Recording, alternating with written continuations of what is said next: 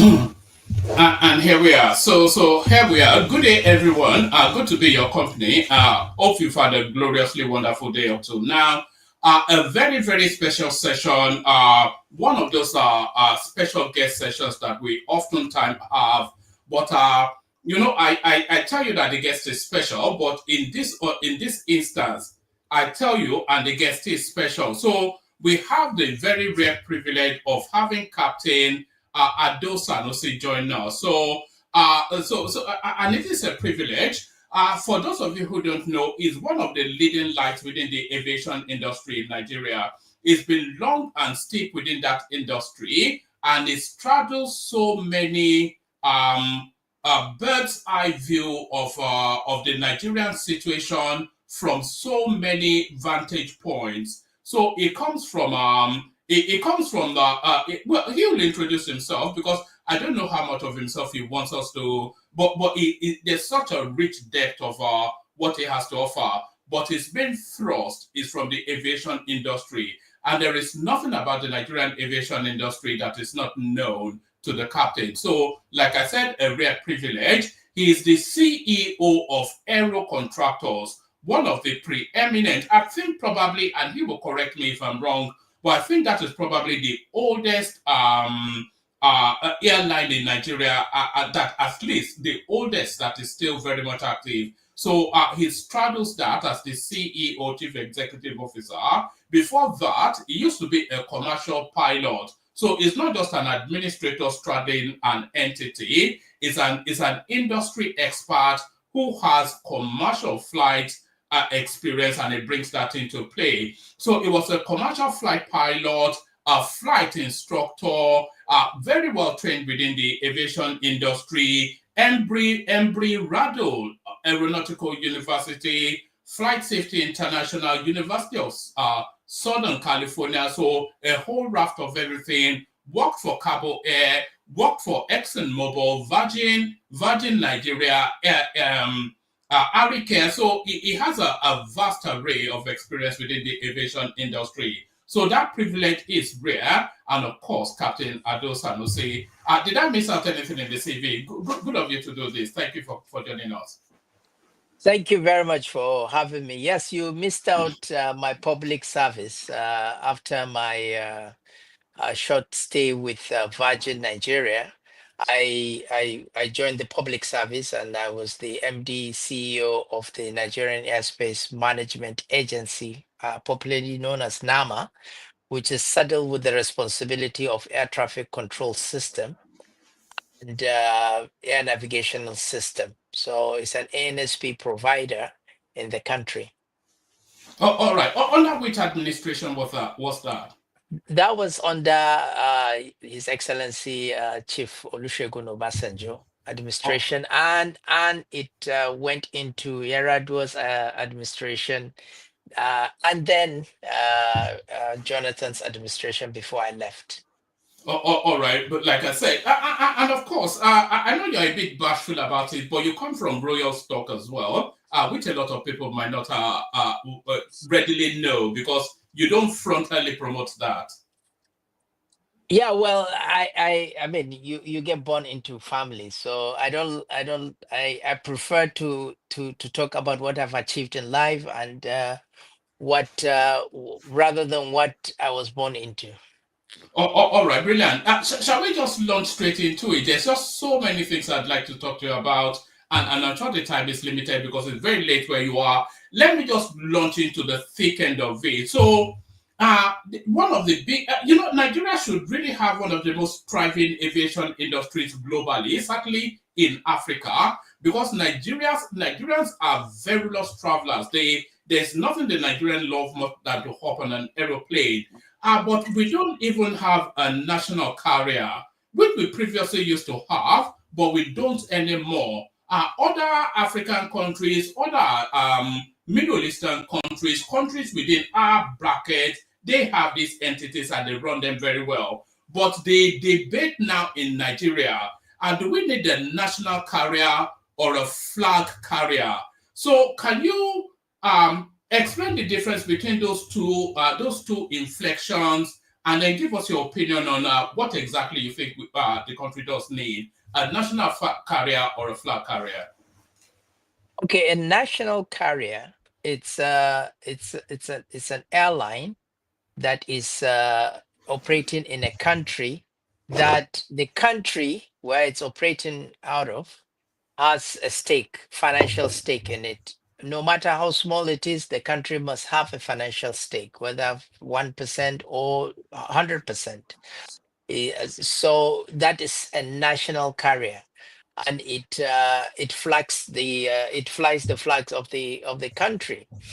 A flag carrier, on the other hand, it's a privately owned company or PLC. I mean, that is a quoted company, and it's an airline, and it flies internationally. So it is designated by the country to fly the flag. So it is designated to fly what we call the BASA. BASA is Bilateral Air Service Agreement. So it is designated to fly the BASA. So the BASA is a bilateral air service agreement between two countries. So two countries will come and say, okay, you will fly into my country, I will fly into your country. These are the number of frequencies, these are the airports you're going to go into. Now, if country A does not have airline, a national carrier that can fly those, he can designate a local carrier or an airline that has the capacity to do those routes, to do those routes. So that is called a flag carrier. Now, do we need a national carrier in Nigeria? I think I think everybody will agree with me that it will be a pride to have a national carrier like Emirates, if Etihad, like all those beautiful Middle Eastern airlines, or if you go to Europe, like British Airways, which was national carrier, then it became a flag carrier because the government divested their interest in it. KLM, the same thing. Air France, the same thing. Lufthansa, the same thing. So yes, it would be a pride as a Nigerian to have a national carrier, but can we afford it? At present, definitely we cannot afford it to have a national carrier that we will all be proud of as Nigerians. It will not be disappointing outing or a disgrace to us internationally. I don't think we have that capacity, and I don't think the government has the capacity to run an airline now. We should have had a national carrier. I still believe Nigeria Airways. We threw the water with the baby. We should have looked at the problem of Nigeria Airways and try and resolve it. There is no problem that cannot be resolved. We should look at it and try and resolve it. And if the federal government decides that, look, we can't run an airline, then you look out and see how did other airlines like British Airways or KLM or other airlines or even Ethiopian, how did they manage to not just liquidate their airline but divest their interest in Nigeria Airways? And I think that was where we dropped the ball. We should have looked at a model that worked either in Africa or in Europe and see whether we can domesticate it and try and make it into a workable solution for our problem with Nigeria Airways. I believe if we had even looked at what Ethiopia has done, which is to separate ownership and running of the airline, even though Ethiopia has gone into wars, but Ethiopian Airlines has always been successful. So I think we could have just copied that instead of liquidating Nigeria Airways. And now we are having a debate of whether we should have a national carrier or not. I don't think it's even debatable. We don't have the capacity as a people to cough out money. We have the intellect. We have very young, intelligent people, professionals that yes can start airline. We're starting businesses. Nigerians are starting businesses both local and abroad, and they're successful people. Yes, we do have that, but to put the government in context so that they have a shares, it will be very difficult, extremely difficult. And at this point in time in our history, it is even more difficult. All right, thank you. And also, Nigeria notoriously, they've never shown any capacity as a government, not as a people, but the Nigerian government has never shown any capacity to run enterprise. I'm not aware of anything that the Nigerian government have been at the railways, they run it aground, the airlines. So I think maybe licensing that airspace probably works better. But do we have big enough players within our space to take on that? Like you said, they have all of these bilateral agreements. Do we have a big enough player within that industry space to take on that role of a carrier? Is that how you call it?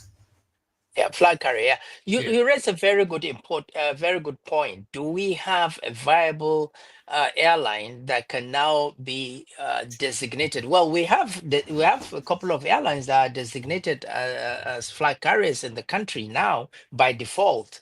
But are they living into up to our expectations of Nigerians? We've traveled all over the world. We see international airlines. We see how their services are. Yes, these local airlines are trying to provide these services. It is difficult. They have a teething problems, but then the problem which I think we should be talking about rather than debating whether we should have a national carrier or not are the challenges these airlines are faced with. Why are they not thriving? Why is it that just here across in West Africa we could see a sky thriving? Why is it that Nigerian carrier is not thriving like that? Why is it that we are not growing the way other countries, when they start their airlines, are growing? The basic reason is that the environment is toxic, the environment is harsh. There are so many. Captain, I'm going to lead you into that in a moment because I have a whole raft of questions wrapped around that space. But before we get into that space, just in terms of the capacity still for somebody to be a national carrier. So now you straddle one of the oldest airline companies within Nigeria, the aero contractors. But if people are thinking of anybody to take on the national carrier to be licensed to be the flag bearer for the country, they will automatically have the thought of Air Peace. So, do you think Air Peace has stolen your spot, or they've taken your spot in terms of being the preeminent number one airline within the Nigerian space? Because they've just come in latterly, but they seem to have a wider, bigger spread than the historic airline. So, what's going on there? Have you been outmaneuvered by Airpace? Not at all. So, look, I've been in this business for over 30 years and I've seen them come and go.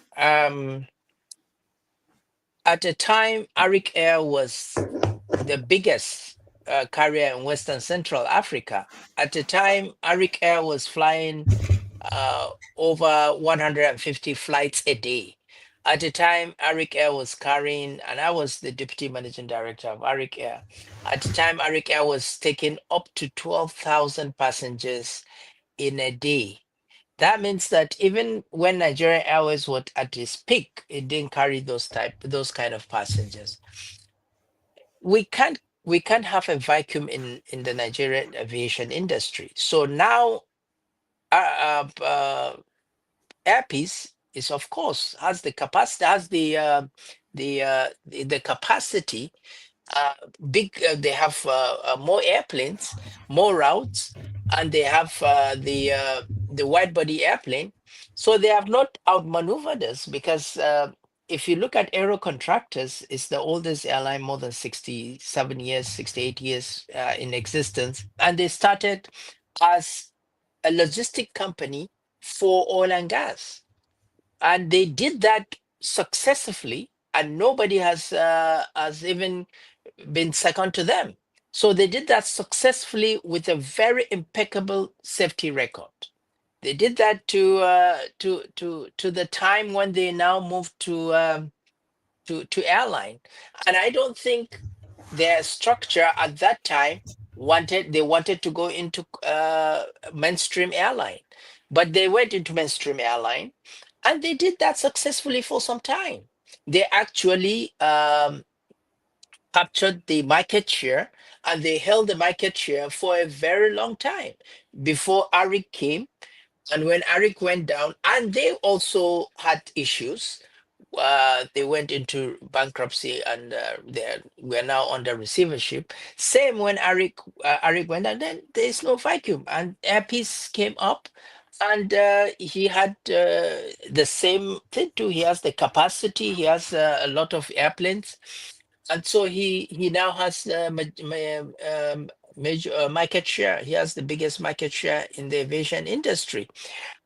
Naturally, by default, he will definitely get the flag carrier. Now, does he have the capacity to expand to do all that? Well, that's a question we need to ask him, and then we need to see his operations and what people say, what is their feedback, and that's how successful he will be. Oh, all right, I want to move you on to the difficulties in the industry in a moment. But to be fair, what you said last there, the feedback, I'm not sure if Airpace is over expanding too rapidly, but the customer feedback are getting increasingly negative. I'm sure you would have picked up on that as well. Just flight delays, no support, even the basic, anyway, they need to work out some of the gremlins, because the customer feedback ultimately is what defines and makes. But we're still, we're still wondering why there's no real growth and vibrancy within the Nigerian aviation industry. And you were trying to hint at that. And I was going to ask you then, why is it that, why is that the case? I mean, is it policies? Is it the environment? Why is it that we don't have, what's the synergy between the industry growth and policy positioning by government? Is there a synergy? But what's holding that space back from expanding and being dominant in the manner that we expect it to be? So I looked at it as what is the root cause, because I don't want to start mentioning the problems we have in the industry, which are many, which we can discuss as. But what are the root cause for those challenges that the airlines are faced with, the problems that are faced with? The main thing, the main challenge is the psychic of the government has to change. They have to look at aviation as an economic catalyst, as a catalyst to economic growth. That they must look at it, and they have to uh, look at aviation not as a revenue generator for now. They have to look at it as an enabler to economic growth and foreign direct investment. The investors that we are crying and calling for to come in, they don't come in by sea. They don't come in by rail. They come in by air. And if you don't have a vibrant connectivity and a very safe aviation industry, they'll be reluctant to come to your country. And when they are reluctant to come to your country to see their investment, they will be reluctant to send their money for investment. So the main problem is, I just saw it a couple of days ago, that Nigerian Civil Aviation Authority contributed over 400 billion to the Nigerian coffers. So you can imagine a regulator in the industry has generated so much money that they have given the federal government 400 billion, and we are celebrating it as a people. And as a people, we are also thinking the aviation industry should be vibrant. How can it be vibrant while you are taking all the money and you're giving it to the government, and the government is putting it back to paying heavy salaries for the politicians? How can you then have a good aviation industry? Can you imagine if they had taken that 400 billion and put it back into aviation? We will definitely have a very vibrant aviation industry in the country. But we are taking that money, we are giving it back to as of course the money is gotten from taxation, 5% ticket sales tax. We should put it back into aviation industry, develop it, make the environment conducive for growth, attract investors to come into aviation industry. Those are the things that we should do to address the problems that we are faced with in aviation industry. So in as much as uh, we know the problems, but the root cause must be addressed. So if the federal government is not addressing the root cause, looking at the genuine reforms and see the taxation in the aviation industry and see the funding of the aviation industry, and do not look at what it is contributing to our to our federal account, to our federation account, rather make it vibrant so that it can attract investors, tourists, and everything, and it can be an enabler to economic growth. That is the key to our to on unlocking our economic potentials.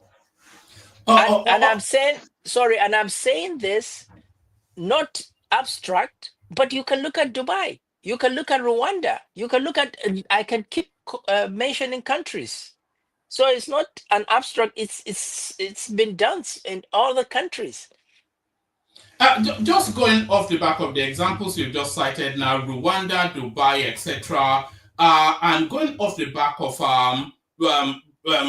taking the money out of the industry rather than reinvesting it into the industry, do you think the Muritala Mohammed International Airport, do you think it is still fit for purpose, both in terms of the edifice itself and the location? Do you think it's still fit for purpose? Because that's the front face of Nigeria essentially. The Abuja airport essentially get more towards governance type businesses, but the front face of Nigeria, you say, is the Muritala Mohammed International Airport. Do you think as a structure, as an edifice, is still fit for purpose? And do you think location-wise it still suffices? Or do you think the whole thing should just be moved from where it is to somewhere else and that structure sold off?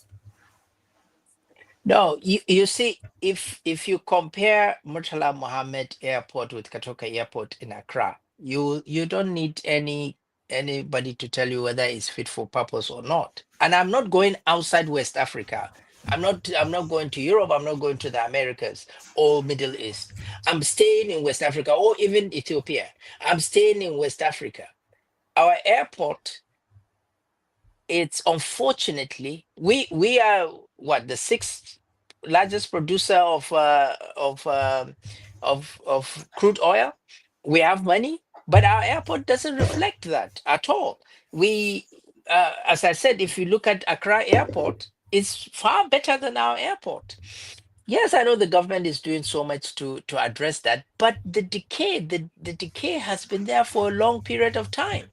I don't think the airport in Lagos, in Murtala Mohammed Airport in Lagos, is fit for purpose. I don't think I've gone through the airport several times.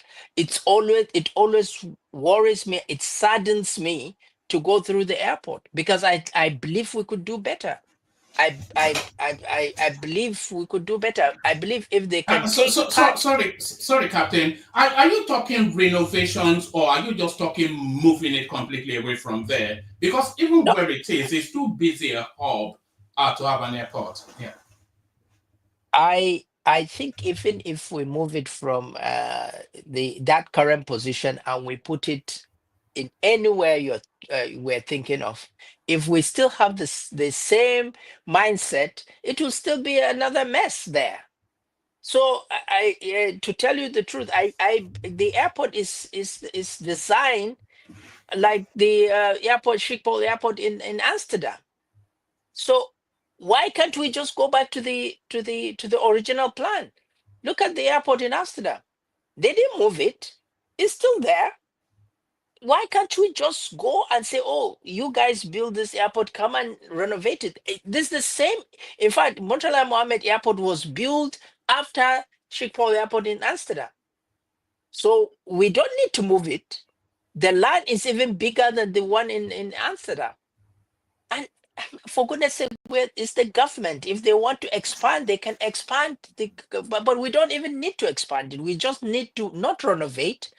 We need to rebuild it the same way it was built and then expand it the way it's supposed. We need to go back to the main design and how it was designed in the first instance, and then move out. But we have moved away from that. People are building hangars, hotels everywhere. Everything you want, every government that comes gives allocation the way they want to give allocation with disregard to the master plan of the airport. So how can we get something good coming out of the airport? Even if you move it out, it will be the same thing. Government people come and they will have disregard for the plan and then give plots to everybody that they want to.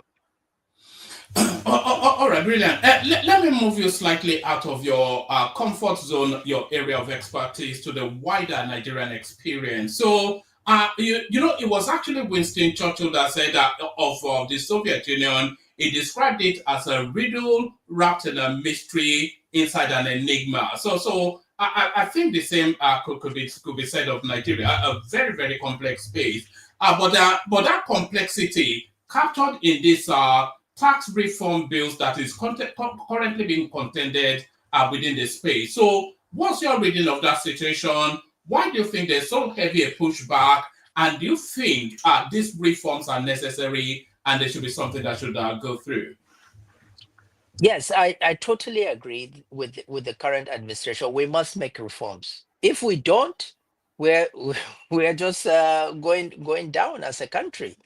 The way we run our country years before is manifesting to us now. And I actually I believe that the present administration, President Bola Tinubu, has no choice if he wants to make the country great. He has no choice but to do these reforms. These are going to be very difficult times for us, but it is necessary. We must go through it if we want to survive as a country. If we do not want to be, if we want to reform and we want to grow as a country, these reforms are necessary. There is no free lunch. What we have been enjoying is, I would say, we're eating from the future, and now it's catching up with us. So we must make the reforms, the tax reforms, of course. Even as they say, change. Even the person that will benefit from the change will resist it.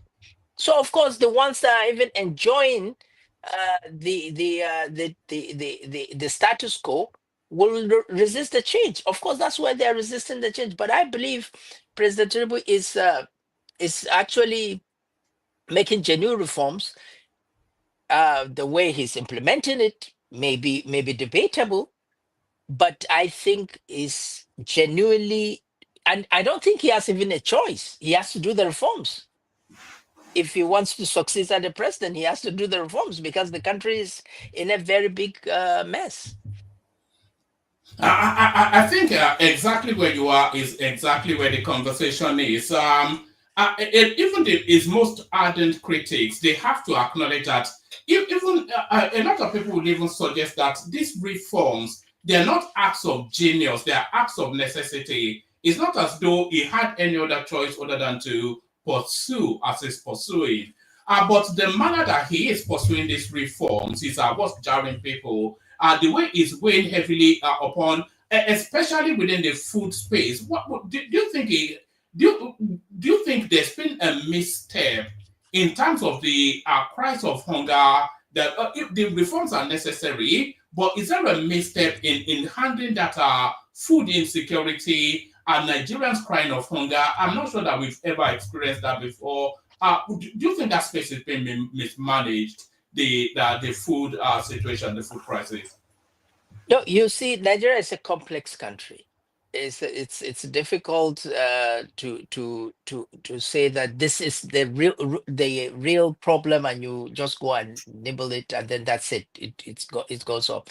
The food insecurity or the food problem, the food prices was he inherited it. The truth of the matter is he inherited it. And this was because of the insecurity up in the north and other parts of the country.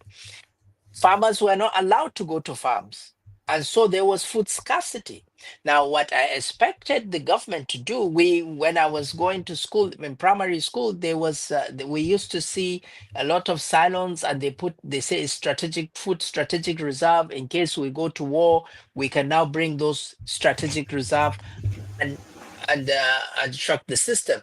So what I expected them to do is to bring this strategic reserve, because we are in a problem.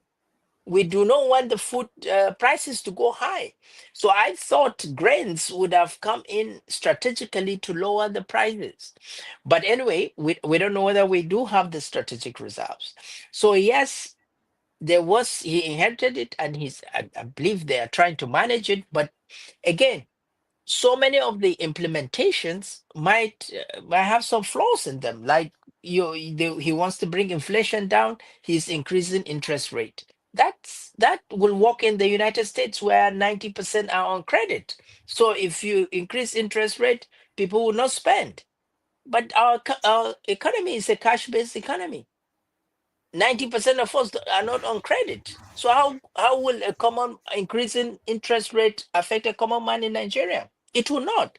Rather, the small scale industries that are going to thrive with lower interest rate and sell the goods lower are the ones that are going to have problems. Even the farmers that will go and borrow money to go and farm are the ones that are going to increase the food distance. But if you continue to chase inflation with interest rate, you will take it all the way to 50, 60%.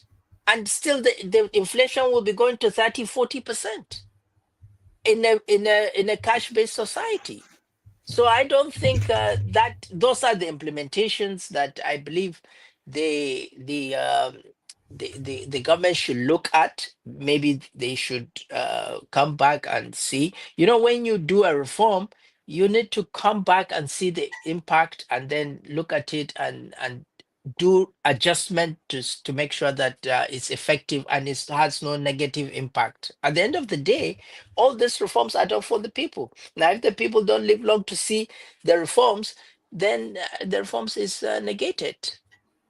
All right, let me take you to one more question. I've got several still, but I've got people in the studio, so I wanted to speak with you. So I'll take you to one more question, and I'll start to bring people in so that they can put positions to you as well. I'll put questions intermittently. So I'm going to take you to a more localized space, Kano State, and the goings on there. Just a very, very complex space, of course. We could speak to the politics, Ganduje versus Kwakwanso versus just a myriad of heavyweight people contending well, because of course you know in Nigeria they say capture Kano, capture Lagos, and then you have the country. So a very hot space there. But I want to take you to the Emirate itself, and I want to speak to you about Emir Sanusi, who came out as early as a couple of days ago to run somewhat like a covert criticism of the government. So a lot of, because historically people had always thought that Emir Sanusi was a friend of that Lagos cause, the Lagos the Tinubu and his people. So they thought it was aligned with them, both in terms of mindset and especially in terms of personal relationships. So he came out a couple of days ago to make what some people felt was a left field commentary. And people were suggesting that Emir Sanusi came out to make those commentaries because he was trying to push the government to back him in the tussle for the throne. So what's your reading of Emir Sanusi's commentaries, and do you think people and what people are making of it? Well, first and foremost, I'm not too familiar with with the politics in Kano. I'm just a professional pilot. Um, but Emir, His Royal Highness the Emir of Kano is a Nigerian, and he's entitled to his opinion. So I see no reason why it should be uh, a debating or a topic that Nigerians should talk about. I mean, if he's entitled to his opinions, that is his opinion. That is his take on what is happening, and he's entitled to that. And constitutionally he has the freedom to express that. So I see no reason why we should be debating what he said. I think it is important to debate what the country is going through rather than what people have said. So I don't think we should we should dwell on what people are saying, but dwell on what the country is going through, what the common people are going through, and what are we going to do. And then the government should hear the yearning of the Nigerian people and try and cushion the effects of these reforms. The reforms are necessary. The reforms are necessary, but try and cushion the effects of the reforms and try and see how you gently uh, um, implement without putting so much inflicting so much pain on average Nigerians or Nigerians. I don't think we should spend time on what the politicians, the traditional rulers have said. They have said it. I think we should talk about what the people are doing, what actually the country is going through. All right, brilliant. I'll ask you one more question as I start to bring people in, and as many of you, as many people as people are joining us from all over the world. They're in different situations. So, but as many of you as can have their cameras on, please do, because of course, the captain has made the effort to have his cameras on. But as I start to bring them in, I want to ask you then your assessment of the current administration so far. So they are up to coming up 2 years now. It's been a whirlwind of a whole raft of everything, a sensory overload for the Nigerian experience. But what is your condensed assessment of their journey so far? Are you impressed, or do you think they're misguided, or what's your assessment as I start to bring people in? My assessment of the government is that I think one good thing they have done is they have realized that they cannot, they have no other option but to do the reforms. So we cannot continue to live in denial, or we cannot continue to live status quo and believe that everything will be normal tomorrow. So my take on them is that I think they have done a good job by realizing that the reforms must be made. Now, how they implement the reforms, we can debate on it, but I think they have done a good job by realizing that these reforms must be made now. We have to start this reform. So I think they did a good job on that.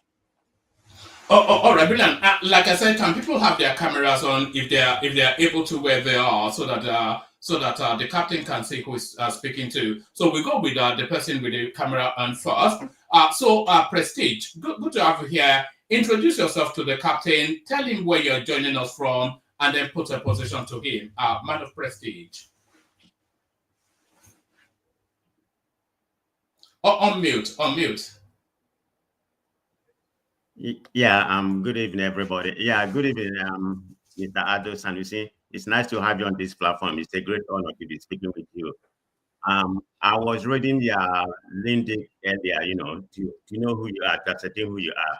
And I'm quite impressed, with your education and what you have accomplished so far.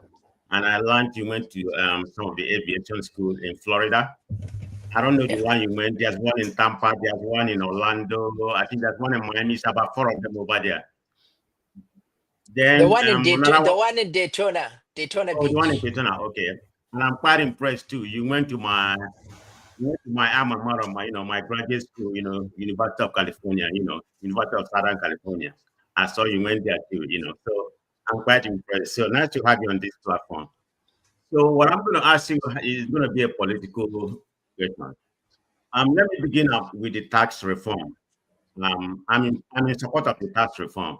I don't support everything has done so far. The way he did it and everything. But some of the policy that he has laid out, is they are all very good. But what I'm concerned is the implementation. So my problem I have, why is Northern governors opposing it? Because look at what we have right now. The status quo that we have right now is 60 derivation, 20, I think 20, 20 no, 30 derivation, 50 population, and 20 equality. But they want it to be 60, 20, 20. So what's wrong with that? I mean, that's the right thing to do. I mean, you expect wherever something is being obtained, they should benefit more. So I don't say anything. I'm just talking about the bad part of it. I'm not talking about the whole tax reform. And I believe the tax reform is going to pass. There's no doubt about it because Nigeria needs a tax reform. We pay the lowest tax, in any country that I can think about. I think we pay compared to our GDP, it's only about 5%. But in some of the developed countries in South Africa, they pay almost about 15% compared to the GDP. But one more thing, we need to raise our capital income. But what do you say about what the northern governors are doing? That's one question. I don't know if you want me to ask one man or whatever. Yeah, yes, let the captain take that on, and then I'll Okay. ask the second one. Yeah. Okay, I think I'm not talking for the northern governors, but I will give you my take on it. And by the way, I think I saw it on the news that they have agreed, and so they have they strike a deal. You have to understand politicians all over the world. You have to understand politicians all over the world. It's not Nigerian alone. Whenever there is a very good intention by the executive branch or by the president, usually when he is seeking for second term, anywhere in the world, the politicians will take that as a bait, and it will be a bargaining chip for them, because they believe if he implements it, it will make him look good. So let them also take it as a bargaining chip. Now, I don't know what the northern governors are looking at. I didn't look at the tax reforms, but I believe it is good. And I believe they are just making politics out of it, and they have a bargaining chip that they can get something. And I believe they got, and that is why the um they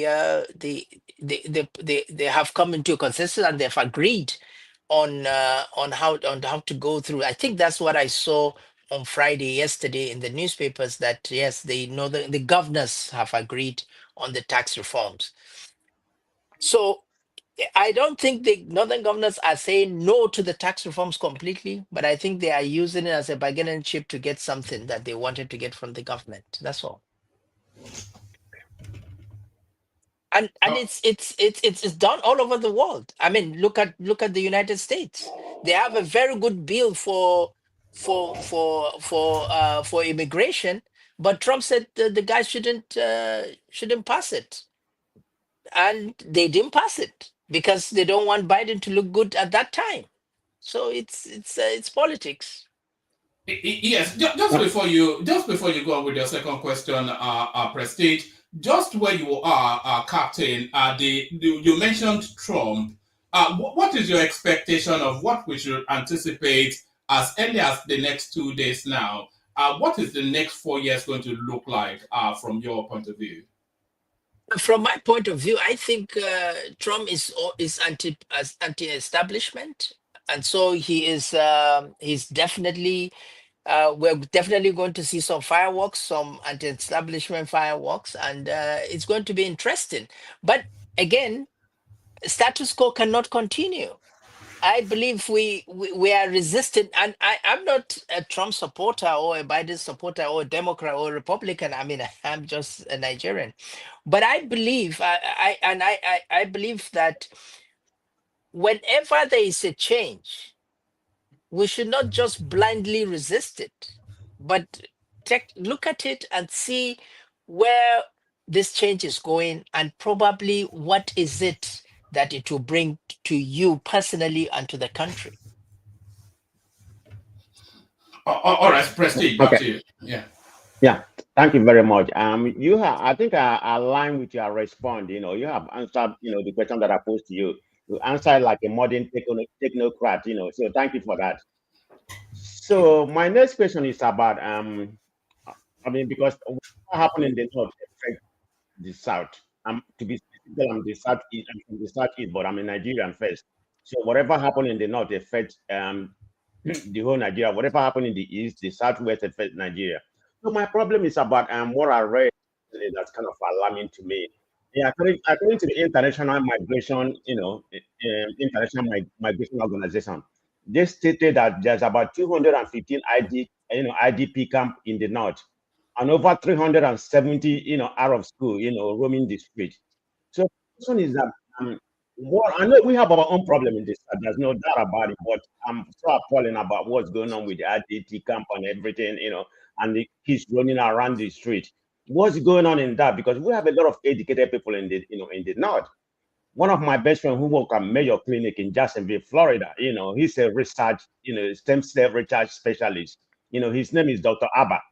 I mean, he's from North. So I'm just making an equivalent of the North and South. We are equally educated. So why are they so, why is their background so poor in that when it comes to education in that regard, or this are marginal stuff?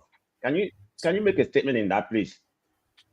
Yeah, so the North has all as educationally, the North was a bit backwards. We have to accept the fact. The North was not going to the Western education. The Islamic education, of course, they are literate about it, but the main issue of Almajiris and out of school, I blame our first generation elites, and I believe that they would have done better to if you look at what Awolowo did in the Southwest, if we had the same person that has done that in the North, Mm-hmm. we would have put a lot of children in classes. But unfortunately, and of course, again, our culture also promotes that. And the rich people, we have the richest person in out of the North, the richest black man out of the North. But unfortunately, we have not gone back to the North. We, the elites, have not gone back to the North to see the problem of the North and actually address it. And it's lack of education. And to be very sincere to you, it was aggravated by Boko Haram. And what brought Boko Haram was lack of education again. So, and then it was aggravated by the insecurities, and then there are a lot of IDPs and a lot of people out of school. When I was growing up, uh, I used to drive, and I can see that there is a problem, because I when I drive from Kano all the way to Kaduna, or sometimes to Zaria, and I stop over a village, and I can see young children out of school. And I knew that there would definitely be a problem, because I used to think, if this people grow to their 10, 15, 20, 25 years and they don't have anything to do, anything can trigger them into getting something. That's exactly what happened. And I think we failed them. Our elders failed by not educating them properly, by not giving them proper education. I think that's the problem in the North. If we could have Obasanjo did that universal basic education, UPE, and primary education and universal basic education. He did that while he was in the military, and I think we should have continued with that. I believe that is what is affecting the North. The lack of education brought out this extremist ideas of Boko Haram and the other bandits that are coming in. Idle minds usually comes up with idle mind, and then there's so many factors, and of course the fall of Libya translated a lot of ammunitions into the northern part of Mali and Niger, which eventually filtered into the northern part of the country.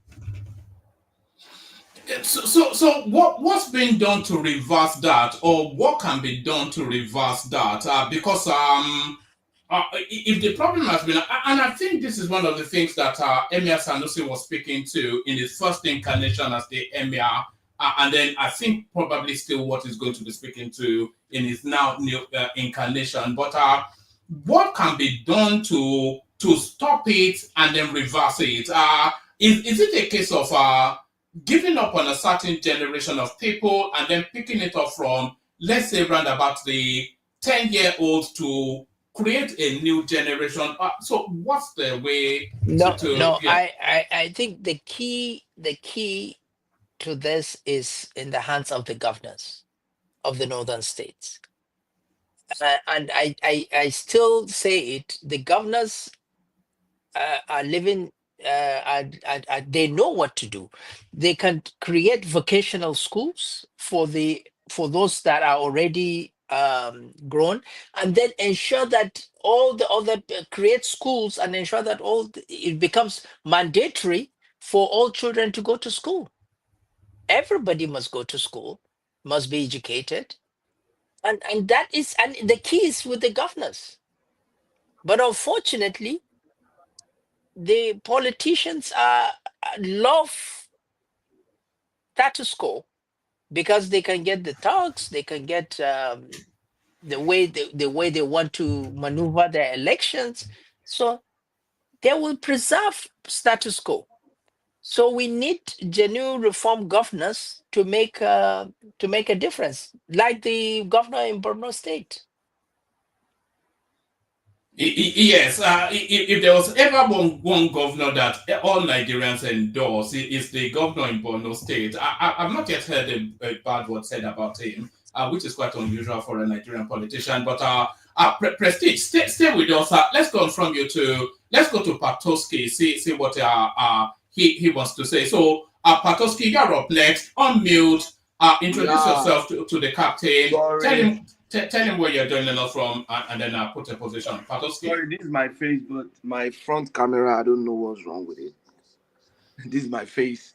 I have my back camera up, but my front camera, I don't know what happened. So, No, that's fine. We'll make do with that. Carry on. yeah, actually, sure, I was listening to you in the background. My name is Patrick. I'm actually calling from Canada, and currently I'm very close to the North Pole, so it's freezing here. Yeah, but I listened. Two things that really got me on was the one, your discussion about aero contractor and how it started. And I was aware because I used to work with Oceanic Bank and we did a lot with aero contractors then. Um, but one thing you brought out, and I think we need to really address, is the fact that the aviation sector should not be seen as, for a start, it should not be seen as a revenue generating sector. It should be seen as a sector that helps to revamp or put things together, especially at this stage of development that we have, at this stage in our national economic life, right? It is something that that's really, I want you to speak further on. I want you to speak more on that and more on the benefits. So maybe peradventure, maybe someone is listening and we could have a change of mind. Then the second reason why I jumped in. No. Hold on. What would you like to hear in that space? So how do you see it? What would you like to hear? Yeah, How do you want to take it? I want him to be able to speak on why the current model is not actually doing that. So that because they might say, oh, we are already doing that. We want to be able to see why the current model is not doing that and how the government can better uh, make that possible and make it to, yeah, it's just common sense. Just like you said, the investors want to come. You should make it easy and cheaper for them to come. You should even make it easy for a lot of people to come to visit your country per adventure. They might see opportunities that you didn't even anticipate, right? So I want him to see how government can help, what government can do to make that attractive, and through that channel attract more people to come and the potentials of investment that could come from there. Then my Okay. second question, I want to take everything. My second question is still on one of the reasons I came in was on this the social cultural situation in the north, especially with the alumanjiri system, the drug. I saw a documentary. I brought it up here on this platform. We discussed it. I was really really troubled because I can fit myself into those kids. The way I grew up in the south, very poor. If I'd grown up in the north, I could have been one of them because I was their life kind of mirrored my life in the south. And the only difference that didn't keep me, the only thing that didn't keep me there was because of the educational system opportunities I had in the south. So I want to see what do you think government can do to address that, especially the drug, because I saw a documentary on the drugs among young people in the north, and it's really really troubling me seriously because I could see myself in those kids when I was young. I was like them. Thank. So thank you very much. First, the aviation industry. How should we make the government understand that it is? They should look at it as an economic catalyst for a catalyst for economic growth rather than a revenue generating industry for the government. Well, it's like this forum that we are, and I've been giving interviews. I've been telling the government. They've been making presentation to the Senate everywhere. We have to. We're telling them like, look, we have been doing this over and over and over, and we have been we have not been seeing any different results. We have been seeing the same results, and what we are doing is we must change what we're doing to have a different result. I mean, as I said in the beginning, recently I saw that the Nigerian Civil Aviation has contributed 400 billion to the Federation account. 400 billion to the Federation account. And we are celebrating it. I mean, it's something wrong with us because the industry is dying and you are celebrating the regulator and the industry has contributed 400 billion. I think the president should look at it and say, look, let's have genuine reforms of the aviation sector. Let us put some, not even all, some part of this money that we are generating, and let's even look at the taxes that we are taxing this industry. Because you cannot, I keep saying, you cannot tax yourself to greatness. You must have tax reliefs. And let's see whether we unify the taxes for the airlines and see we give them conducive environment to grow and nurture it as an infant industry. And then when it is grown and strong, then we can now start thinking of uh, making more taxes and then giving ourselves a pat at the back if we contribute to the federation account. But as of now, the industry is on life support, and you keep taxing and taxing and taxing and thinking that it will grow. It will not. So yes, I think the government should do a genuine reforms, especially to see the parastatals, because now they are taking 50% of the revenue of the parastatals at source. So the parastatals have generated a revenue and they are taking 50%. By the way, globally, a global practice is all aviation parastatals are on cost recovery basis. So if I take, you're from Canada, if I take NAV Canada, for instance, NAV Canada will charge airlines to recover their cost. So let's say this year they have a tax that they have realized now that it is a bit more. So they made profit this year. So that means they will reduce their taxes next year to ensure that they don't make profit, because their aim is on a cost recovery basis. And these are the NSP providers, the navigational service and the communication and air traffic management system of the entire Canadian system. So they are not to make profit. They are to just cover their cost. Why did the Canadian government think like that? Because they know that if as there is a thriving airlines in the country, then Canada is a big country. Then they can move people around and they can bring investors into their country. Nigeria is a big country. If we give that, if we bring that again into our context, we will bring people to fly.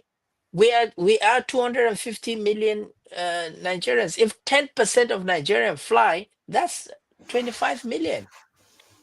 And you can see the economic activities that will happen around those 25 million and the economic growth.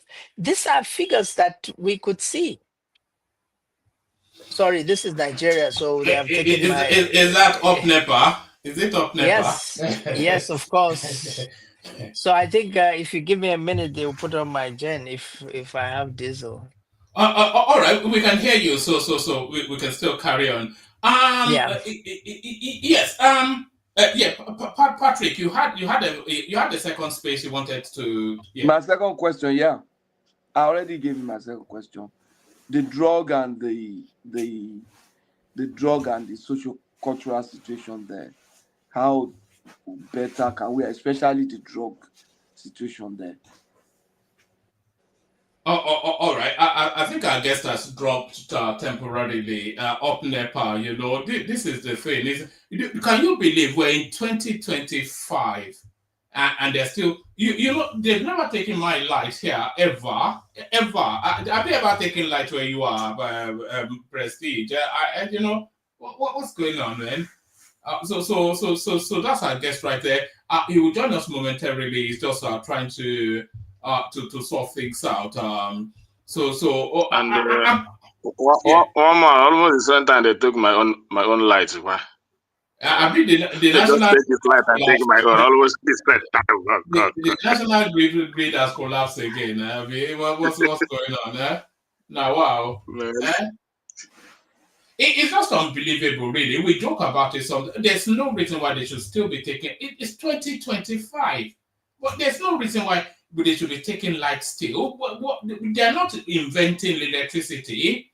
It's an off-the-shelf purchase now. So just go and pay experts and tell them, is that not what Dubai did? They pay people and they have electricity. Well, I mean, it's just nonsensical. Prestige, you were in Nigeria. What was the experience like? What was the experience like? The Prestige.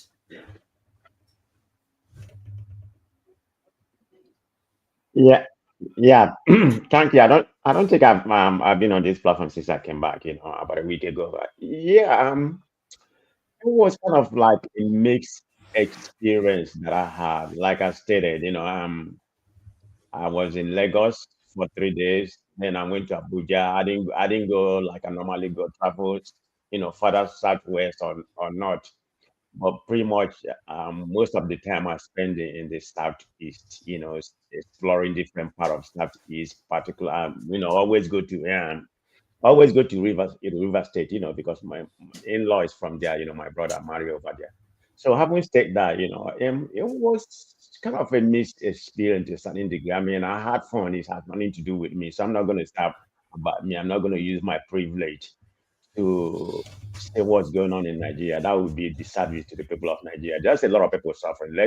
Let me just call it what it is, okay? Because the cost of living is better in Lagos in everything, even in gas. Because at that particular time that I went, I think gas has gone up right now. But at that particular time, I mean, petrol was selling about 800 per liter or whatever somewhere in Lagos. I mean, I didn't pump any gas, so I'm not going to say that. But in the southeast, that I know is about 1,025.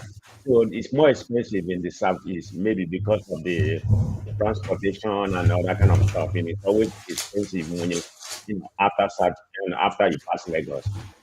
But I can speak about some of the checkpoints that I witnessed because I did travel to You know, I did travel to Abia, so that's part of them. Some place surrounding there, but most of the time, I'll be very honest, I have some privileges on my traveling, so I'm not going to use mine to make an excuse about what's happening. There's a lot of checkpoints that I witnessed. Let me just give you an example.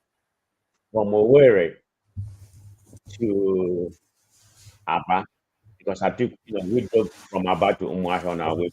So I witnessed a total of 13 checkpoints. And I'm not going to say I was stopped.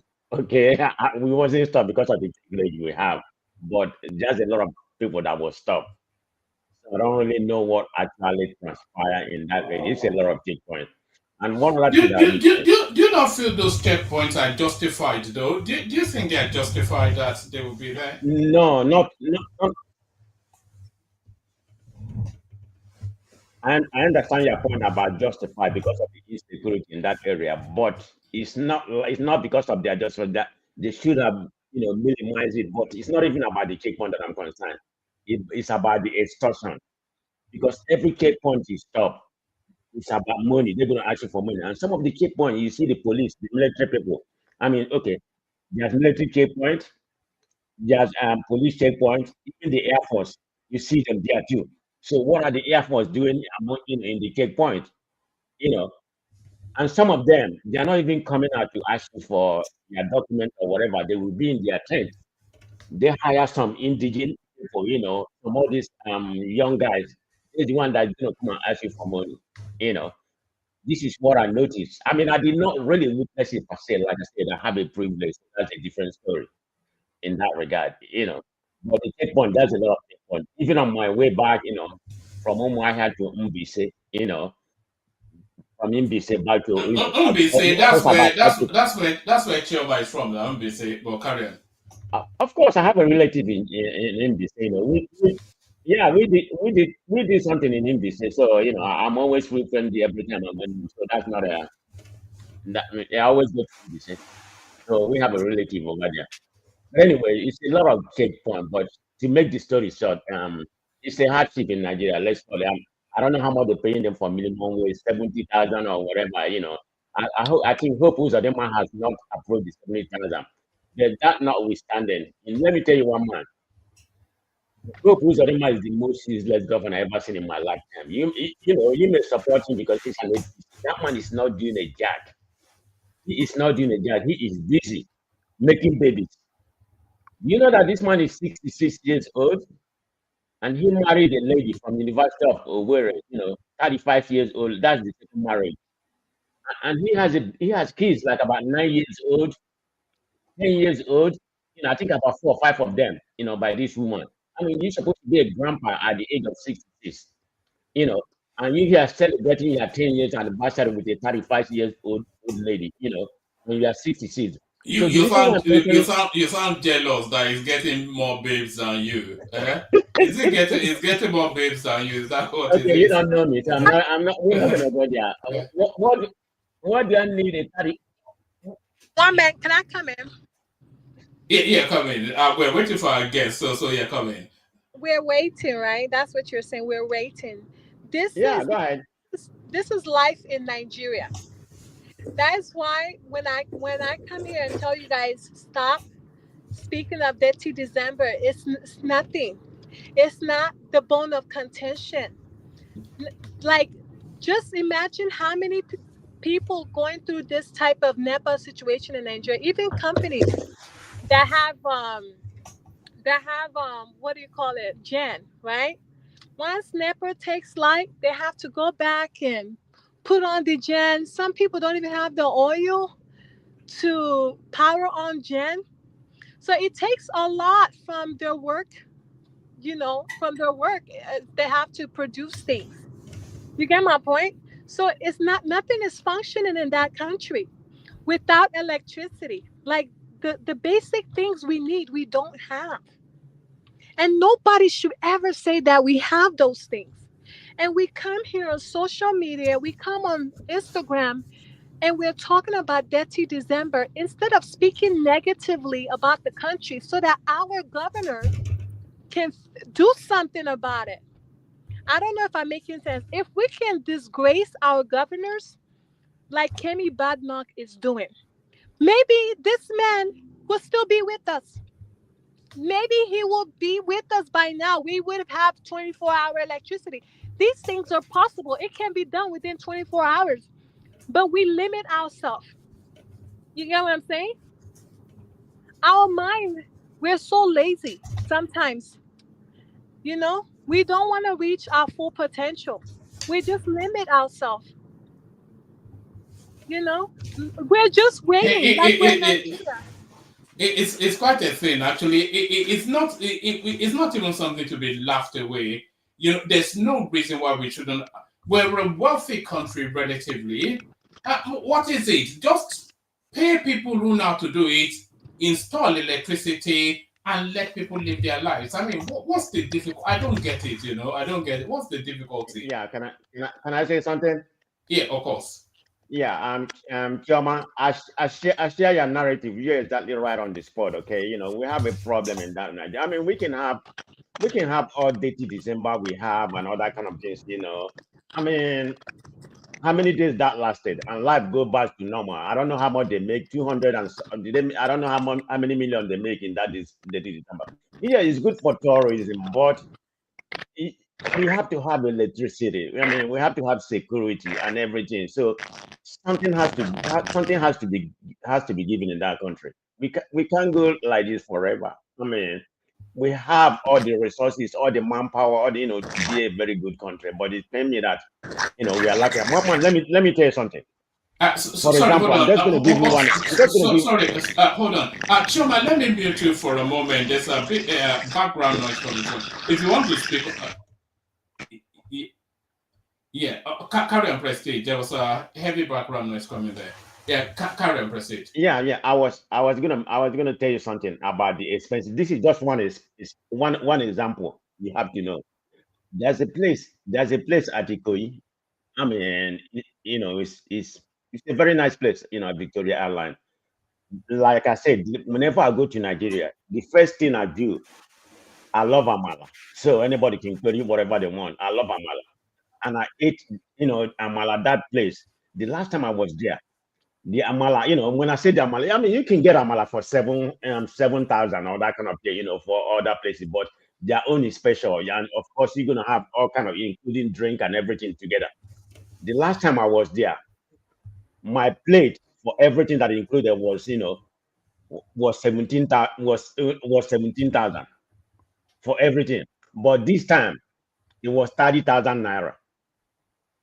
So that get to show you the exponential, almost about double the price, of what it was. This is just example, I'm not, I mean, I don't go to the market, I should have go to the market and price or whatever, but I didn't have that opportunity, I was busy doing some other things, Things has really increased. Man of prestige. With this example you have given now, almost more than 100% double. Will you say that our inflation rate is 34% or more than 100% inflation we are having? Do you think the inflation rate in Nigeria is fake?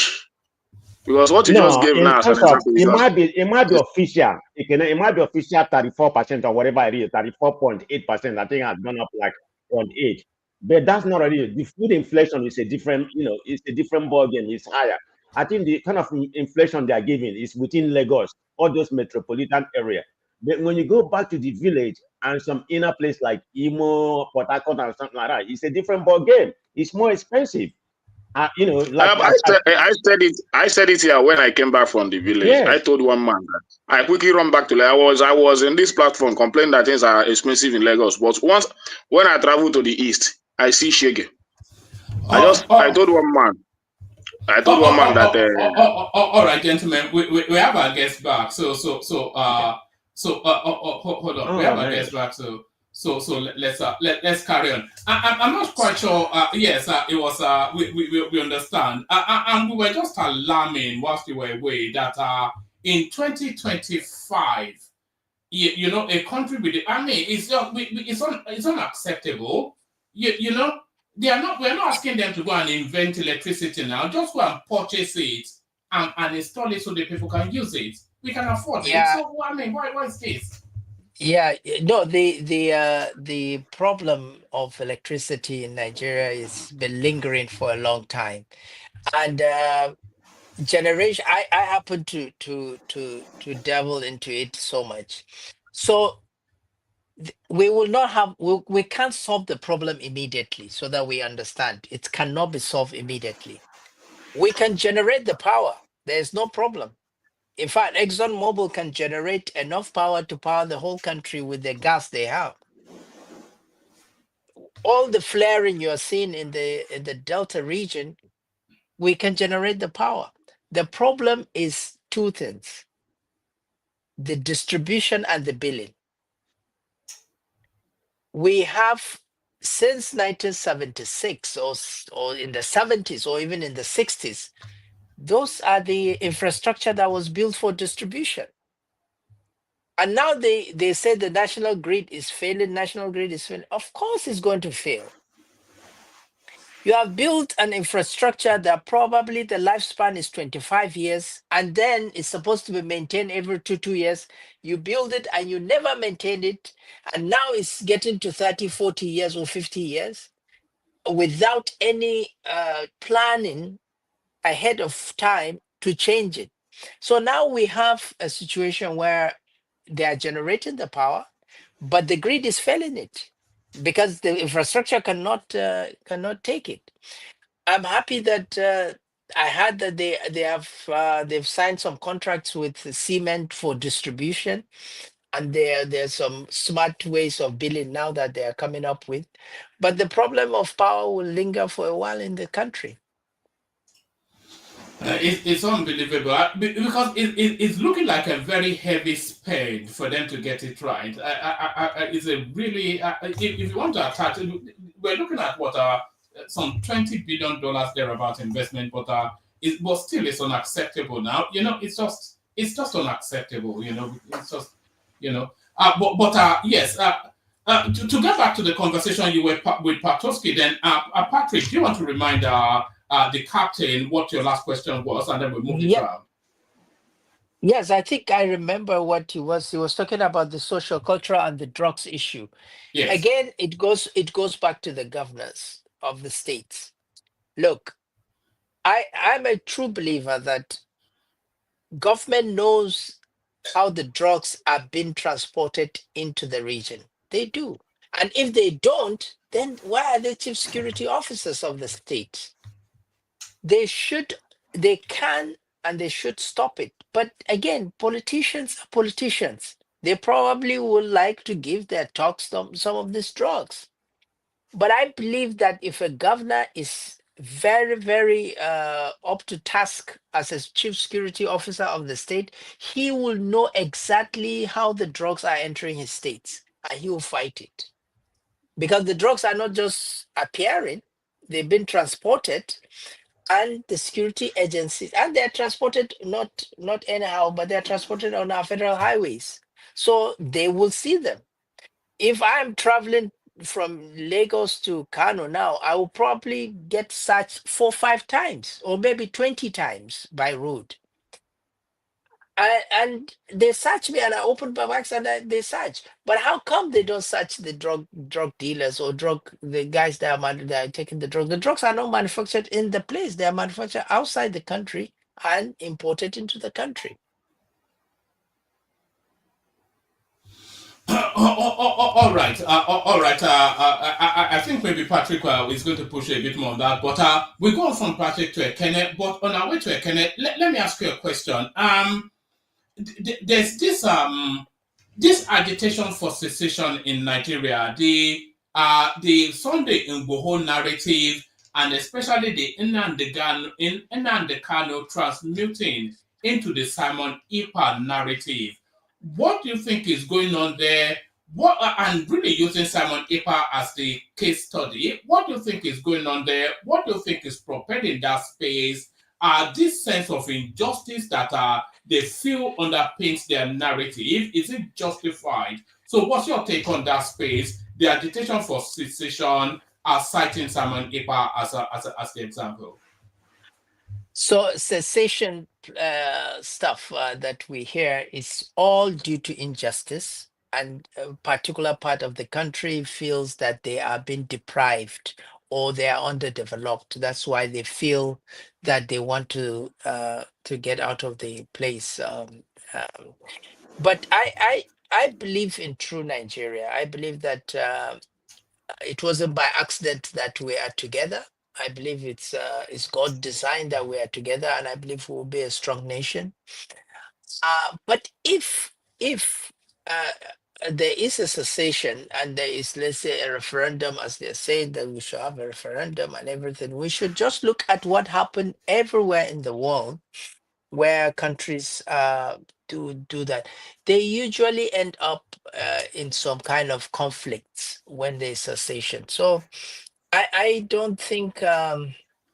I think we were brought together by the British, but I think it wasn't an accident. I think it's an act that God made it to happen. If it didn't want to happen, probably it won't have.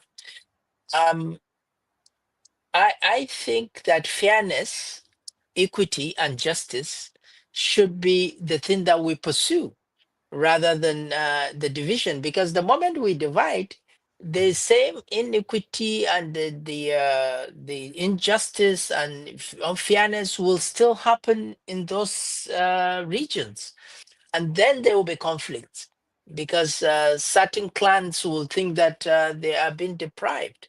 So I think we should, as a country, as a people, we should look at fairness, equity, and justice, because you can only feel or you can only agitate for your own place if you feel that there is no equity, there's no justice, there's no fairness. I believe what we should be talking as Nigerians is fairness, uh, equity, and justice. And then we can do that, because even if we divide the country into whatever numbers we want to, there will still be injustice in the different parts of the country. What is now keeping the country together is corruption, because the corrupt Hausa man is a good friend to a corrupt Igbo man, Igbo politician, and corrupt Yoruba politician. And then the way they share the money, they will forget the tribes. And then when they go back to their clans, then they start shouting of the. But I think we are educated people. We shouldn't be manipulated by that kind of thing. There's strength in diversity. I mean, America is great because of its immigrants and the diversity that they have. And I believe that Yeah, the sorry, sorry, Captain. America has a monolithic identity, but Nigeria does not have a monolithic identity. that's what That's what we should try and try for. What is the monolithic identity they have? They have equity, justice, and fairness, and everybody is equal to them. At least that's what they made the world to believe, even if it's not on ground like that. But at least that is what it is in their constitution, and that is what we should strive to have. Rather than discuss what divides us, we should discuss what unites us. And I think there is strength in diversity. And I think no part of the country will thrive more without the other part. I think every part of Nigeria has its own contribution it is making. But we in every part of the country feel that we are contributing more, or this person is not contributing because of lack of equity and fairness. And I believe that that is what should be addressed regarding this thing. I married. I'm from the north. I married from the east, and I live in the west. So I'm a true Nigerian. I was just going to. Well, I think your last statement probably answered the question I was about to ask. But let me not hug you. Let Ekene come on board. So Ekene, unmute.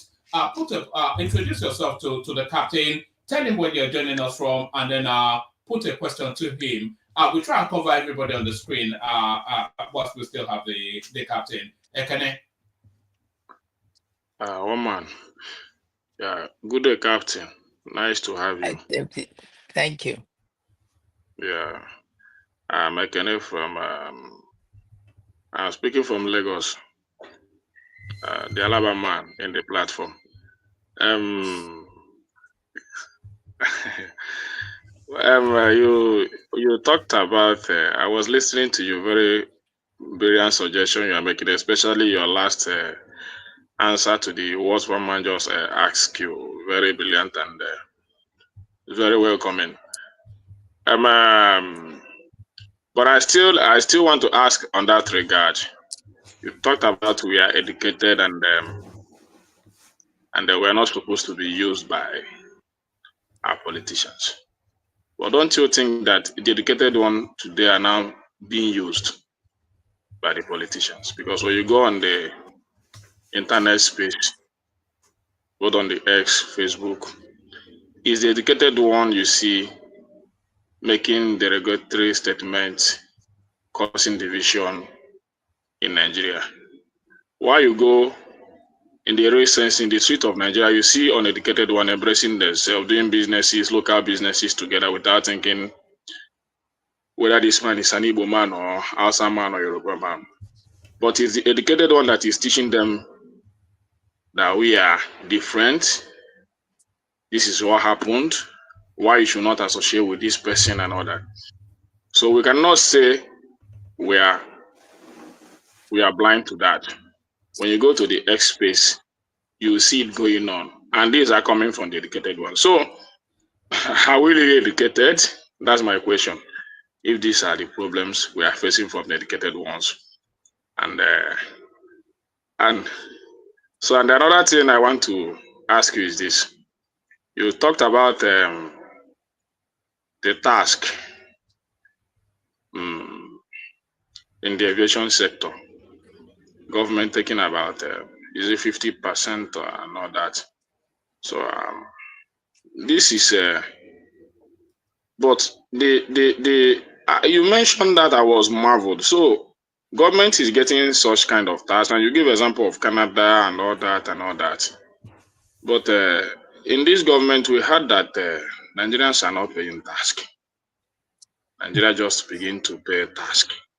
Why you mentioned these numbers, and what are they doing with these monies? Where are they going to? Is it just to collect money? Because what you just said here marvels me. Because one who want to defend it that Nigerians are not getting anything from their government. Rather, the government is only people collecting from the people. Why giving nothing in return? They cannot even give good education, give good roads infrastructure, and even electricity, even good hospital, even good. So, but you just mention number and give example of Canada, 50%, and they cannot even invest even in that sector they are collecting that money from. So, is it wickedness or are we in the wrong country? So, but before I leave you, I wanted to ask again. You talked about the division and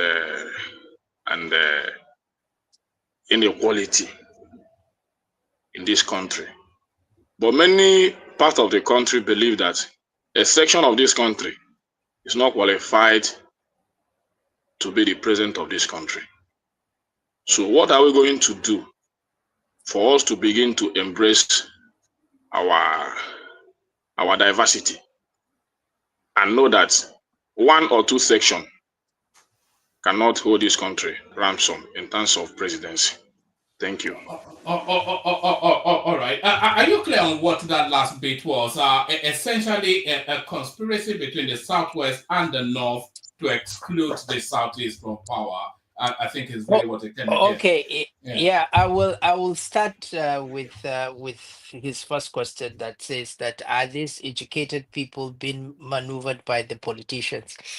Now, they might not be educated because they are on Twitter or X or whatever they are on social media and talking very good English. They might not be educated and they might not have the intellect. You might be educated, but you might not have the intellect. I don't think anybody that is that has the intellect will say that the the the, um, the solution is to divide the country. when you have injustice, inequality, and fairness, then the solution is to divide the country. That's laughable. I think probably those that are on the Twitter and social media, they just love to do that, and probably they are not educated and they are not exposed. They don't understand world politics. Um, I will say again, the taxes. Some part, I think the tax reform is trying to make sure that all forms of transaction are being taxed by the federal government, and all aspects of our lives are being taxed, and then government will have more money. I don't mind paying taxes. I don't mind paying the same taxes the Canadians or the Americans are paying, but I should get the same things they are getting: good roads, hospitals, lights, everything. I should get it if I'm paying the taxes. But I pay tax to Lagos state government, but I don't get anything. I don't get water, I don't get light, I don't get anything. The schools are not good. And so why are we paying taxes? That's the question we should ask. But you can see in the parastatals in the aviation sector, every ticket you buy is taxed 5%. And then there are other multiple taxes that you pay that cumulated to about 400 billion, which was contributed to the Nigerian Federation account. And that is what I'm saying, that I think they should reinvest that money into aviation industry. Now, what you said is very interesting. I love to, that's the last part of your question. And I always love to discuss this with open mind. As I said, I married from the East and I live in the West, and I'm from the North. So I have a very fair knowledge of each part of the country. The problem that I see with the East is that they have refused. It's not that there is a conspiracy between the South and the North to keep the East to the presidency. The East have refused to understand, since the Alex Ekweme's days, has refused to understand how to have to move towards the center. You cannot have a local politics and expect to play in the center. Yes, you have strong parties in the East. You have Agba, you have all those strong parties in the East. But you must move to the center. I mean, PDP was, if you guys remember, PDP was a creation of Alex Ukweme, because he was very good at moving to the center. And if there was no coup, probably Alex Ukweme would have been president after Shagari. So until the new breeds of politicians in the East, which I believe Obi tried, and he's doing it, and I think he's moving to the center. Until that happens, I don't think, because look, no part can stay on its own and present and get a president. The North cannot, the South cannot, Southwest cannot, Southeast cannot. So two parties, two must come to an to form an alliance for a president to emerge.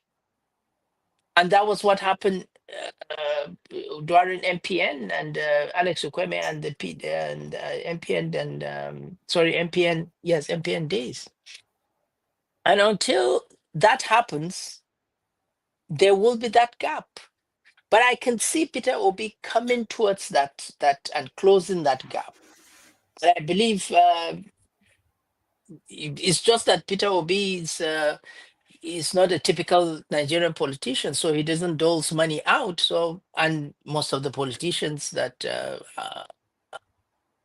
operating are money thirsty. So if he doesn't give the money, they will not follow him. But I still believe that he has a very good chance, and if he moves more to the center, he will definitely can win the presidency. And I don't think there's any conspiracy. I think, you see, all the politicians, it's all about personal interest. And it's everywhere in the world. It's all about personal interest. Give and take, what am I going to have? How am I going to make my aim, my goal to how am I going to achieve my goal? And that's the key to every politician, not Nigerian, everywhere. So unless there is that, I don't think there's any conspiracy between the North and the Southwest. I think they just came together, um, and you have to give it to the current president. He's a strategist and he has a lot of money. He understands the northern politicians love money, and he played it. He got what he wanted, and I believe that's what the East should understand, and then move towards the center. Just on what you said there, and by the way, are you happy to get through the people on the panel before you say your goodbyes? And to people, maybe we'll start to condense the questions so that we don't hold our guests for too long. But what you said there are two halves to what you said. You were saying then that the East, they have to move more centrally in order then to be able to get the ultimate prize. And I think everybody universally understands that. But then you also said, but what you said there is what a lot of people feel is the missing part of Peter Obi. But you're saying he has a good chance of being the president. But a lot of people would argue that Peter Obi is too vested and is too vested within the East to move centrally too much, and that is his Achilles heel. It's too, it's too. I don't want to say it's too eastern to be central, but I think that is where that's the final hump that a lot of people feel they cannot surmount. Not because he's an easterner, but because his politics is too vested regionally. Is that not a? What do you make of that as a comment? Well, that's why I said he has a chance if he moves more to the center, and especially now that the North it's trying to find its footings, because if you look at the North, I mean, they are grappling with what is happening. They can't put Atiku for 2027. They can't Konkoso cannot come out, or if he comes out he cannot win. So if I was to advise Obi, if he goes and makes a very good allies with the North, he stands a good chance, and that is moving himself way to the center, and that could assist him.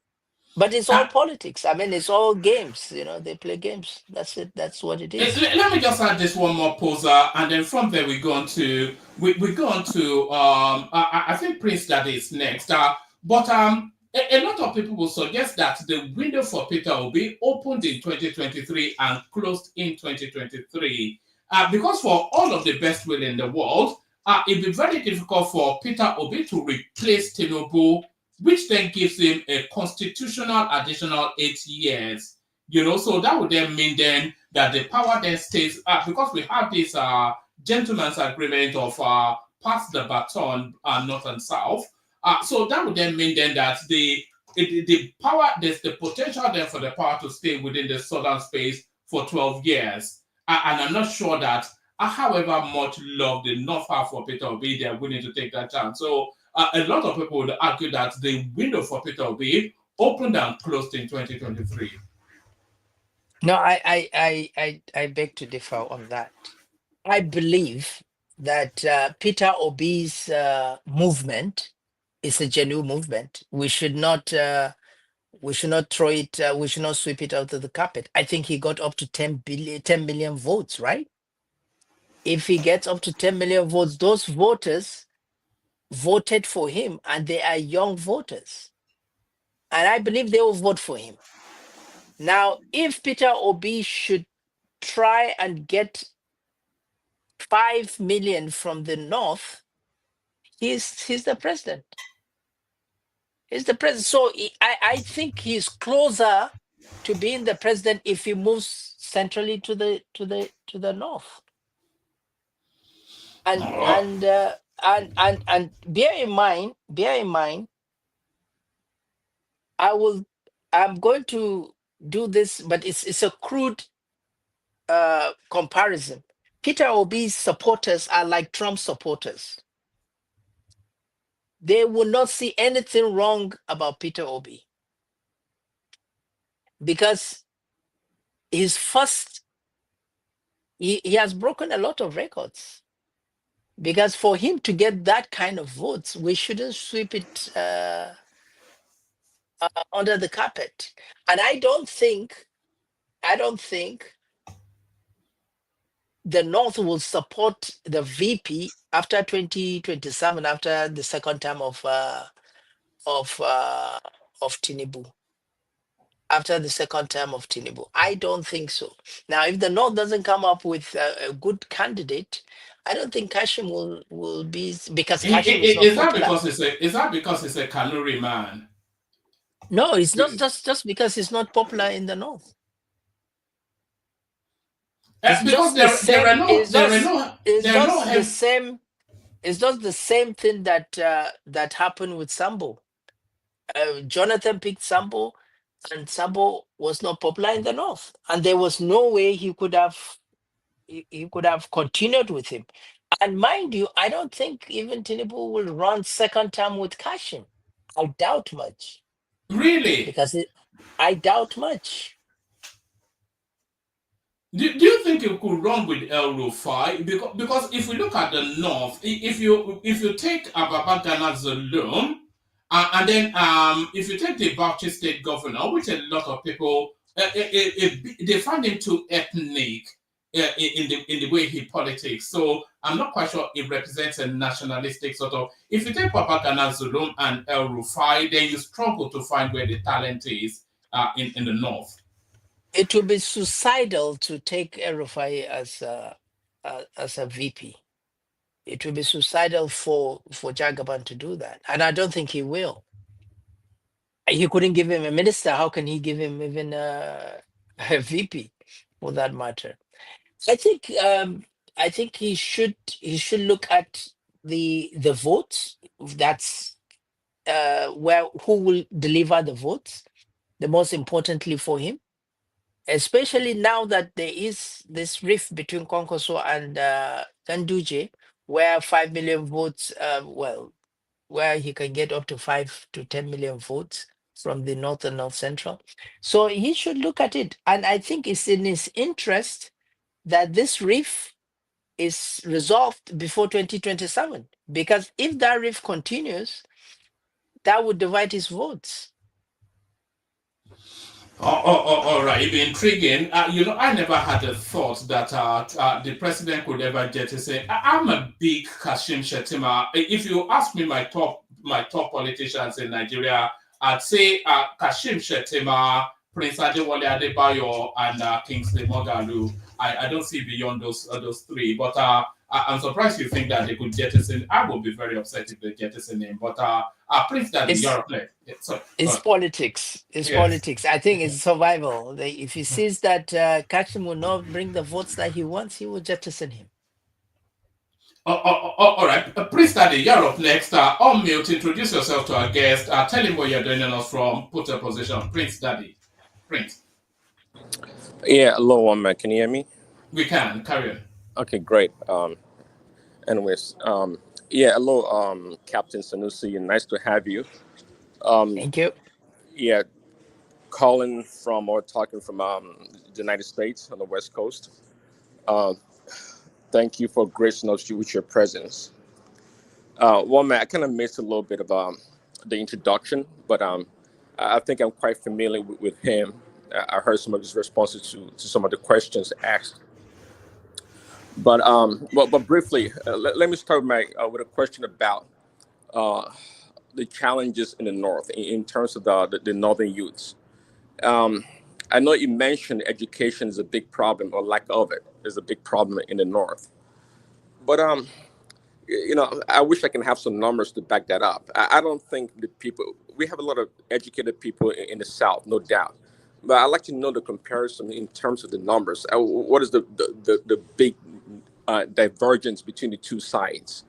I think it's beyond education, quite frankly. I think just like the failure we experience from our leaders in the South, so too they do experience failure from the leadership in the North. I think in the South we have more leeways. I would say there's more one path to being educated. For example, in the South, in the Southeast, we know that they have an apprenticeship program that the youth get into. And in the Southwest, they have other programs as well. In the North, maybe not so much diversity or option for being educated apart from formal education. But it kind of behooves me at the same time also because religion is big in the North. And I would think that the religious education would be a strong backbone to the education of Northerners. But that doesn't seem to be the case.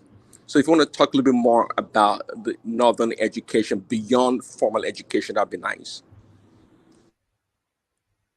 Thank you very much. But I still believe that the root cause of the problems in the North is education. I believe if during our time when he was saying that every child must go to school in the Southwest, I believe if we had that in the North, that every child should go to school uh, as a compulsory thing, I believe we would have imbibed it in our culture and then would have reduced the lack of education.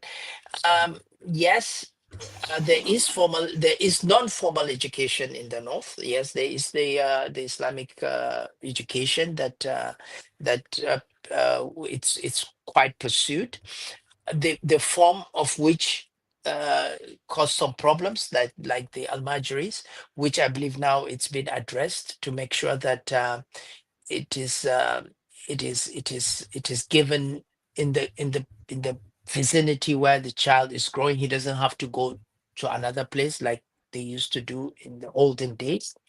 So I think those are the things that they have addressed initially. The culture of the North also, and the leaders have failed us. And the culture of the North, whereby we believe if there is like there is we're too much of our brother's keeper. So that kind of culture of independence, it's affecting people going to school or people learning to go to school or learning some other trades, for instance, as you have in the East, where there is apprentice. You can go to primary school, but you don't have to go to university. You can learn trading or do something with your hands, and that is lacking in the North to a certain extent. And I believe our leaders have failed us to do that. And I noticed that, as I said in my beginning, in the beginning of that, when I was growing up, I saw that there are a lot of people that are not going to school. And when these people grow, they are idle. And that's why we have the insecurity of Boko Haram and everything. And whenever there is unrest, I've been living in Lagos for years now. I mean, apart from the NSAS, I've never seen any riots that they were burning um, places. But in the North, it's a normal thing. Or normally the riot starts and they start burning and killing people. And why is it? Because of lack of education. I mean, if you are educated, you know that you won't burn a facility or a car because, I mean, it's not what you are rioting for. I mean, your voices will be heard more without burning a building. Uh, so I think it's lack of education is the root cause of the problems in the North, and I believe that it can be tackled. The governors should have a deliberate policy and effort to make sure that they do first the primary education, make it compulsory for everybody to go to school. Secondly, they should have vocational training centers for the young adults, and then those young adults that are idle can be given something to do.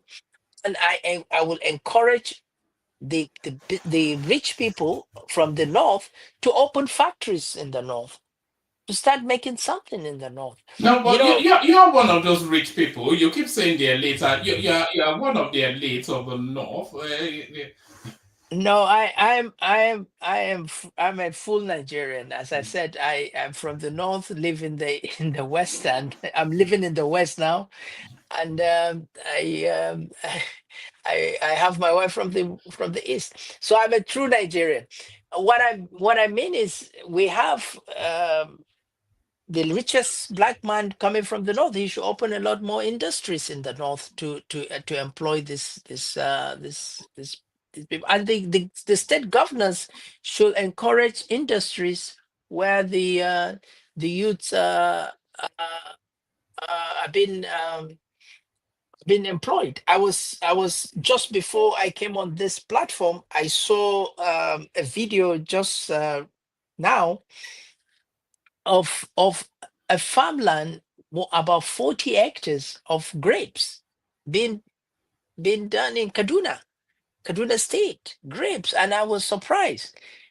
And the video was saying that the grapes that we take in Lagos are not imported, and I was thinking the grapes were imported, but it was in Kaduna.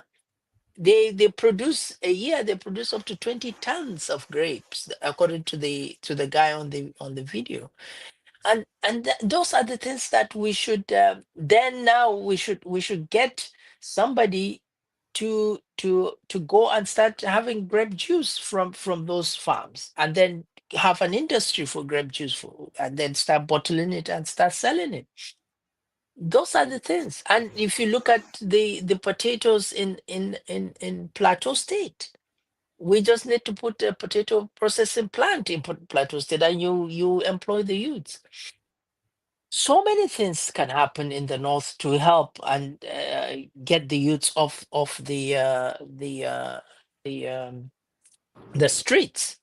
But I think we lack the leadership, and the leadership has deliberately failed us, because they prefer to have status quo, or they prefer to have uneducated populace, which they feel they can manipulate easily, rather than educated population. But they forgot that an idle mind is a devil's deed. So they have now created a monster that they cannot control. Yeah, All right. Sorry, carry on. yeah. Quick follow up. Yeah. Thanks for the response. Response. I do agree. Absolutely, education is vital. But I think you touched on the main point, the failure of leadership in the north.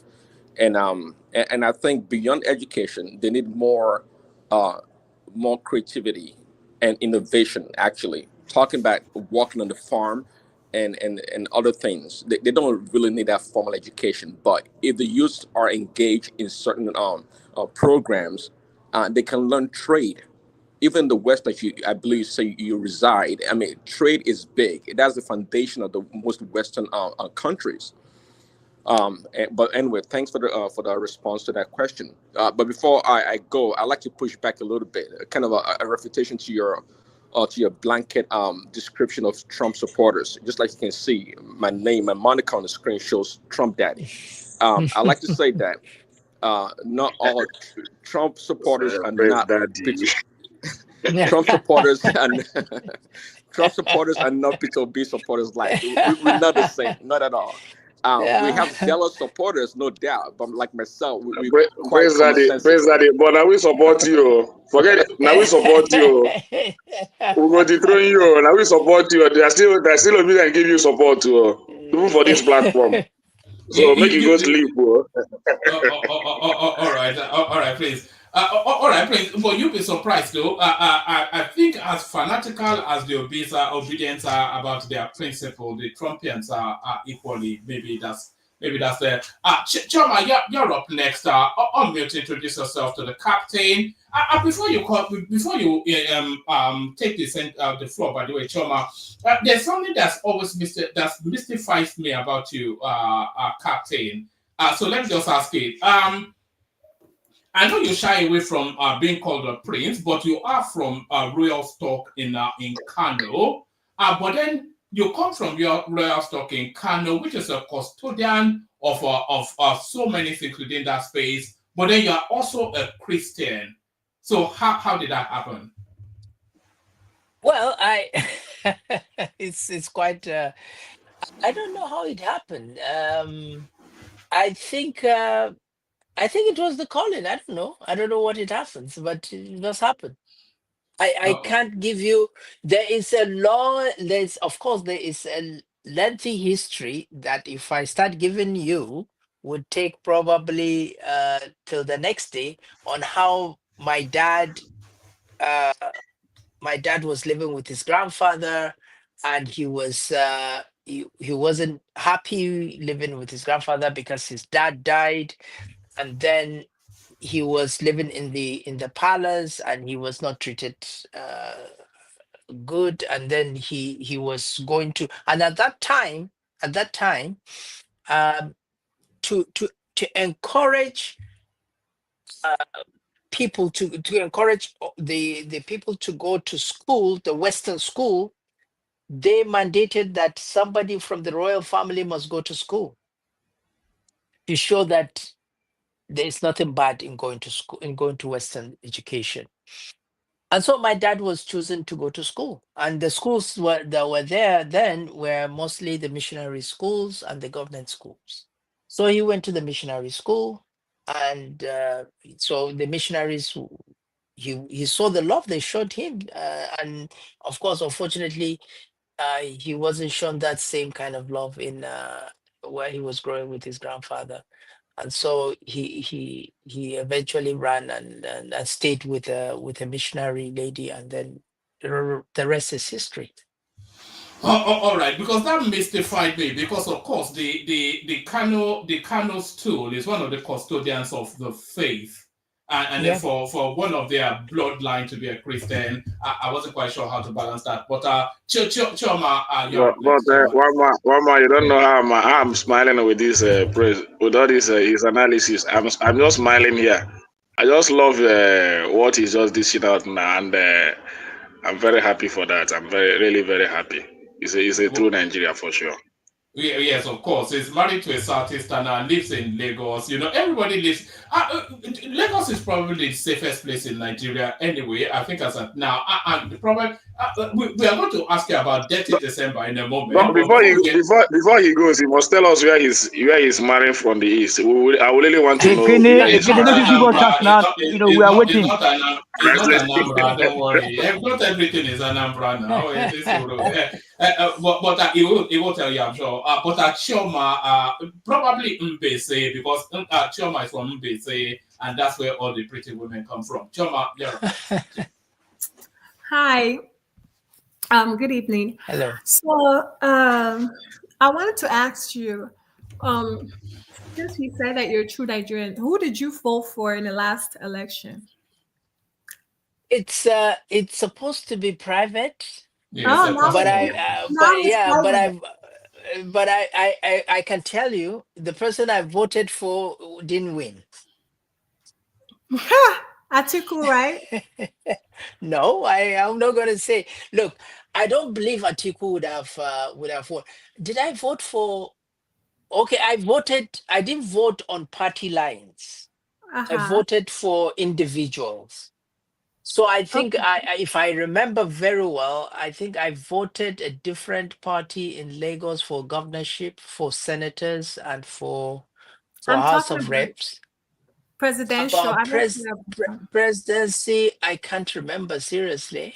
Oh, now you have selective amnesia. Okay. So, no, but that's a very personal question. Anyway, Intelligent guy. yes. it's just because he says a true Nigerian. So I'm like, well, if you're a true Nigerian, you would tell us you will be bold and mighty. Okay. No, I'm a true Nigerian, and all the all the candidates were Nigerians. Okay. There was nobody that wasn't Nigerian anyway, right? Tell her you voted for Peter Obi. That's what she wants to hear. That's what will make her Okay. happy. But to your question, I if Peter Obi has selected somebody different for his running mate, I probably would have campaigned for him. That means you didn't vote for Peter Obi. So anyway, No, have I another said question. I probably would have campaigned for him. I didn't say I probably would have voted for him. I said if you have chose a different running mate, I probably would have campaigned for him. Me too. Either way it goes, I would still campaign for him. So that means you didn't vote for him. But that So was intelligent. Now why not ask? Why not ask? No. Ekene, settle that's down what now. I'm saying. He didn't vote No, for Peter I will Obi. tell you why I think that is very intelligent, extremely polished, and I like him. I know him personally, but he wasn't fit for the purpose. Look at the two structures. Look at the two that you have. You just have to be a strategist. First, Peter Obi is going to be a difficult sell for the core north. So you need to have somebody that can take that. I would say take that face for you in the core north. And I was surprised that his advisors gave him the advice to take that is a good man, but he needed somebody that can that because it's a hard sell. It will be a hard sell for the core north. Of course, the educated elites will probably accept him, and the truth of the matter is Peter Obi will be a very good president because I believe he's a straightforward person. I know him personally. I when he was the governor, I know he will be a straightforward person, not because of where he comes from, but because of his personality and the business he has run. He could be, but I think the strategy he did, I think was definitely bound to fail. But you can see that he even gathered more votes. But I think his choice for vice president was not well thought of. But don't you think that's sorry? Sorry, I think that was what was available for him. I think he went as No. far as Kwakwanso, and then he went to a guy called Shagari in Sokoto, and they were because they didn't rate him really until the phenomenal results. But Or So don't you think it's a reflection of his political judgment, his Well, ability to make good that decisions is and why stuff like that? that is why I said that he needs to move more to the center. Believe me, if he had moved more to the center and he had talked to the core politicians in the north, he would have come up with a better candidate. So I have a question, another question. Do you think that Tinubu has a chance for 2027? It's a very good question. And I can give you two scenarios. Please do. If the north does not like Tinubu to become president in 2027, then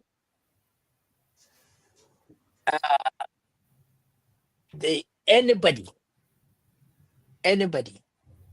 but the north can be president. So if the north comes out and says, look, we don't want Tinubu, we are out to make sure Tinubu is not the president, then Peter Obi has a very good chance. The north will now come together and get the votes they have and give it to Peter Obi, and he becomes president. That's one scenario. My thing is, doesn't have to be. hold Wait, hold on.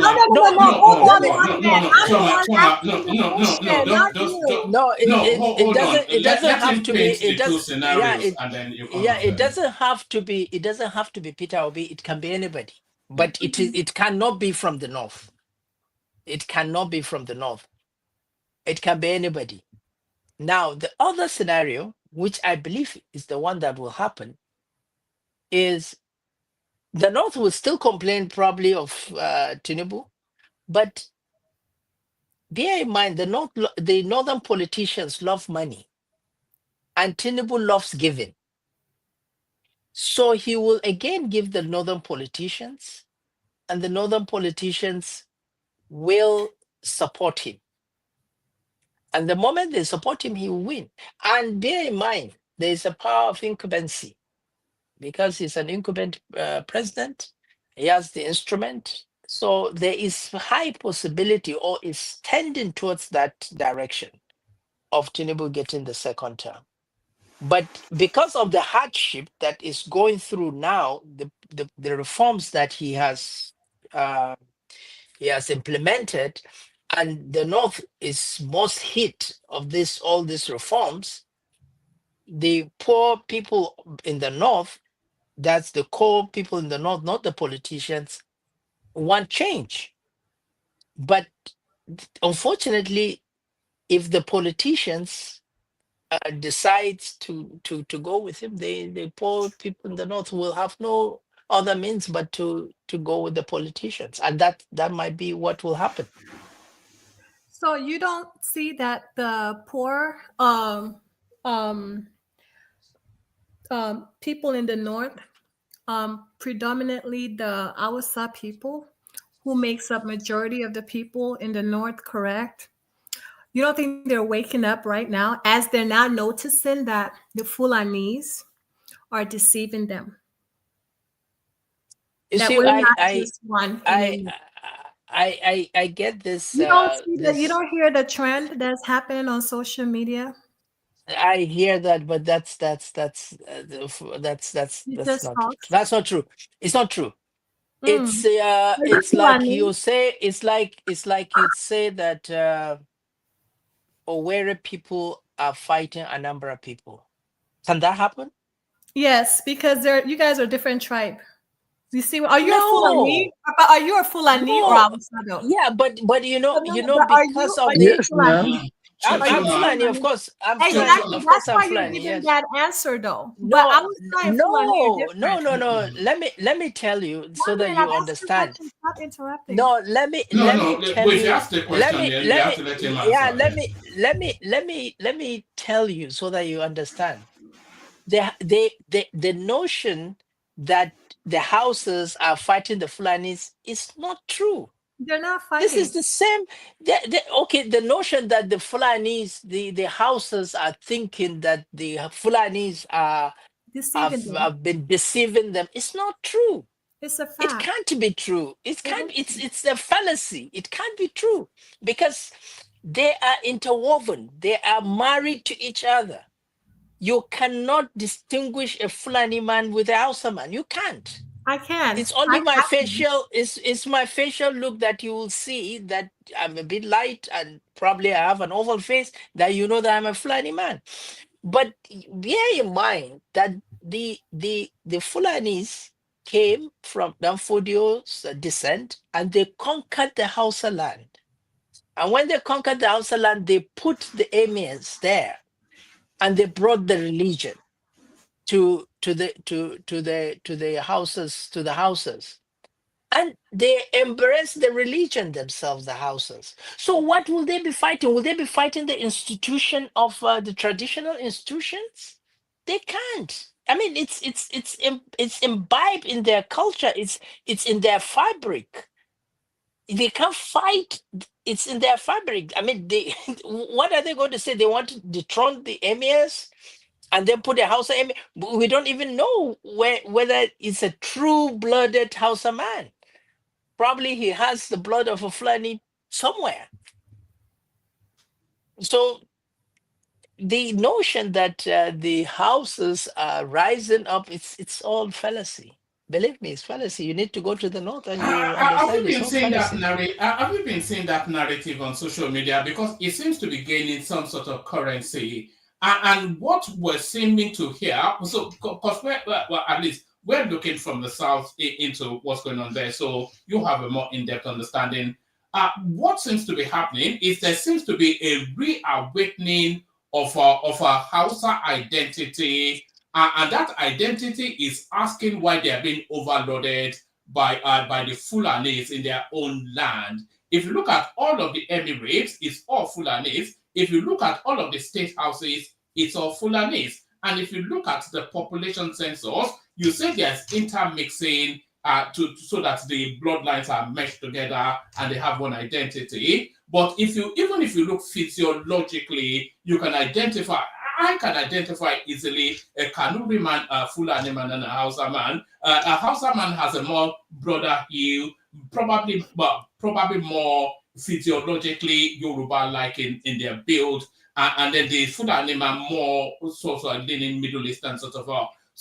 But there's this currency that is coming through of an awakening of a Hausa identity, identifying that they've been overloaded in a very repressive manner.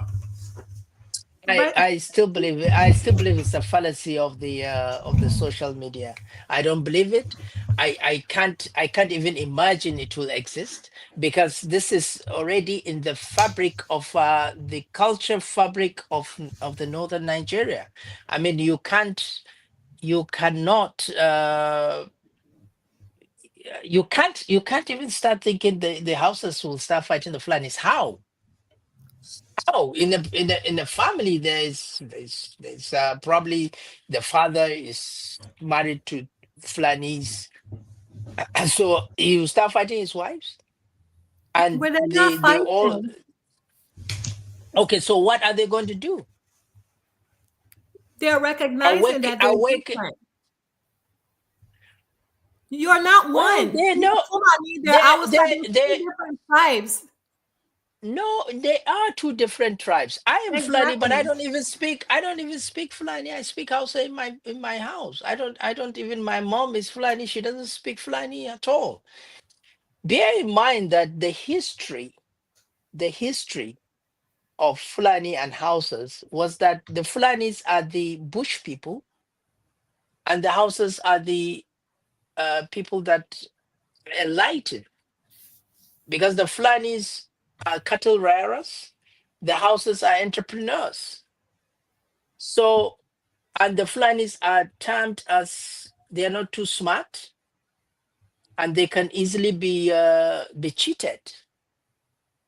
And so when we're growing up, to even speak full day was like, oh, you're being bush.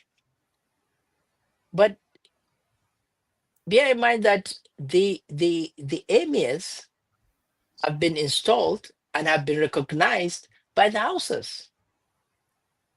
The Maguzawas, who refused to accept the emir, they ran, and they there was nothing they couldn't come up together.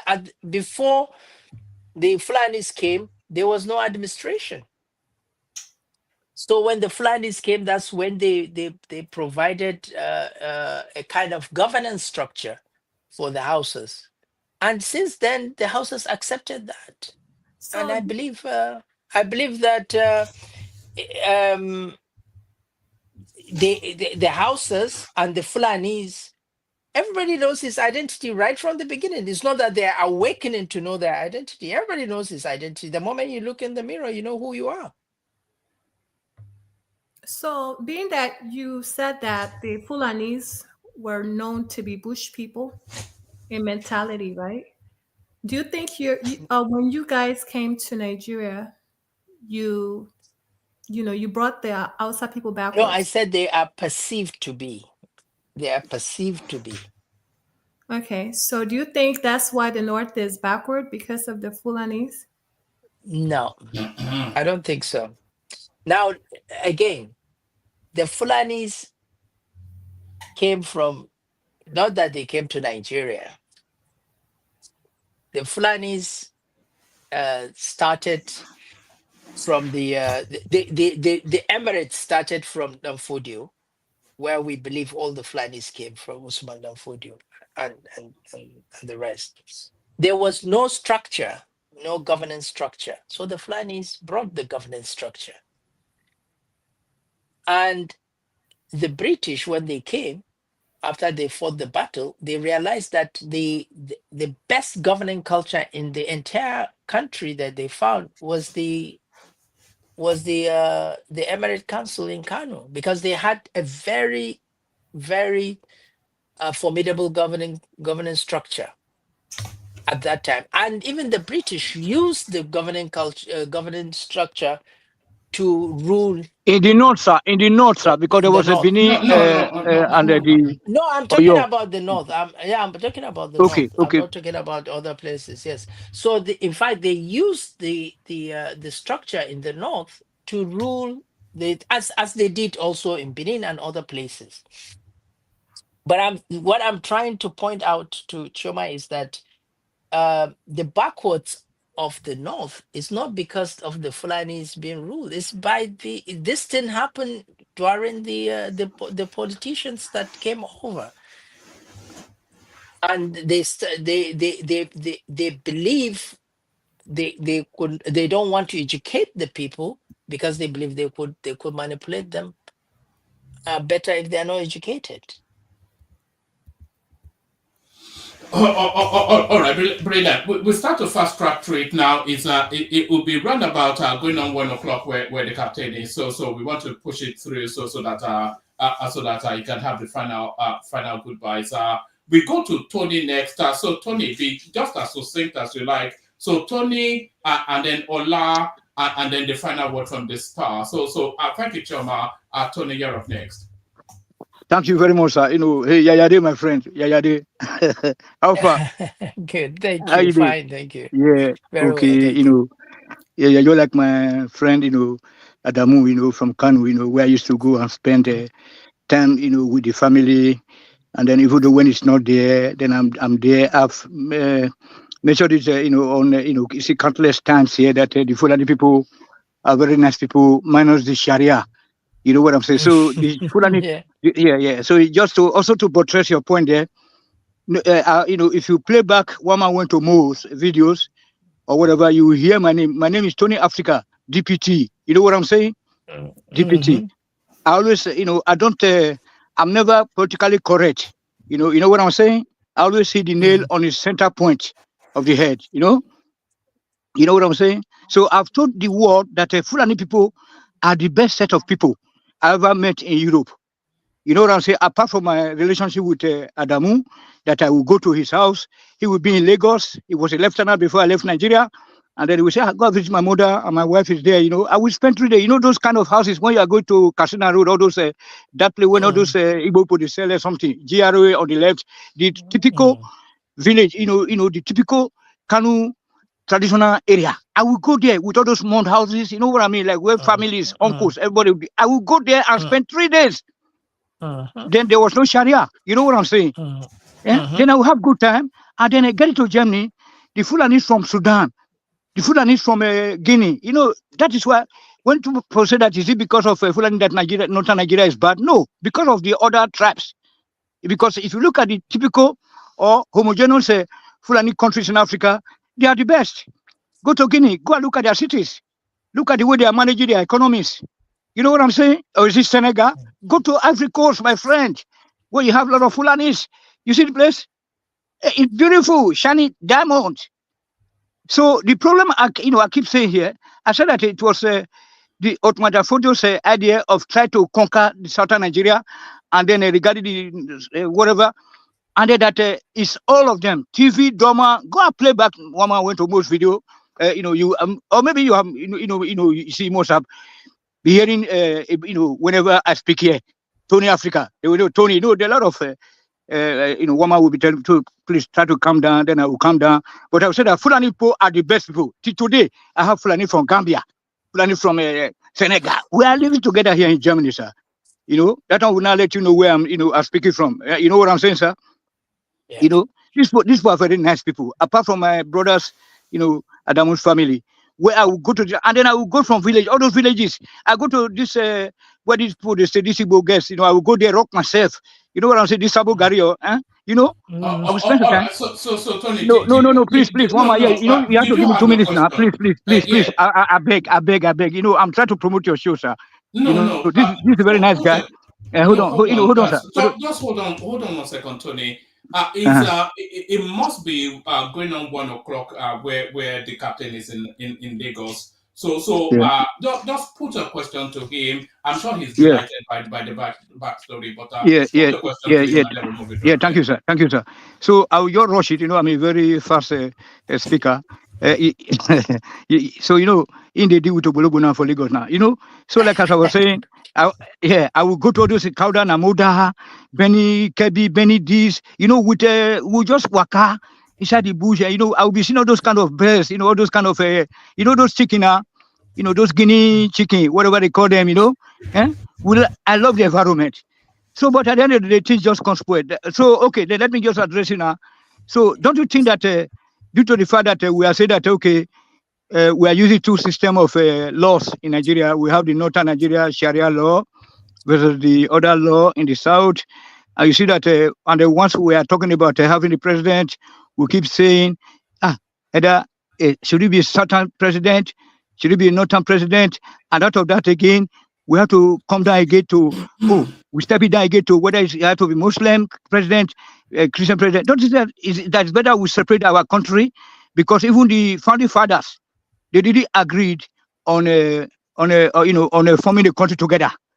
Now pachi, now show boy, pachi ni, I told something. So you can see. So that's why now that people like us are born, Sorry, people Tony, that can be. is there a question there? We have to move it. Yeah, the question is that if they can stop it, that if people want to live together with us in order to harmonize the ideology, because at the end of the day, the God that you were referring to today that said that made us, is it the Africa God? Is it the Arab God? Tony, No. Look. Yeah. I want to learn. All So right, if I'm you going to want agree to with separate the you. country and live together as a fellow African country, or we cancel Sharia immediately. Okay. Then we start to work. We know that you are. Don't think that it's better for. So All right. thank you very much. Thank you very much for that this thing, and you raised important point, and I would like to make it very clear. Nigeria does not operate under Sharia laws, and there is only one judicial system in Nigeria. You have to understand, the politicians are making you believe that there is Sharia law in Nigeria, in the northern Nigeria. I cannot go to Sharia court. I'm in northern Nigeria and I cannot go to Sharia court. Now, let's say that I have a dispute between myself and another person. He cannot take me to Sharia court.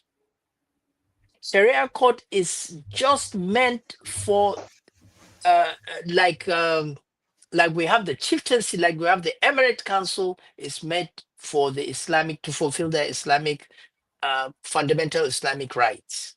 And so they would like to go to Sharia court. The politicians took it all the way up in Zamfara, cutting people's hands off, doing that. They were all politics. There was nothing like Sharia. The constitution is very clear. And I love what Obasanjo did. He made it very clear when they were bringing all those to him that, look, there's nothing like the governor that cut the guy's hand in Zamfara or in Sokoto that time, he stole money. He stole billions. It's only politicians. And the truth of the matter is it's only one legal system in the country, the judiciary. And that's That what was is this Yerima, yes. He stole money at the end of the day. So, but it's all politics. Now, if you say because of our division, we should divide the country, I don't think that is the way forward. Our diversity is a good thing for us. We should just harness it until it becomes strength. No, If for you example look now, sorry, sir. Sorry, sir. I'm very sorry. For example now, Sorry, you Tony, can come to the south and hold on now, one man, please, sir. Uh-huh. You let the people, can everybody speak? Go This is my ahead. friend. Go ahead. This is my Go brother. ahead.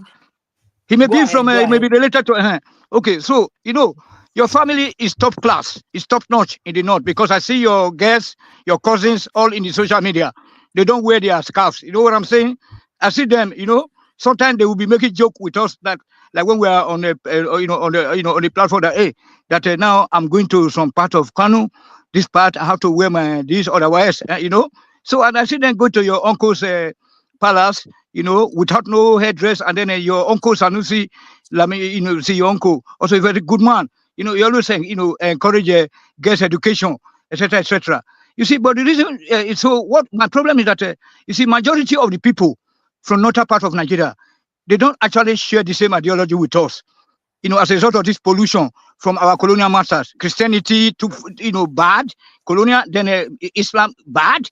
So that's why we are saying that if we separate like Pakistan and India and some other countries did, so that we can work together as a fellow African country, because right now it is just too late to start all the negotiations. You know what I'm saying? But the problem is Pakistan and India are still fighting, and I've not seen any country that have separated and they don't still have some kind of conflicts. I think the problem is not separating. Yugoslavia. Yeah. Oh, they all had those No, challenges. They had the challenges they have. I know that challenge. What I always said from Nigeria politicians and the people say that challenge. What? Yeah. So other country to learn from. Apologies, Tony. It's either you want to hear the guest opinion, or you just want to tell him what you. If you want to tell him what you think, tell him what you think, and then we'll go on to the next person. But if you want to hear his opinion, then you have to listen. Captain. Okay. So what I'm saying is, I don't think the solution is dividing the country. I don't think so. I mean, we believe. I still believe that Nigeria was not an accident, because if God didn't want us to be together, we wouldn't be together. But I still believe that we can be a very strong nation together, and I believe that if we divide the country, to how many pieces are we going to divide the country? Because if the East on the contrary, now, just, before I stop. So sorry, carry on. Sorry, Captain, carry on. So I believe that the most important thing is to address the inequality, the unfairness, as I said before, and all that is causing agitation for people to say we want to have our states. And when you want to have our country, and when you divide Nigeria, to what pieces are you going to divide Nigeria into? Different pieces, because I mean, if you say north, south, and east, it can't happen like that, because the middle belt will say they want to go as a country, and the south probably may say they want to go as a country too. So many things, so many factors, and imagine the investment put into Abuja. A lot of things put into Abuja, and then into the money that people have put into Abuja from every part of the country. And we have a wonderful country that when we go out, we show different diversity, from the north to the south to the east, everywhere, to the west, everywhere. We show our cultural this, and then we now divide it into different places. I don't think because of this unfairness, I would say the feel of being left behind, or you are being dragged, is enough to say let's split. That's my take. Thank you very much. Finally, one more. Just 30 seconds. 30 seconds. We're going. No. I'm sorry. 30 seconds, sir. Sorry. Apologies. Let's go on to Ola. Ola, on mute. Oh, please, just okay. 10 seconds. 10 seconds. 10 No, seconds. guy. 10 seconds. No, can you not do that, please, Tony? Please, we have a guest now. If it was a normal session, fine, but we have a guest. Ola, you're up next. On mute. Introduce yourself to the captain. Tell him where you're joining us from. Put a position to him. Ola, and then the final word goes to the star. Hello, Captain. Hello. Hi, one man. Thank you for honoring the invitation at least to educate us. And I must commend you that I really enjoy your company and what you said so far, even though I disagree with some. But my point is this. On this Nigeria issue that because from even what I got from an elite like you, is still about to be about Tinubu and other Nigerians and that can become the president in 2027. And that alone, I think, is speaking to how divisive we are. We are so divided. Because when we talk of this, selfishly, we forget that we have some minority people. You know, like maybe they are probably not up to 1 million of the population. Now, what do you think about this structure of this rotation? About this structure that keep attracting people to the presidency instead of aspiring to become the local government chairman, just like equivalent of a mayor of a city in Canada. Okay, sorry, I forgot to tell you that I'm speaking from Canada, from Calgary in Canada. Sorry about that. So now, because to me, those are the things that are mostly important to the people. But that thing that everybody is looking for at the center, I think that is our major problem. That is why our politicians will introduce different level of evils, being it religion, being it ethnicity, or anything. Don't you think it is high time we threw away this structure and just faction the way forward? What's your opinion about that? Well, first and foremost, the reason why we're talking about, or I was talking about Obi, Tinubu, and possibly Atiku, is because they are the players in the arena now. They are the players. It's not that we are saying they have to be, but it's the player. They are the players, and most of the questions that came were directed to that. I believe we should have new bloods. I believe we should look at younger people with better things. Look, I'm a true believer that in forms that we feel in Nigeria, we shouldn't have two things. Two things we shouldn't have: state of origin and religion, because that has nothing to do with anything you are going to do. It has nothing to do with the content of your character or your intelligence. You can be a dull person from the north, you can be a brilliant person from the north. It doesn't matter. So state of origin and religion should be moved out of any forms you're feeling. And I believe that, and that's why I keep saying that if we truly are educated, then we will pass beyond ethnicity and religion bias. I don't care whether it's a Christian, an atheist, or a Muslim that is ruling my country. But if he's taking the country in the right direction, so be it. I don't care whether it's Hausa or Yoruba or Igbo that is ruling the country, or any tribe for that matter. But if it's moving the country in the right direction, so be it. But we have been poisoned by the politicians to keep us focused on what divides us. But meanwhile, when they're sharing the money, they don't care whether he's a Christian or he's Muslim, or he's Hausa, or he's Igbo, or he's Yoruba. They don't care. They share the money. So, in as much as we cannot see beyond that, even you that is in diaspora, you should see beyond that and look at it dispassionately.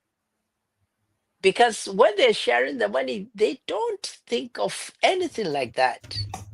When MFLA was sharing the money in central bank, he didn't think of whether he's giving it to a Hausa man or he's giving it to uh, somebody from the South. But he had his own agenda. He has his own interest. But when we talk, ordinary people, when we talk, we now bring this, and the politicians have a way of gaslighting it. They gaslight it in the communities. They gaslight it with, and now it's even gaslighted in the diaspora, which we believe, we that are back in the country, we believe that you should come up strong and united and believing that there should be one Nigeria. And you should be telling us that there shouldn't be any rotational presidency, because where you live, they don't have that. I don't think there's rotational president in America or in Canada or anywhere. Or are they rotating presidency within the states in Canada, in America? No. It's made the best politician win. And you should cover strong institutions because you have a very good voice. And I think that is what we should be talking, not talking about how to divide the country. I think we should be, as diaspora, we should be saying that, look, we canvass one thing, and that is competency. And when I heard Tinubu talked about in his acceptance speech, I was delighted when he said he is going to form a government not of national unity, but of national competence. But unfortunately, I didn't see that. I saw government of national unity again. And national competence will unite us. Because when you have competent people doing right things, everybody will fall in place. But when you have mediocres doing different things, then that's when they will start gaslighting, oh, he's from this part, oh, he's from that part. After all, what has President done? Okay, what has Tinubu done to Lagos since he became the president? Apart from creating gridlock traffic, nothing. I've said nothing. What has Buhari done to Katsina when he was or Daura when he was the president? Nothing, apart from mediocres that are pushing schools to Daura. In fact, somebody from South was pushing a transport school in Daura because he's stupid and he's not educated. That was Rotimi Amechi, wasn't he, in his hustle for the ticket? Yeah. Yes. So I don't think a president will do anything for his state. I don't think he has anything to do with his state. Okay, he can facilitate the allocation quicker, like Obasanjo deprived Lagos for some time. He can do that, but he cannot delay it forever.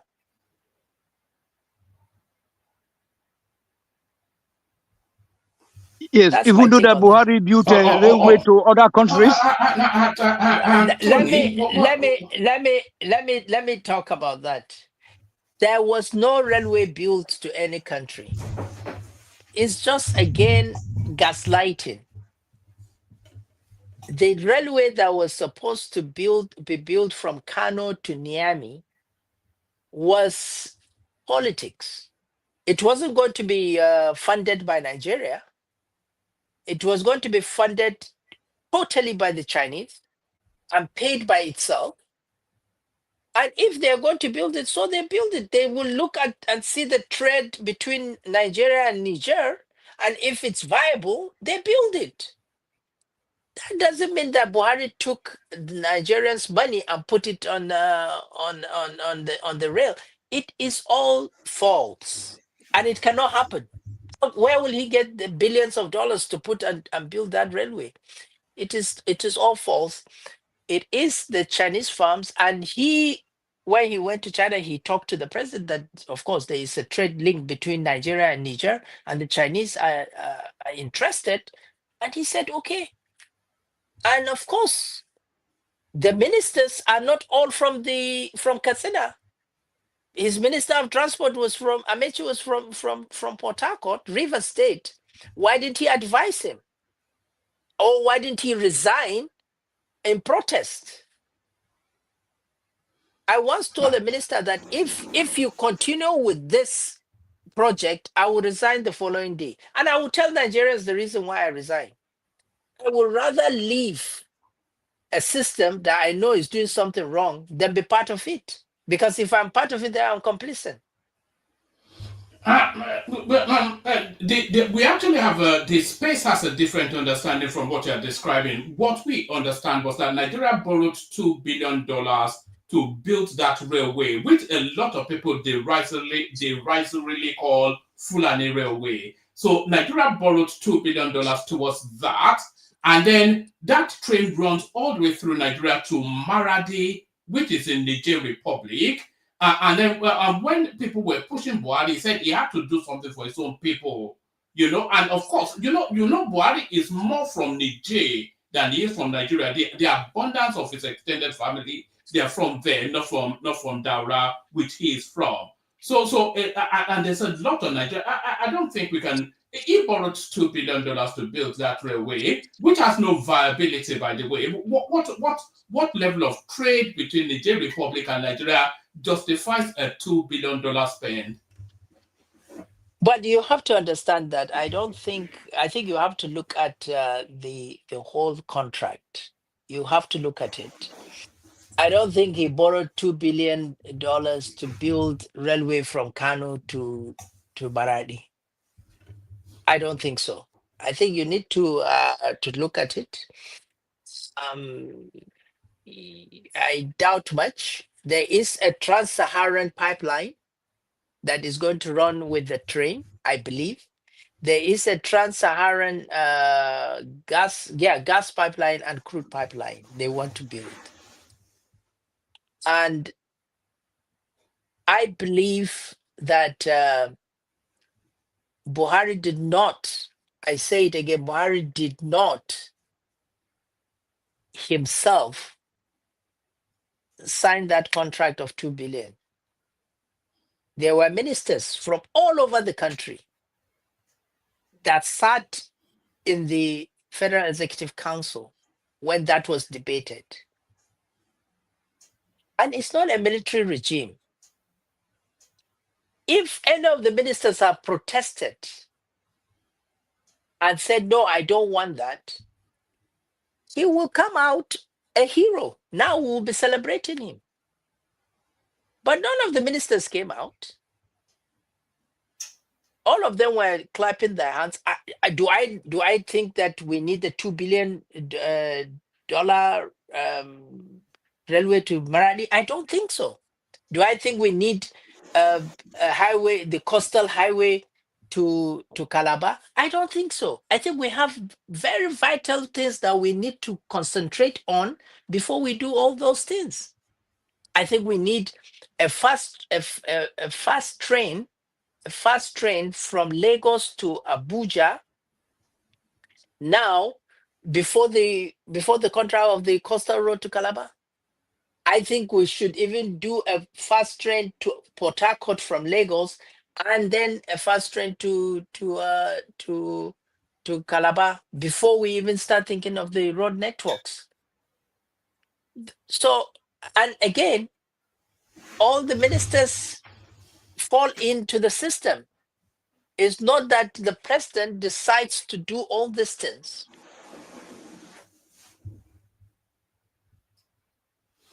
All right, thank you. We'll give the final words to the star, who I think you may know, the star. So you're up next. Yeah, Commander. Happy New Year, Commander. It's good to have you on stage today. You Happy New Year. really Happy New Year. you really done a lot of justices to all the fire questions that are thrown at you left and center. Anyway, now we've taken much of your time. So I don't have to delay you much. The only thing probably I should talk now is of course I quite agree that in this very time and we don't need uh, national carrier and it is not viable because of Nigerian systems. What we can only think, what I think we can advocate for is a national hangar where maintenance can be done in Nigeria because we have the competency, we have capability, and we have experience. Even if we are to start with, if we are bringing foreign hands to come and complement what we have on ground, we we can do it, and I'm sure too that you experimented it successfully even in Aero some years back. And because we go to the outside the countries and they respect us, they respect our capacity. But what I want to say now is I'm going to the area of uh, the use of the dollar payment in aviation, especially in the charter systems and the maintenance. I'm not talking of local maintenance. I'm talking of every jet maintenance facilities in Nigeria and charter system, flight charter systems. I know that everybody they charge in dollars. At least before I left Nigeria. Uh, Captain, how can we be saying that until I move out of the countries too? I never knew that we are really, because I was also in the systems too, which I equally benefited from. I think we are doing an injustice to our Naira systems. If we are saying that we want to defend Naira, we want our Naira to improve, but what we practice in Nigeria, it is not done in overseas. How can we be saying that we are doing things in Nigeria and we are charging, we are collecting money in dollars? How do you think that system that is still which I'm very sure is still running? How do you think we can put a stop to it, or don't you think? Yeah. Or don't All you right. think? Yeah, land the question and then yeah. Yes, that's the question I want Oh, Captain to okay. answer. Okay. Thank you, Wale. But first and foremost, Aero Contractors MRO does not charge any Nigerian company in dollars. We charge in naira. And I'm the chairman of the committee on illegal charters, and those are what some of the items that we are going to recommend. We're submitting our report in a couple of weeks. Those are some of the recommendations we're going to make, that all business charters, so business jet charters, should be invoiced in naira, paid in naira for companies that are doing business in Nigeria. For all maintenance, for all aircrafts that are domiciled in Nigeria and businesses done in Nigeria, they must be paid in naira. Now, there Good. is a regulation that by this current administration that has forbidden any transaction to be done in dollars for companies, two companies that are registered in Nigeria and doing business. The only option they gave is for oil and gas companies that if they want to pay their vendors in dollars, they have to get express permission from CBN. But all other companies are supposed to be doing that in naira. Yes, I agree with you 110% that if there's anything like that, if we have the policy of strengthening our naira, then we should also have the policy of saying that naira, uh, all the payments should be done in dollars. I commend the government because even the Hajj operation that they're going to start in a couple of months are going to, before the government have to pay in dollars. They have to pay the airlines in dollars, but now they are paying in naira, which is a very good Yes. example the government is showing. I think yes, we will make our recommendation and we'll continue to fight it. All right, brilliant, excellent. So brilliant, excellent. So thank you very much, Captain, for doing this. I know we've taken you to very late into the early hours of the morning. So thank you very much. We survived NEPA and everything, and we've landed now at the final destination. So thank you for doing this. All that Captain, before you go, can you give us a status, status report of power in Nigeria now? Somebody, a critic of the government came, I think last week. He was on live interview, and he said when he came that probably 2 hours that they took light, then thereafter after 3 days that never that NEPA was stable. They never took light. So I don't know how far it is true in your area. No, the situation is the same. I mean, we don't have 24/7 light electricity. Power is a problem in the country, and I think this administration inherited it. And as I explained earlier, the infrastructure for distribution is the problem. The national grid fell last month twice. In Abuja, they vandalized the cables recently, I think a couple of days ago, and there was they put the whole place, including Asurok, was in darkness. So yes, it's a problem, but I believe they will tackle it. I believe this present administration will tackle it, and they are not going to they are not going to they are not going to resolve it, but at least they will improve on it. All right, brilliant. So as I was saying, now thank you very much for doing this. We'll take your final remarks, but we'll only take that final remark on the promise that you visit us again. So that is our Captain Ado Sanusi, the CEO Aero Contractors, and it's part of many think tanks that actually formulate policies around the industry space. So thank you for doing this. Parting words. Why have you not contested the captain? Oh, You go fit a leader. I was asking. All right. Okay. Answer that with your closing remarks. Yeah. Okay, well, I don't think I'm a politician. I think I say it how it is. I can't lie or deceive people. So I don't think I can contest.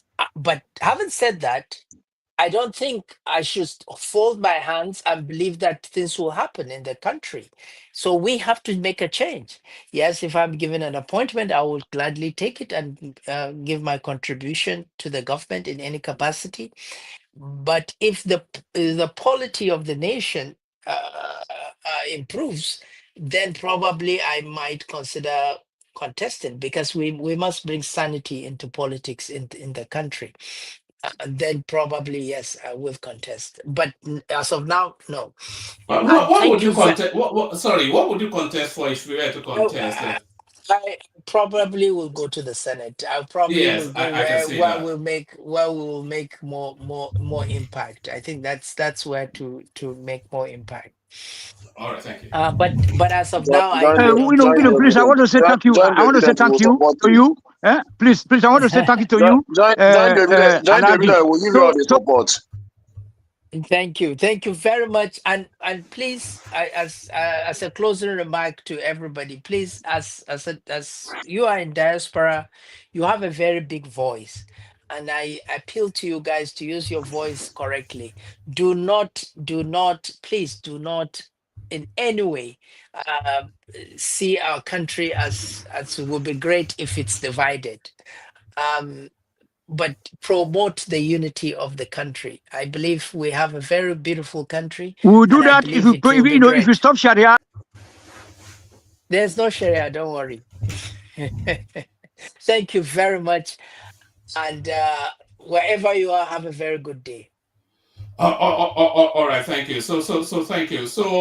Thank you. So thank you. So that's Captain Ado Sanusi, who has gone into the wee hours of the night to spend time with us. So thank you for doing this, Captain, and we're already looking forward to your next appearance with us. So thank you, Captain. We bid you good night. So thank you, Captain. So that was the Captain. So we'll play the Kegite music, and then we'll come back then and see what we made with of the interaction with the Captain. To Tony, please, can you not do that? When we have a guest, you can't just be, oh, come on, my guy, now. Help me out now. What's all that? Water, only water, only water, where they see ma. Water,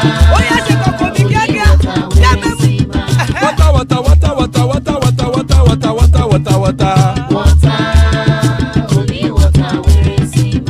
Hapa o naido, hapa o naido.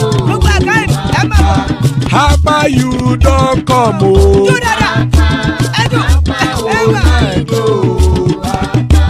Hapa o naido.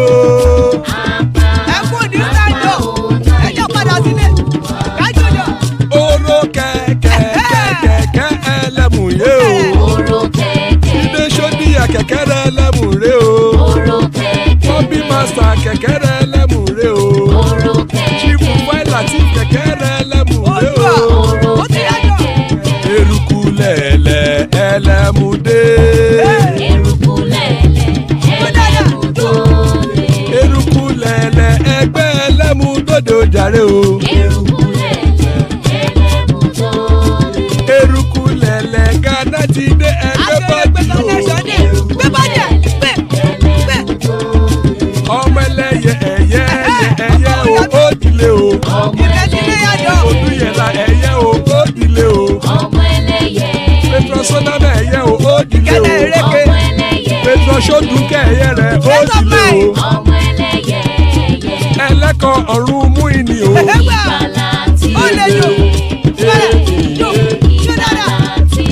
Àkùkọ ọ̀run mẹ́kọ̀.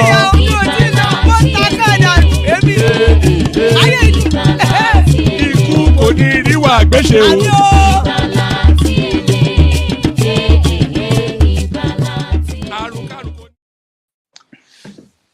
So there it is right there. Ikukuneru Agweshe, may death have nothing to do with us. Before we come and gather thoughts on how the Captain was, let me signpost you in the direction of our Dupsy show tomorrow. The link in the comment section, we put it together today, so we've not had the chance to use the whole week to promote it. But then, of course, you know, Dupsy always comes out on Sundays. So she's speaking to the narrative of what's going on in the United Kingdom, where people are being deported for carrying over their behaviors from Africa into the United Kingdom. So she's citing the example of a particular guy that mistreated his wife and got summarily dealt with. It says UK to Africans, leave your backwards ways back home or get deported. So there it is. So that's the title for. I'm not quite sure why. I'm not quite sure why that's not coming through. Oh, all right, okay. I have to redo that thumbnail. So that will be that session for tomorrow. The link to it is in the comment section. Bookmark it. Have your excitement dialed in for Dupsy's session tomorrow. So there it is. United Kingdom to Africans, leave your backward ways back home or get deported. So Dupsy takes the center stage tomorrow. So look forward to that. Tony, please don't do that now. When we have a guest, let's try and maintain. I don't mind you actually pushing him, and I like that you did push him, but just don't unmute and just launch as you do normally. But what did you guys make of that? How was the Captain? Let's start with Patoski. Patrick, you didn't even want to come in until I said something that intrigued you. I'm sorry, one man, okay? I'm sorry. Yeah, because I was working. So, but when he said those things, I never thought about that. That the government could, just like the example of Canada he cited, regulatory authorities could just run a model of cost recovery. You can imagine if you run a cost recovery model, you can imagine what will be happening. I mean, some key sectors.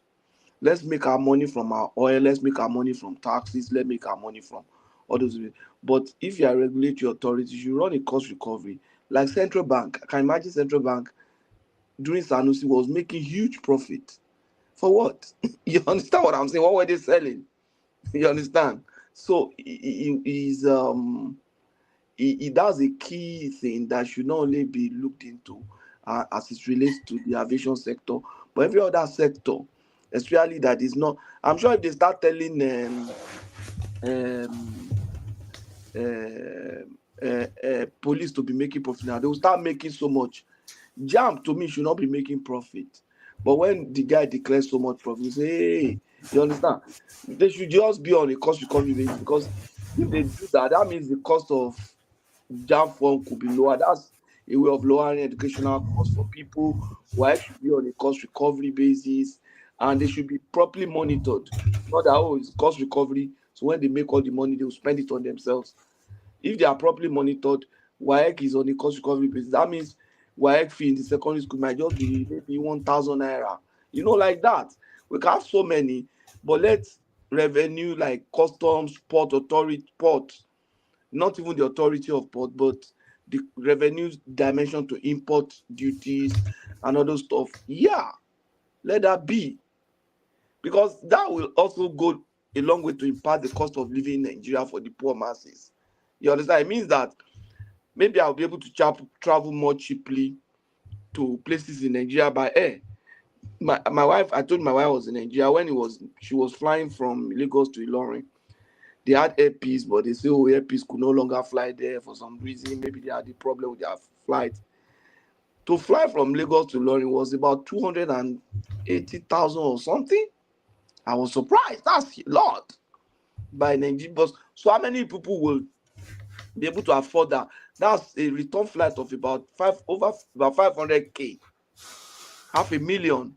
So if you put that back into the system and lower the cost, you could have more flights applying that route from Lagos. Those are the ways to touch the lives of people. Not that, okay, because you are a revenue person, let us just begin to hammer it. And the irony of why I'm even particular about that is that when you now get revenue, it goes back to the hands of these politicians, and they just spend it. They just spend the money. Look at all the budgets that we had last year now. They had some of the revenue, they actually got them. Some of them, they got the borrowing. But where is it? Like Ekene was asking yesterday, where is the revenue? Where is it? Now we are going to start getting more taxes from people. We know that we pay taxes. I don't agree that Nigerians don't pay taxes. If Nigerians are asked to pay taxes, they will pay. So far, so good, they are paying, but all the taxes and revenue that was gotten last year, where are they? That's the point. Don't tell me, go ask your governor. If you as somebody on the platform know that the governors are not standing up to their expectations, then what is the federal government doing? The same federal government will the same federal government and that party will return the ticket of the same governor in the coming election. And you tell me they are not accomplices. You as a leader, I say go and hold your governor accountable. The governors are not being properly accountable. And in your own primaries, you will walk away and divide the ticket, governorship ticket, local government ticket, everything among yourself, and promote the same governor that you say they were not letting the money trickle down to the people. So it is ridiculous when it's like playing with the minds of the people. Go and ask your governor. Why, if we are the ones that are supposed to take responsibility for developing, for those development, why are we voting you? Why are you campaigning to us? Let all of us just know that we don't have a government and be running our lives the way you want. When we try to hold Koji accountable, the poor masses are the ones that are now pushing it back to their fellow poor masses. I don't see governors, I don't see senators say go ask your governor. It's when I talk, I will soon finish now. You will soon hear go ask your governor now. Especially after hour. From people like Remy and the rest, go ask your governor. I mean, I'm the one suffering, and you are blaming me for that thing. See, it's because you are not asking them. That's why you are suffering. Somebody say, "Oh, the food relation will last for a long time. You'll be hungry for a long time if that's what is happening." Patoski, na new slogan. Go and ask your Mm. governor. New They will say, slogan. I've heard So, somebody on this platform say, so you don't ask the government before. you are shouting about food inflation. They say it will, Go, if you don't hold go, your governor go ask your governor. I'm sorry, are the governors not meant to be held accountable for anything? there are I wonder sanctions. how. No, wait, But by the federal government, no, their by father, all. By yes, not all. by us. Our role is No, to, is to vote them in. yes. So, what are you even Okay, talking hold about? on. Let's How does that even? I mean, what does that even mean? You vote them Let in, me let me but they are say not. let me say Hold on now. At least I'm saying something. Okay, let me just say it now. You vote them in, but then you don't hold them accountable. You hold somebody else accountable. What does that mean? And by the way, okay. our guest was not. No, it was Tutonio. Our guest was not even a Muslim or Tony that you were shouting Sharia Sharia at him. It's a Christian, which he told us. So I'm not quite sure what. Yeah, Okay. So let me just yeah. drop. Let me finish Patoski, my let me say point. this. Let me So, say this. so you Let me don't say smoke this, something Patoski. now. Mm-hmm. You know, I wanted to ask the guest a question, but I forgot. You know, he was talking about this interest rate and all that. A country Nigeria cannot sustain that. You know, increasing interest rate to curb inflation and all that. It's a wrong policy by this government. And when you are doing that, and you know it's affecting every sector, and when we talk about anything, you say go and ask your governor. What are the major policies that are getting Nigeria poorer every day? It's taken by the federal government. So I listened to his analysis on that the interest rate and all that, trying to use it to curb inflation. Well, you know that we are not like other countries and all that, and is the major reason why investors are not coming. You understand? And people are running away from borrowing. You understand? The interest rate is chasing even normal business people away from the bank. I can't remember the last time I went to the bank to ask them for any help since APC took over government. But if during the time of Goodluck Jonathan, you can easily do that because it will not kill your business, rather it will promote your business and you will employ more people into your business. These days, if you do it, it's like committing suicide. More than 30% interest. How much is your profit in any sale? Oh yeah, you mean all those empowerment program like a small scale and the middle scale and Oh, okay by yeah, Jonathan, yeah, yes. yeah. So it's a very difficult issue for business to thrive in this environment. And when you talk, you say, go and ask your governor, Go go and and do ask your farming governor. now. Can I go and do farming? Stop selling party. Part. Okay, can I let me Even your farming just self, the man also explained it. Most of the farming you need to invest in today, you need to go to the bank. Forget all these things you are talking about. You need to go to the bank. If you want to do major farming today, you need to go to the bank. So don't say what you don't know. okay. And the major But policies but are uh, taken but by uh, the but you know, federal. but Kenny, you failed. Hold on, you failed there. You failed the South. You failed your Igbo race when this man was bragging about marrying your tribe man, and then you are happy. Your tribe woman, you're happy. For I me, beg, let me finish what you I'm know, saying hold now. on. That's Calm what my I tried to gold. pass to him. I'm not You going should to pass to hold the on people for that this hold kind on, of hold on, talk hold on. now. I It's am talking, I am not listening. only them, Don't tell me to not hold only them on. will come and be marrying I our want to do guests. something They should else. let us also go and marry the northern guests. Let me. Tony, Nobody forcing you why to you marry always the force northern yourself to girls. people? Why you always force yourself? Why can't you calm down? You always try to force Nobody's yourself all the time. stopping you from Calm marrying down. northern girls. Mm. Oh. Yeah, truth is hard. Can I continue? Yes, sir. Yes, sir. Please, one man help me mute every other person now. If you are interjecting, interject and finish. Don't start a discussion.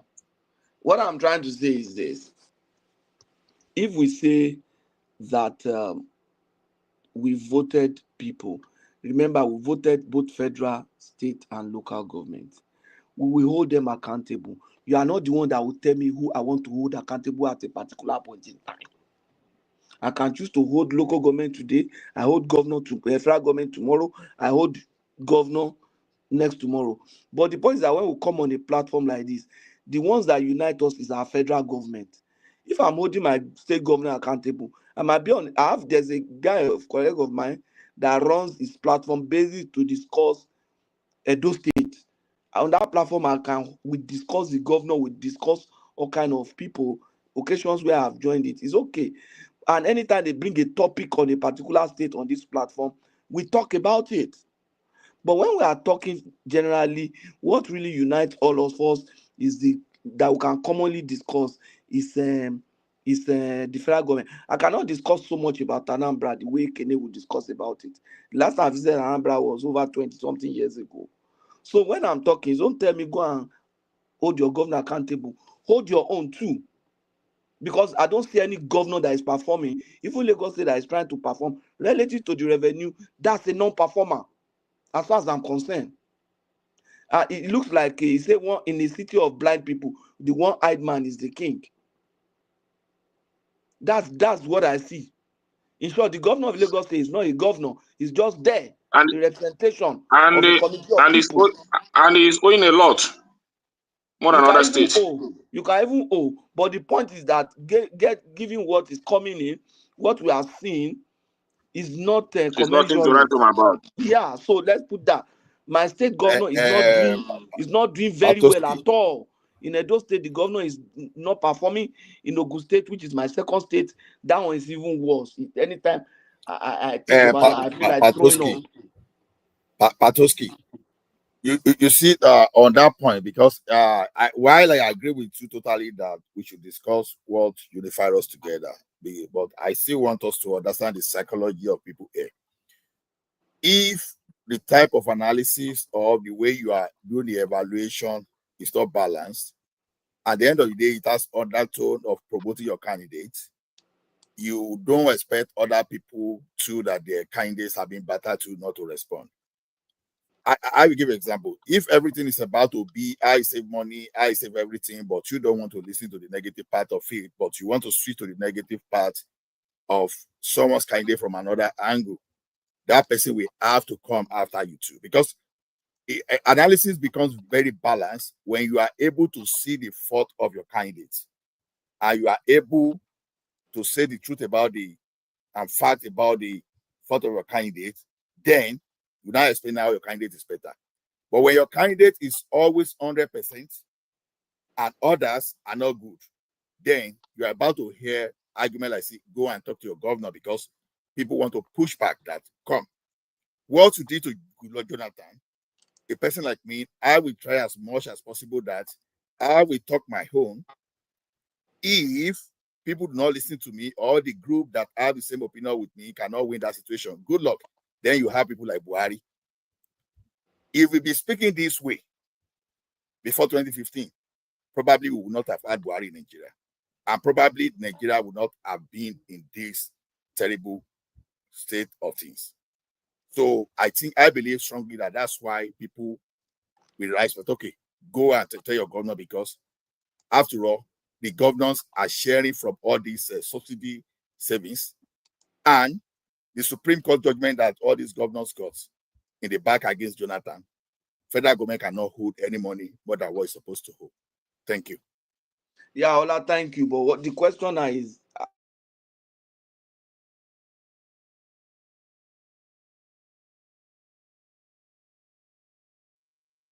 Patrick is gone, huh? I got Patoski. Where did happen to your microphone? Maybe not the network or the cold. Now you It's use very cold. you use analysis, knock her out now. Ola, your place they cold now. You see your place they cold now. My place also the same thing. It's cold. So what I'm saying is that sometimes my my phone will just freeze. Let me finish now. Let me finish before we start talking of cold. You see, there are no candidates currently. Nigeria is our candidate now. So nobody should start promoting the interest. Let me tell you, it just goes a long way to talk about us. If I'm coming here to promote tribal interest, I'm coming here to promote political interest, I'm coming here to promote an individual. my feeling for an individual interest. Or, I mean, it says so much about us. Oh, because I am from this part, they don't want us to be president. Oh, because it's our turn now, we are doing whatever he's doing now. It's no longer, it can never be wrong. Oh, because it's this. How shallow can we be? Our people, parents, brothers, sisters, cousins, classmates. Let's say you are even from very rich home. At least you have classmates who are poor or who are suffering under the burden of this thing. I've seen people insensitively say, one man suffer, but they will suffer for long. They have to sit up, they have to go to the back of the house and begin to plow. If it was easy to plow, why did you leave Nigeria and come to Europe? Even if you can plow, can you plant everything you are going to eat for a year? Thank you. How insensitive can we be? How insensitive can we be? The government need, if you know that these governors are not, they are the ones giving you problem, then find a way. That's why you are there. You have more power to find a way than us. Our power, our ultimate power comes every 4 years. Though we have minor power and we'll speak the same way we are speaking now. How does that hold them accountable? How does that force them? It can only make them sit up and begin to change. But if you, for example, sit on the money for some time, if you, for example, sit on the money until they go to court, if we, for example, come up with a strategy and institute also some cases in court that will make people to sit up and make your government effective, why not make it happen? Just like you did for local government, which we all applaud. So the idea of ask your governor, these governors are not, get them, say, okay, all federal governments, we want to start a Greek fund. As a federal government, I'm putting in this money. Each state, I'm putting in this money, but these funds are not going to our purses. The funds are going to manufacturers of tractors, manufacturers of seedling, manufacturers of, and set up a joint committee of government and federal government representatives, governors and federal government representatives, to ensure that that money does not go to the state. If, for example, we say, okay, part of the subsidy is going to an agri fund, but we are not going to share it. If a governor say no, then you have exposed them. You have exposed them to, now that you have exposed them to the world that, this is the person. That time, Jonathan wanted to save money for Jack, and Rotimi went to court. At least that Jonathan exposed Rotimi, and anytime we are saying we don't have money in the account now, people will point finger to Rotimi, that you were the one that led it, you were the one that went to court, you were the one, you understand? Expose them. Set up that fund for a Greek, and that it will be directly dispersed to manufacturer of seedling, of equipment, of this thing. And let's see a governor that will go against it. And then it will be a campaign tool for his opponents in the next election. How irresponsible can we as a people say, as your governor, we are defending this politician. This politician, they will use you. I'm sure nobody on this platform got one cup from politician. I can bet it, nobody got one cup. So why am I going to be insulting Ekene because of that? Or I'm going to be insulting Tony? Or because what will be my concern with Tinubu or with Obi or with any other person? My concern is Ekene, is in Nigeria. My concern is my cousin, my brother, my uncle, my classmates. They are not finding things funny. Thank you. And I Thank you. cannot stand to start defending anybody. I campaign for him. Let him brace up. And let our governors also brace up. Yeah, because your candidate, I don't have Patoski, when any I said candidate again. that, when they took light, the same time with that guest, and I said it here. I don't know, one APC guy in the comment section was trying to make some comment that I don't know how he put that his comment, as if I am always That's what criticizing. Patrick is just telling you now. Don't say APC. Just And, say one guy in the in I'm the not comment section. optimistic Exactly. about Nigeria. So, Mm. well, I'm telling the reality, what is happening in our country. And somebody is telling me I'm not optimistic about the country. Every time I come here to complain. Ekene, I always say that we should listen to you because you are the best. You are the best And here then, because you are the one who is experiencing every bad things there. We have to respect you. Thank you very much it's just for standing the ground there. somebody will be on the comfort of his The on his Chris now bed not in be abroad, comfort. They are slaves in abroad. They are slaves. enjoying Slaves. 24 hours electricity.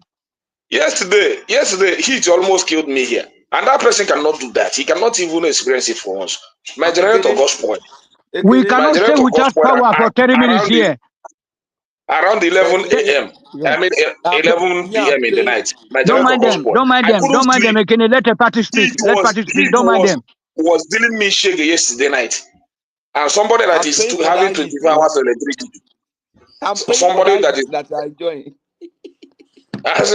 and he's telling me that I don't like the country every time I come here to Don't mind them. Let party speak speak. against Can you, I beg, something that you are the he best. will not Okay, I beg, experience let to party watch. speak.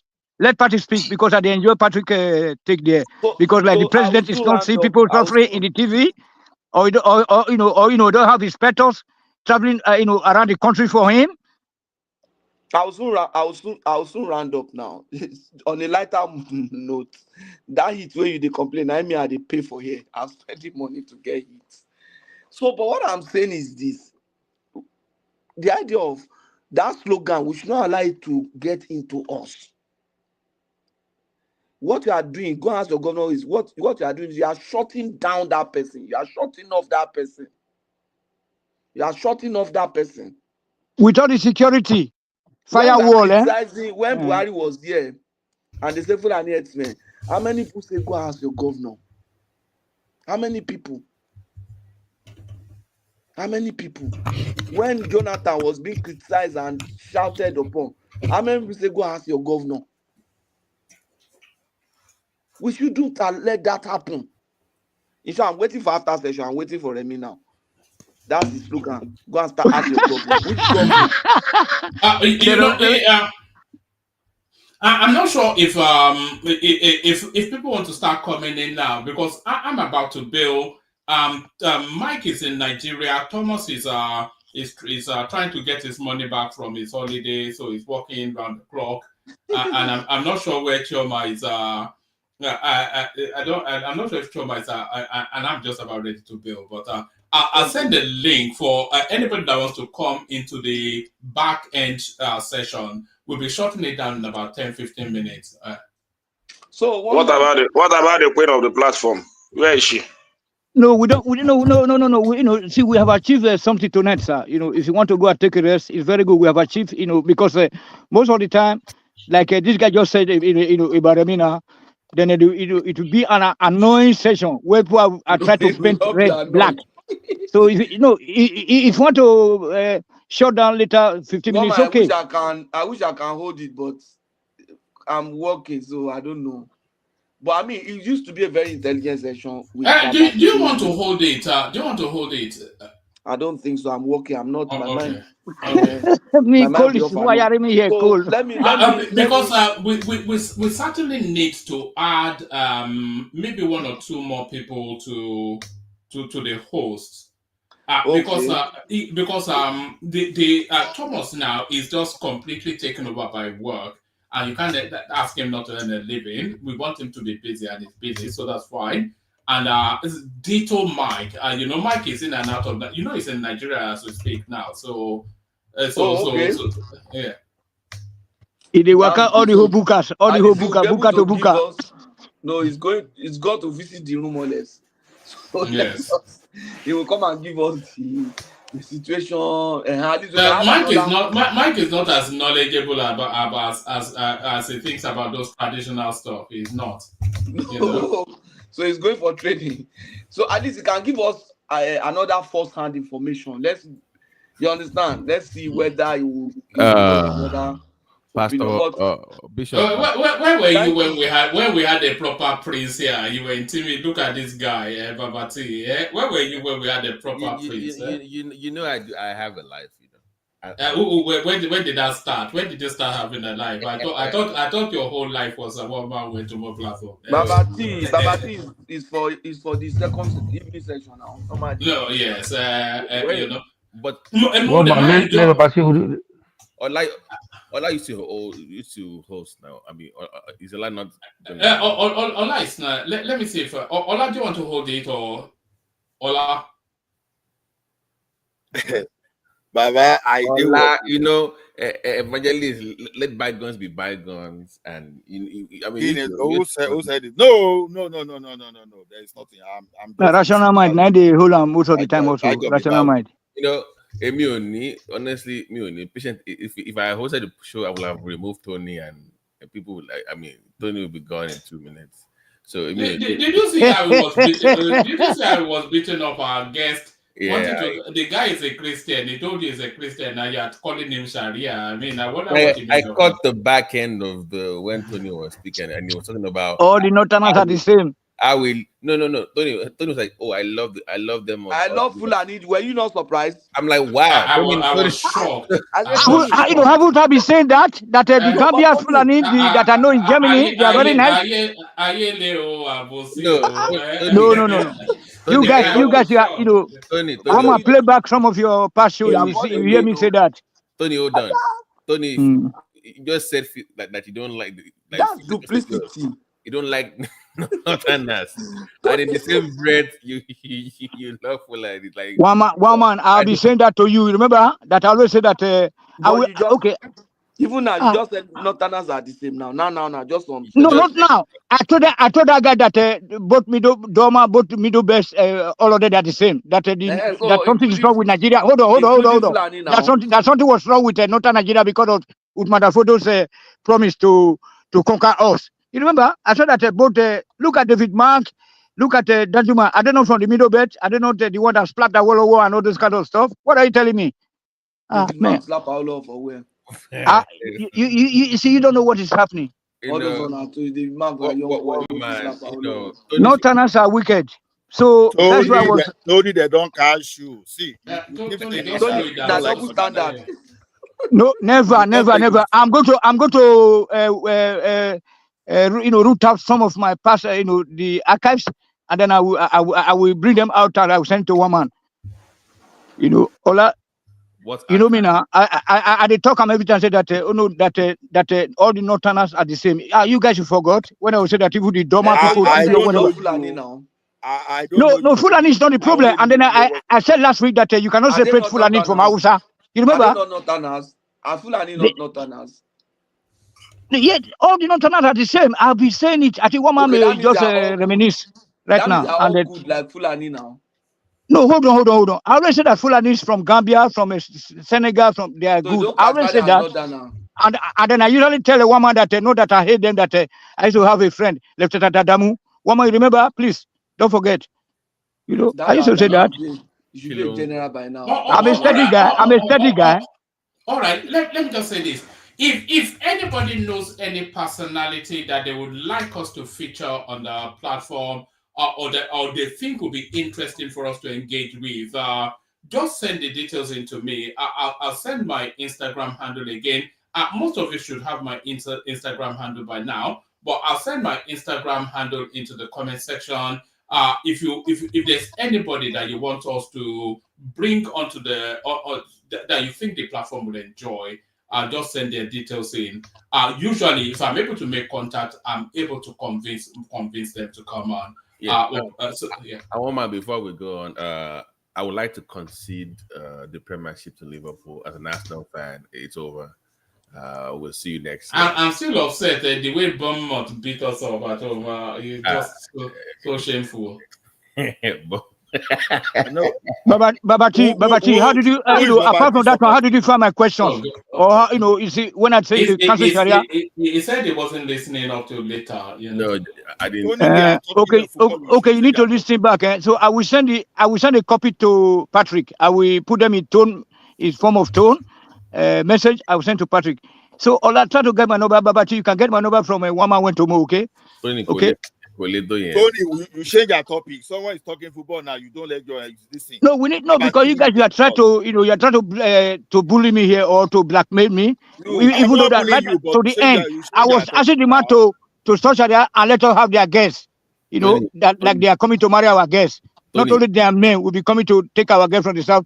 So that there was no going back. We have to separate the country. You see, I was pushing. Are they stopping you from marrying their girls? Man, you guys that were just greeting him. Hello, Oga. See, now when I come, I say somebody asked a question. One also commended me by saying that only that I interjected abruptly. That apart from that I was correct. That's true. You're right. Yeah, man, what the hell? You're right. Me?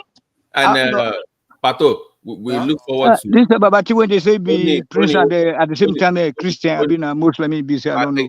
My beg. Pato, by the way, we look forward to making Canada our 51st state, according to Trump. So, come on Monday. Is it still repeating that? I thought you just said that as an off the cuff The remark. guy is a joke. The guy is a joke.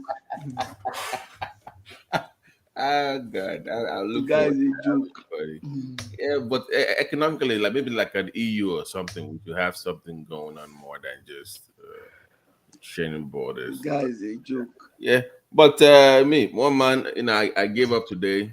All my Premiership friends. I mean, I have people that are Man U fans. I mean, at least I can. You know, they still have a game in hand, by the way, and they are what No. 7 points clear, and they still have a game in hand. We know at this point the signs are already there. So we'll see you the Champions League. Let's just it's over. Liverpool will win this thing, and that's enough. Babati, which club you support? I'm an Arsenal fan now. Why would you support Arsenal? So are you expect to win? Are See, you not even doing more than yourself? No, man. At this, I'm still better than a Man U fan. I'm talking about the relegation. What are they shameless Nigerians. You are not supporting ICC Football Club. You are not supporting Rangers. You are supporting. That's not your business. Are you guys? That's not your business. ICC. What is all this now? What is ICC? That's not your business. What do I support? If There's I like no Babati, a club that don't have any hope of winning any trophy in the nearest future is what you are supporting. No, that's don't mind. Hold on. What Choma is saying here, are you guys? Is this something we should do? Well, what's he saying? If you want to, and if you want to, what time is it, though? What time? I don't even know. I can't read what she's saying. What did she say? No, she was saying we should stream the inauguration of the American lunatic. Let's not worry ourselves about that. But maybe nothing special about America president's inauguration. One man, I hope is one man. That idea is very good though. I would want to follow it up. Yeah, let's now, my guy, even though a lot of people here is not don't like the man. Yes, at Princess Chioma. Yes, because I got nothing to hide. That is why, because I wanted to, because I tried to make a change. I was studying alone here tonight, and one man even commended me at the end of the show by thanking me that he loved the way that I push the guy. Tony, you're right. I push. Yeah, but the rest, now my mind, now be my mind. Yes, you're right. You're overpraising yourself. You're overpraising yourself. No. Because you guys said that. No, you guys said that. Tony, let's move on from there now. Okay, don't mind them. They want to hear me here. You will be fired. But one man, but that's why I joined. Why? I found Tony and Chiama's positions to be near, condescending in a manner. And I think, to be frank, some of our northern guests and friends have been far too kind for some of the. Joma just wanted the man to say, "I voted for B." Yeah, so some of the language that we use when we discuss with our northern friends is borderline inappropriate. We wouldn't use. I mean, I know some of us enjoy the basketballs, but these are professionals. These are professionals. They are individuals as well. Arrow, the thing is, the captain is not a politician, so it's not. But they are far too kind. No. They are far too kind.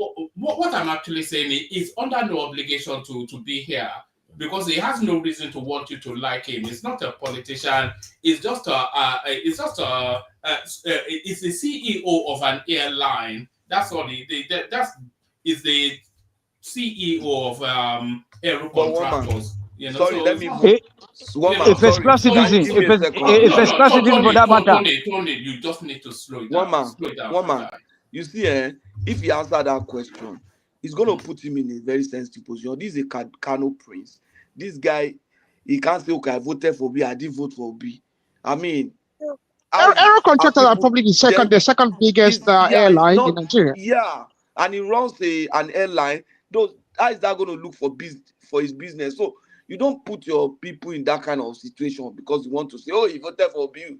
Who is Obi? Obi was the candidate of Labour Party, fine. And he even commended Obi. Say, the guy did well. It's not even a question to ask, is it? That who did you vote for? Who you voted for? You don't ask people who they voted for. Now.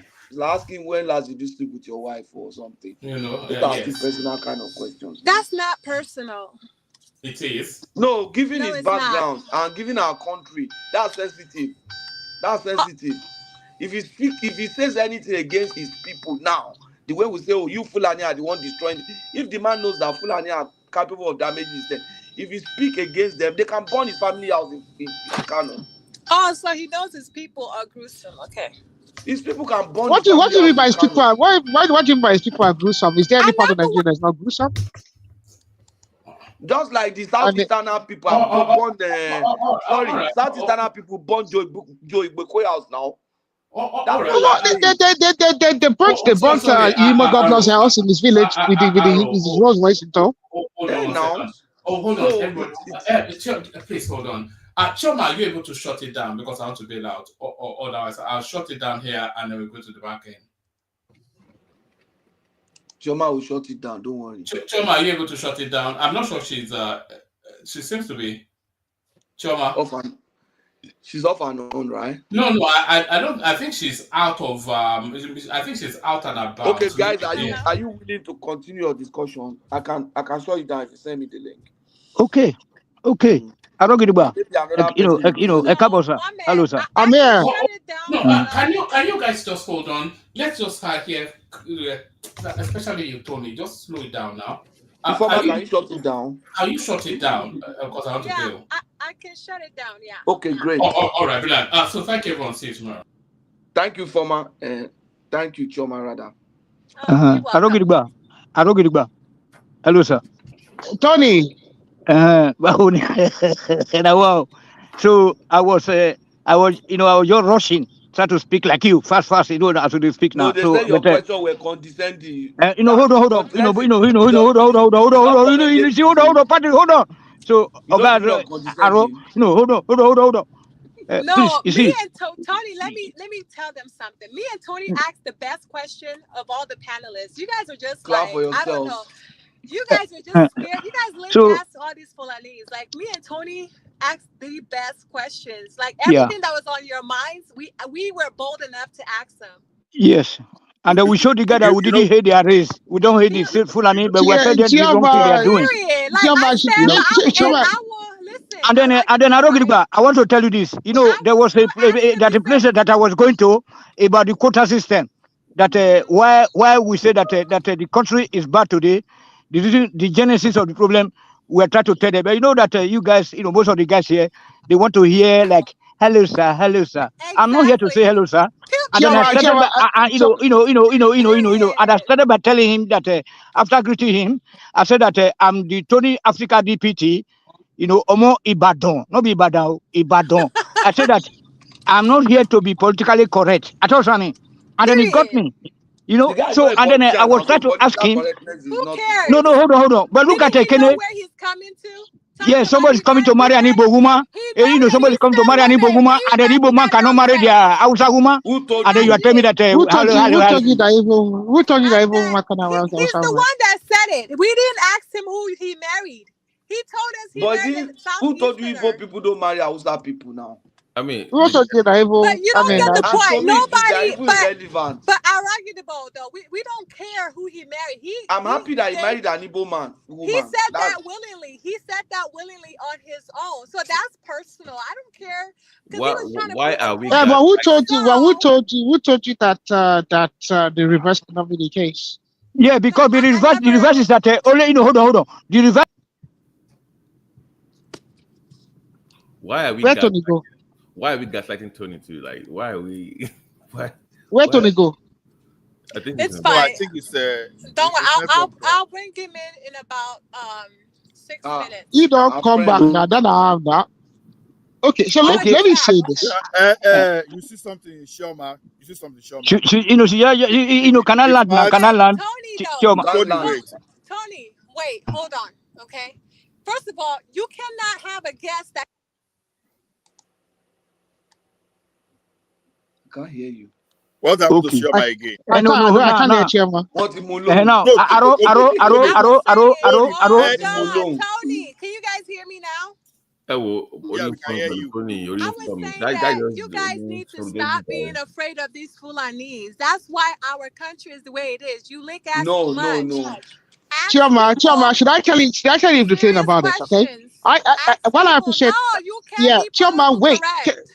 Chairman, wait. Let me land. Okay. What? While I really do appreciate one man, I like his platform. I enjoy the company of all the fine people here. However, I don't need to come to one man's platform to have serious, personal, intricate discussions that will go on for hours, way into the midnight, with friends that come from different parts of Nigeria, including friends that come from the Fulani stock, including friends that are actually family members of the gentleman that you spoke to today. Which means I'm speaking to people who are in fact part of the Kano State Royal, and like I'm talking. These are individuals that I failed to get a signed copy of the Emir's book. I intended to. I do have friends that is family members that were with them during the last fest day and the Eid.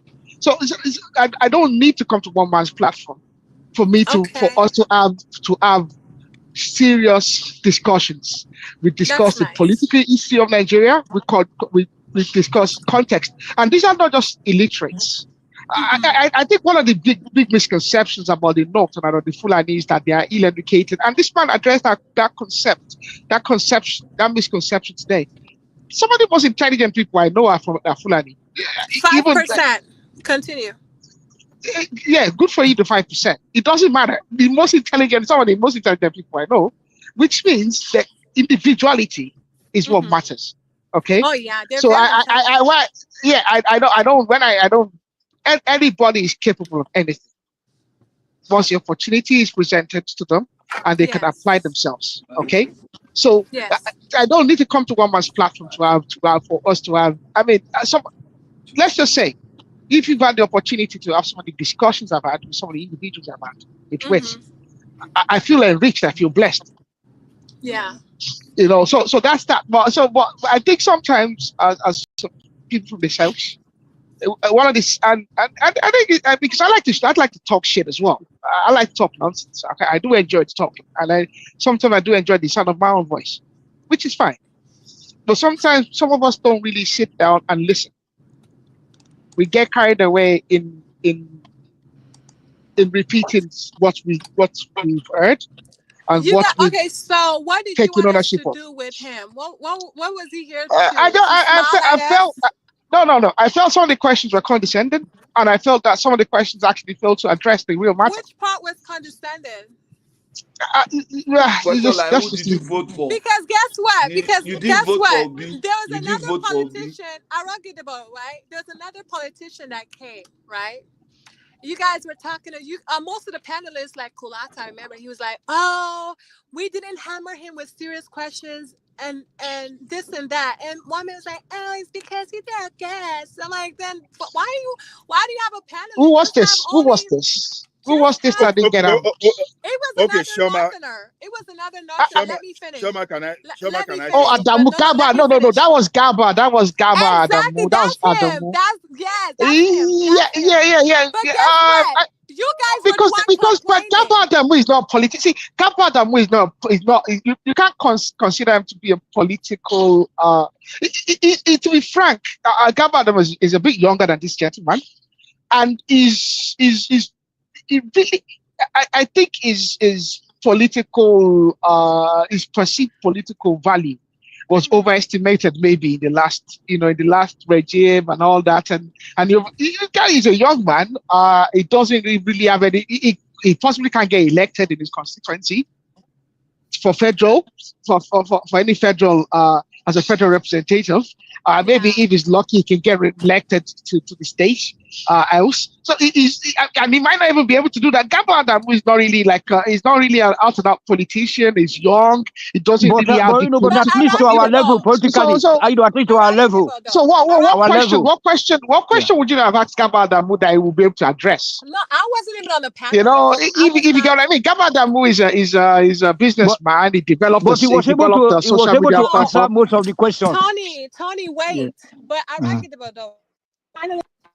That one man, you bring all this, then why do you have us as a panelist? Just because what one man does, right? He will spend like 2 hours asking him questions and then expect us to squeeze in 1 hour between 6 panelists to ask him questions. And then he'll be like pushing, like, hurry. No, don't do this, don't do that. But in between, the panelists ask him question, one man will just like interject and be asking his own personal questions too. I'm like, don't do that.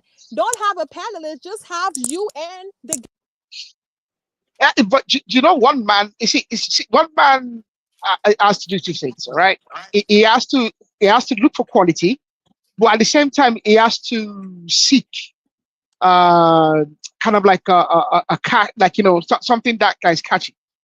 He has to seek for something that can disrupt, you know, because at the end of the day, you're going to run the live program, but other people are going to come around and watch it behind, and it's going to look for something that can catch the wind, catch the sail, and actually say, you know, oh, this is what this such and such a person said, or such and such a program.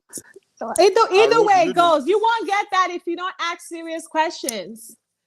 Well, the problem is this: we're really not probing the serious questions. These people to come to smile at y'all. That's what you all want. Chioma, you are confusing serious questions. No. You are confusing serious questions for, because there are some. See, the problem with us is we've never discussed the fine elements of the basics. And I think sometimes when you have some of these questions that are really not important, you give people an opportunity to actually meander away from the real issues. Politicians enjoy this, and elite people enjoy this. When you ask these questions that are of no consequence because the matter is settled. The 2023 elections is settled, and you even drag this man to make a comment about Dati Yusuf. It literally has disposed Dati Yusuf as an inconsequential fellow.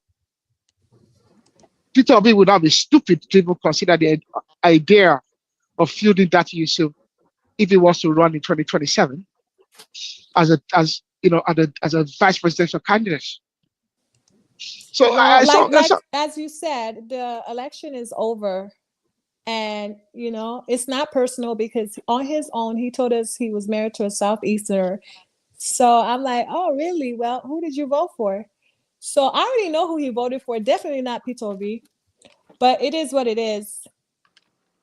You know, but unlike you guys, I don't, you know, I didn't come there to okay, the question was for you to find out whether to pamper him. But no, exactly. Can I ask you? So the question was not that you wanted to know who you voted for, but you just wanted to know. This speaker, you just wanted to know whether it was Peter Obi or not. If I don't.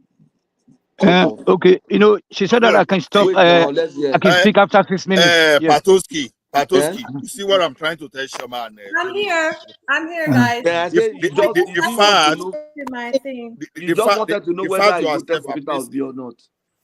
Yeah, because he said no. So he said that he was married to a Southeasterner, right? So you wanted to know whether he voted along marriage line. No, it just it was. But people don't vote along marriage lines. I mean, not even all Igbo people voted for Peter Obi now. You have to listen to the man and stop sucking up to him because he's a Fulani. I don't give a shit about but that. What's the correlation? What's the correlation between? I don't care about. Choma, can I ask a question? What's the correlation between any ethnic? Listen, you're not listening to me. He said that he's a true Nigerian. Yes. Yes. Okay. And then he said, I'm married to a Southeasterner. Listen. Yes. And I was like, And I'm like, so who did you vote for? I was very mad.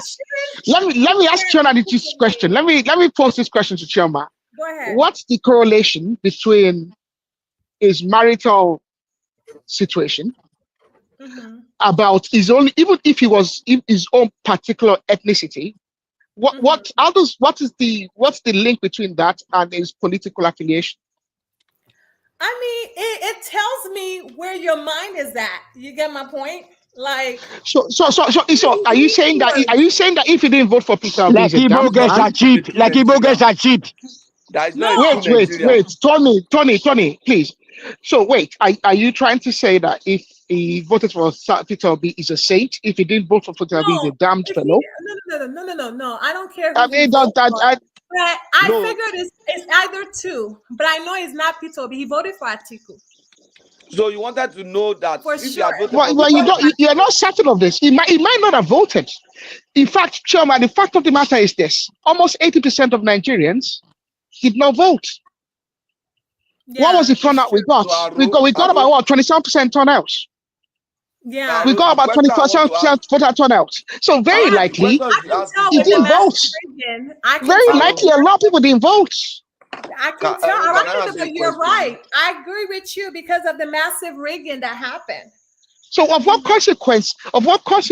Is voting? Because at the same time, people don't just vote along party lines. They just vote. People vote for different reasons. It doesn't. I mean, we have a very notable individual in this one man platform who comes here all the time.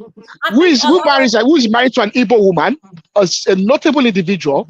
We all know who the individual is, and to the best of my Lagosian, a proud Lagosian, and he didn't vote for Peter Obi. He doesn't believe in Peter Obi. His wife is Igbo, his kids are Igbo. Let me ask you. You don't have to go for Peter Obi, but who? I think it's Katoski. You want to speak, right? Yeah, you said that. Go ahead. You said why you asked that question was because he said he was a true Nigerian. So that's number one. So if he had voted for Peter Obi, he would have been a true Nigerian. If he didn't vote, he would not be a true Nigerian. Okay, if you want me to be honest with you, as my brother. Yeah. And you're not gonna judge me, right? Now, can I talk now, Chioma? Hold on, Tony. Okay. Hold on. I know you're late right now because it's Saturday night. Chill. Okay, you're not gonna turn up on me like that. No. I'm not. So, if you want me to be honest to you, as my brother in Christ, right? Yeah. Oh, if he voted for, you tied my hands there. If he voted for Peter Obi, to me, he will be a true Nigerian. Period. Okay. Yeah. Okay. You're okay. Yes, sir. You already tied my hands, so no problem. And I now. Yes, go ahead, Tony. Thank you very much. Make everybody just keep cool. Okay. So after Tony, then Ola will speak. Make sure you say the thing that will make us keep cool. If you keep going on. Yes, Tony, say the right things, okay? No, I know you drinking. You're lit with me, huh? Tony is lit. Yeah. Where's the Kenny? He don't run come on.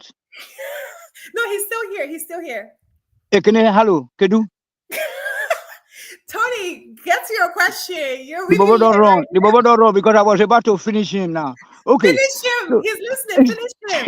Tony, who you want to finish? Okay, you did it. Thank you. They will say you did. So next time, if anybody, the other day I was speaking to Patrick here, my brother also, that today, now anybody they talk say any Hausa man. I don't say Igbo people, they say Hausa better powerful. I don't say they talk every day. You can bear me out. I say that you cannot separate them. You remember? I said they are the same people, Abi? Say they are the same. You cannot separate Hausa from Fulani. Tony, one thing I find funny with you this night is that you came here every time talk about Fulani do this, Hausa do this. But at the same time, I saw you praising Hausa today, talking about No. Hold on. No, I said that not that I hate them. No. Let me finish now because you are the one being hypocritical here. You are the one being hypocritical here. Hold on, Tony. Somebody in the comment section called you a coward because you started sweet talking the Fulani guy. The prince. He's not. You saw a Flani guy too. He saw an answer man today in our platform, and he was like, he became very nice to the Hausas and the Fulanis. No, hold on. He just managed. Let me finish No, now. hold on. You guys should play back. Tony, I think let me only finish now. Chioma Let me listen finish to me. you now, because before you finish me, let me Tony, finish you. I cannot finish you. Let it cannot finish So you. I was very observant of that. You understand? So forget all these things you are saying. It's just that one man was pressuring you. You don't even know how to ask the question. The question was very difficult for you to ask. You understand? So you are just beating around the bush, praising Hausa, the way you eat with them, the way you sleep with their women and all those stuff, and you couldn't even make a statement until one man now bombast and say, "Tony, ask your question about division and Sharia." That's the only thing you said. So what else? What's the difference? You just beat around the bush. So you didn't hear me battle. You didn't hear me battle this guy when he was responding. Even was it not me? Hold on. Maybe let me talk now. You are battling yourself now. Was it is he the only one that talk about the rail something? Then I insisted on Tony, separating the country. Hold on. Tony, That we should live together as I never fellow. wanted to. I never wanted It was to when tell you. you guys, you can play it back. Actually, Chioma already, told you guys that Tony Ole, that Ole, she and I that actually tackled the guy tonight. Most of you were just here, just talking to. But your last 1 minute when one man said, "Hurry up with the question," you were too busy giving the guy. When I was entry, I was trying to show him that. Hold on, princess. I was trying to show him that I didn't hate them. But at the end of the day, I was telling him what you remember. I make some example of Pakistan and India. You remember that I went to that extent. Yes. I spoke for a very long time. But first of all, I said that not that I hate them. I keep telling woman here also. Each time I talk about not, then when people, I say no, not that I hate them. That I have best friends in Germany who are full and they are very nice. I said that the problem of Nigeria is not a Nigeria together. So, irrespective of their tribes, hold on, and their religion. You remember today also that I told him that the Utmadan Fotu and Jeddah, you remember that it's what they are trying to conquer us. You remember? So you guys didn't listen to me properly. Only Chioma listened to me. That's why Chioma came out to say that only Tony actually tackled the guy. Tony, can I respond? Arrow, to your point, there was a question you asked me before, which I haven't responded about whether or not the Northern had they come marry us, but the men from North, not only they come marry our women, they are women that they lock them for backyard, for yard.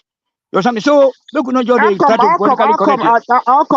Oluwo and the Lagos are married to Fulani women? No, that's not a special cases. Now, you don't say na kings with that now. Kings to kings. Ogbeni and Ogbeni, Ogbeni is a special case as well. Who is Ogbeni? But let me be sincere with Tony. Ogbeni Kole is a special case as well. Let me be sincere with Tony. I have a personal friend that is married to a Kanuri Fulani girl as well. I think in that regard, Tony is somehow right, but not all, because I have one living just close to us here. They don't even talk to anybody. They only talk when they see their fellow houses and staying around and all that. Federal government gets colleges. Hold on. Federal government gets colleges in Ibadan, in Benin. They don't bring outside guests to come and study there. They don't bring their girls outside.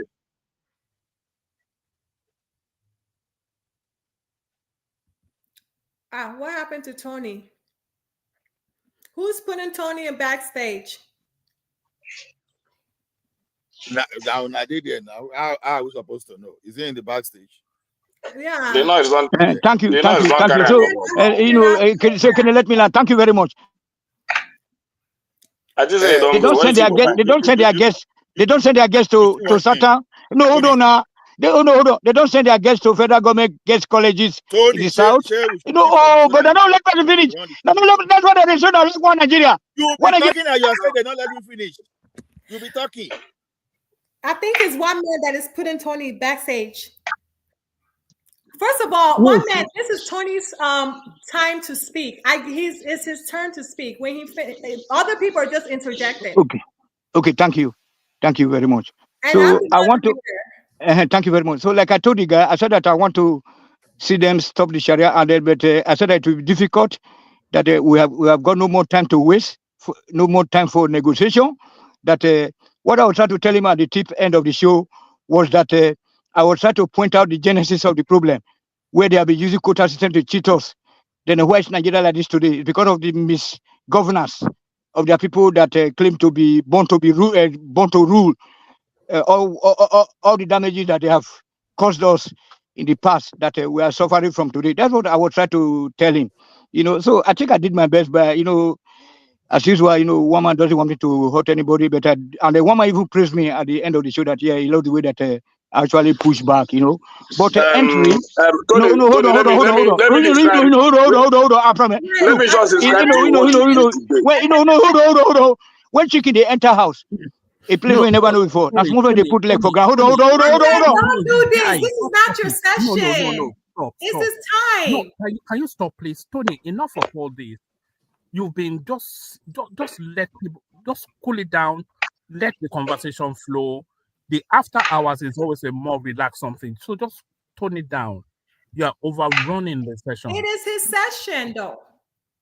But the people are interjecting me. They are interjecting me, woman. They are interjecting me. Nobody should ever interject Tony. Tony, talk for 10 minutes. Okay, thank you. Okay, even 5 minutes. Okay, 5 minutes. Okay, thank you very much. Thank you, woman, for the correction. So please don't interrupt.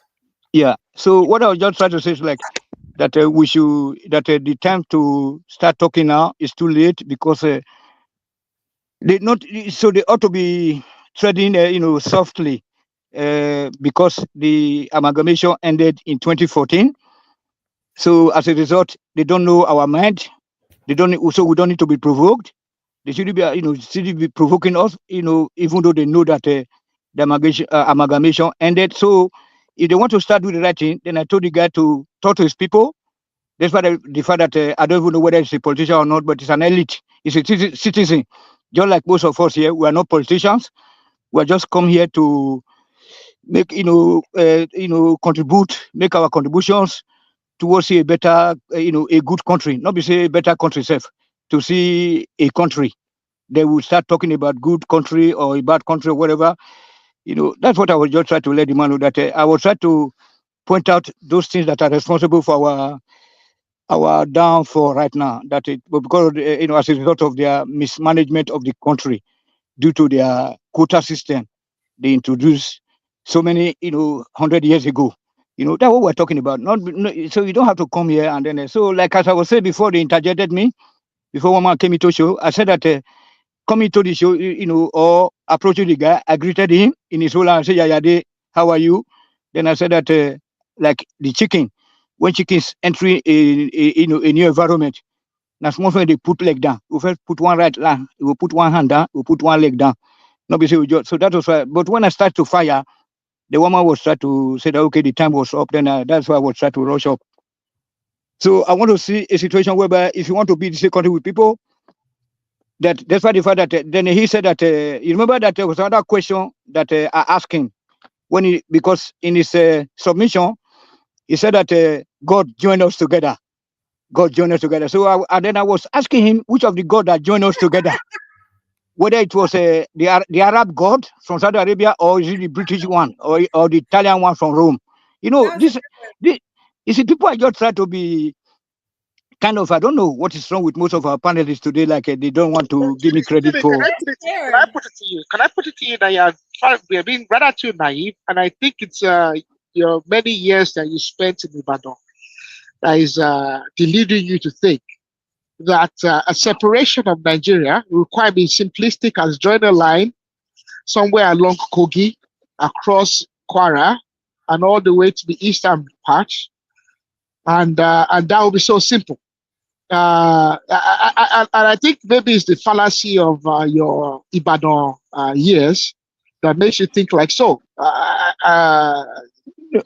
No, first of all, Nigeria, Tony, I put it to you that while you see, Tony, I would like to enjoy a nation where every person speaks Yoruba. The president is a Yoruba man, and there's no contestation about I don't agree with the guest's position on indigenous. Thank you. I think we are peculiar people in Africa, especially. We are people given to cultures and traditions, and we are not quite the same. So the notion of indigenship, it makes no sense. Yes, thank you. Because one thing that is exclusive to indigenes is the right of traditional offices. So if you can't disabuse an indigene of his exclusive rights to traditional roles, you then cannot exclude the notification of indigeneship in forms. So besides that, I think this whole idea of let's just divide Nigeria is far too simplistic, and it's a Yoruba. I think I dare say the West and the Southwest. It's sweet in the mouth of Southwesterners, especially because really, if they divide Nigeria, we really don't have any. We perceive that we don't have any disadvantage. All the other minority tribes. Aro.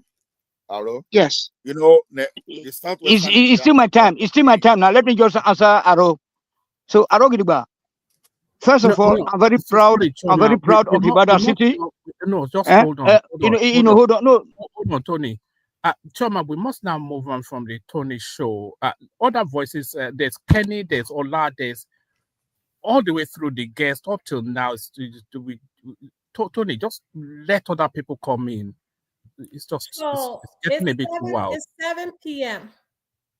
We have all night. We've only been in the show for 4 hours, 5 minutes. Tony, answer the question, please. Thank you. You are. So, Arogiduba, anybody that is from Southern Nigeria today. This is a lot for Tony this night. You see, look, like the Wahala now. One man know they consult to them. Okay, so you see, no, hold on. You see, you people, I don't know whether or not too much cow that you people are eating that is spoiling our, now they spoiling our brain. So much cow. You saw me now. Those one when I go home, I go to church. So this is what you watch for our show tonight. Hold on. See, don't let one man be angry. Please, just keep cool. Quickly round up, okay? Quickly round up. Let me round up. Yeah, so Shoma, I must remind you. He's not gonna round up when you guys keep interjecting. Wait, Shoma, just stop and listen to me. Listen to me. You called me. I was about to answer. Someone called. I came, and you gave him chance. And Tony came, you gave him chance. And you are saying it's Tony. I've been here too. No. When I round up now, I want to round up. Okay, so I don't get about to your question, sir. You see, that's a pressure because you see the angle that the guy came from. So the guy told us that there's something in diversity that diversity will favor us, but we're not saying no. You know what I'm saying? That diversity. If we're to be like we are all Africans as we used to be before the invasion of the British and then the Saudi Arabia there with Madam Fodio, that I said that it could have been a different scenario entirely if we're all to be practicing our African cultures and tradition and religion. I think I got no issue, no issue with that. Then I also told him that how can we come together? How can we work together when we're already having a Sharia laws in the north? And then he said, no, there's no Sharia law in the north, even though we know that Sharia actually exists in the north. So, and then the demand is not a politician, as soon as they talk, but everybody is a politician right now. So I'm not I'm not a typical politician, but I was born, I'm born politician. So that one of having by the mind, yeah, correct, because I feel that we are the best in Africa, the largest city in Africa, compete with Cairo. And then most, the city of precedence, education, whatever. Yes. Industrialization. Yeah. So thank you very much, Chioma. You're very welcome, my dear. So, Mr. Ola, you can speak, please. Okay, thank you. Thank you. You see something. You see something there. Is this one thing is this Arogidigba and Co. I think I like your point of angle. You see, in any public discourse, there's no such thing as right or wrong answer. Everybody will just present his opinion. This is what we are now trying to say. Okay, when you start appraising yourself, sometimes when you are being corrected, you need to try at least and look at what they are trying to point to. See, if you bring a very crazy guy to the forum and you have such type of question, honestly, it's not going to be funny, because if I find myself in the public space, if you ask me a personal question, it's not every time that I have that call to just entertain that. So, because I think we rather went too personal, which to me, it doesn't really mean that someone may be praising you, and we live in an environment that even if you want to enter, you want to get yourself into the ditch, people will say, fine, fantastic, and you are doing wrong thing, and because people don't really want to argue, people don't really want to tell you the truth. But when you now take it to the point of self-appraising and you are praising yourself, yeah, I did good. Who told you? How do you know that you did very well? How did you come to that? So when we are doing things like this, what we want to have as much as information that we can get from a neutral party. That's why you frame your question. Like when Tony overshadowed that discussion, I actually wanted to know that whether he thinks the system of education, the system of governance, the government we practice in Nigeria is really doing anything else favor. Because I keep saying that from my own perspective, that what is it that everybody wants to become the president? What is it that nobody wants to face his governor, but it has to be the president? How come that our local governments, they cannot do the basic thing that we see where we live, that the local government people are doing? I actually wanted answer to something like that, and everything was diverted for self-appraisal, for say I've done well. How would I say you've done well when you didn't even allow me to even get the type of information I wanted from the guest? So that's just the point. Loud voice doesn't mean that you are talking something that really matters to me. It might make sense to you. It doesn't make sense to me. That's just the way I see it. So the thing is, in our country, whether we like it or not, from my own perspective, we are not the same. And to what Arogidiba was saying the other time, see, Yoruba started talking of secession in the recent time. Before, what we wanted has always been restructuring. Restructuring is very simple. Okay, you say we want to be together, just like look at OU, African Union. We want to be together, but we want to govern ourselves. Nigeria is a member of OU, but Nigeria is governing itself. That's what we want in Nigeria. Why must we have this unified system? Why can't we practice the same thing that the United Kingdom that happened to colonize us by force? Why don't we follow that and let us? Why must we impose? And to the idea of indigenship or all those things, that see, to me, I'm an Ekiti man, even within Yoruba race. If you have a Yoruba nation tomorrow, you say you want to cancel Ekiti, I will stand there and fight you. I'm an Ekiti person. Don't erase my identity. I will not take that. It is clear that we see. You can't be telling me now that okay, some people, some part of the country are not trying to dominate us. There, the fact that they are not succeeding does not mean that they are not trying. We've seen it with Akorokoro eye.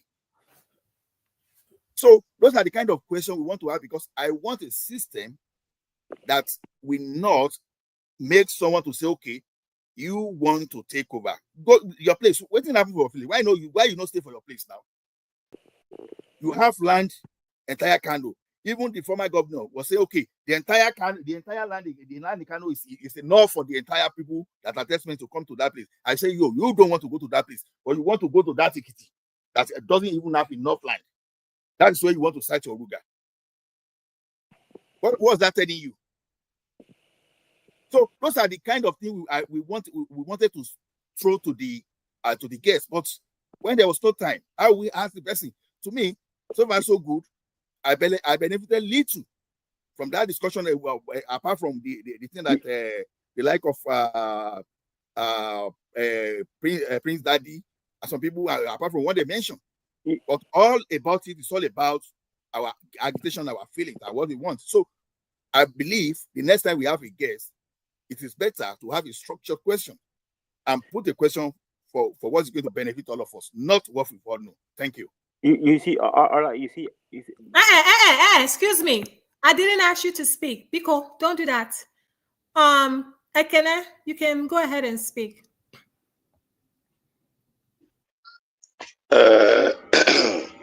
I just want to talk to where is Tony, my guy. Tony was just like a lizard that fell from a tree and saw that nobody was praising him. He began to nod his head and praise himself. That was Tony's reaction tonight, my guy. Thank you, Ola. Thank you, Ola, for your submission there. So, but me, I don't really have much to say. The show was good and the guest was okay. Very calm and understandable guy. He gave, most of the question you guys were throwing to him about the North and all that, simply answered it without any shaking. And he's very confident of what he's saying. Even though I know most of the time, most of the Northerners don't agree what is going on. Just like when Tony asked him about Sharia law, he vehemently said that, refusing that there is no Sharia law, even the blind knows that there is a Sharia law. But most of them don't agree. Maybe, I don't know why. So, but in other aspects, he sounds so intelligent and very accommodating guy. So that is it. Shama, I just want to go sleep, I beg. I'm not just trying to talk. Thank you. So the progressive, do you have anything you want to say, the progressive? Okay, he's not with us at the moment. Mr. Patosky, I know you had some few comments you wanted to make.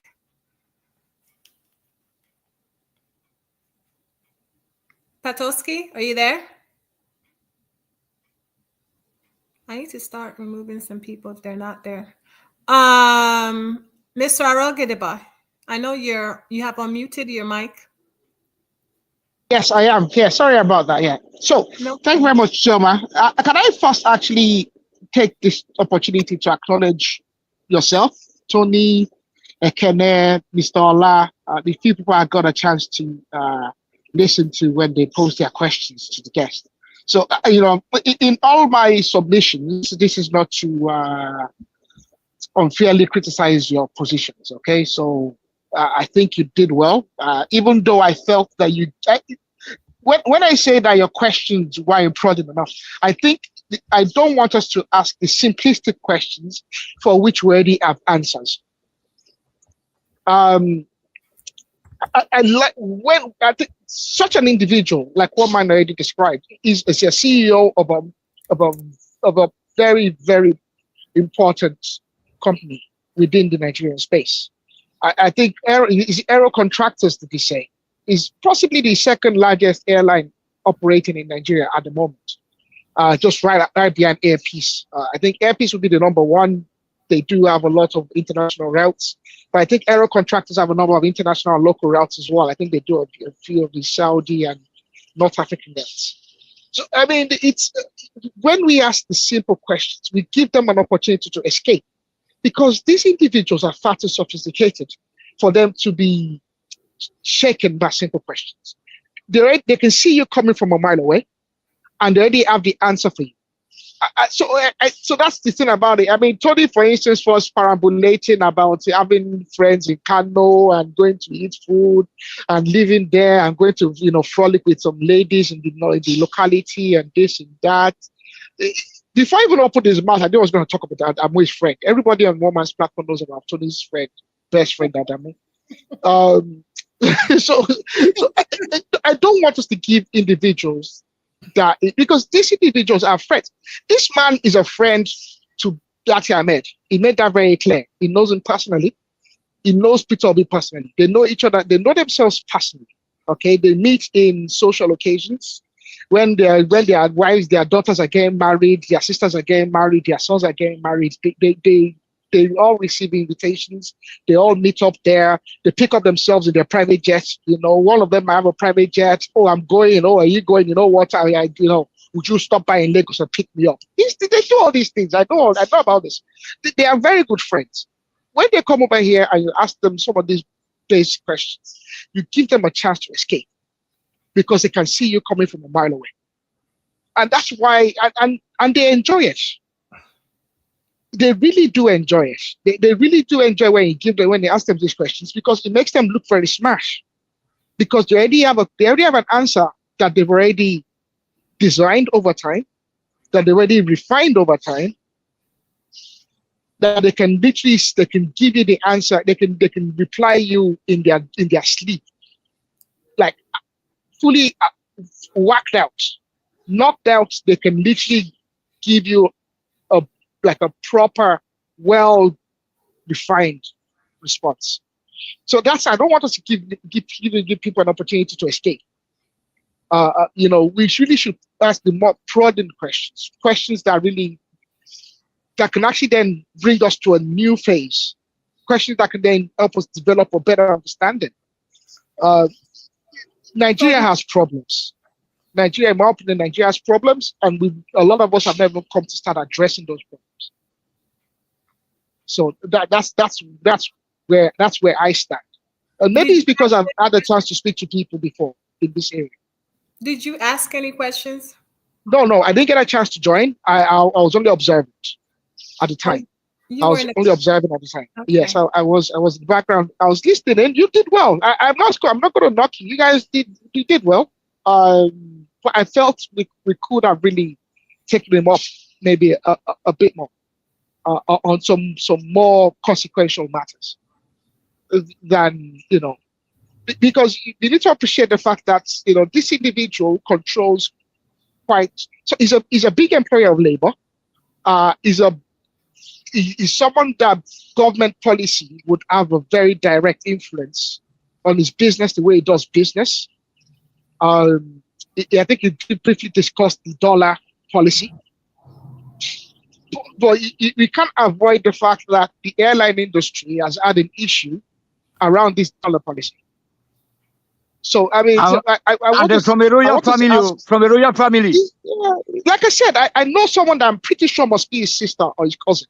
In fact, the person's child, our son, I'm looking at him right now, and I could just see the boy in the guest, like the same gap totes, literally maybe just a tiny bit darker. Literally, the same. They look absolutely bang on the same. The son. So yeah, they spoke very well. These people are far too intelligent that you give them credit for, and they can see us coming from a mile away. And I can. These few interactions we get, with the individuals like this, I don't want them to escape. I really don't. They got away. This guest got away. I came very late, my brother. I came very late. You've already spoken. No, I know. Choma, sorry. I was trying to tell my brother that I came very late. That is why I was just trying to, otherwise I was taking him that way now. So I say I don't tell about Pakistan. I don't do Sharia and many things. Yes. Yes. So I want to do a roll call. Is the progressive, are you here? So I don't remove you backstage. Kenny, are you here?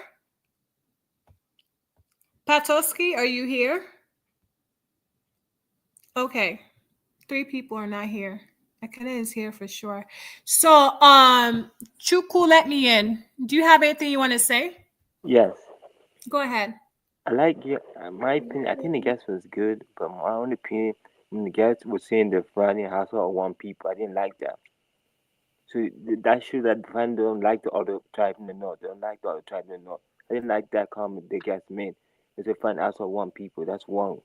That's the only problem I have with the guest when you make that comment. And Chuma, you were right when I said all Friday household of one people. He said yes, but they're not. I was surprised when the guy said that. That surprised me when he said that. He didn't say that. That's so funny. You said that I said what? Sorry. No, remember when the guest was saying that it's also funny on one people? Uh-huh. I think I disagree with that guy. You shouldn't say that. See, that showed me that. Yeah, it got away with that. It absolutely got away with that. No one challenged him. He was, but no one challenged him. But I started with the question, and he was being biased by saying that because he was trying to prove a point that Fulanis are not deceiving Hausas. He was deflecting, so that was his way. And also maybe I know the fact when Tinubu's vice president, they don't like the Kanu people. I could tell that he don't like the Kanu people. Well, why is saying the vice president Tinubu is not good? That shows they don't like the other tribes in the north. Probably don't like the other tribes in the north. That shows how bad they are. They show the two people are funny people, not good. That's wrong for him to say that. Yeah, there are actually two different tribes. Fulanis are different from Hausas. And Hausas are like the majority in the north. So I don't know. But even Chioma, even the simplification Hausa is even Chioma, even the simplification Hausa is far too basic. Because far too many people that get grouped into this Hausa thing. And so I think Hausa almost like you say is almost become the same thing as Yoruba. It's just a name that's been used to group people that have that some of them speak the same language, or some of them have adopted a language and they've been grouped together. Everybody that's not of Jeba is, even though I've not Jeba, everybody that is not of Ilori is Hausa in the mind of so many people. It's not, which is not necessarily true. Yeah. Even in the far north, not everybody is an Hausa man. Shehu Shagari is not an Hausa man. But he would love together with Hausa. He comes from his sub-tribe in the north. But the thing I'm scared, why the funny people so scared of letting also be on tribe? Why they scared? That's scaring me with the economy. I don't think they should need to be accused of being scared or nothing. I mean, I think we need to understand the peculiarities of assimilation that's occurred over there. It's also to their advantage, the assimilation. I think they've done that very well, and they need to be praised for that, because we see other cultures where we see a dominant minority come around. The dominant minority then intentionally doesn't want to assimilate because they see themselves as superior, out of the air of superiority. But that has not been the case in this matter. You see an almost absolute assimilation in their royal household, their royal courts. It's not unusual to see a king who has a Hausa mother and a Fulani father, or however you want to have it, however you want to mix it. There's been a full, almost complete assimilation, and I think the historical records of really what happened has been simplified by simply saying Usman Dan Fodio. Once you say Usman Dan Fodio, people simplify it. Before Usman Dan Fodio ever came to Nigeria and ventured into those lands, the Fulani already were present in those areas. Islam, Usman Dan Fodio did not bring Islam to Africa, to Nigeria. He didn't bring Islam to this part of Western Africa. Let's clarify that. What he managed to do was to expand his dynasty, which is unlike any other ones that have happened before. He expanded the dynasty and imposed their own emirs on areas that were already dominated by other people. But it wasn't the individual that introduced Islam to this part of Africa. It's a terrible misconception that has gone on far too long. And he also gives certain people an air of saying, we've brought this, and if there are other people following this, because we've brought it, that means that we had it. You've actually transferred ownership to them willingly. It should never be the case. You see, now I know why the middle belt don't be part of the north, because they know the Fulani people want power. They want to control the whole north. That's why the middle belt don't part of the north. I know why they don't part of the north. I know why. But Charles, the middle belt people are the worst from the north, because they are the one that control the system. You know what I'm saying? They are the most educated among them back then. They are the leaders of their various nota groups.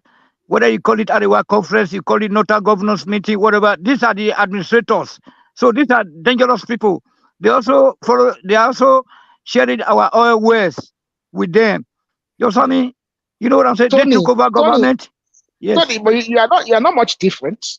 This same accusation you make against the Middle Belt, I cannot. Well, maybe not yourself. The Basharu of, or what did I? What's that? Oh, I gave you Basharu of Balogun of Molete. Balogun of Molete.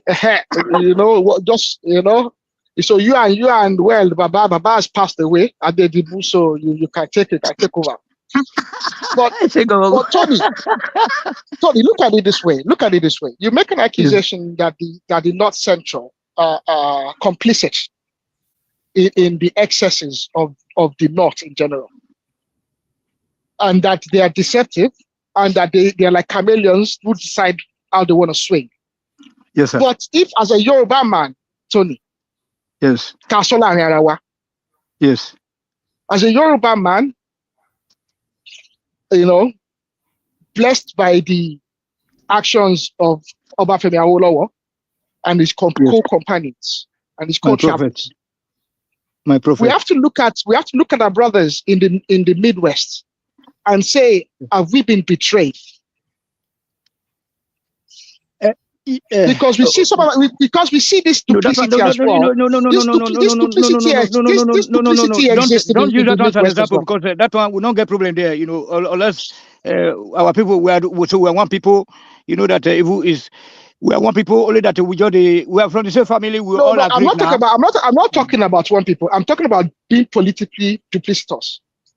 But it was Akintola that caused all those problems now. Akintola and the Saturday. You need to check but Tony, I'm not talking about the politics of 1963. I'm talking about the politics of now. Okay. Because what happens is in the Southwest, you see, for instance, and even some of our brothers in Kogi and in Lorry as well, they do this as well. Yes. When it's to their advantage, they are Southwesterners. Yeah, like the models. You're right. When it's also to their disadvantage, and look at the situation in Rivers now. Yes. It is now that we are now hearing, because now there's an Equatorial Council that has denounced the new Ohaneze Indigo president. Yeah. Yes. They are from Edo. They are from Edo. They say they are from Edo. Yes. This duplicitous nature of individuals, and it's all because of the quota system. Like you have rightfully, condemned. The quota system, it necessitates that individuals have to take an identity, which itself is not a bad thing. Yeah. Taking an identity and taking a position is not a bad thing, but stay there. No, but it was bad when all the Southerners were lumped together and then disadvantaged with the quota system, and they were the Northerners from central to the far north. They were enjoying all this, and then they said that they were born to rule. We are not more lumped together. But Tony, we are not more lumped together. There's no one's ever going to confuse Olumide. We are just three right now. You, Ola, and I. The rest are just battling us. They said that we are one Nigeria, but we don't believe in one Nigeria. Well, Tony, I don't necessarily. I will enjoy Yoruba nation or whatever they could decide to call it. Okay, just so do a nation or whatever. I'll enjoy the idea of it. Tony, the family house of the governor. If he mess up, you go to him. Tony, let us be frank with ourselves. Where do we draw the line in our Oduduwa nation? Is it our Ore, or do we go a bit further? No, we are going right up to Delta State now. We're going to go to Delta State. Are we going to take Nedi Woko's proposed five local governments that he wants to, because Nedi Woko is proposing that 5 local governments are taken from Delta North and that 5 local governments are taken from Edo State. Yeah. Okay. So and those local governments will match together to form a state that will be joined to the Southeast. So are we going to take those states? Are we going to take the whole of Delta? 100% Edo State, 100% Kogi to the river. To the river Niger, to the river Benue. Now battleground now. Look at ready for it.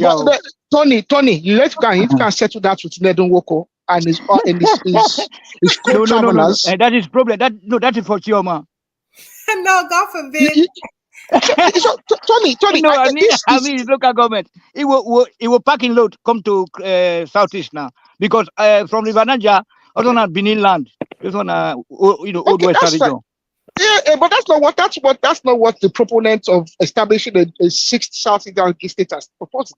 One of the things they are proposing is to actually cannibalize Delta State, cannibalize a bit of Edo State, and actually join them together and actually give it But as a sixth state. Igbanke will be with us. Igbanke will be with us. And they might even take some of the Equere people's, they might join some Equere local governments as well, join together and push. So, Tony, this idea of separation. But that of Equere, my brother, sorry for cutting you short. That of Equere, let us surrender that. Okay, that one, this food, look, they be it's not my business. I'm a Yoruba man. I cannot. Yeah, I do not want to meddle in their. I don't want to meddle in their entities. They are just saying that, but in the actual fact, they are Igbos. Because look at their names. They are Chike. They are. I don't know, Tony. I don't know, and I don't want to say it. I don't want to pretend that I do. They are Igbos. They are Igbo. Equere is Igbo. Equere is Igbo. Let Aragidaba finish. He was trying. So let me just finish and say. I just want to say very quickly that between me and you, Tony. Yes. The whole idea of regionalism and breaking the country apart is sweet, because we know that when we break it apart and we go to our Oodua nation, the capital will be in Ibadan. I know it makes us very happy that Ibadan will come back to its pride of place as the capital of the Yoruba people, as the administrative capital of the Yoruba people. Ah, wonderful, beautiful stuff. Why but not? It is. Why not? No. Ile-Ife can only be a spiritual capital. Yeah. Ile-Ife can only be a spiritual capital. Ile-Ife is only about 1 hour from Ibadan if the road is good. Our kings came from there. Our kings. So, but that's just. But Ibadan is primarily well located. It's the administrative head of the Yoruba people. Yes. It's about 45 minutes from Ile-Ife. It's about equally about 45 minutes from Osogbo. It's about 45 minutes, give or take a good road, 45 minutes from Lagos. If the roads are good, it's well located. Even if you want to go to our brothers in Ilori, our brothers in Kogi, give or take within 2 hours in any direction, 3 hours if the roads were good, 3 hours at max, you will touch any Yoruba territory. 3 hours. Benin is only 2 hours also. To Benin, 2 hours, 2.5 hours. So I don't want separation. No, we have to we must separate because the country is not working. Okay, it's not working, please. Why, Tony? If we separate, tribe is very distinct, even in their language. Every tribe has their own dialect. I feel like there will still be some sort of misunderstanding, right? That will cause a conflict within each tribe. We're just trying to be afraid of the unknown. The Calabar people will join you. Calabar people, they will be with you, okay? Because the red fully belong to you guys there. You know what I'm saying? There are many countries that have been separated. They're still in war. That's what I was trying to explain to that guy. Like Pakistan and India, they are surviving. Two superpowers. No, Tony, you are simplifying it, and like I said, you are simplifying it because you identify passively as a Yoruba man, as a man from the south. I don't want to see power. I want to see like power in Nigeria. Power. Tony is Edo. Tony is not. He's Edo, Edo, but he identified what I call the Yoruba, because really, what's Yoruba? Yoruba is a figment of Ajayi Crowther's imagination. Yes. Yoruba is a creation of the 1800s. Ijebu, Egba, Edo, Urobo. They are all like Mr. Ola said. Mr. Ola said just there. He's an Ekiti man. Yeah. An Ekiti man will not allow. An Ekiti man is an Ekiti man. Yes. We are all Yoruboids. We all descend from the same. If you go to Ekiti and Odo State, you see the Benin coat of arms in their palaces. Yeah, I know. The Owo people of Owo and the people of Edo are very, very. In fact, in their dressing, in their attires, their dressing, and even some of the way they behave, they're very Edoid. But what I'm saying is, Tony, it sounds sweet to us because we are very similar, and we can come to terms because of our shared culture, heritage. tradition, Olokun, It's whatever. not the same. It's not the same for the North Central. In just Benue State over there. Benue State have had ethnic tensions for going over 10 years, and I'm not talking about ethnic tensions between farmers and herders. Yeah, I'm it's talking about economic ethnic reasons. tensions. Economic reasons, mismanagement. If there's abundance of, But Tony, yeah. let Aragidiba explain how. I think I've spoken far too long, so let me quickly finish so I can exit the stage. It sounds very nice and comfortable for us because we are similar. In other parts of Nigeria, there's far too many ethnic groups that are too small, that are threatened. In fact, okay, I get you now. One Nigeria is the one thing that protects a lot of ethnic groups in Nigeria. Let us keep our own local. Let's keep our own local, and it's good. Whatever happened to the other people, it not concern me. Yes, I think what we can do is to refine this contraption that we have. Yes. And I think while doing so, we should be very careful that we do not dispose of indigenship. Yes, sir. I will go back. You see, the reason why Nigeria cannot split because the North want the oil to South. That's why Nigeria can never split. The North. No, don't accuse. We far too often accuse the North. The North don't care. They do. The North. Let me land. If we split Nigeria now, the northern Nigeria are more likely to settle their differences very quickly. The southern part of Nigeria are going to go into very, very tumultuous conflict. Like a South Sudan.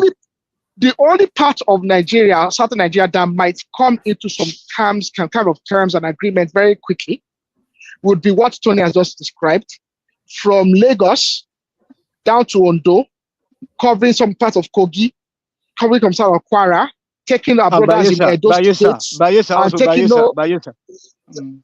Please, Tony, I beg, answer the question. Waiting a man from Ondo. Okay, not even Ondo, because Ondo is close to Bayelsa, South. What does a man from Offa have to do with a man from Bayelsa?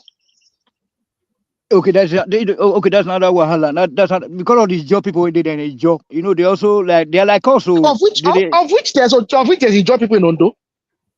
Yeah, there is job people in Odo, Edo, then Delta. You know, okay, it's okay also there. Okay, exactly. So you understand?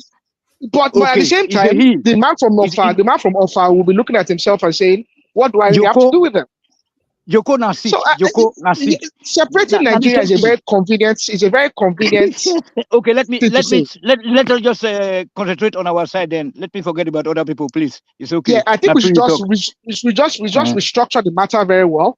We should concentrate authority on our side. Mr. Ola said, let's concentrate authority and governance in the local areas, in local spaces. Once the local people have authority and they have control over their future, over their destiny, nobody will care too much about what happens in the center. And I think the Northerners get accused of being the ones that Tafawa Balewa was Amadu Bello was satisfied to just keep his north and have his north over there. He didn't want to have any business with the dealings in the south. But in fact, you people forced them into this thing, and what they've done is they've taken advantage of what you forced them into. That was a point I also told that guy. You remember when I asked the guy that our forefathers, our founding father, didn't plan the country to be one. You remember? I also told the guy, go ahead and play it back. You see all those kind of questions. He just wanted to be the Sultan. He wanted to be the Sultan. He wanted nothing else. In fact, he wanted nothing to do with Nigeria so badly that he actually gave Tafawa Balewa the seat, the prime minister seat. That was easy to take. Take, and he surrendered it to someone else. In fact, he surrendered it to Tafawa Balewa, who is not a Fulani man. And Tafawa Balewa is not really like an Hausa man. Doesn't come from one of the primary Hausa tribes. He comes from a short tribe within the Hausa. He went to North and said, I never to come back to the South again. Tafawa Balewa was a Kanuri man. Yeah, the man is not even so. I mean, we accuse them of far too much of what they've not really, of offenses they've not committed. You We have see one thing that one man got away with the other time was that issue of that it was Awusa that brought that decided to be Fulani leaders. You know, that thing is just you just twisted the history, because it wasn't like that. Because you indoctrinated these people, you let them know that okay, their leaders were just idol worshippers, and you use religion just to mobilize them. And these people, they chase their leaders away, they pie their leaders. Kanuri people are among those people that decided to say, no way. That's why you still find Shehu in some area instead of Emir. And then coming to the fact that all this fight between Hausa and Fulani, that nothing like that. I beg to differ. If the chief of defense staff, a very sensitive position, I hope the YouTube video I watched was not doctored. If the chief defense of Nigeria, chief of defense staff, would say that what was going on was just the fight between Hausa and Fulani, and you know, a Fulani man is saying nothing like that, then how am I supposed to believe him ahead of chief of defense staff? Why is that chief of defense staff not? Why is he not being sanctioned for that statement? So those are the kind of questions that I would have normally pushed to him, but there was no time for me to. You see, you know? From the get, I think the Fulani don't like the minority people in the north. I could tell from the guess. They don't like the minority tribes from the north. They don't like them. You could tell, but I guess. Why is angry as Vice President Tinubu? Because the kind of guy don't like this tribe. But the Fulani themselves are a minority tribe in the north. Yeah, but you could tell. All the Fulani people in Nigeria are now up to 2 million. All the, like, if you say really, really Fulani, like that you can genetically can identify as Fulani, they're not up to 2 million people. At most, maybe 5 million. No, Arogiribai, that's correct. There are not too many, but as there are not too many, they are the elites. Now, we are talking of the 2 million Fulani. We are talking of less than 10 million Fulani in Nigeria that are not too many. But what about the militant arms? The airspace that the bush, all those people they can allow to just come to the country. I created a mayhem. Now, what happened under Buhari that people didn't even want to discuss? You know, people didn't want to discuss. We heard of that information. Even Jonathan gave hints that he will not fight for ambition and now use that one to cost Nigerians. We heard that thing. We didn't question that. Okay, what was this man saying? Okay, Gani Adams and many people said that some unusual settlement were beginning to surface within our community. People say, "Oh, go ahead. Someone drinking beer on that bridge in Ikea." Say, "Oh, what does he know?" They're telling people that are in charge of security that they don't know anything. You understand? And the thing manifested in our place. Okay, we are saying, "Oh, this thing is not happening." People are saying, "Oh, well, okay, they don't kidnap in Nigeria." You ask yourself question: how did Nigeria pay trillions of naira for ransom? What about the banker they just spied recently? So when we talk some of these things, sometimes you don't allow people to get away with just trying to brush in and painting and go away with that. You know, I was not comfortable saying no, there's no fight between Fulani and no. That's the normal thing that the normal elite in the north will tell you. When we knew when the chief of defense staff of the country said the same thing, and a civilian is saying otherwise. So to me, I think the way that country needs to run, I don't buy this idea of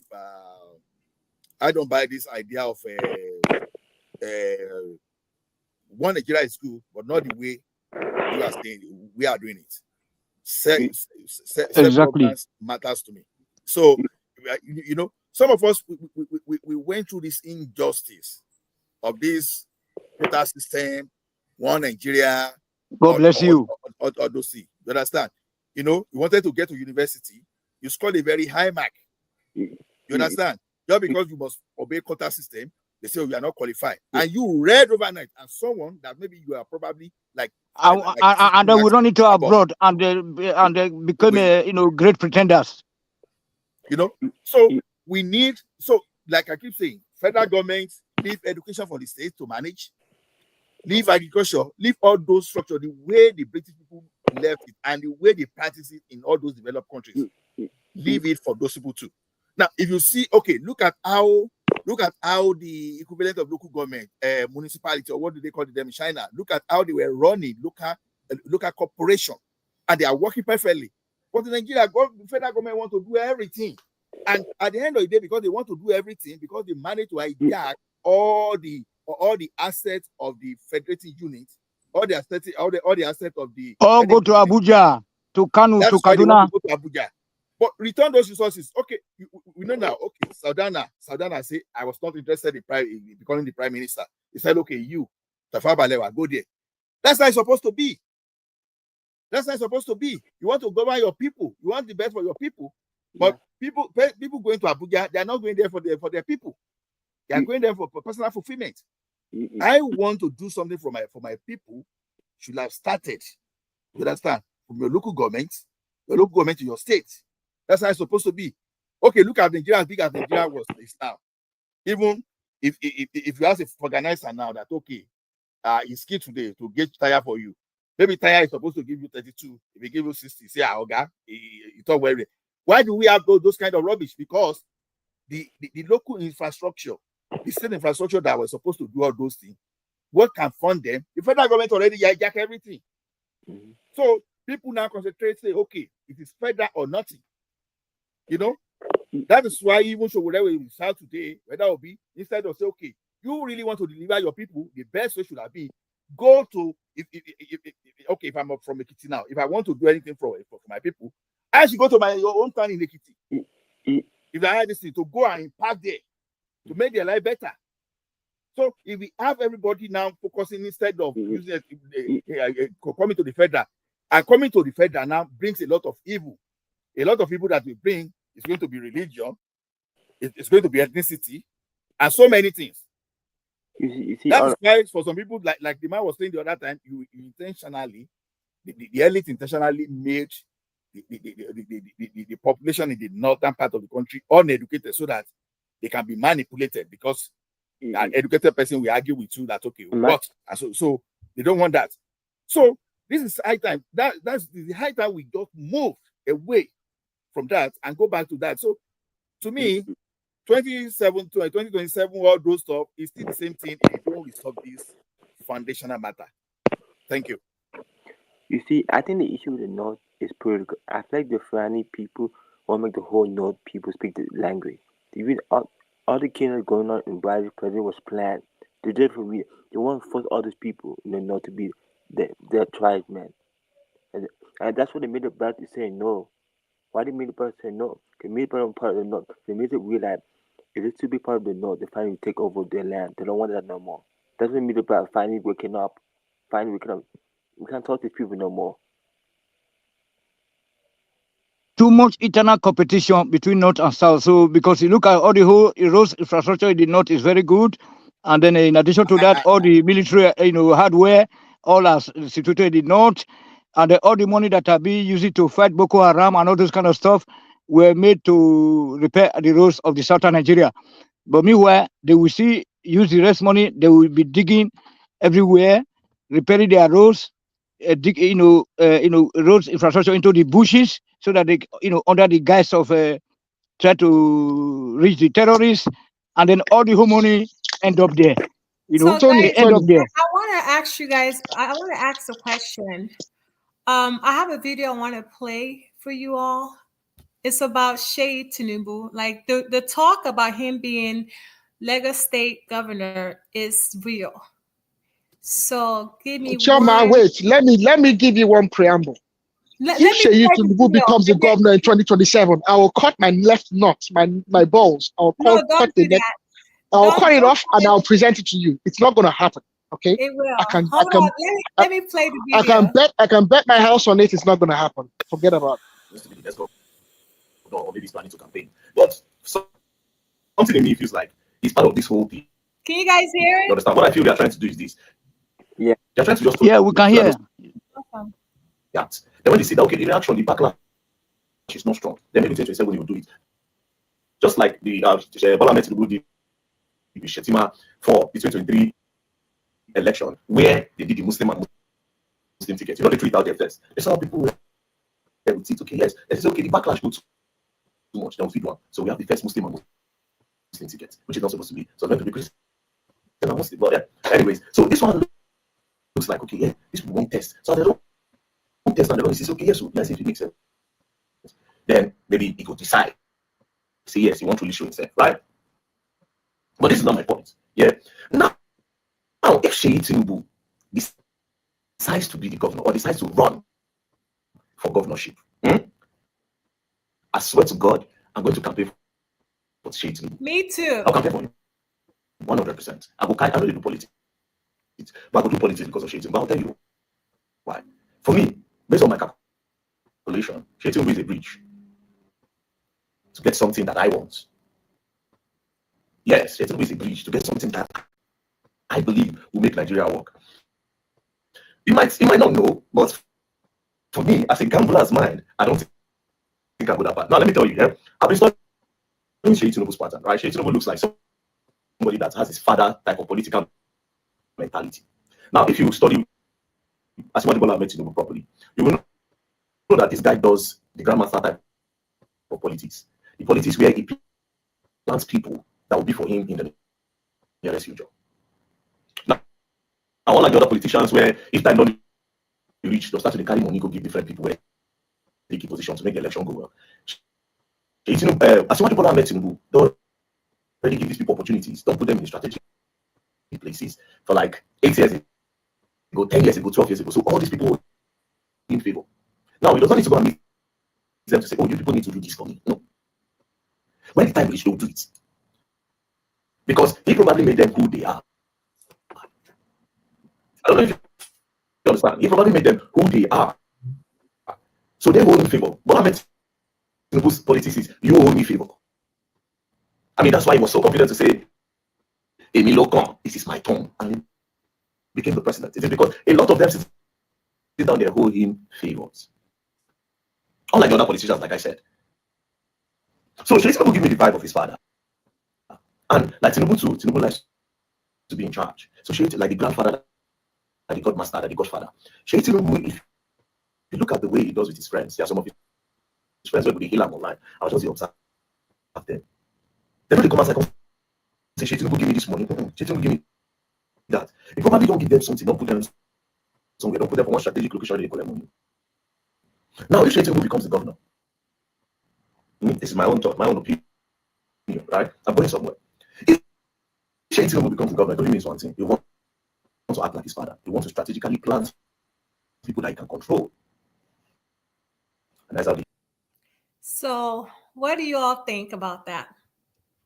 Chairman, I can assure you of one thing. Sheyi Tinubu will not be running for governorship in 2027. Maybe after, I don't know. I cannot say.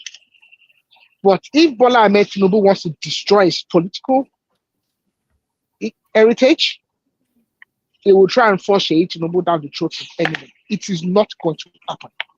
But and I think people are accused of giving Sheyi Tinubu a sophistication he doesn't have. Okay, I'm not a personal friend of his. I can't claim that we've had any extensive interactions, but I know far too many people that are my personal friends that are his childhood friends. Of the people that people claim are Sheyi Tinubu friends, I wonder, are they really his friends? Because I don't really think those people are, the one his friends before. To the best of my knowledge, from what I've been able to garner, some of his childhood friends and his longtime friends, he's come to a lot of influence, and he's kind of disposed of a few of them. He's become a bit unreachable to some of them.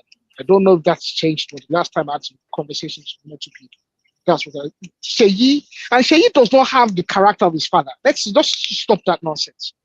Sheyi is very quick to anger. He's very proud and very boastful. If Sheyi has a problem, with you, you will know about it very, very quickly. He's very quick to anger and he's very quick to speak. His father is very calm and collected. If you offend Bola Tinubu, you might not know about it for a long time. He will plan for you, but Sheyi will blast you right away. Like it's not calm and collected like his father. Two different individuals. What does that mean? Arogiriba. Look, let me tell you something. You never can trust a politician. I was even afraid of you when you were swearing, when you were trying to bet that Sheyi Tinubu will not contest. I'm not saying he's going to contest, but never say never. Exactly. Because the thing is this: when they're like what Agalico said the other time, someone that positioned his family to become a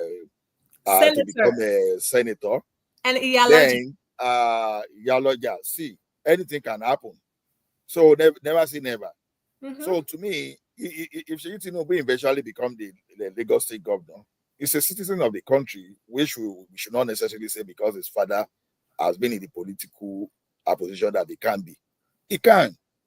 He's not doing anything illegal. Yeah, we may want to say morally he's choosing the influence of his father or conflict of interest or whatever I want to say. Accepted. But there's nothing that suggests that when we want to talk about constitution that suggests that Sheyi Tinubu cannot become the governor of Lagos State. So whether he's going to be selected is another thing. But if he's selected, we honestly will be here campaigning for him too. I think he'll be selected, Ola, because the youth will be on his side. They will massively vote for him. Because they want to use Sheyi as a false flag operation. Don't fall for it. This Sheyi Tinubu thing is just a false flag operation. These people have a bigger plan in the pipe works, and they are going to use Sheyi as a false flag operation. I think the whole Sheyi Tinubu thing is to undermine Badebo. What if he becomes deputy governor? I don't. Maybe, but I don't see them running. I don't see them running him as deputy in this coming election run. I think it's a plan maybe for the future to groom him for the future. As like Mr. Ola said, he has a legitimate right to be groomed. He's in the political family. His parents are of consequence in that political family. There's other kids in that political family that have really come into politics. Sheyi has not really come into politics. It's only the influence of his father is enjoying. I mean, at least Obanikoro's son has ventured into politics. There's several other ones that I know personally that are doing their tidbits as well. So there's nothing wrong if Sheyi ventures into politics. But I don't think in 2027 that they're gonna put him up there. But what you're gonna see is they're gonna use the Sheyi Tinubu candidacy. He can run as a man of his own. Yeah, but they're gonna use this candidacy as a false flag operation. But he was still to undermine other young candidates that want to come up in that other political party. So they'll use it as a false flag operation. Don't fall for it.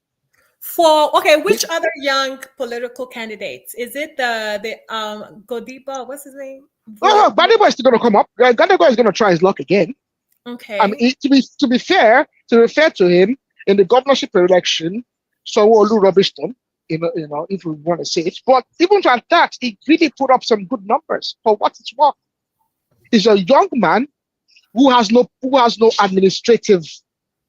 I mean, Gadiba is as inexperienced as it comes. You think he's going to get? You think he's going to get the ticket? You think he's going to get Labour ticket in 2027?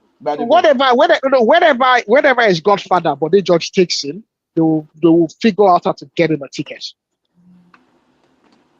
You know, but Gabe George and Bucknor and all these people, they are going to figure out how to get him a ticket. You know, Badebo is as much as a Labour Party member as it suits the needs of his godfathers. Because and he can pretend now, Abi? He was in PDP. Yes, he was in PDP, and the only reason he went to Labour was because Jandor outmaneuvered him. And Jandor outmaneuvered them in PDP. And when Jandor outmaneuvered them, but they judge then put forward that he should select Badebo as his deputy, which I think he should have. Unfortunately, I think there are some disagreements, and I think Jandor did not want the godfathers like Bode George and the likes to dictate for him. And I think he was afraid of the possibility that if he puts Badebo there, that if they then win, that they could undermine them, impeach him, and then walk Badebo in. So I think that's why he did not agree to the possibility of a ticket, of a joint ticket for himself and Gbadebo. And it was only the last minute after Labour had already held their primaries and already had their structure in the state that with the OB movement, that they were able to actually take control of Labour Party. It displaced the existing candidate in Labour Party who had already won the primaries, and Gbadebo was given a ticket, which he didn't deserve. So he displaced somebody. Oh yes, And the matter is in court. The matter was in court. Playing dirty politics. Without a doubt. I mean, he can. Other people. He can pretend that he doesn't have a godfather, but Bode George and Bokono are Gbadebo's, those are his benefactors. He cannot, those political benefactors, and he cannot deny that. Whatever credence Gbadebo has managed to garner is whatever he's managed to garner in 2020 in the 2023 elections. Before that, Gbadebo had no political, value of his own. Nobody knew him. He's inexperienced. He said he studied architecture in MIT.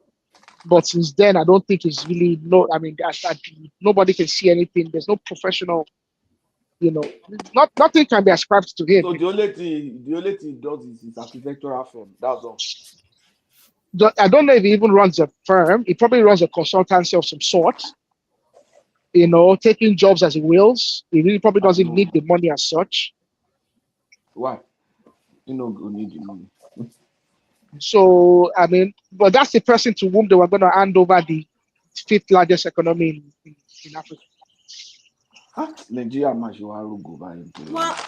I disagree. I strongly. Sheyi Tinubu is more experienced than Gbadebo Rhodes right now. I can tell you that for a fact. Of course, me too. I In believe business. so. In business and in everything, is substantially more experienced than Gbadebo. I agree. So he has run one of the biggest advertising concerns in Nigeria, in Lagos in particular, but also to some extent in Nigeria for more than 10 years. Yeah, I know. And then he has first-hand experience from the president himself, the Jagaban, right? No, Sheyi is not his father. Sheyi is not like his father in that's character. fine. And that I don't know if he's taking. I don't know what else he's taking from his father, but the observations I've made of him is very different from his father. He's very quick to anger. Maybe he's changed now because I see he seems to be calmed now, and he seems to want about. In some personal interactions I've seen, I've witnessed, can be very quick. All I know is that if they don't want Sheyi to become governor, then his father need to convince him not to, contest. Because if he indeed contests for a governorship election, he's going to lose win. now. No, he will primary. win. No, he will even lose the will primary. win. That's what we are saying. So you cannot win the primaries. That's what we are saying. He will win. Lose the primaries. How? Now you go make him win. Sheyi cannot win the primaries. He can't. He can.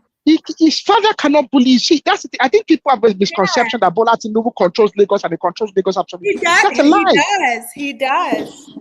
This is he does. There's a lot of things that people think are true that are why not. not? No, why Bola not? Tinubu does not control Lagos. He does not control Lagos absolutely. He has a lot of influence. Is it not the same Tinubu that took his son to meet the Arabs? Which son to meet the Arabs? What are the sons? That has no political meeting the Arabs. Chioma, let me put you to Chioma, let me tell you something. Chioma, wait. Let me tell you something. One man knows this very well. One man knows my family. My grandfather used to take his kids to the UN. Yes. Okay, I have some of my uncles that were legal advisors to my grandfather.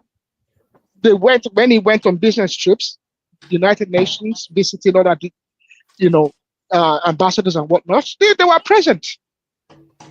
They hold legal documents for my grandfather, and my grandfather held political office. So I mean, it's not unusual. Donald Trump But does it it. does not It's mean not. that your grandfather did the right thing now. Do you No, know this is You but understand? I'm saying, The fact that your grandfather wait. did it does not Let make me it tell you correct something. now. It didn't do it in official capacity, number one, and they didn't masquerade themselves as officials. But you might be a member of someone's entourage, and while you're there, you will be introduced as a son. You're not going to get introduced as, do But they business went with there him. at the But they expense were the of first one at to the be expense of introduced, who? though. Shay Sorry? They went there at the expense of who? Oh, they did. They wouldn't have gone there at the expense of Nigeria or even the But Western region. Trust they me. shook Oh, without a doubt, not there even. first. Not even a chance. They wouldn't have gone there at the expense of the states. But If you mean, I know far too well because I know. So I've seen from the documents. Mhm. They wouldn't have gone at the expense of the states. In fact, my grandfather, when my grandfather was when he had a political office, he separated his political office from his personal endeavors. Absolutely, the children didn't gain access to any. He separated it very, very intrinsically. One man knows it, and it's public stuff. Aaron Gedeba, listen, your grandfather is different from Tinubu. Obviously, we've seen Sheyi Tinubu several times accompanying Tinubu to, conferences, official conferences. And Sheyi Tinubu was like amongst the first. I wouldn't worry too much about that. I'm not worried. It doesn't bother me. All I'm saying is that this is the only chance Sheyi Tinubu gets to become governor while his dad is still alive. Think about it. Tinubu will like that for his son, to see his son. We don't know how long Tinubu is going to live. That's how I see this. He will want to position his son as a governor before he passes. The guy and looks like establish his career. He will looks make like that sacrifice. The guy looks like he's going to be here for a long The time. same way. Okay. The guy Well, looks the like he's same going to way. be here for a long time. Look at So Buhari now. right? The Buhari same is way bouncing. Tinubu chose Shatima. Which of the Buhari? Is it the Sudanese one or the which one? Tony, hold on. There's The only same one way Buhari. Tinubu chose Shatima as his vice president, and he sacrificed the Muslim ticket, right? He's supposed to have chosen a Christian, but he didn't. No, he just went off the tradition. It's not as if he's supposed to. But it's a big deal, though. It's not big deal. It's not really a big deal. Won. If it was a big deal, they wouldn't have won. If there was a big deal, but Tinubu is not a Muslim now. He's not a Muslim. It was a big deal, and you guys know. It's not a big deal. Why did they win? Yakubu got one round. Yakubu got one round a Christian. He ran a Christian government, if you want to call it that. No, if they Buhari ran a Muslim government with 2 years ago. If Awolowo had won, it would have been a Christian ticket if Awolowo had won. So I mean, we fixate too much on this unnecessary stuff. It's not a big deal. If it had been a big deal, they would have lost. As I was saying, it was a big deal. It was a political calculation. It is not nothing beyond that. It's a political calculation. You make your political calculations based on reality at hand, and that is what you go with. But I think we should not. See, if Sheyi is going to be the governor of Lagos State, is it that you don't want him to be governor, or I don't care. I'm not a negotiant. I'm indifferent to it. I have my own problems to. Okay, so remove your own personal sentiments and feelings about it, right? He's competent enough to. I don't want to be. Well, he has a right to be governor, and on that merit, that's it. I personally believe that anyone that is above the age of 18. You said it. He has the right to be governor. Yeah, anyone that people, especially the youth that are in support of him, they're most likely the ones that will actually vote. I don't know why you're talking about the youth. When you know that you're in Africa. Africa president, look at the Yadima. He put his on. All this Gabon. So why can't Tinubu do that? Tinubu is going to do it.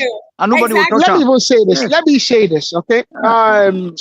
Personally, if I was, and if I decide I want to introduce a bill today at the National Assembly, it'll be the fact that there should be no prerequisites beyond the fact that an individual can read and write and has the right to vote. For that there, any individual should be electable to any public office. Once you're a Nigerian, born a Nigerian. Let's change this topic. You don't boring. No, Let's no, change what will happen if Sheyi Tinubu? Yeah, this topic not there, okay, because Tinubu can even send his wife not to go and be a governor in Delta State. Nobody will talk. I just But what are you guys he may afraid of? choose. Yeah, he may even choose to remain there. Yeah. Somebody in the comment section was talking about obedience, right? What I beg you. Right. So my question is, like, what are you all afraid of, though? What's wrong? Nobody's afraid. Nobody can take Tinubu out. Tinubu may choose to remain there till 2037. I'll be 2037. I don't know. Wait, Tony. Yeah. If Tinubu tries to force Sheyi down the throat, and he will lock everybody up. He will lock everybody up. He will have to pay a political price. He will have to pay a big political price. And Which price? Which price? Well, which price? Where you the badass now? 150,000. Nobody's in talk. There's nothing wrong. You with talk that. anything, they carry you go to police. You talk to one pastor, they say yes, go carry him. No, you say you talk to pastor. Not be me you talk to. Eh? You know, I mean, I beg, my brother, Aro. Try to understand now. I don't get it about right. Well, there's nothing wrong if Tinubu takes that risk. Tinubu can do everything. Look at the do election now. Look at the do election. He sent the Agbero yesterday to go at the Agbero. The police they run for Agbero for Benin yesterday. I don't get it back. Go check with the police they run. Police they beg. Yeah, but he need people for up and get straight from time now. So why we seeing that they talk? The heartbeat of the nation. Wrong with I said yesterday. I said the police commissioner they beg Agbero. Police commissioner in his own office. The police commissioner is telling those guys, please don't go there. Don't. They say no, okay, please. They do that to us before. We're going to do it now. Not be Tony Boy. Maybe not Tony Boy. She talk about now. Tony Kabaka. Yeah, Tony Kabaka. So waiting now. Today Tony not the wrong things. Then they should go. Police they run scatter. Nigeria police. They run for Agbero. Police no human being. But for Europe here, when you go see police, you get it. Tony, when you not kill them finish, how much do you give them wife and then picking? My brother.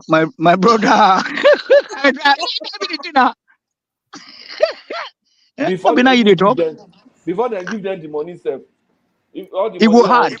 You know how long they take for them. They go they beg IG wife, may IG wife, they may follow God talk and beg, may they even give those money. My brother, go see. You remember this LA police station? Police. You remember that how beautiful that place was? They have a squash court. Remember squash court? Yeah.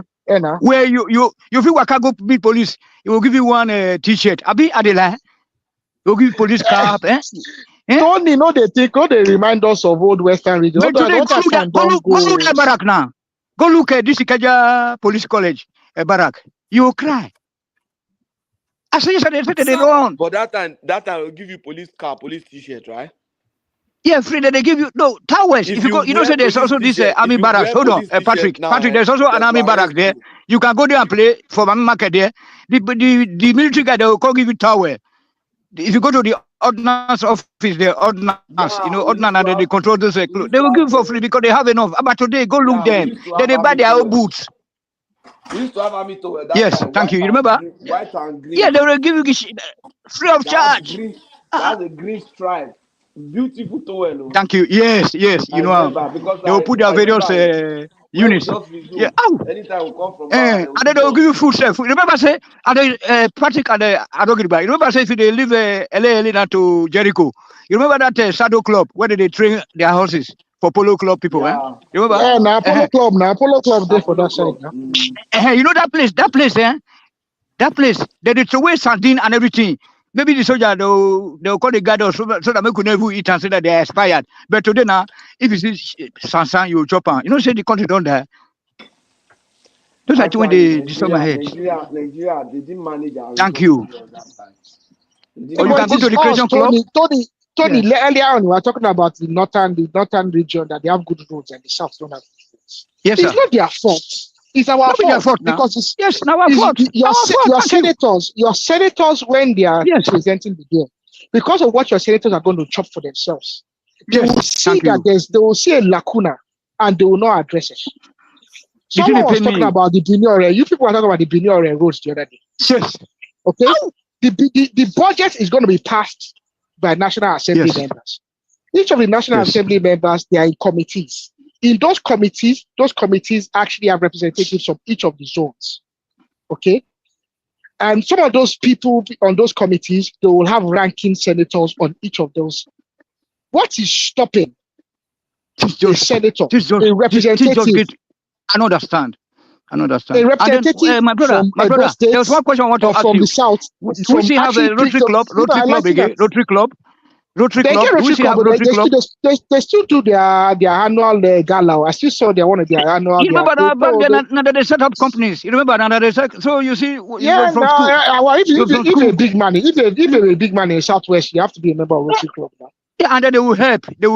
This you go to Benin, they're still there. They're still there. Rotary Club, they did. I think they even did their anniversary recently. Now they did maybe 100 year, 105 year. They did one centenary or one of them. Yeah, what the Rotary Club did.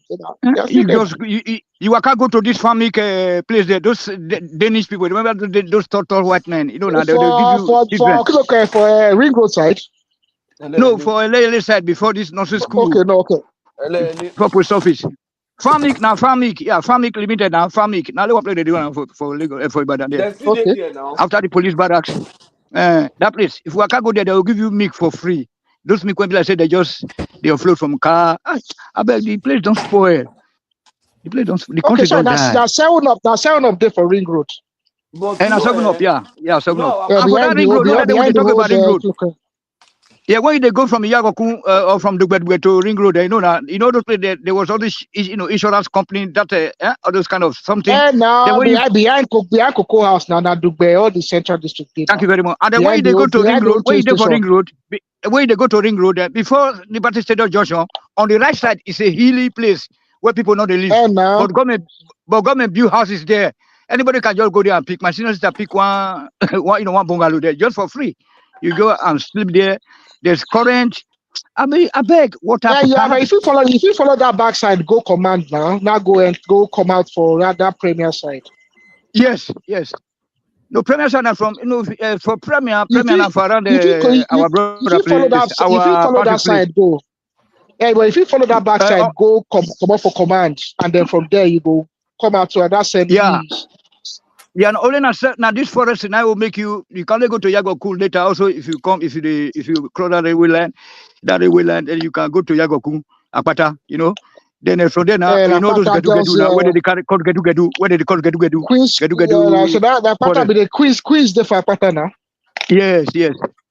As if you go get problem there that time, you go to police, they'll just register you, they'll just call. I beg. That time when Tony they talk, they never build that command children there.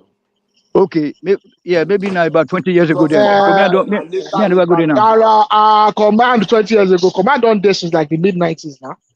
The early 90s. Something now. Tony my old man. Tony thinks I'm the old man. I'm a young guy now. Who go give you free milk for 1990? Don't they talk of when they share free milk? 1990. Early 90s still okay. Early 90s still okay. They are talking of 78 now.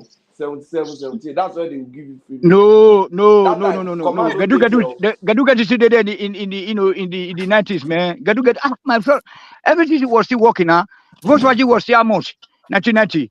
It's no more than 3,000 naira now. Don't forget. 1990. Volkswagen be 3,000 in 1990. Volkswagen will be 3,000 for the 1990. No. Maybe 98 years. 1980 was 1,000 plus. When I did small. 1978. Tony, you did small for 1980. They make they talk to me anyhow. No, wait. I don't enter secondary school now. Pato, how old are you, self, boy? Will I come? I'm already. How old are you? No, wait. No, Baba T. Patoski is far older than. So let's put it on that place. Was it before 1960? Was it before? It does not matter now. Let us know now. Was it before 1960? So what did they be saying?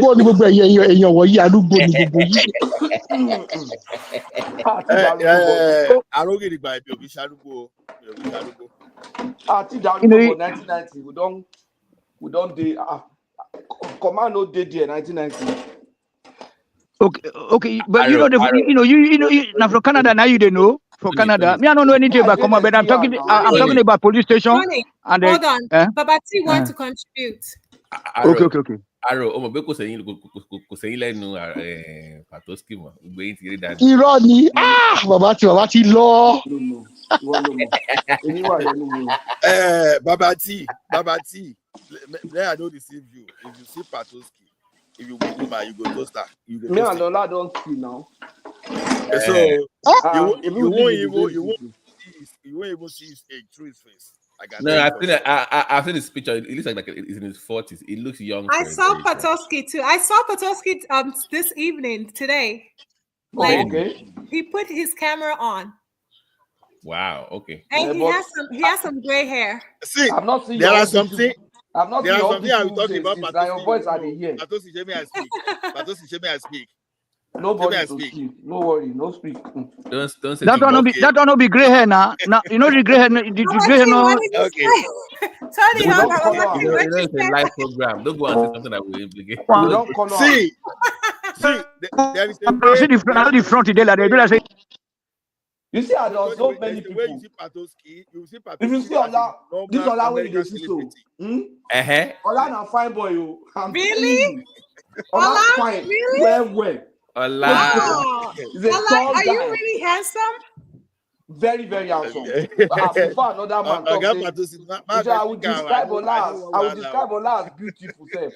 Ola Pari now. Ola na gentleman, oh, very good guy. His voice, if you hear his voice, you don't go no say. Ola Pari now. His voice. Pato, Ola Pari now. Ola, show us open your camera. Ola, let's see. Let's see your fine physically. If you see physically, Ola na fine boy. He came to my house. You didn't believe that. Pato. I don't expect with your voice. I don't match your face. Pato.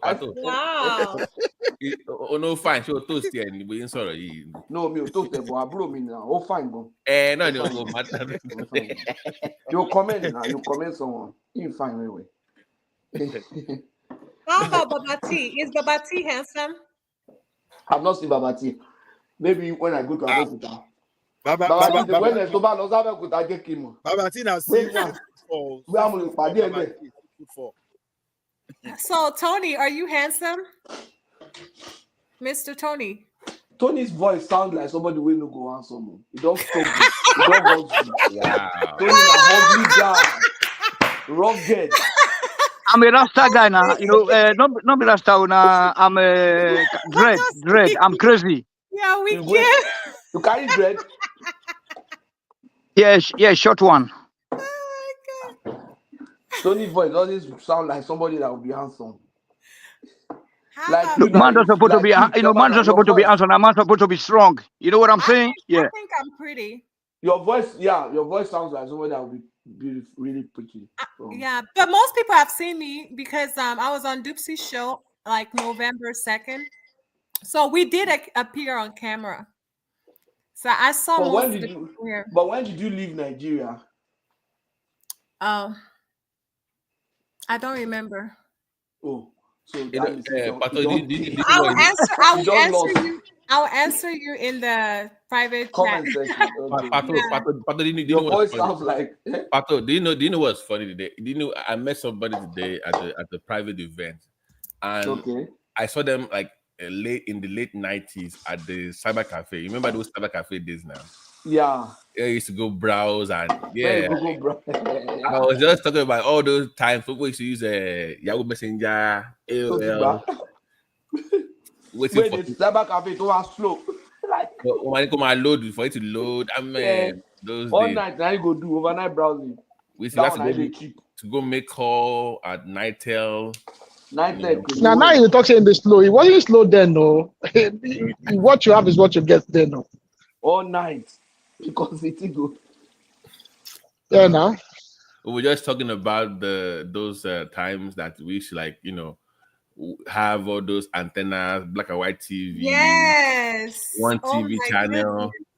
you know, NTA, OGTV, OGBC. Now they have 1 million channels now. Nah, to bad 9 o'clock, then because That's 10 o'clock. it. 10 o'clock at night, it's over. Go and sleep. No more TV for you. That's it. Yeah. Even talking on the phone, you can talk like talking on the phone will be like free from 9. Now since 1999, now the country bad because of know that. They don't charge you to talk on the phone back in the days. Now since 1999, now 1999, the country die. Yeah. Nigeria had that per minute billing.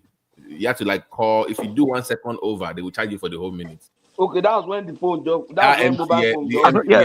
MTN one. Business center. Before MTN and Econet, oh man, those guys. Before MTN and Econet came, only one. You know what, Oga Patoski, I know what I don't like is that I don't like when corporate companies lie. Human being feel lie to me, oh, I'm okay, no problem. But if a company lies to me, oh my goodness, I go overdrive. MTN and Econet, they can lie. Oh my goodness. Why did you say so? They said per second.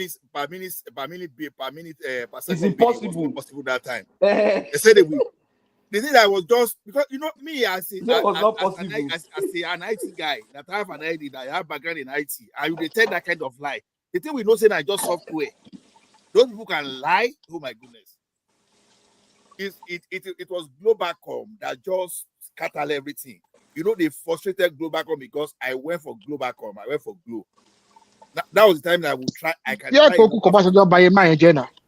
They won't allow you to make calls through. You couldn't call from Glo to MTN back then. Now, yes, now they were frustrated. It was intentional. You know, it was intentional.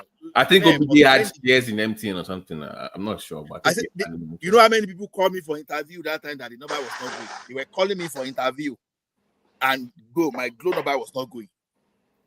It was not funny. So later, when Glo started gaining upper hand, you know, Glo was organizing show and people started liking them. And these people, they don't have an option. So they just have to allow things to flow, especially with this second national carrier. But you know, looking back, Ola, those things were very expensive. Even the SIM card was almost 40K back then. Now that SIM card, the first SIM, plus the Samsung that you buy now. I bought my 3310 for Samsung Blue Eye and Samsung True Eye. Yeah. No, I started with 3310. How much? So I think I bought 8,000. Oh, that was almost 30K. And now it was like because it was fashionable. You go put your 3310 like so that you still go begin the cheapest one was this one. The one from Sweden. Ericsson. Tony Ericsson. Yeah, those two. Alcatel too. Sony Ericsson was a bit expensive. No, Sony Ericsson was expensive actually. Ola, is it the company that lied to you or your man that lied to you?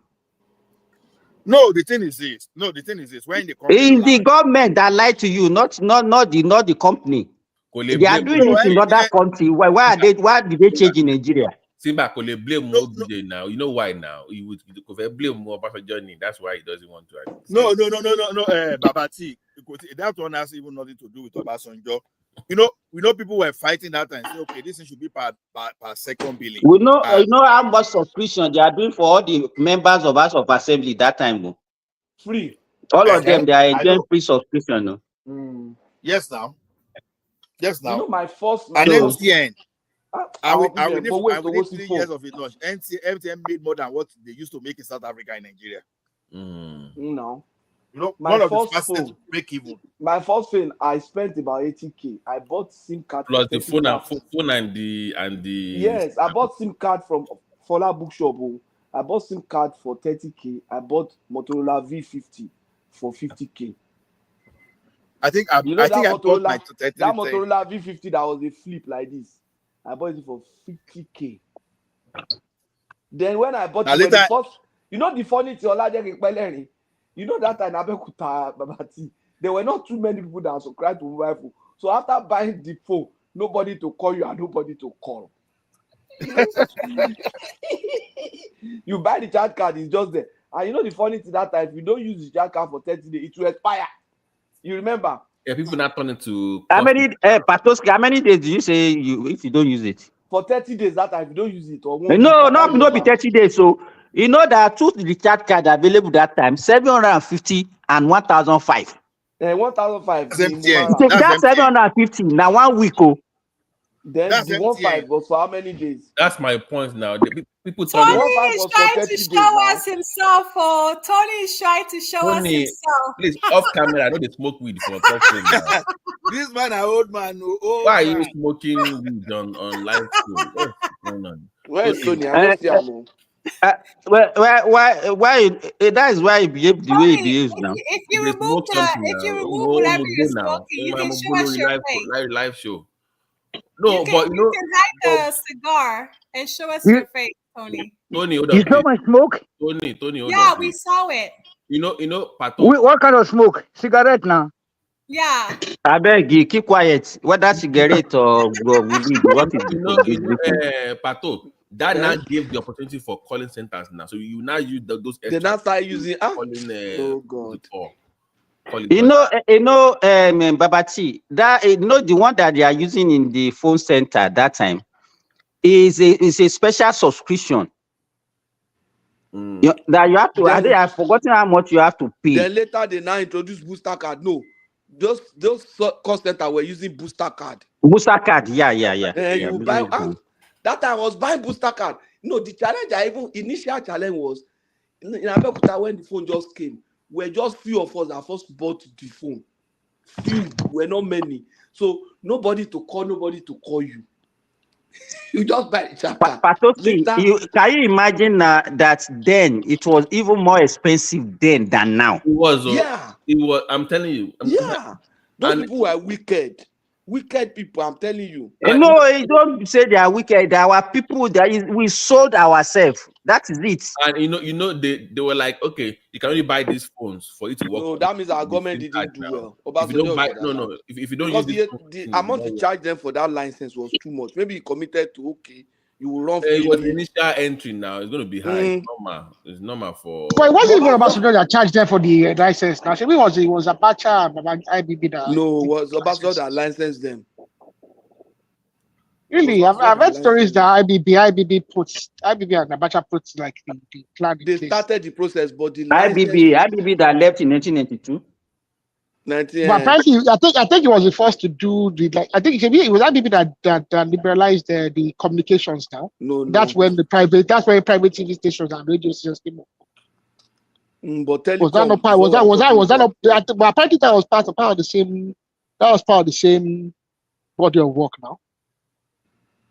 Yeah, I've heard one or two people. I've heard one or two people in that industry say that when he did that, that's when the regulation started coming in. That is it Starlink, that home phone, wireless home phone? Is it Stark? Turaya. The Turaya wireless home phone. No, Turaya was the kind of like the satellite one now. No, like it's like a home phone, but it was a wireless. Hey guys, no, that is one start something. Then that's multi-links. Multi-links. Multi-links. Multi-links. Multi-link. No, it was not multi-link. It was multi-cellular. That 9090 was multi-cellular. Multi-link was a CDL. No, it's talking about landline. Wireless one. Okay, wireless one. It's multi-link. There was a Starcom. There was that guy that committed suicide. Ola. That guy that committed suicide now. That we let to jump. Not okay. I think his company is he Mobile One or something. He also has a landline. Well, as a make because it's buying, you know, they even double sell. Like people were buying cars. That it was that Volkswagen, that 2-door, like people were buying the most. As a field technician, then you know what my boss did for me. My boss is from Zimbabwe, so that time just gave me that mobile phone with allowance every month. Gave me Toyota Corolla. Oh my goodness, life was good though. Ola, I know what you'll be doing that. I'm a summer kakiri. Yeah. Ṣé àwa jẹ́ bí doctor ẹ̀ àwọn doctor alágbèrè náà doctor àtàwọn nurse alágbèrè. No, but they're funny. Now, you know one funny thing. You know one funny thing about that country is this. All this country area where they say Sharia. I got to Kano one day. The owner of that hotel look at me and say, "You want to drink beer, Abi?" I say, Baba, I don't want Sharia. He might say, "Which Sharia won't carry you from the hotel?" Oh, yeah. You need that. Wait, oh boy, come and get this thing for this guy. But you know Kaduna, that time, anytime I go Kaduna, my hotel there where they stay. I like that cheap hotel. I know they spend money so that I go pocket the money. I get that hotel for Fina White. The problem if I'm going to, let's say I'm going to Kaduna on Friday, and I know call them on Wednesday to book that my room for me. If I get there on Friday, I know go get to test sleep. I know, but you know, I do not do. Oh my goodness. Ola, even I was no any emotive anything back on. So even there was a time where it was the place to be in Nigeria at some point. It was the place that everybody wanted to. They had a friend that worked there, and that one just went down to, they were Calabar at some point, to also fizzle out at some point. So, but I was just catching up with them and just talking about all these things from the past. Use of CD players, use of VHS, use of Walkman, and things have changed, huh? Things have changed. No, things have changed. Things have changed. Man, those days, a lot of things have changed. I remember my. Oh, but even got our cousin, yeah. That is BT. That's what I say. If you see all those old cars, all those Benz 230, now. You see the guy now. You see the player buying now. CD player. It was the you know that time I was only sound system. Yeah. Only stereo. Only stereo. Ìgbà tí mo wà ní school tí mo pé CD alágbélọ́wọ́ dání tí mo gbé wọ school sóní alágbélọ́wọ́ tó jẹ́ pé top náà ti máa play. Ẹ àwọn báwọn èèyàn ṣe ń wò mí bí ìgbà ọmọ olówó kan ló wọlé. If you have a tape player in school that time. CD mo ti ẹ̀ gbé ń gbà yẹn. Ìgbà tí FM ṣẹ̀ṣẹ̀ ń dé FM stations. You remember, is it OGTV? This Larry Zamuji that normally do this sport. Every morning, everybody must stay tuned to Larry Zamuji. Yes. Because before him, it was AM. It was Ogun Radio. That was AM, Abi. That was on AM. Then they now had the FM. In fact, I remember in Ilorin that time to get that OGBC FM. You have to use extra antenna to get it. There should be a guy on Ogun Radio on FM. He had a baritone voice. I think he was from Benin, but he lost his 3 girls in the river in he was a presenter. He had stroke as a result, though. Very baritone. He used to do the politics show now. I forgot his name. The name is very popular, but I forgot his name. He used to anchor the show in the morning, and he lost. Yeah. So for those people around Ogun State, Abi. Yeah. It was a popular political radio show, but that was FM. Like, those states. For people like us, those states that time our own was different. We listened to Shegun Adeniyi. We say on Friday. On the night. About Fatai, there's one Fatai in Ondo Radio that time now. Fatai Balogun Efe. Balogun Efe. Yeah, so I know there's another Fatai too in Ilorin too. Fatai Dan Kazim, yeah. So the one in I know that Kazim is also from Ondo. Yeah. So those on Friday, like 9 p.m. So we'll be waiting for Shegun Adeniyi for this thing. The time that Maras Kibono was training all those Magic Fashek, Then later they just brought this Daniel You know, the late 80s, early 90s was the time of hip hop now. But that time it was the Americans, the like of Tupac, Notorious B.I.G. They are the one reigning that time. And if you don't listen to all those things, you know they there. The only African way they reign very well that time was Shaka Shaka. I found his name. Simba. Simba. So I found his name. His name was Peter Kodwa. Yeah. I remember. Yeah, Peter Kodwa. Yeah, Peter Kodwa used to Uncle Peter Kodwa. Yeah. Yeah, used to do this one. Yeah. Go. Things don't change you. You know, even that time, if you want to, there's nothing like watching a live match now. It's on the radio. Nothing by nature. You'll be listening to radio commentary and you'll be able to follow the match. You will know. Oh, seriously. Amani is going with the ball and then oh my god.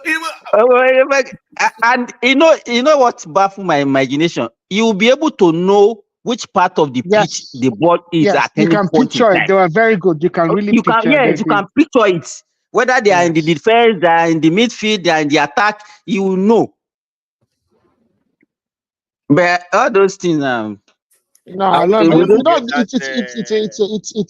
they were professionals and they were very good at what they did, and those people are not. I mean, okay. What do we have now? We have Rufai Oseni. That's what we have now. In when you talk about journalism and you talk about media, a lot of people that venture into it now, they're not professionals. Did you working by Peter Kodwa by radio? I'm okay. Oh my God. That was Larry, I mean, BT. Or you know, FM, OGBC FM was raining. That time. They were raining. Peter Okodra, in fact, two programs. When you meet them, that Peter Okodra program and that Larry Izamoje program.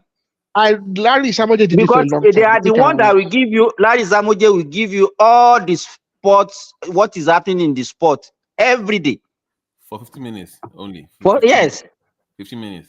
That's it. Brilla Sports. Yeah, man. Yeah, but don't compare those people to Rufai or Rufai, whatever. Why is he even on TV on the most serious note? How did he even get on? Who's this? No, Rufai Lawson now. How did Rufai get on? Rufai? I don't know. I don't really know.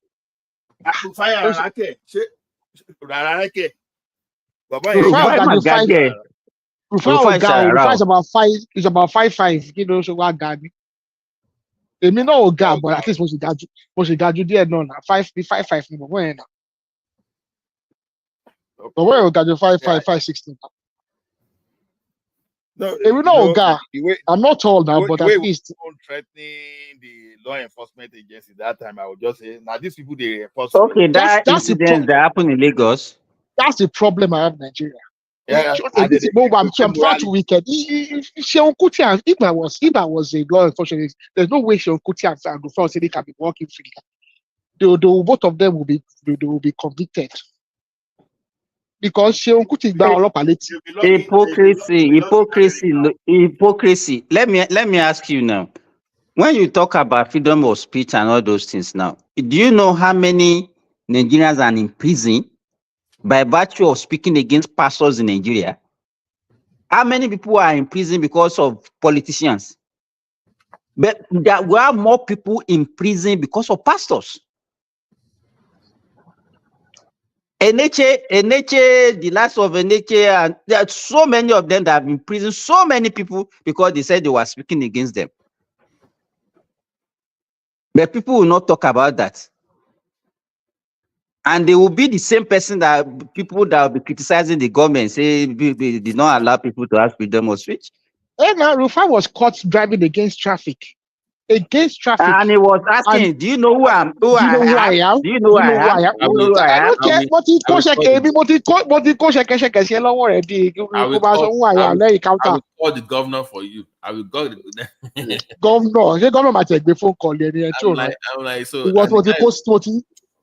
Yankee government was sack me no question you can't question ready. You know that you know funny thing about this. I don't know about politicians, but if a senior police officer will not discipline a younger police officer in your presence because we will arrest, especially if he's right, if he's doing the right thing. Could ever discipline what you now? And yeah, when my set around I will call the governor for it. I don't get the local governor to sort out a year at here. That has many political matters to deal with. But no, people that don't know, Rufai is just building his profile to make money because when these people are popular on this social media, what will they do eventually? They monetize. Because until Rufai to be out here one year, London to every man she grasp social media now. So to me, you that want to implement a morality, but you are not even leading by example. So Rufai and my people, that person like people like him, we always have his own followers because everybody wants someone that will appeal to their own sentiments. So we've had great broadcasters. Even there used to be this lady on NTA Channel 5. The one that they do on NTA to the main channel in the weekend. No, there was this guy too. They used to do a show together. I forgot. There was Sirius Toba. Yeah, there was Sirius Toba. There was yeah. Okay, Tokobo Ajayi. Yeah, thank you. Yeah, Sirius Toba, and then Eugenia Abu. Eugenia Abu, I remember. Eugenia Abu, John Momo. I think Sirius Toba and Omole. Even this girl that works in the foreign thing now, that they always abuse. What's her name? That works in with the foreign relations. You know her name now. Okay, yes, Abike Dabiri. Yeah, she was in the NTA now. Yeah, Abike she was in NTA. Yeah. Yeah. She was in then Sunday Tonic now. What's the name of this guy now? Sunday Tonic that you normally come on. Oh, I've forgotten his name. This guy with BS. There are so many veterans though. Oh yeah, I mean, I know that Sirius Toba is not a Nigerian, no. You know those days, life was sweet, especially with Nepa. Frank Olise, abi? Frank Olise, yeah, Frank Olise. Life was sweet with Nepa too, because I remember those days when we will be looking at all those soap opera and both Yoruba soap opera that Nepa would just strike at the most important area. They would just strike like this. Maybe like 5 minutes to the beginning of the program. That's when they will take light. They say, "Wow!" It got to stay. People begin to use battery. They watch all those things. Back in the days, my pops used to go to Oman Club with the Friday night. So let's say it's not our turn to something happen. So once in the club and Baba, we and I'm worried. Once it gets to the club, we just made the call. Light will come up. Light will come. So we will get that light until it comes back and it can pull his plant on. BT má dáwọ́ lò àwọn ọlá fi kíní ẹ̀ pawó ńgbà yẹn ní jèrè. Oh yeah, it's the highest bidder now. You just around and start. And people will now be buying light. I say, okay, supply this area. Yeah. Supply this area. If you want to even do any ceremony, you can go and say, okay, take money. I want to use it. Give me light for this also for hours. They will give you. No, same back one. Keep an eye on change. Yeah, you know the truth. No, that's what they call load shedding because see, we don't give light because of the capacity. So I'm rationalizing, call it load shedding. But I want load shedding and she shed to more area than the other, no. No. Low current. So like me, I was in a Kenya. It is normal to give factories, all those industry lights than the residential then. It was normal. Not totally normal like that too, because all those factories too, then they say all those organs too, because it was okay for them to run to use electricity than running generator for them. So, but apart from setting all those organ, it was normal for them to give because Ikeja district was the highest revenue for NEPA that time. They're followed by Apapa, then Island, then Ikeja West. Ikeja West, you know where we can call Ikeja West? Agbara Industrial Estate, all those areas. So sometimes people think they did this intentionally. No, sometimes it's for fault. The thing we develop fault and you start patrolling line, all those stuff. So the cocoa in that Ola, even look what happened to the water corporation. At least we had a water corporation. There was water corporation now. No, but back then there was any water now. Lagos State Water Corporation, no. Lagos State. So function. That one working. I don't know now, but I know it was working. They told me for them to do that. It's not the amount of the houses. Now wicked country, wicked race, black race. I don't know. Madam AI, good evening, ma. Yeah, okay. I think Tony need to sing. Give us one album like a Magic Fashek. I saw that man. Tony, you don't really hold you. What do they do for Germany? I don't smoke. Tony, show face. So make we see you now. Show face. It be like Ellie man. I see that. Show us give us a treat. Tony, show your face now. Tony. Tony, show your face. Tony. No more, no light now. No, look, I'm in bed. I'm in bed. I can't get up. I'm with like a blanket mattress size of a blanket is what I'm using to cover myself right now. You see, I'm in the sleeping room. You know, why are you showing us? Put on the light and show your face. No, you can see the light. You can see the light is too small. Look, you can't see me. Look, I'm turning my head. I'm under the blanket. It's so cold. It's so cold. Please. Okay, no problem. So cold. The blanket is as you know, as big or large as mattress. Very thick. No problem. It's okay. All right. AB, no be say we they give you low light. See, this is how low current low voltage used to happen. You can go to my Facebook, Chioma. Go to my Facebook, Tony Africa DPT. So this is where you get low voltage when there's a problem with the neutral. Either the thing has a short circuit somewhere, or the neutral is not lashing very well. You get low voltage. Then if you have if one of the line cuts, that you are not getting the full phase, then you get low voltage. So a lot of factors brought low voltage that time. So NEPA didn't intentionally give you any low voltage. No, because you see all those high tension too. If one of the line cuts, so the phase will not complete. So a lot of things resulted in low voltage those days. So, Baba, NEPA know they give you low voltage intentionally. Tony, normally happen when the rain falls. Yes, because if the tree touches the Babati, you are calling me Babati. Did you say Tony? Tony, why you can't put monkey where they carry white men for your picture now? Which kind of thing? Monkey, you see monkey from my house?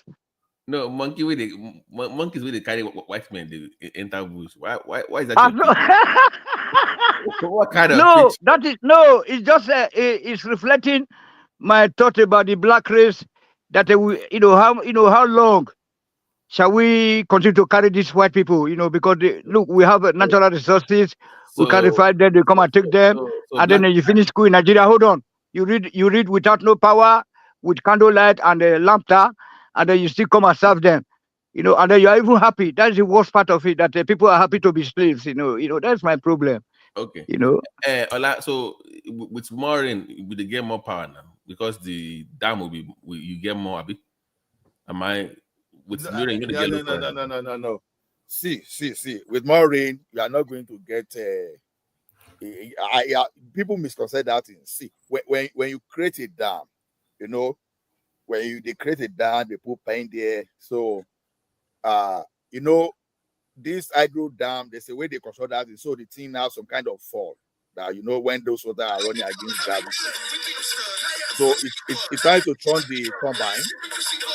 So during the dry season, maybe if you do not do that thing very well, you may not have enough volume of water. Okay, because you don't have enough volume of water to do that thing, so probably they can shut part of the hydro plant down. So because the thing is not going to full capacity, people will believe that okay, it is the dry season. Not necessarily. It was a poor construction. So rain does not necessarily give you more high current. No, that's not the point. Because what used to happen that then was associated with rain, right? Because this is why it's associated with rain. Because all those high tension you see, because maybe due to lack of adequate spacing. So by the time maybe wind is blowing, it's just going to take two of those wire, just knock them together. Once you knock them together, the feeder will trip off. If it is the normal distribution line, I mean the normal 415 that the 3-wire and neutral you find on your street, the thing will just trigger your switch or the fuse up. So when people see that, they think it's no, rain really does not really have anything to do with that in reality. So more rain does not necessarily mean more electricity.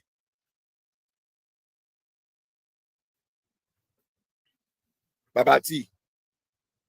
But rain. What the question I'm asking is that I know whenever it's raining, they will switch off light. Why? Why did they need to switch it off when there is rain? No, they didn't switch it off. The feeder chip off because the thing is that when there is rain, you see, we have poor. We normally have poor finishing and poor engineering construction in some of those things in Nigeria.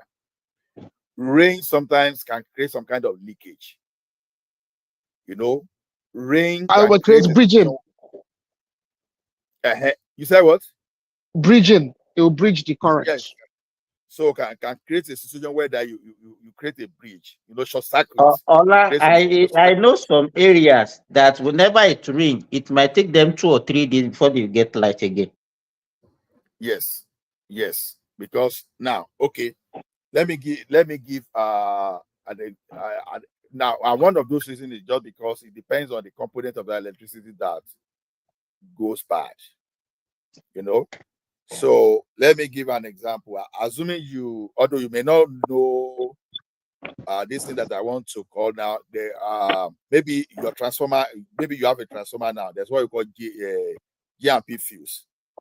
You understand? If that's fuse, let's assume that's a fuse that blew, and you need to replace it and you are unable to get it on time, it might take you time. And sometimes the corrupt official too, they may be looking for a way to stop people. That maybe if you don't have light for 3 days, sometimes they go in my area. When it rained like that, for 2-3 days, they will say they are tracing where the fault is. That you understand? So it's not even about the fuse or whatever. I don't know how they do the connection. Maybe as Aro said, maybe it's bridging or something like that. All those things where they used to put on the pole, where they anchor the wire with the pole. Mm-hmm. All those insulators, all those ceramic insulators, Exactly. But I think the problem is that to actually move Nigeria forward, that country need a lot of money. There are a lot of things that need there to be changed, and I don't think we have that capacity for now. No, Even we are talking about water corporation. Let me tell you, all those pipes that they bury under that ground, they don't even know where some are. They don't even know the nature of those. Even some of them are lead pipe that are supposed to be replaced. For anybody to say want to do all those things now, to me, you need billions of dollars. So for which one? I'm talking about water itself. He's talking about the water pipeline. Impossible to do. Yeah, you're talking about it. It's impossible. They have rusted away. Tony, hold on, please, because Enugu is spending $100 million on. That's what they're planning on doing for that. Enugu is a comparatively smaller city. Is a bit more spaced out. Possibly, you can't try and do something like that in Ibadan or Lagos now. it will be impossible. There's cities you can do it, but there's urban centers you can't Yeah, do but it. that is where The, planning. the disruption will be too much. The disruption to commerce will be too much. Most people, we build recklessly. Nobody obeying the town planner. Most of these things are I buried don't under know why people's you house. always keep blaming the people instead of blaming the government that couldn't keep the society together. Government and the people were the same. But No, the government have to, the government have to build and enforce laws to protect our something and make sure that they maintain this thing. Make sure the manpower for the maintenance. Tony, how many Yes, sir. people for your family don't pay for civil service? No, You get anyway, that corruption. I don't know. I said since 1999, it's zero. Tony, Shebi, you get family for civil service. The country don't die. I don't get anybody I there know now. that's now, but at least you don't get them there before. When they did it, they do. I don't know. No, look, the country is a dead country. We should have public taps. We should have public taps all over. Public taps. We have what water works. Yeah. Tony, we are trying to get to this. We're trying to get around this. The people and the government, one and the same. Oh, but there must have to be a government first in a place to enforce law or to government. Tony, people come before the chicken government. doesn't come Well, with the you head cannot government govern people. So there must be it's the people that form government now. Tony, I see that previously they don't steal our our public pump. Who formed government? Tony, question I'm asking. People are Who formed the government? stealing. Road race because they are hungry. The country is a dead country. Do you normally listen to question? You are I don't just on listen your to you own. because you are you are pro backwardness. No, Tony. Yes. You've been talking for a while. Let them engage with you, okay? Okay, I'm listening. Thank you. Thank you too. The question I'm asking you is that you are talking about government. Who formed the government? People from government in the West, in the white people, but for black people, there's nobody can form a government now because the government that the white people formed for us, we have destroyed it. So it has gone. It's gone, and then unless we have to invite I don't know, United Nations. I don't know who will come and form the government for us. The human that occupy office, where they come from? You say what? The white people? The people that are in office, the politicians, where did they come from? They came from various business communities or establishment. So they came from us, right? They came from the people. No, they didn't come. No, they didn't come from us. They are the privileged in the society. Those heartless. Are they aliens? Or I don't know.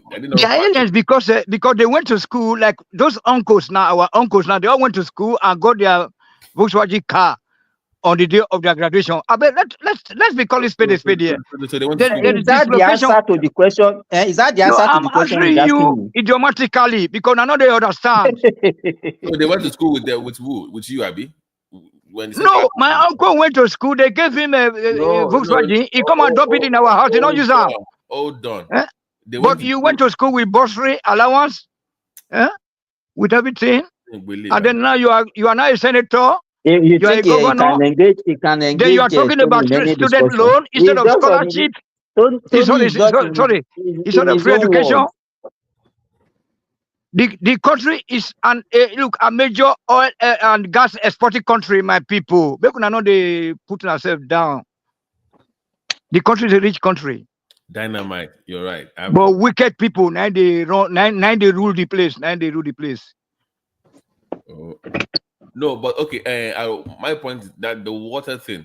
Can't you just say you have an old system, right? Even if it's abandoned in those cities, I'm sure you still have areas where the pipes still are, even if they are not working anymore. They don't even pay the tax. BT, the problem with the system like that is, well, I don't know. I've never really seen the plan. Okay. But I don't think they'll be able to. You have to do everything. You have to do everything. I'm saying that for example now, we used to have one in Abeokuta, right? It's all gone. But no, it might not be gone. The pipes are still there. They probably rusted away.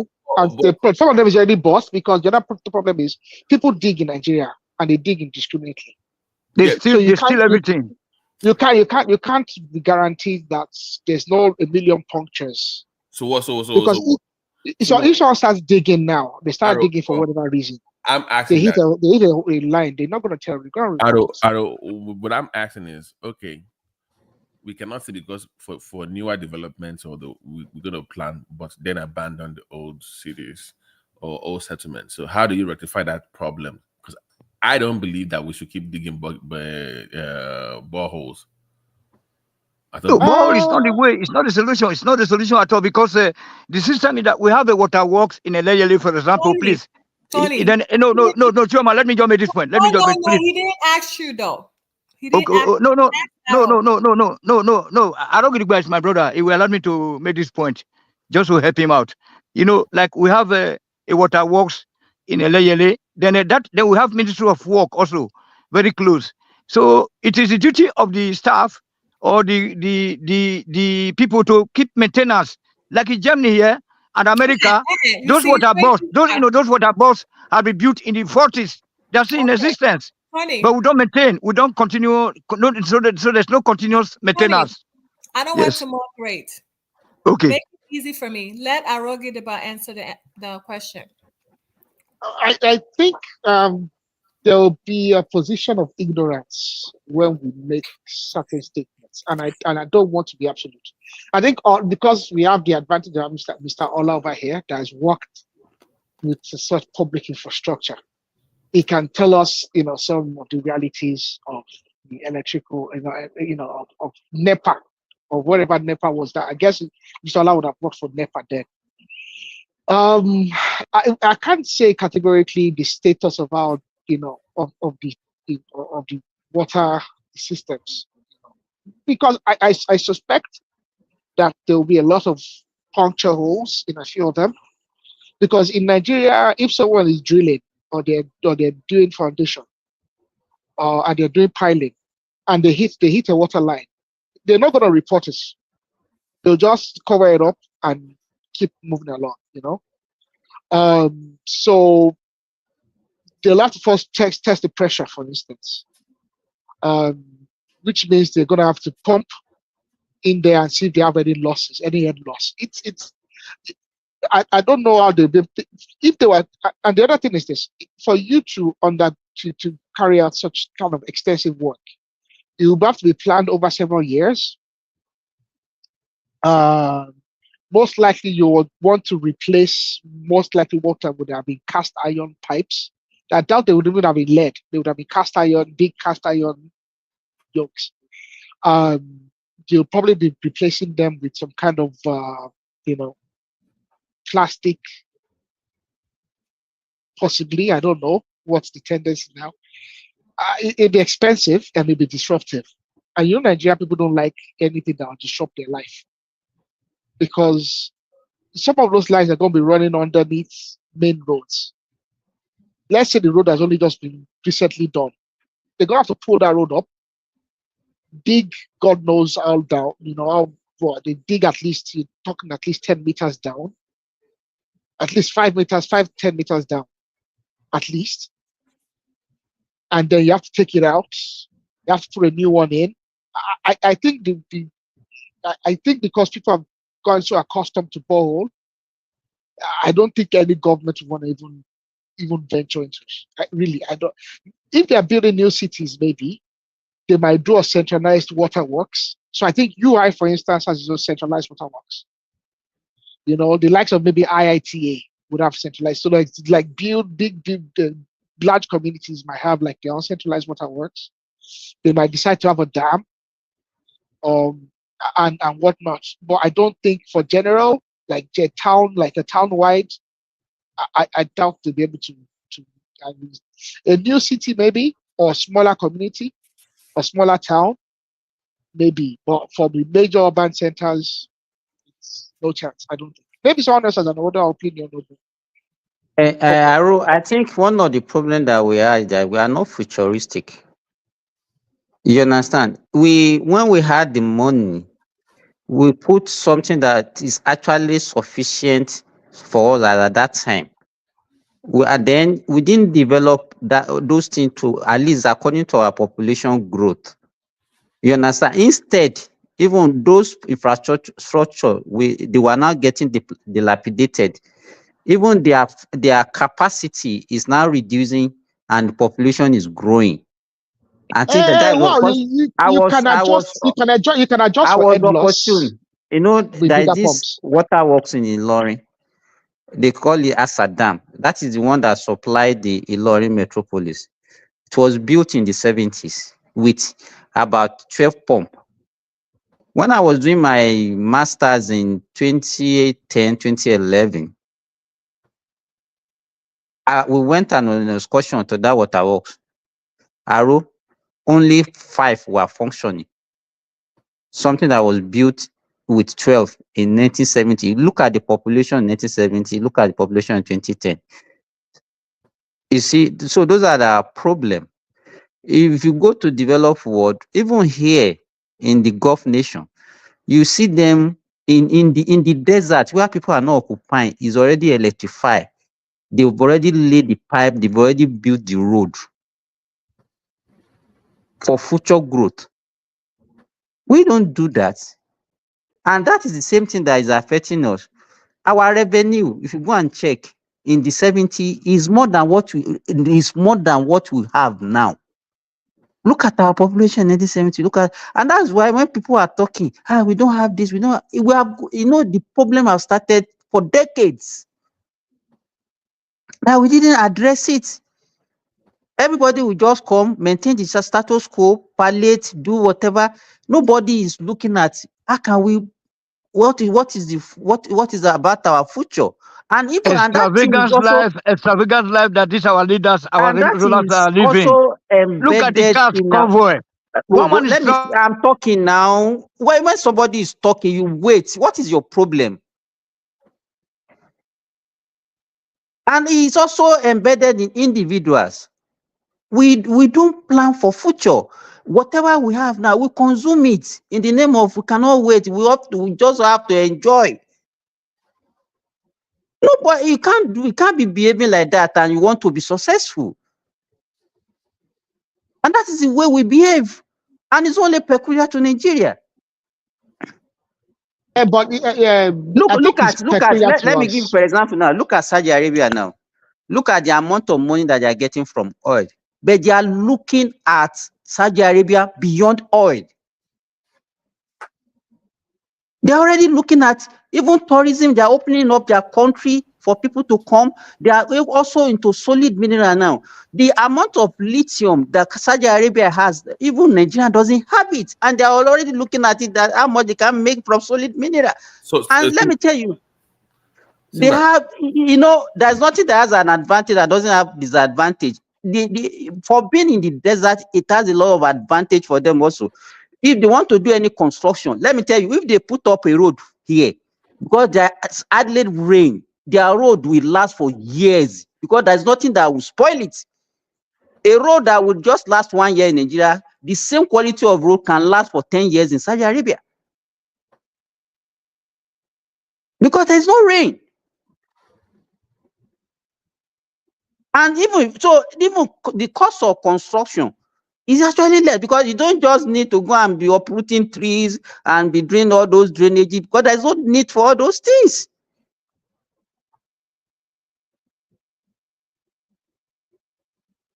So to me, as far as I'm concerned, we have never had any good leader in that country because we don't plan for future.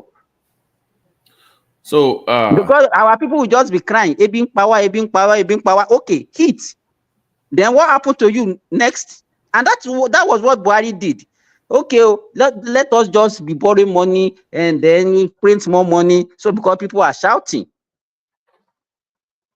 And that's what we are doing now. Hey, our people are, because our people are shouting of hunger. Okay, go and import food. Murtala did the same thing in 1975. How long are we going to be doing that?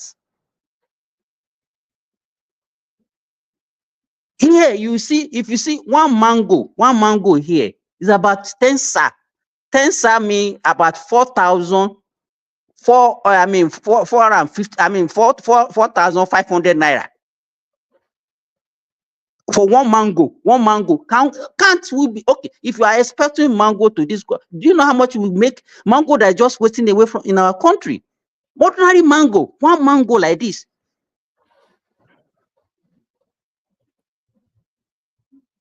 But everybody will focus. I don't know. Bitty, you can talk.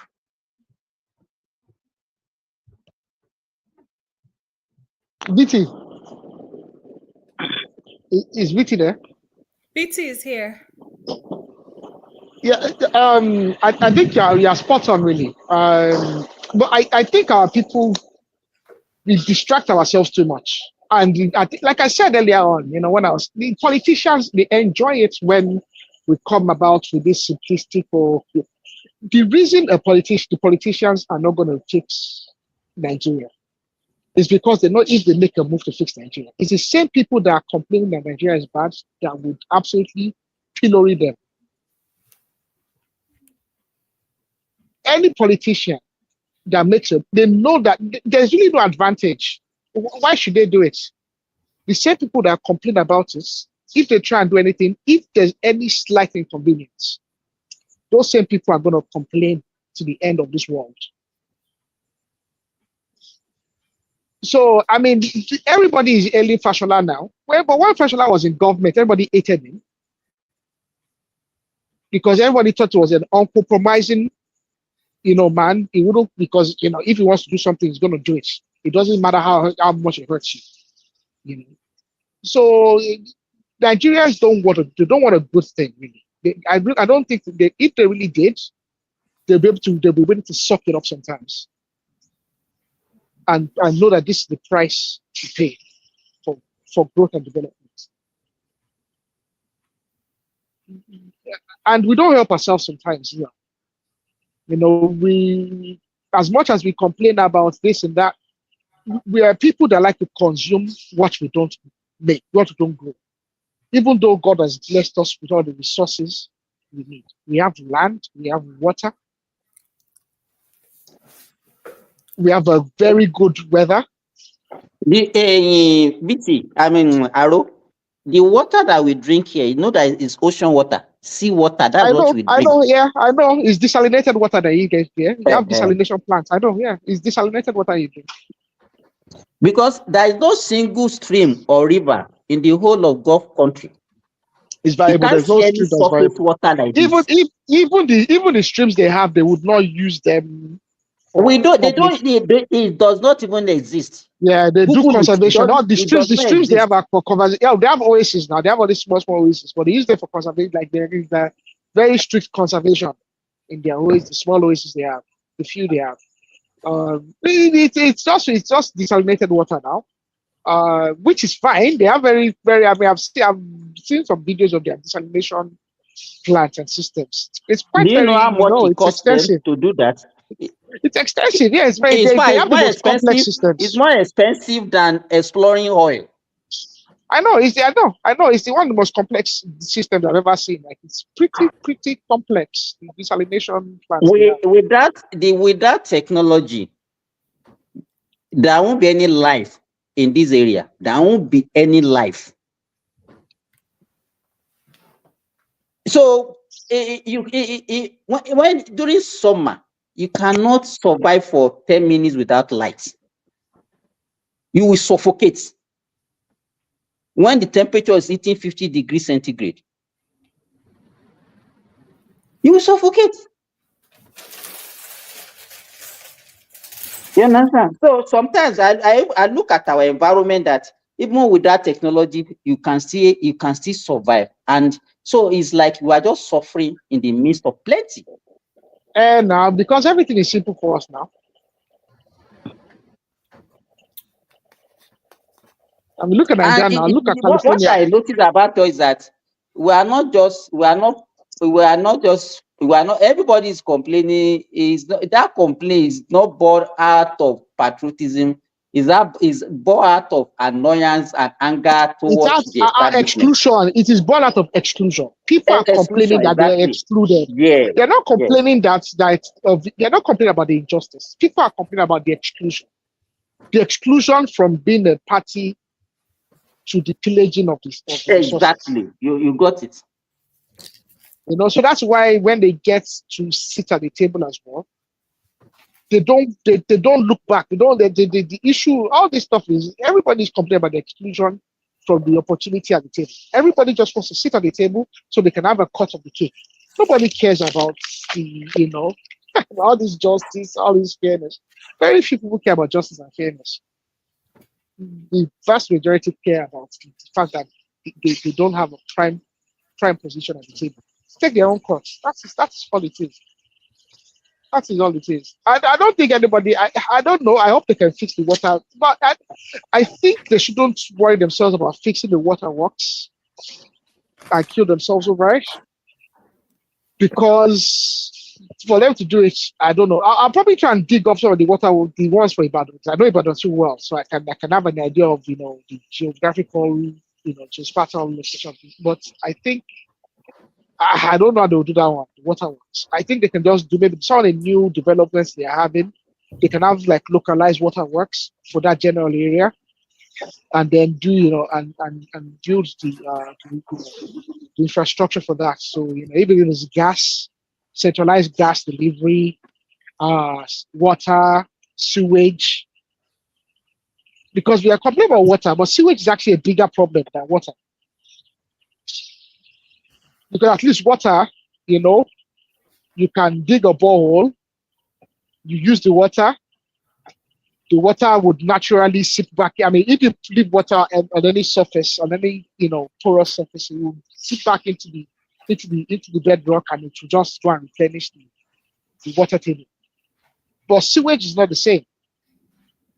So I think sewage is even worse than the water problem. The sewage problem is a worse problem, because the sewage, if it's not well taken care of, will contaminate your water. Your water. So I mean, that's even a worse problem. That one is already happening. No, and we are building look, all that Lekki access. I don't think they have a proper sewage treatment facility. No, everybody will dig a soakaway. The soccerways don't last forever. I don't know if people think soccerways last forever. Even if it lasts forever, what about what you are talking about, contamination of the water? Yeah. And I don't even think they do standardized soccerways in Nigeria. They these concrete soccerways they build. You will see a soakaway, because there is a standardized distance between soakaway and your well or borehole. But how many lines are you? Because the normal distance is supposed to be between, and it has to be uphill and downhill. The soakaway is supposed to be downhill, while the source of water is supposed to be uphill. And then you have to the distance supposed to be about 30 meters. But somebody that has a plot of land, that's and only you want to put both soakaway and the source of water within that. Àwọn 500 square, 500 square Lekki alone àti soccerway àti borehole. They don't even have the space to do it, because they don't even have they don't have any space. Yeah. So I mean, really, it's, you know. And then your own, where you even put your own, the person, your neighbor might be putting his own soakaway just beside after his own fence. You know, there's no planning permission. There's no distance. So I mean, really everything has been done up. So I don't know. I don't know where they're going to start. And I don't think any government will be able to do it without hurting the general public. Okay, look at even the demolitions in Lagos State. The demolition in Lagos State, they were discussed on this same platform. And even though there was clarity as to what has happened, what the contraventions are, it boils down to people accusing the government of ethnic actions. So, I mean, people just look at that. Something as simple as just demolishing illegally built structures. Now, think about a government that wants to improve on facilities, that then decides, you know what, we might have to take legitimate structures. Oh, I don't even know. No government is going to, there's no governor No governor, no political party that will even think about it. I don't know You if know, the governor does. you know, the only people that can do that is when if you have something uh, like a military, or we have a government that does not need people to vote for them. Do you understand? Exactly. Only a dictator can do that. A dictator, Only a exactly. dictator. Only a dictator. When Fashola started rebuilding all those markets, when Kai Brigade started putting fire in the market, didn't they build? It's only the readiness. Sometimes some guys are not, because normally what Fashola did in the first time, people would believe they would not vote for him.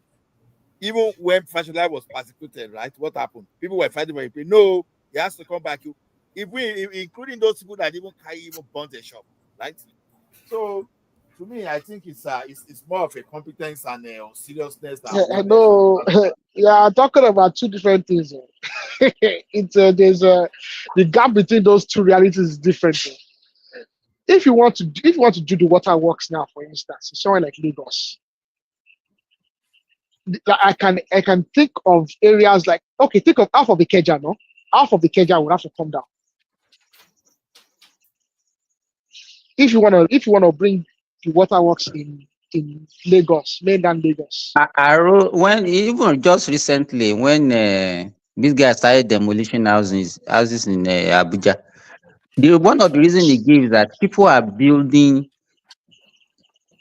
structures on the laid down water pipes, cables, and all those things. But you look at the backlash. Nigerians don't care. Believe me, everybody just want to do whatever they want to do. The only people that complain is that because they don't have the opportunity.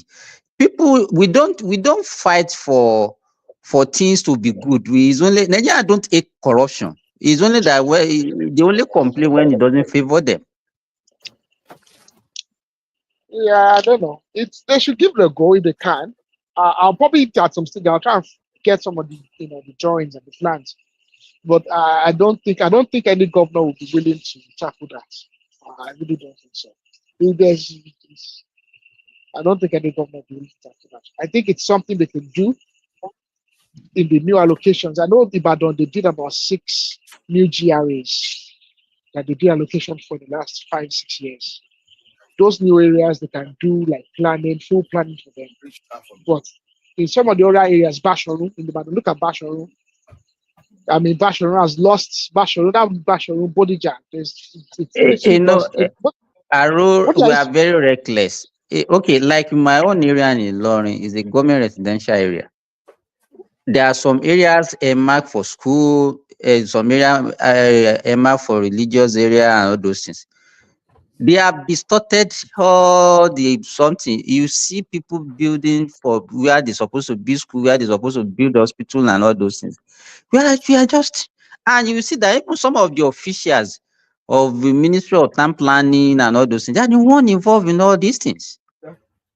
Okay, look at the Magodo situation and the Magodo fiasco. It's public officials now. The whole Magodo fiasco. I think they're even still in court because the government took the land. I think it was first tax. I think it's part of their first tax or whatever they were going to do then. They took the land from the families. They never used the land for that purpose. Public officials then took advantage, got the land for themselves, and they started selling it to private individuals.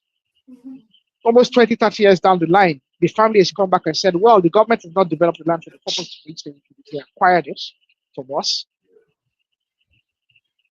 And now it's gone into the hands of private citizens who have built houses. They took. I think they might still be in court.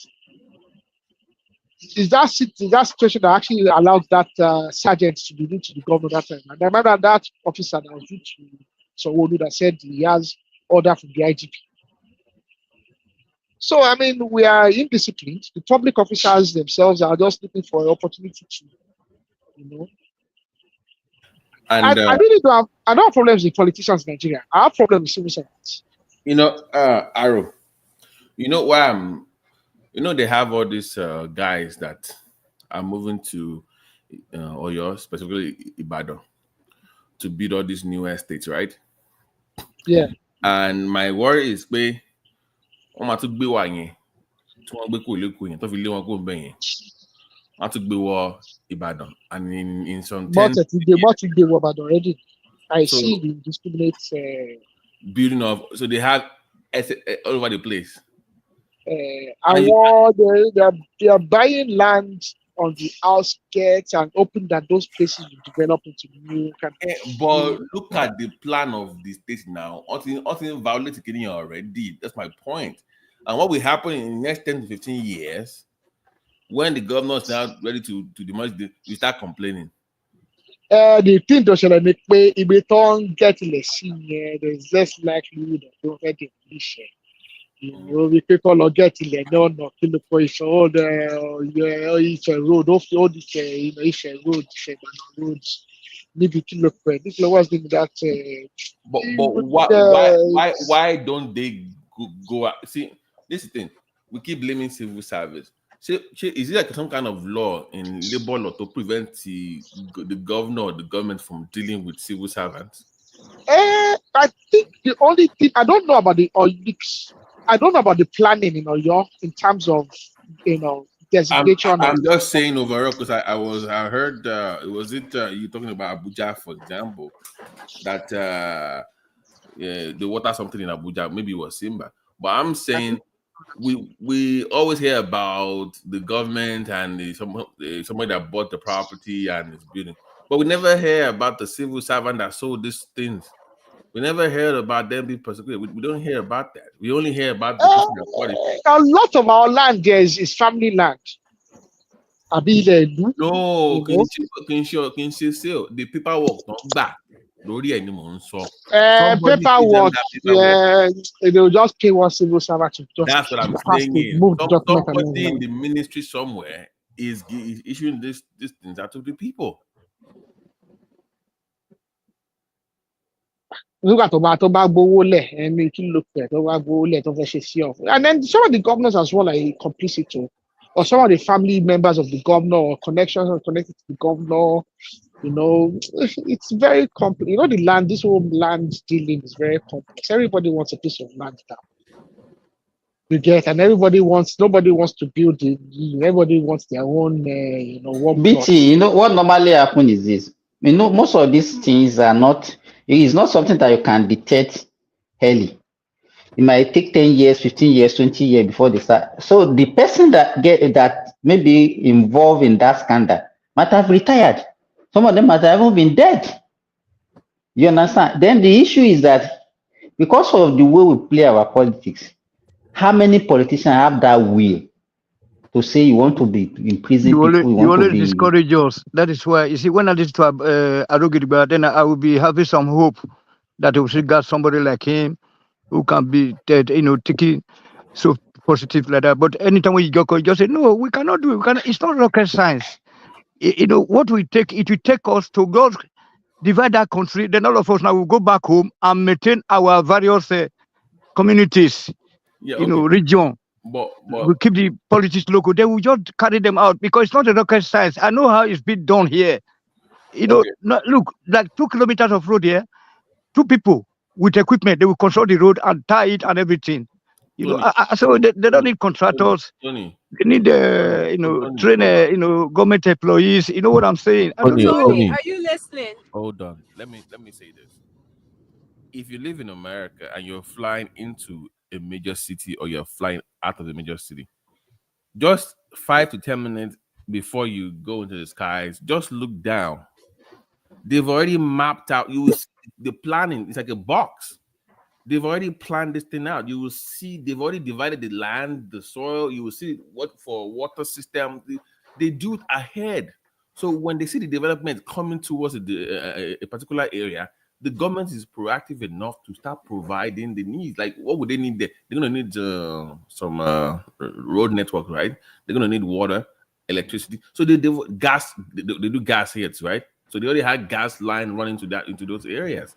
So if you have all those things in place, it will be hard. BT, our land tenure system, also land ownership system, Will it be a problem also to us? Okay, that 99-year lease thing, I mean, or whatever. Which You one? know, most of the lands in Nigeria are owned by people, not by government. Community land, like the Community Land Act. It's a community land. So you cannot really, they need to. I would not mind if you can involve the local government. You remember we should have a land surveyor. Here in Saudi Arabia, all lands belong to government, no individual. You can only buy it. You understand? So it's government has a plan for Land each belongs area. to the state government in Nigeria. That's the thing. No, not. It's not in the recess of it now. Allah, you know what happened now. It's only when they want to acquire it that they say, okay, they will acquire and compensate the family. But it's still No. Wait. See, the government is keeping the land in trust for the people. Yeah, it is still owned by the people, but they allow the state to administer the land matter. So as the land for Nigeria, I beg Baba, no even talk men and touch them. Because I can't still forget the trauma of Buhari. If that land had been in care of the federal government Ruga thing, yeah. We did that. So don't even go there. We should thank God that we had a person like Bukola Saraki that understands what they wanted to do. You know, they extended that into water resources. So it's good as it be. So no. But okay. Tomorrow, if you're gonna if you're gonna just hold on to it, Ola, if you're gonna hold on to your community land, ain't a plan better now? Just don't sell. Sure, my break can do it. Can do it. You know, ó mà lè lè dp ọ̀rọ̀ yẹn lè ọ̀rọ̀ community land máa le jù bẹ́ẹ̀ ṣe ń sọ yẹn. I will let him in about 5 minutes. Okay, how can you have Igbo Rumole on one side, soap manufacturing industry on one side, a school on the other side, and a mall just all over the place? Babati, see that the community owned land doesn't stop government from doing that. That's just inefficiency of the government. Okay, people own land in Lagos, but Lagos still knows how to administer whenever they want to get their tenement trades. So the thing is this: if government really plan, okay, look at it this way: we used to have industrial estates, but where we have industrial estates today, when industrial estates are no longer functioning, sorry to say, we have religious houses taking over some places and some other things they've taken out. So that is pointing to how disorganized the government is. So community can see own land, but if government wants it for a purpose, government knows how to acquire land from the people. Actually, no, I was speaking to Aro's point that if you don't plan ahead, compensation will be involved in that negotiation. Once you build on those lands without putting these things in place, those infrastructure in place like water, sewage, and gas pipe or whatever. Once you build, it's very hard to then construct those things. As opposed to already putting it there already before you have the massive development in those areas. That's the point I'm making. So if there's a way that we can tweak the law that will force you to build closer to the cities, then you can expand as opposed to just moving out far away. I think the new Lagos state laws, because some of the new cities that they are building, some of the new mega estates they are building, it's all incorporated. No, so I think Lagos state are very good on that. I got Babati's point. One of the major reasons in Nigeria is that individual build houses. Why the government don't do anything? Yeah, but that's not a problem. The code, but if you have a code, I mean, most of these countries that we live in, they have a building regulation. I know this is how it works here. Now we just moved to a new property now. You know what happens is that the builders, they do everything. Builders know the code, but they build the underground where water we pass through. They lay the pipe. They invite every organization that need to do things. They will do everything. The sewage, everything. They construct everything. Government will be supervising why they are doing that. At the end of the day, when they finish, they hand over to the government for administration, right? But in Nigeria, we don't have that because everybody goes to build his own house. But here, you don't go. No, it's bribery. is corruption. not They have getting me. regulators in Lagos now, but it No, didn't you are stop still not people from getting me. building You are still not getting houses. me. Normally, when you want to develop a community here, everything will be built once. But now, what you are saying, when we have in Nigeria is this now. Okay, one time anyway, you go to that place, you are the first person. You first of all put a 2-bedroom there so that they will not collect your land. Okay, another person will come. But you know, in disorganized, but here, it is the duty of those people into the property businesses. They will look at the place, water channel. Okay, this is for sewage. They will do everything. Okay, this is where the road will be. This is the station. They will do everything. So you don't just go and see a land now and start building.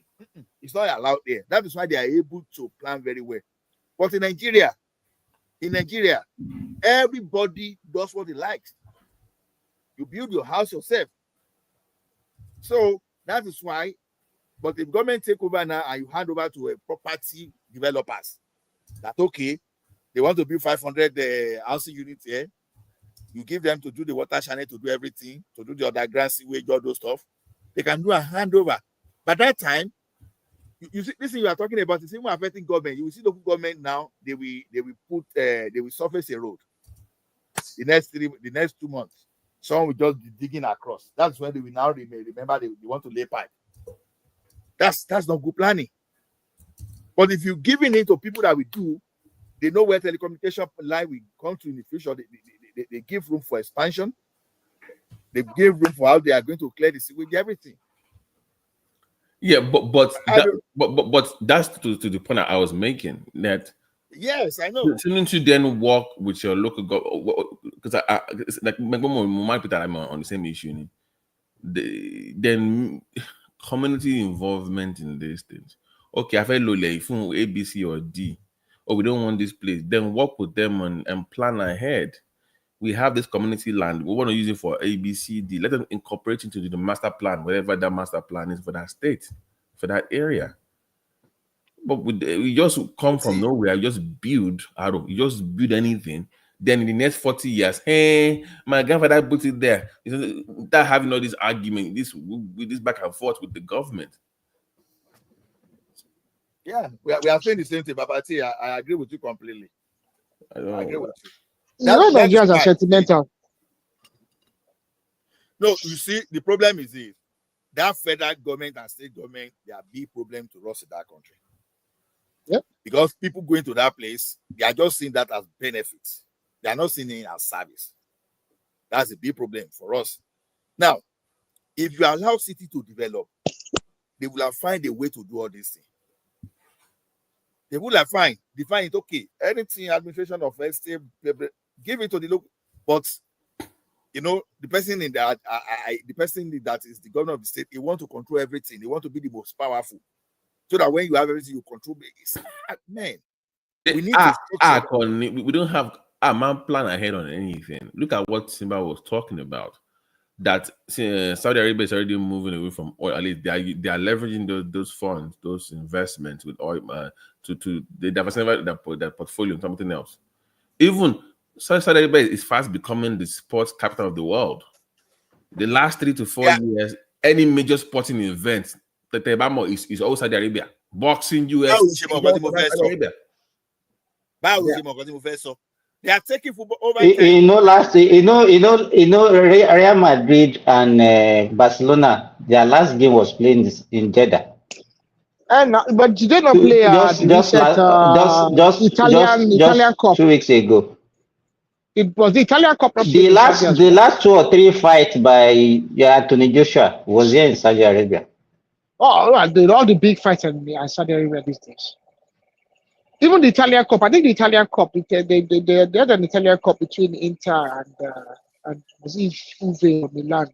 Like 4 or 5 weeks ago. So no, Atalanta played Milan not too long ago, and it was I think it was in Saudi Arabia. They are smart. They are one of the hosts of the Formula One now. Yeah. One of the bigger ones in Saudi. Even golf now is now Saudi Arabia. Golf is they have a tour as well. They have a PGA. They have a PGA tour. LIV, whatever. In a dry land.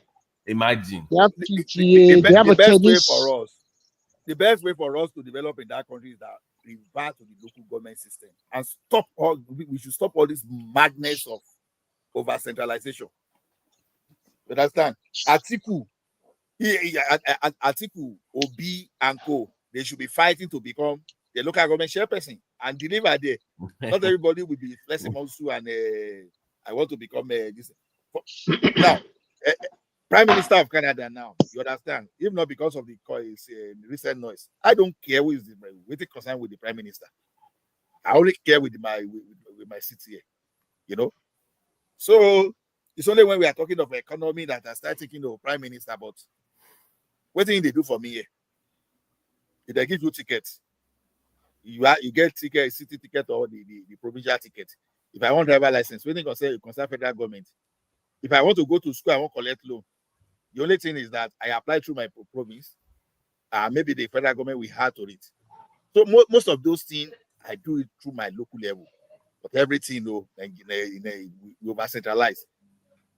If we remove all those things, I'm telling you, our problem will be different now. It's not going to be exactly. It's just going to be like but when you are telling them, they will say that you hate the other side. You know, today now I was able to throw that question to the guy when he said that Nigeria is indefeasible, that we can, that is better together. When I asked him, well, you know that you see what about this question of a president? Hold on, hold on, sir. That the president have to come from the south once upon a time, and then and now, and in the future. I say, don't you think that it's not possible for us to continue from like what this? we have been discussing since, Tony, is that what you can pick? Is that what you can pick from every discussion? All the things that we have been discussing about? We're trying to keep the politics local because I know you guys are trying to suppress the truth here. Most of you, apart from Ola and Arogidiba there, because what now? This is that you're talking about. We enjoyed them before. We have this Abekuta Green Court.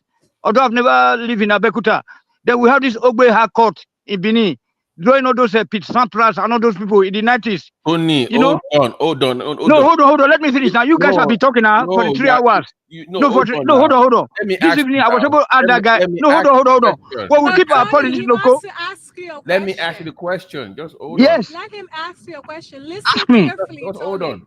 If we said that there's a need to focus on the local government and develop it, then if that is the case, you will not care about what anybody else is doing. No, I said keep the local. No, I said to keep the politics local. So why are you bringing at least as near? Hold on. As near as as near as it could, as it can be. Hold on. Let me tell you. Ibadan, we have all these international golf tournaments coming every year. Every 3 months. A lot of activities taking place. You have all these big bottles. If you go to the market, you see big bottles of whiskey, White Horse, and they are like 1 meter high. You know what I'm saying? These are the things that I grew up with. So there was this. If I go to Benin, there's Ogbe High Court, international tennis tournament. You see white people, black people, Indians, they are coming to play for this but today nothing is happening. So we have had these things before. How did we lose everything? That's why we said that we should return back to that system of separating the country peacefully without no war, so that we can be able to. Some of us now that we have to go back home and start replicating what we are experiencing in abroad. But others are saying that but that's the arguments that the guys are putting forth, that we should go back to local government. They don't want to be direct. They are just trying to beat around the bush. Let us. How do we do this thing? Because look, I don't get it. I'm very sorry, sir. Because sometimes I used to cry when I walk from discotheque nightclub to the house. Sometimes I don't want to pick the taxi. I don't want to pick the cab. Then I'm walking. You see their ties, their road, the sidewalks. Look at Nigeria. They'll just build road without no sidewalks. You know what I'm saying? And those. That is so true.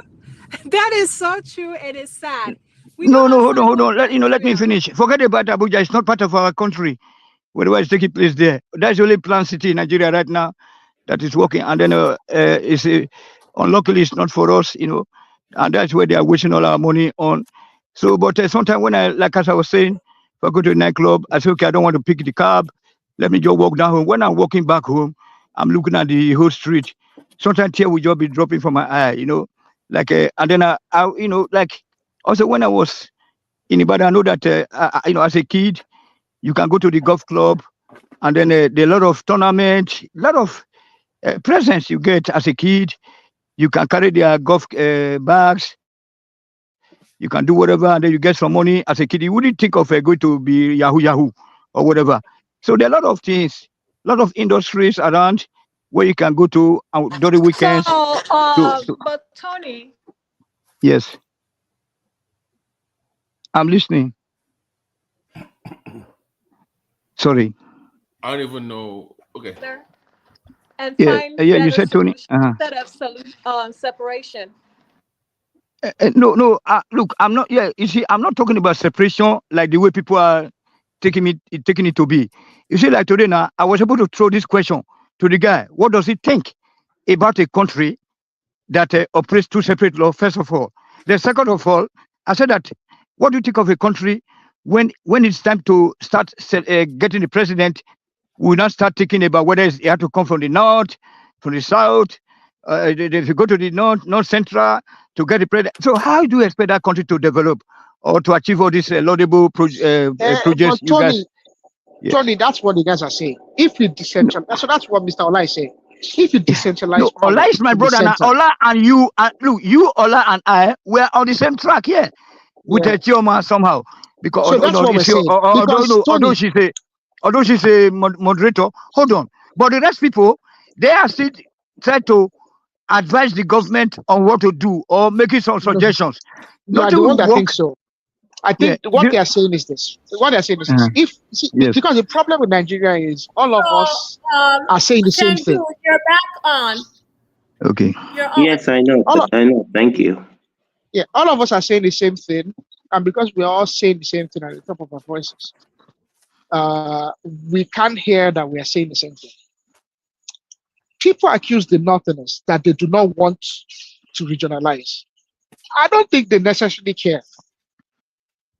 Okay, regionalism for the better parts will be satisfactory to most of the big ethnic entities in Nigeria. It's satisfactory to them. And I think there's this fear when they talk about restructuring that people think that it means breaking up the country. And that is where you usually lose a lot of Nigerians. Because the problem with a lot of us that are part of the major ethnic groups is this.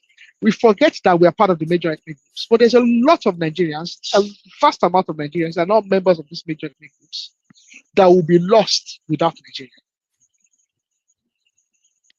They will really have no identity. So, I think we regionalism and not just regionalism, but transferring control to the local government. Yeah.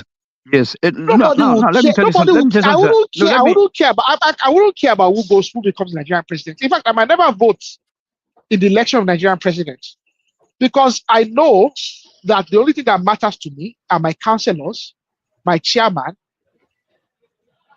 and the governors in my state or in my region or wherever I will. But the things that will matter will be my local government chairman and my councillors. That's because they're the ones that are going to decide the schools, primary and secondary education.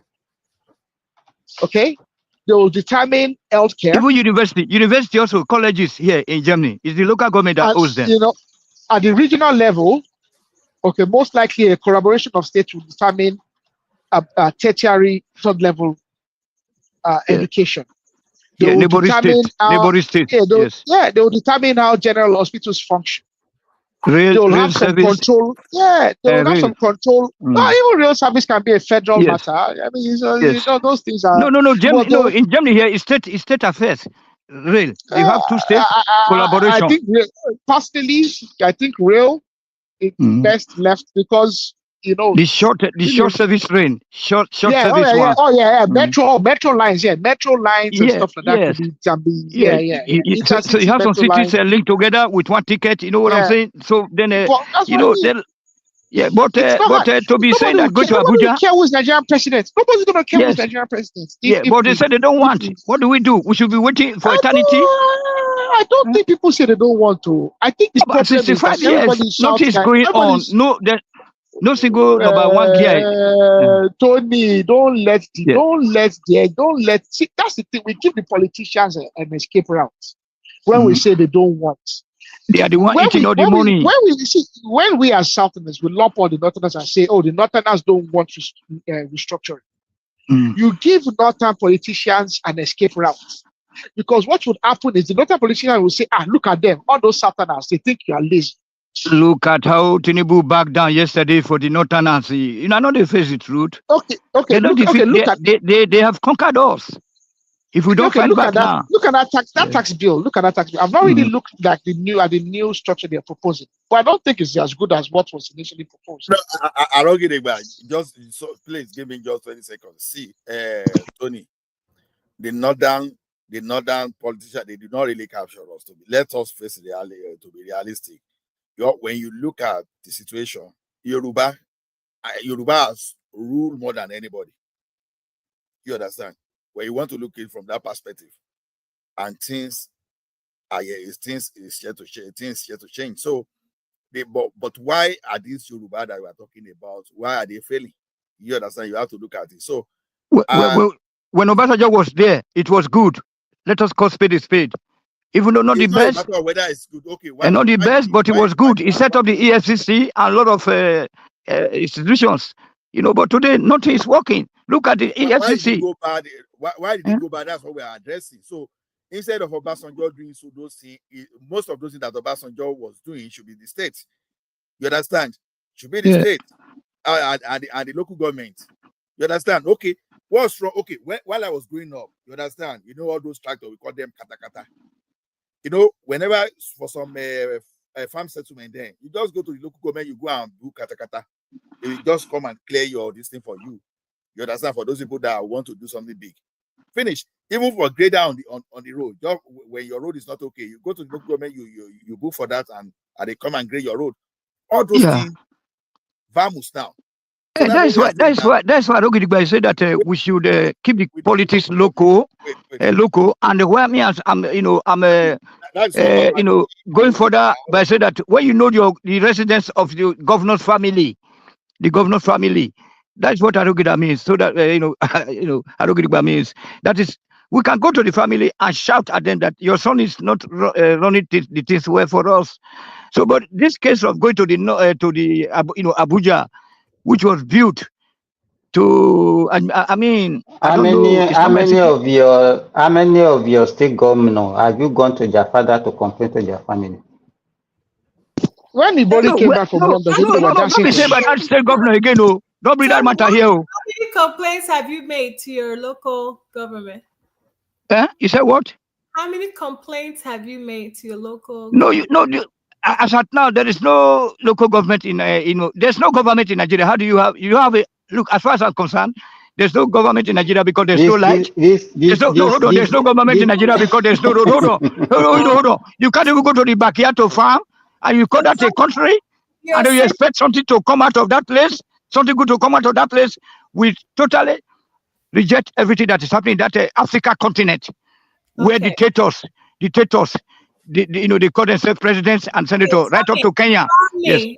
Mr. Tony, give us 10 minutes. Let one of the panelists have no problem. I can also just switch off. I've already said you can see that my throat is blocked because I don't know what we're trying to make out of nothing. Okay, there's no country. There's no country at all. I will keep Kuna. So I give you 10 minutes. You call me later. Okay. 10 minutes. No interjections. Simba, you can go ahead and speak. Children, I don't even have that time. I just made that interjection. Maybe can go on with his own submission. Hashtag surviving Tony. I'm kidding. I'm kidding. It's a joke. Because you get him started again. He's quick to unmute and start talking. Prince needs to come up and defend what he was writing in the comment section. Disrespecting my Arsenal team like that. You need to come up here. Well, Arsenal are not a football team. What did you just say? Arsenal, they're not a football team. They're just a bunch of jokers. Oh, what do you know about that, BT? What are you going to do about that? You just said something about Arsenal. Yeah, I said there are a bunch of jokers. They are pretenders. Oh, I heard that. So are you guys tag teaming or what's going on here? Well, you guys are pretenders. When was the last time you guys won any trophies? That is not the point. Like that's not the point. It's I not can fan. I mean, back in They the won day, FA Cup now. They won FA Cup now. Arogidiba. BT. They won FA Cup recently. I have all this anti-Arsenal hate all over the place. It's about to go down. It's just. I mean, I was probably you're a Man U fan. You're almost going towards relegation. I don't even know why you're talking. I don't even know why. Even if Man U is relegated, we are still I better. hope Sherman is a Chelsea fan. No, don't be an Arsenal fan. No, I beg. Chelsea, Chelsea sounds like a girl. So I support all the females. Chelsea fans are probably some of the most violent fans in London. Chelsea fans are probably the most violent of them all. Chelsea fans. Not violent. No, their fans were notorious. Their fans were notorious for mobbing, for all those football hooliganisms back in the day. Yeah, now because Chelsea is very central now, so a lot of those Bethnal Green kind of, a lot of the. Do you know why they call us pensioners? We are classic people. You go and read in which Chelsea are classic, they are central now. They are very like Chelsea fans back in the day now. In Lagos that will be doing all those what's there on this other thing that was you guys are violent, Joe. Back in the day, they had their own firms. Aaron, you're a Man U fan? Without a doubt. So why are you even talking? Why are you even in this conversation? No, Manchester United will not. Manchester United will be in the conversation now. You're like number 15. You have a leaky roof all over the place. Go fix your roof, okay? Yeah, but is that not embarrassing? I imagine a whole Man U can't even feel it. And rats, and the stadium is infested with rats. It's disgusting, man. We don't hold it. We are renting it. So the people that hold it need to fix it. The city of Manchester needs to fix. Oh, we don't own Old Trafford now. It doesn't belong to us. Anyway.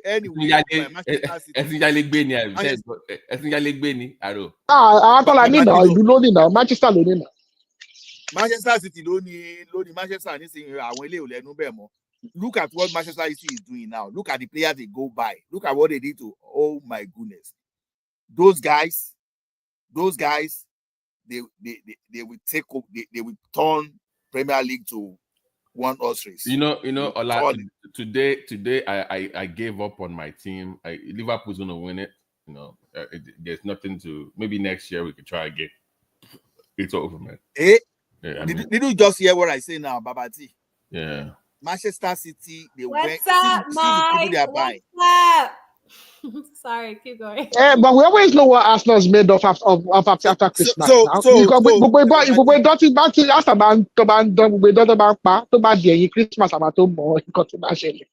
Christmas is what we can see what's happening. Man City will win the Premier League next season again. They were going down just because nobody knew that Pep was going through divorce. I think after his divorce, and maybe he said it's clear now. Then look at the profile of players. So Man City is going to take over Liverpool. Have you seen the gap? No, next season. I said next season. Okay, not this season. I said next season. But these guys, Nottingham Forest, unsurprising me on life out of nowhere. They're just number 3 right now. If you see the way they vest for all these clan leagues that all these American sport people that we brought, they don't finish my club. Premiership fans, you should allow the people to come in. All right. America's team. By the way, I'm also a Cowboy fan too, so double whammy for me. Like, they both suck. So yes. I Cowboys fan since when? Since 96. The most overrated QB in the league is That's Dak not, no, Prescott. we are America's team. That's the point. Don't worry about what Okay, I can appreciate that. That is true. I respect that. I like Jerry Jones though. I think he's a great owner as far as I'm concerned. So it's great. Yeah. So that's my team, but you know. How do you guys watch that sport? What? How do you sit down for hours and hours and ends to watch American football? Because it's violent. Americans like violence. It's just it's not a violent sport. I One don't think so. man announced that. No. One man talk That guy, that's what I don't want to tell him. You just announce my. wow. Why did I even? When I announce my movement to the whole world. Sorry, Is Mike the chief Owoni Koko or what? No, that's me. I just use that on my. I use that. I don't understand how it's you. People in Nigeria that have never been to England, they are all die hard. This fine, Chelsea, die hard, man. That thing always irritate me, man. Like all over Nigeria, everybody die hard. This one, are you from England? What is your die hard rubbish? Some of them won't kill each other over these things. So I'm like, which kind of colonial mentalism I get for this country? Mike, I watch the sport, but I'm not gonna be die hard of some team. I'm not fanatical about anybody. I wouldn't say I just watch it. I enjoy the entertainment. And each season, and the team I feel like should win. I support that team. People are upset. The next season, I may support a different team. But I may die at this thing. I be buying this thing, putting paint. You see some people in Nigeria paint their whole room with Liverpool.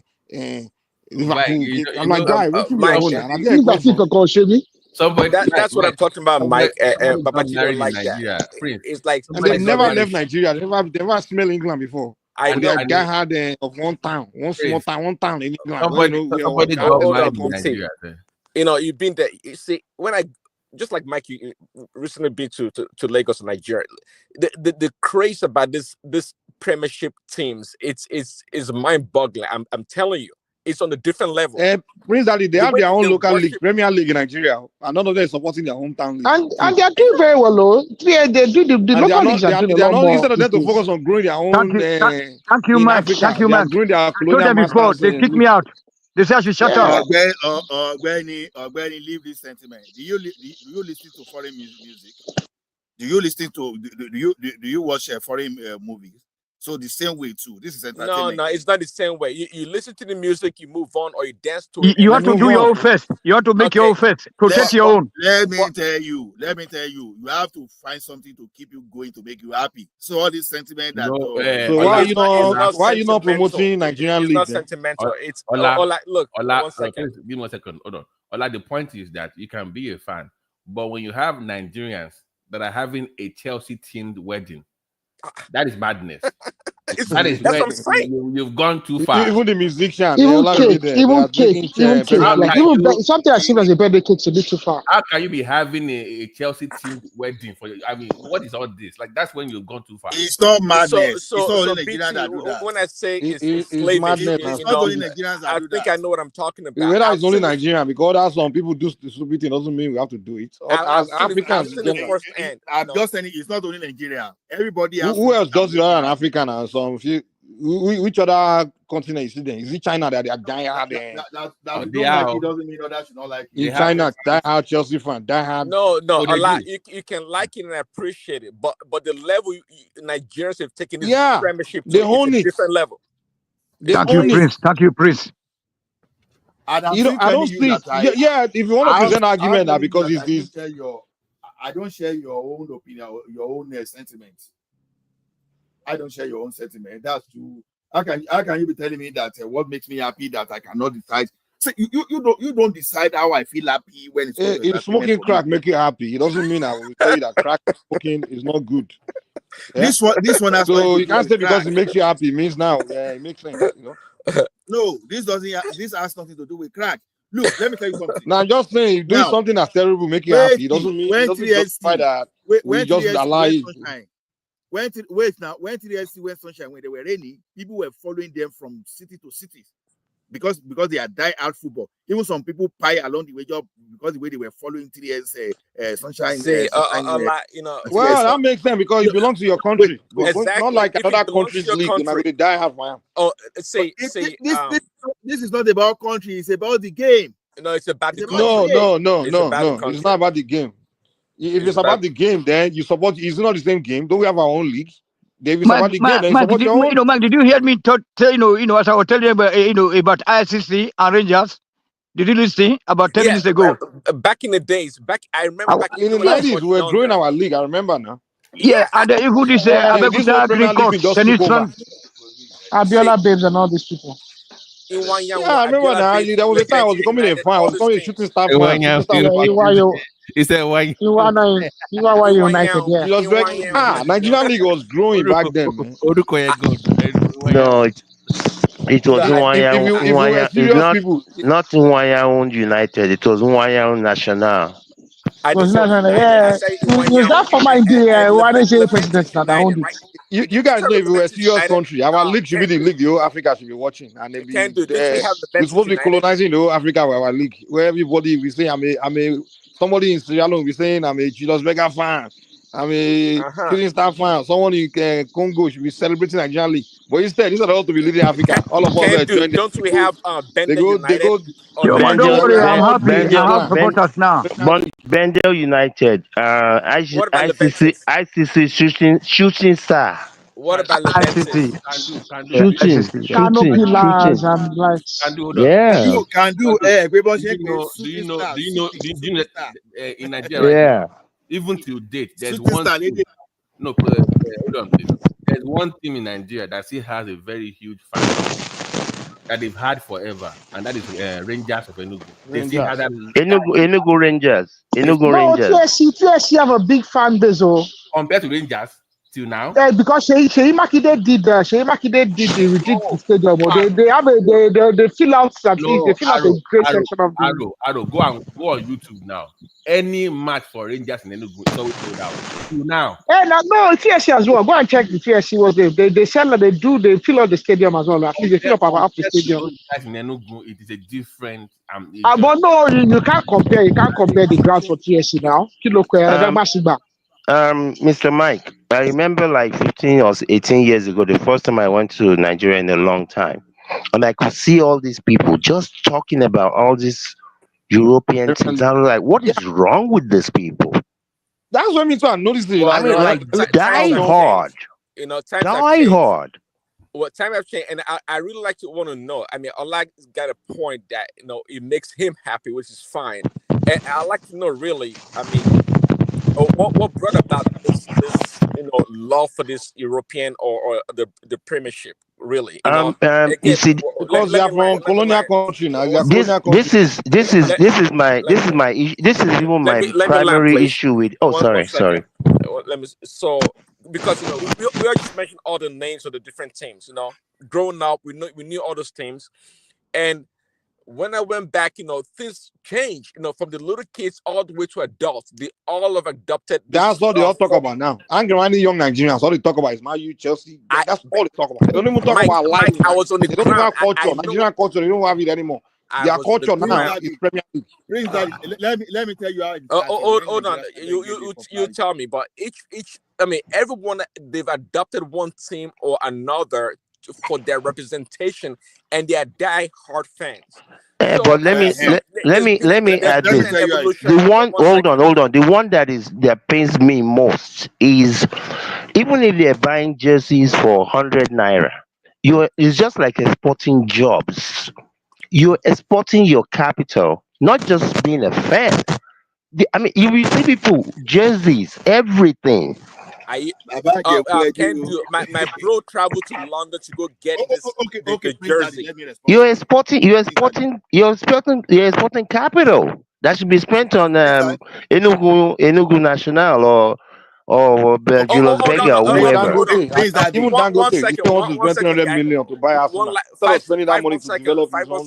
And to top it off, I heard, just let you guys know, Dangote was trying to buy what? Is it Arsenal or what team was he trying to buy?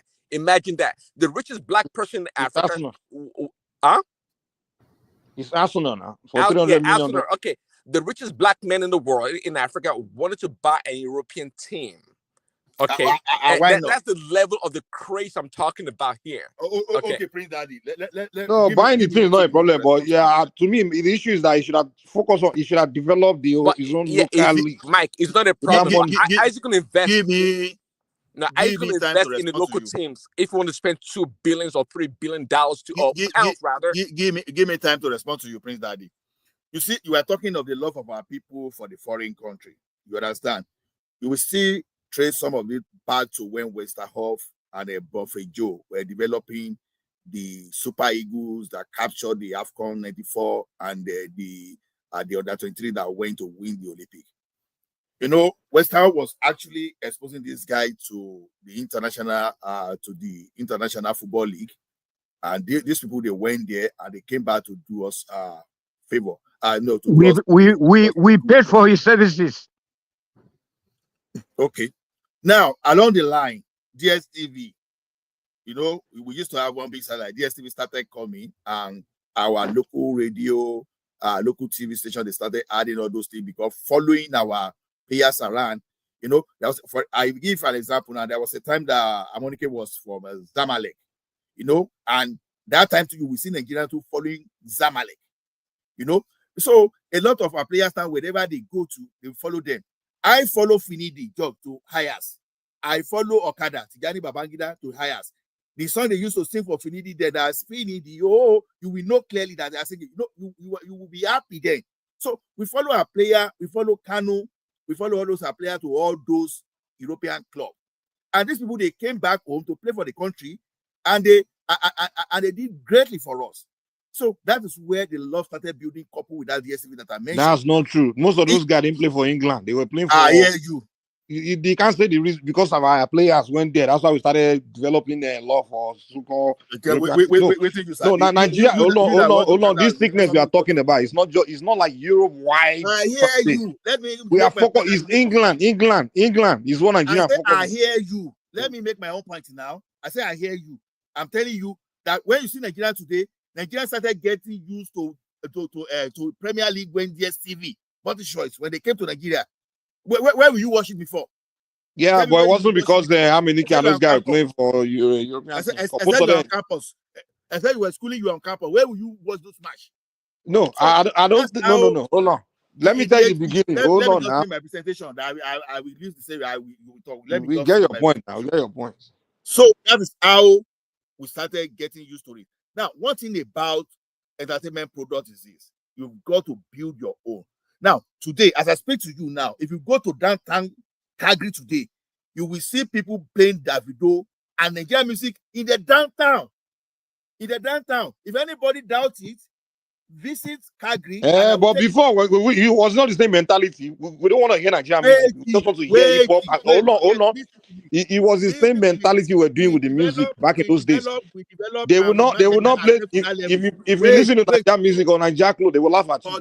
You have to listen to American stuff. That's that same mentality. I hear you. The question is this: we develop our own entertainment to that level. The reason why our music became is because the Nigerian diaspora. Hold on. It was because Nigerian diaspora. Let me finish my own monologue. We get your point, man. We get your point. You don't need to. You get my point, but let me finish my own monologue. I'm not saying you do not get it. So the thing is this: when you are talking of our own sport, that we are not going there, let us go and develop it first. Then when we develop, we go. But we are not developing, and you are saying we should be talking. Talk of what? So I jump by default. Okay, who told? Okay, Nollywood is shaking. It's making wave now. Now Nollywood, you see people here that we were watching the same Oyibo where that we were watching Akidele with you, and they be asking you questions. How they get to that place? You develop it. Hold on. So you argue. Hold on. Wait. Before you go for that, let's interject a little bit. You say too much. You're saying we have to wait till we develop our league to this English Premier League level before we start supporting it. Hold on. Look around the world. Even in Morocco, even Congo, even Congolese, when they're talking about football, they're talking about TV Masimbe. They're talking about their local league. Congo as poor Arab countries. If you look at Morocco, the league, they talk about that team, their local league is what they focus. Even Egypt, and even Mexico next door. When those guys are talking about Pachuca, they're talking about their local league. Even in Europe, they are the weakest. Some of the, like Turkey, you can't compare Turkey with Premier League, but the Turkish people, Galatasaray fans, they would die hard. You understand those things? So this your argument doesn't fly. Even we Nigerians, we just told you in the 90s, we were talking about shooting stars. We're all emotionally getting invested into our local league. But for some reason, this sickness of Premier League, Hold on, Mike.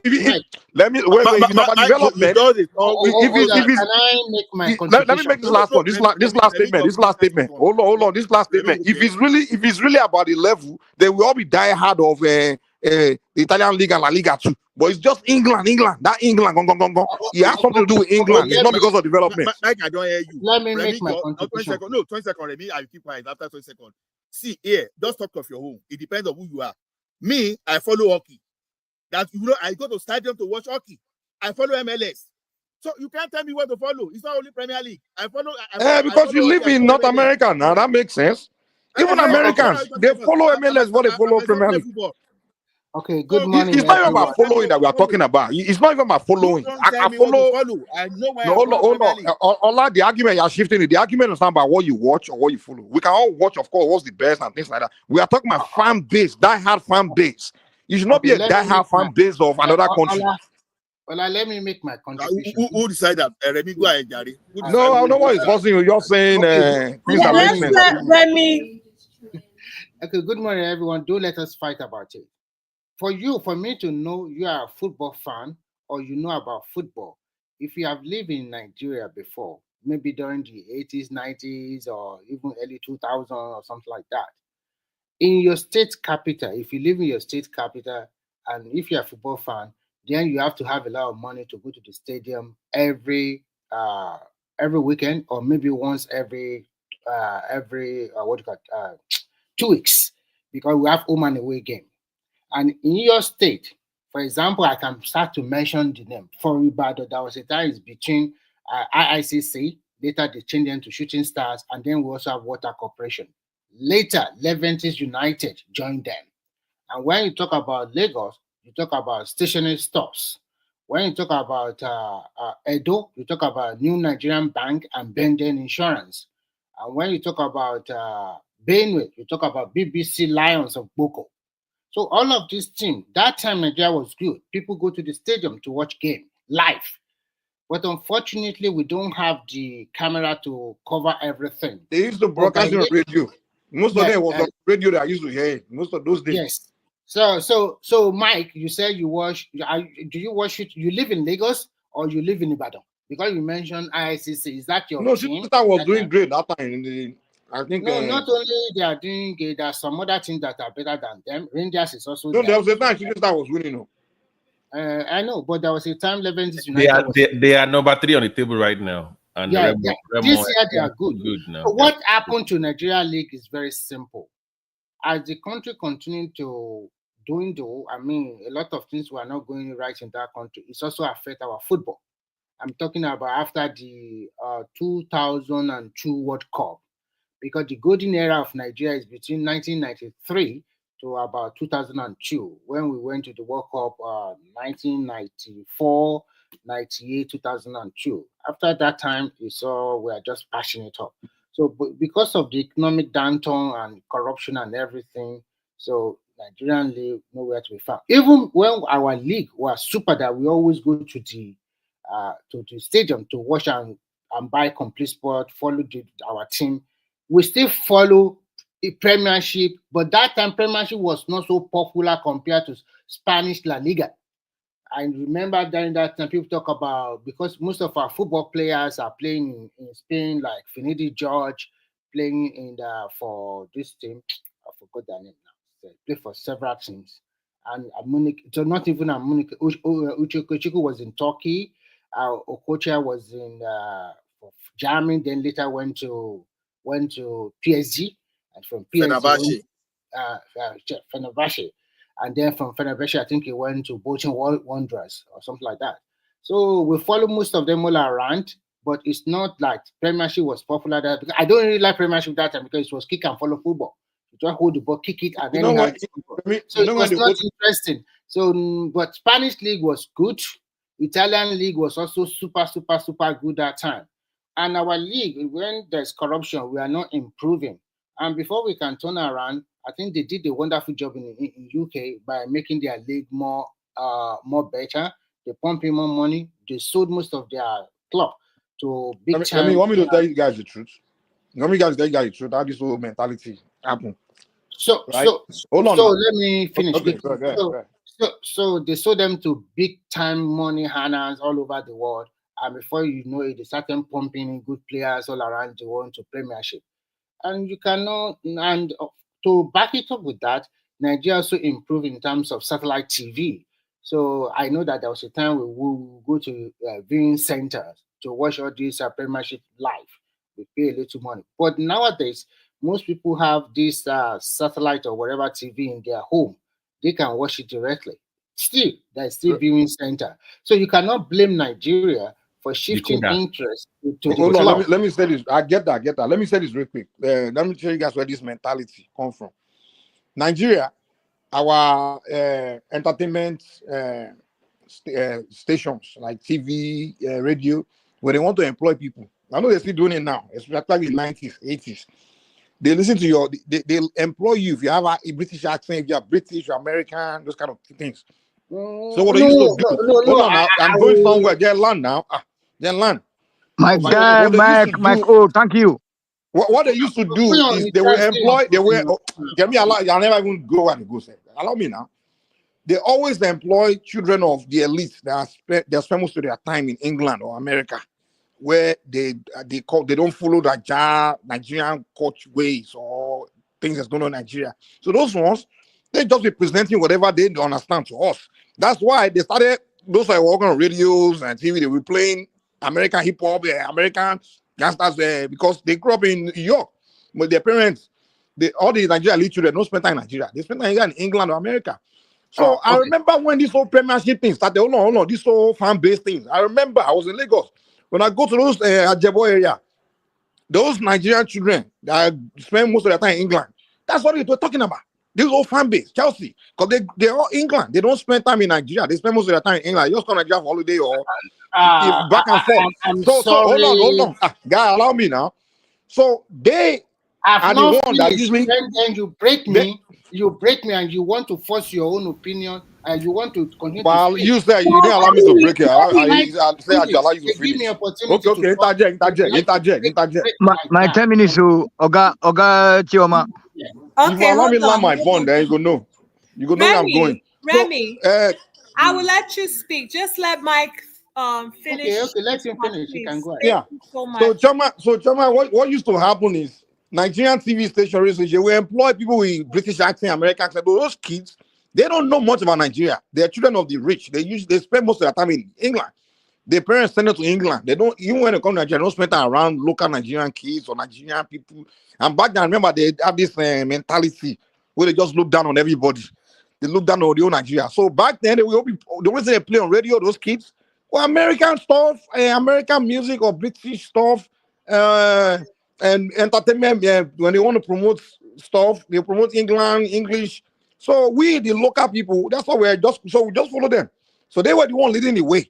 It was until internet came where people now have an independent way to promote things, media, to use media, kind of like today now, where so that's when even the music started changing because the Nigerian artists now, the local people started putting their things on internet and everything. Where everybody's now like, oh wow, because prior to that, the only avenue you have to consume entertainment was the traditional media, TV or radio, those things, and the people that were working there, a bunch of Nigerians that grew up in England and America. And all they play to you, all they present to you is European, American music, England, English entertainment, and English sports. And though the American sport, they didn't really show that one. There was a time they were even trying to promote American football in Nigeria. That one didn't go far. But that's what happened back then. But with the music, we'll find a way to break out of it. Where now we just consume Afrobeat. Okay, but with the sports, that one we just kind of hook on that one. I don't know how we can get out of it. Okay. So that's what happened. Really. I think what really happened is very simple. It get to some stage that to go to the stadium to watch your favorite team, you are no more interested because the playing pitch was so terrible, was so bad, especially after we hosted in under 17 1999 World Cup. They didn't keep on, taking care of all these pitch around the world, around the country. So most people, and also corruption. There's so many Ojoro. The NFA did not get their act very well. So a lot of people disinterested in going to the stadium to watch our the quality dwindle a lot. When you talk about music in Nigeria, when we are growing up, we like to listen to American music because they were music playing the FM stations all over the western and southwest that time. It's not even British music at all. Most times it's American rap. That's why we know these famous superstars like Alicia Keys, this maybe the rappers, Notorious B.I.G., Tupac, and all of them. We listen to them. Nigerians are always very exposed people. They know what is going on around the world. The major problem that make us to change our mind, continue to watch Premiership, is because things change. With that interest is no more there. We don't have enough money, quality players in our local league. Who, of course, if you see another league in the TV, good pitch, good playing pattern, of course, your interest will change. You cannot continue just to be watching mediocre. So that is the reason. But luckily, nowadays, things are coming up again. The Nigerian league the stadiums are okay, and then more they are also streaming the matches live. Sometimes, so things are changing. Remy. But because of let me quickly fill in 10 seconds. Because of what happened, a lot of people started showing interest, and I told you the truth. Premiership, they bring in a lot of people with big money, and they also change the pattern, change the rule, make it more better, make it more competitive. And before you can say Jack, they took over everything, even from Italy, from Spain. Everybody is now talking about British league. So you Premiership. So you cannot blame Nigeria for supporting our team. I remember my team is NMB, and I also like stationary stores. I don't even like shooting stars, but I also go and watch their game. But at the end of the day, I like Barcelona and I like Arsenal. So you can't tell anybody not to choose whoever we want to choose. Ó ti gbọ̀rọ̀ jẹ́ Arsenal bíbó àwọn. Kilo kwen. Má bá mi sọ lórí yẹn o. Ajá. Can I just add to Remy? Can I add to the point? Yeah. Let me add to the next point.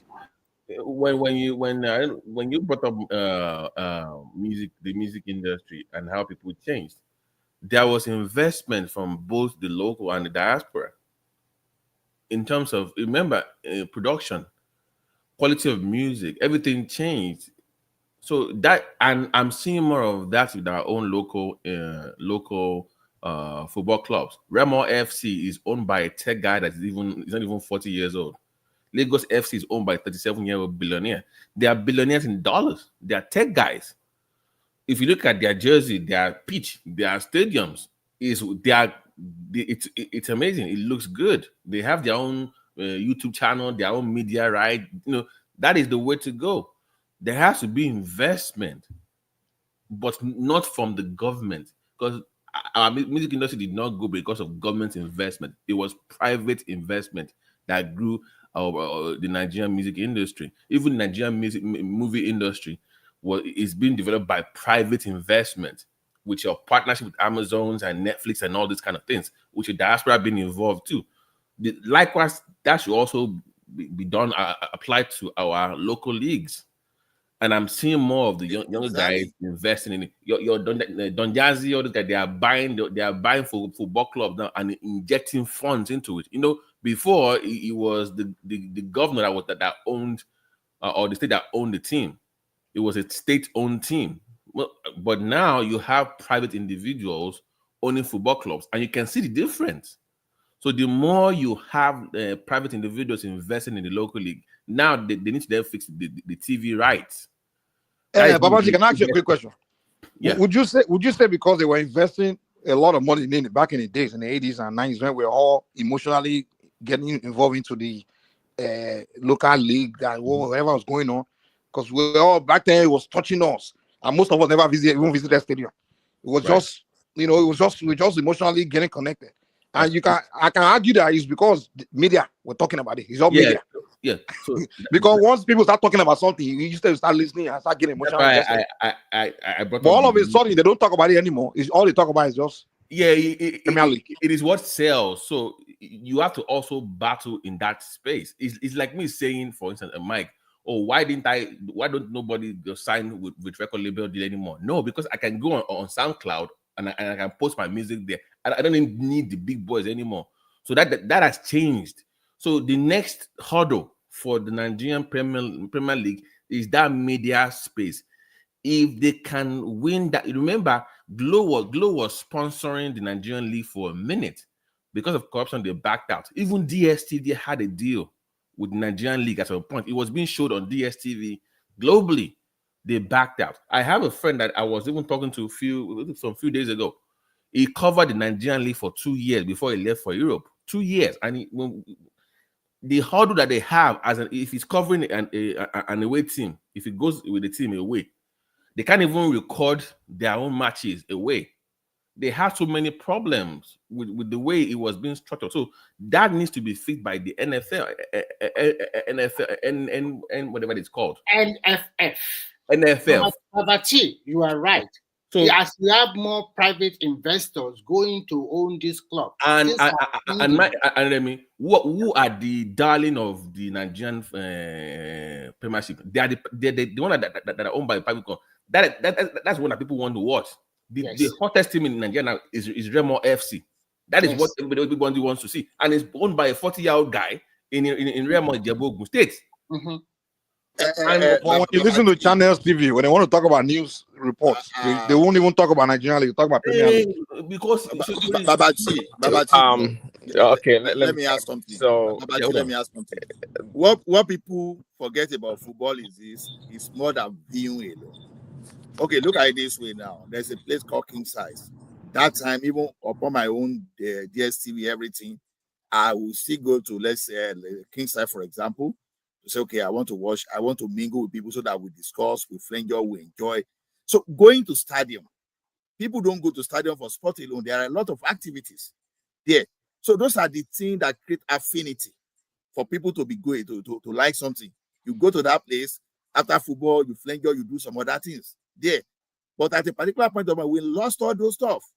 So those are the reasons. Because something that will make you travel from, let's say, from Madrid to Akure to go and watch Sunshine. Sometimes you follow them to Ibadan when they are meeting their counterpart there. So that's not the way it works. No, hold on. Majority of fans don't even go to stadium. How many of these Nigerian Premier League fans go to Premier League stadium to watch? How many of you guys have gone to Premier League stadium to go and watch? Listen now, hold on. It's very important. So you get my point. In America here, where I work, if you work for some hospital or some clinics, you get tickets. Those America. Hold on, Tony. When you work for big companies, they will bring the tickets to their workers or their staff at discounted rate so that they can come to the stadium. The marketing of you also have to work on marketing. Do you guys keep presenting stadium argument? How many of you have been to Man U Stadium and Chelsea Stadium? You die out Chelsea fans. So is that the reason why you follow them? Because you've been to stadium? No, this stadium argument doesn't hold weight. All these Nigerian die-hard Chelsea fan, Man U fan, how many of them have been to Chelsea Stadium or Man U Stadium? In the 90s, how many of us went to the stadium, Shooting Star Stadium, or the stadium? We were just, I remember back then I was getting emotionally connected to the Nigerian League because they were talking about it on the radio all the time. And my uncles, they were all talking about it. Everybody wants to until they build a super stadium before you get attached. If you love a team, Oga Madam, Chioma, what time? 10 minutes, 15 minutes, don't pass. Wait, after Babatini, I think Prince Daddy wants to say something. Please. My point is, I'm also a Lakers fan. If I watch a Lakers game and there's nobody in the seats, I might like the team. You will not watch. Crowd presence in the stadium matters to the view on TV. The way you see, if I watch Barcelona and Real Madrid and it's all and the stadium is full and people are shouting and yelling, it helps with the media when people watch from home. Only impact the way you. Babati checking shock. Do you know can't say it's not important now. It has a huge effect on followership. Do you know when they have interval in Barcelona Stadium, they are playing Nigerian music? P Square, all of them, Davido, they are playing their music now in their stadium. that is also a form of entertainment. That is also a form of awareness for people to know about Nigerian entertainment and music. What we are saying here is that people fell in love with quality. If what you are producing there is inferior, nobody buy it. It's not only about the stadium. All everything, the packaging. Okay. Let me chime in. So Remy's argument, it's of course we all like quality, but I tell you, just like Mike was saying earlier, if you go to many countries, the level of their sports team or their sports industry is not as advanced. But guess what? They love their teams. They love them die hard, and their hometown teams. And the quality is not compared to what you're talking about. Let me land. So, who is sponsoring that team? Who are the people that are sponsoring their local teams? Let me, people are just emotional attached to their hometown teams. That's all. Exactly. No, it's not that way. It's the money. That's the way it is. Even who was sponsoring in the 90s, most of us we're all getting invested in it. Hold on. The favor that we get right now for this Arsenal and Manchester, that was the emotional attachment I grew up seeing when those inner guys from the east when they come to Lagos, the way they talk about teams. So Prince Daddy, with who's so much, sponsoring them? with so much Remy, let him Allow finish. Prince Daddy to talk now. The way those guys talk about those the Inwanyan and these other teams, man. I mean, I look at those guys like, man, this must be great. I mean, I have very little knowledge about it, but I knew that something great was going on. And the industry was there. Obviously it collapsed, but that should not be the end of it. Okay, many industries, they go through a downturn or whatever it may be. It should be able to come back up. But now I tell you, we do not have an excuse, because just like I said earlier, if Dangote was willing to drop $2 billion to buy Arsenal like 5 years ago or so, well, it might as well be able to invest in the Nigerian sports industry. But I don't think they have the mind to do that. You have this Otedola guy. Dangote, permit me to interject you, if you should see. One thing you are missing in promoting global sport is this. Dangote buying Premier League club is simply promoting his business. Buying Premier League club can make him get some kind of entry into the US or into the European market too. So like Clan Lake now, when they bought Chelsea, they didn't buy Chelsea just because they are a lot of football. Even you will see the type of havoc they've even caused for Chelsea now as I speak. But I'm not denying that. Say it's all about business. Wait Now, so Dangote is a businessman. Dangote already has investment in Nigeria. If he's buying sport in Europe, it may just be an attempt for him to expand his business. It may not really. Dangote told us the reason. He said he's an Arsenal fan. That's why he wants to buy Arsenal. He says he's a diehard Arsenal fan. That's why he wants to buy it. Yeah, that is true. Not because of business. And also, see, we have, it shows leadership or lack of leadership thereof.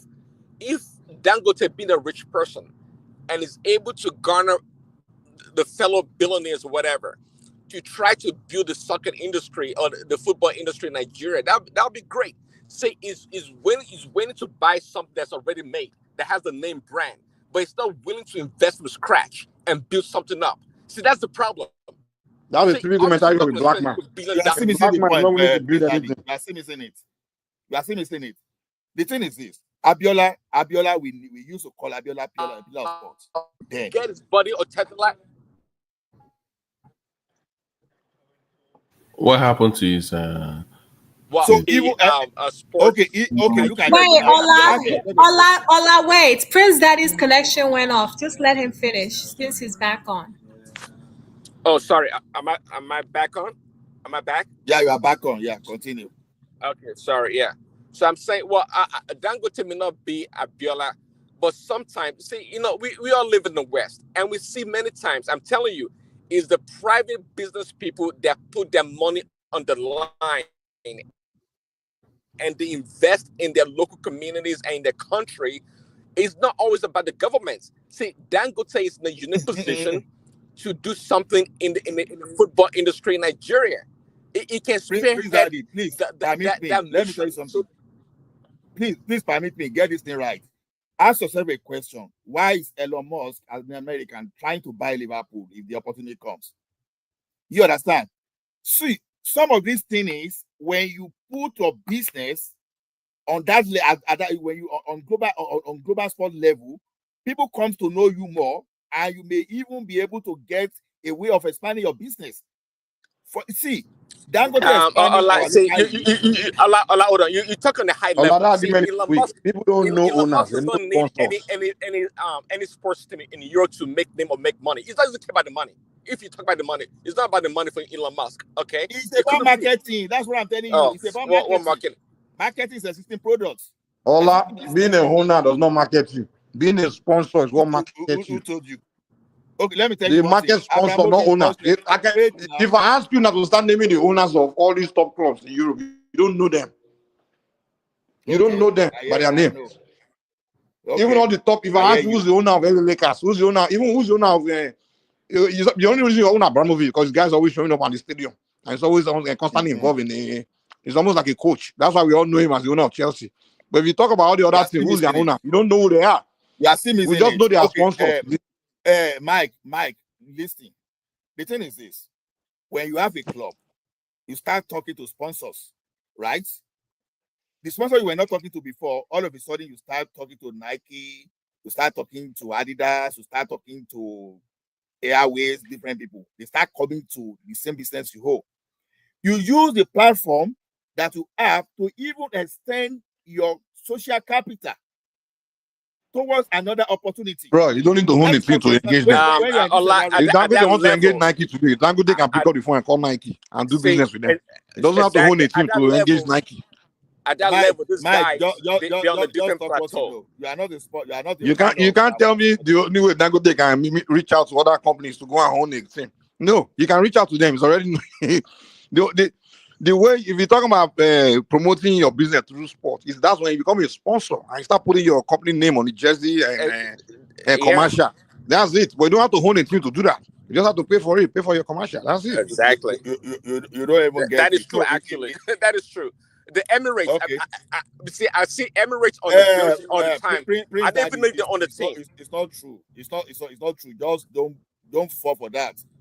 It's not true. There's a difference between someone just stubbornly just believing in one opinion and you go through that. I told you that a venture capital bought Chelsea and they told you what they wanted to do. Go and ask Liverpool fan when he can kill it when they push those guys away. Go and ask what the current ownership they want to do with this. So there's a way you use football to promote your brand. You use sport to promote your brand. So when this guy, the richest, the person they call the richest British billionaire, when he bought 25% of Manchester United, go and listen to what he said. He said we don't need that ball. He said we don't need to make money from football. We just love that ball. We don't love that ball. Ask yourself a question: who is that person that will a billionaire in this world that will put his billions into something? I say, I don't want to get anything from there. I see your point, but a lot of excuses are being made. Let me tell you, maybe in the next 5-10 years, you're going to see some white guy, perhaps a British guy, come to Nigeria and build your football industry, your football and they will club. own it.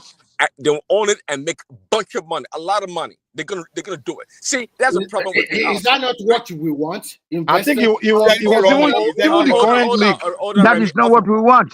If We want Blackpool to. How can you say that's what you want, Remy? How can you say that's what you want? Foreigners to own everything. You have money to go to own all and your industries. Hold on. See, exactly. See, if that's what we want and we know it's profitable, how come we're not invested in it right now to make it happen? You're waiting for the white man to come, just like every other thing. That's what we do in Africa, Prince Daddy. We wait for a white man to come and build everything for us. That's what we do. To come and refine your oil. To come and refine your oil, to come and build your road. Even the roads, they'll go to China to go and hire. Go to Julius Berger. Mike, people are saying they can't develop their own engineering department in universities. Thank you for coming in, bro, to come and help me. I beg. Today they just kick me out when I job mention for IHC. Tony, please. Tony, so we are against foreign investment or what? Don't mind those them. are not investors. No, there's even let the Prince Daddy finish now. Now my turn. I they come now. Let Prince Daddy finish. We're not talking about that. Don't play fast one. Nobody's. No, I'm only asking the question, bro. I'm only asking the question. No. I'm not saying from the onset, we're talking about Nigerian billionaires or rich people investing in football in Nigeria. Okay, and we're saying that they're not doing it, but come in the next decade or so, I don't know, a British guy or even an Arab guy may come into the country and No, I build the think you are, industry. Prince, that you Let are him not land now. Let him following. land now. Do you hear what Babati said? Babati was telling you that the owner of Remo Stars, not only Remo Stars, there are so many new clubs. Oh, but maybe let please that if you have already submitted your own, let this guy finish so that he can come to me now. Okay, can you keep quiet? At least let other people contribute now. Are you the only one there? So Babati was telling you that Remo Stars belong to a Nigerian. They have their own stadium. But that's a team now. We are talking about the league, not a team. No, it's a team. It's a football We all team. know most of the teams are home by Nigerians, but we are talking about the league itself, the entire league. That's what we are talking about. But if you talk about the entire league, it's not that the league is being run by a white man for Nigeria. It's Nigeria that are running the league. Instead, I say one day white man will come and come and take over. I don't think it will get to that level. I don't think so. Well, don't think so. Keep at this rate, really? But you just said that it's better just now because of money. Will come and run your league for you. No, I don't. Why not? Why? I mean, why is it running a league? We have a lot of people who are vast, who are also knowledgeable on how to run league. That is why. So why are you not running it now? How come your league is not successful right now? How come it's so why are you not running the league now? It's becoming more successful now. People are going back to the stadium. You say you are not following them. You don't know. If you don't know, Remy like to shift argument, man. The whole argument here is that. Hold on. Stop shifting it, Remy. The whole argument here is that all our youth, they are all invested in their mind, their emotion invested in Premier League. That's what we are. So don't tell us that it's changing. It's not changing. If you talk to the average young Nigerians today, they are talking about Chelsea, Man U, and that's what you guys were talking about before we came in. Listen. Talking about their foreign clubs or the club they like in Premiership. No, it's not just talking. They are die-hard fans. Die-hard. They are doing Chelsea wedding. You go to their room, it's all Man U. Why? So don't say they're just talking. Let me finish for God's sake, please. Let me finish for God's sake. It's not talking about your foreign club preference. People are going back to the stadium in Nigeria. That's what I'm trying to tell you. But that's not what we are discussing. What are you discussing? You are discussing about. We are telling you that a boy in Ibadan, if you a youth in Ibadan, you not see one with a shooting star of Ibadan poster in their room or a banner or jersey. You know what you will see. Oh no, what you will see. What you will see is Chelsea banner, Man U banner. And you can't argue this your argument. Remy, this your argument. Does Mike have to go to the room? I don't know. They do. Remy. We all know what's going on with Nigerian youth, and he's telling me that. Mike, he's trying to argue with me. The Nigerian youth in Ibadan, they are more for Remo Stars, they have a huge follow because that guy is really plugged into the city. It's from there. It's good. It's building up, which is great. Well, I hope Remo is will lead the way. You know. Yeah. But let me tell you, you never know. Mike said, hold on, just like Mike said, it's gonna take a while to disabuse this Nigerian youth. And by the way, Mike, the adults, I think the adults more than the youth actually, because the adults are even the adults, now. They are more. They're the one championing this Arsenal and Manchester thing. Even the Nigerian celebrities, all of them, the celebrities too. You see them, Chelsea, Man U. We have a conversation about Chelsea, Man U. Even Olamide and what's their name? Vino. They were thinking about Premier League, Chelsea, Man U. Can you tell me your favorite team in America? Favorite soccer team? No, Nigeria team today. After Ogatioma, make you not forget me. I like a team in America and England, but I'm not a die-hard fan. I'm not going to be buying their posters and putting in my room and stuff. Let's even things out. Let's allow Tony to interject for only 2 minutes. Tony, 2 minutes, please. Yeah, thank you. I want to say good evening and thank you very much, my brother Mike, and then Prince Daddy. It's like you guys had me be shut down when I made mention of that ICC and then our Nigeria team. I don't know why our people are towards all these foreign things. You go to school in Nigeria, after graduation, you run to England. The so-called politicians, idiots. Where are you? They will take the money and hold on. They will get our money. They will not be hospitals. When they get mosquito bites, they go to England. Now, when I made mention that earlier on about an hour ago, you see the way they just rushed on me and they shot me down. Then the chairman said that I should take it easy. I was almost, I say my throat don't dry. But all of a sudden, after some 20 minutes or about that, then I saw Mike just coming and then just punching at that point. You know, what the hell? You know what Mark is trying to say is like, and the priest that is like emotional. It can make you to be sick, and it can make you to be healed. Nothing like see people that look like you, even if they be Jamaica or Kenyans, they are playing football or they are doing something, and then you are happy. You know what I'm saying? Talk less of bed insurance, and then like Ogan, one of the men, they said that there's still another club in Nigeria Bank, Enugu Rangers, and then all those stationery store, whatever. It's better for us because it's our own. We should be working towards going back to Nigeria to go and start turning things right. Otherwise, one day these white men, they will call all of us and may we go back to, may we go answer our papa name for wherever we came from. That's what you. After you don't live 40 years in Germany, now you are talking about going back to Nigeria.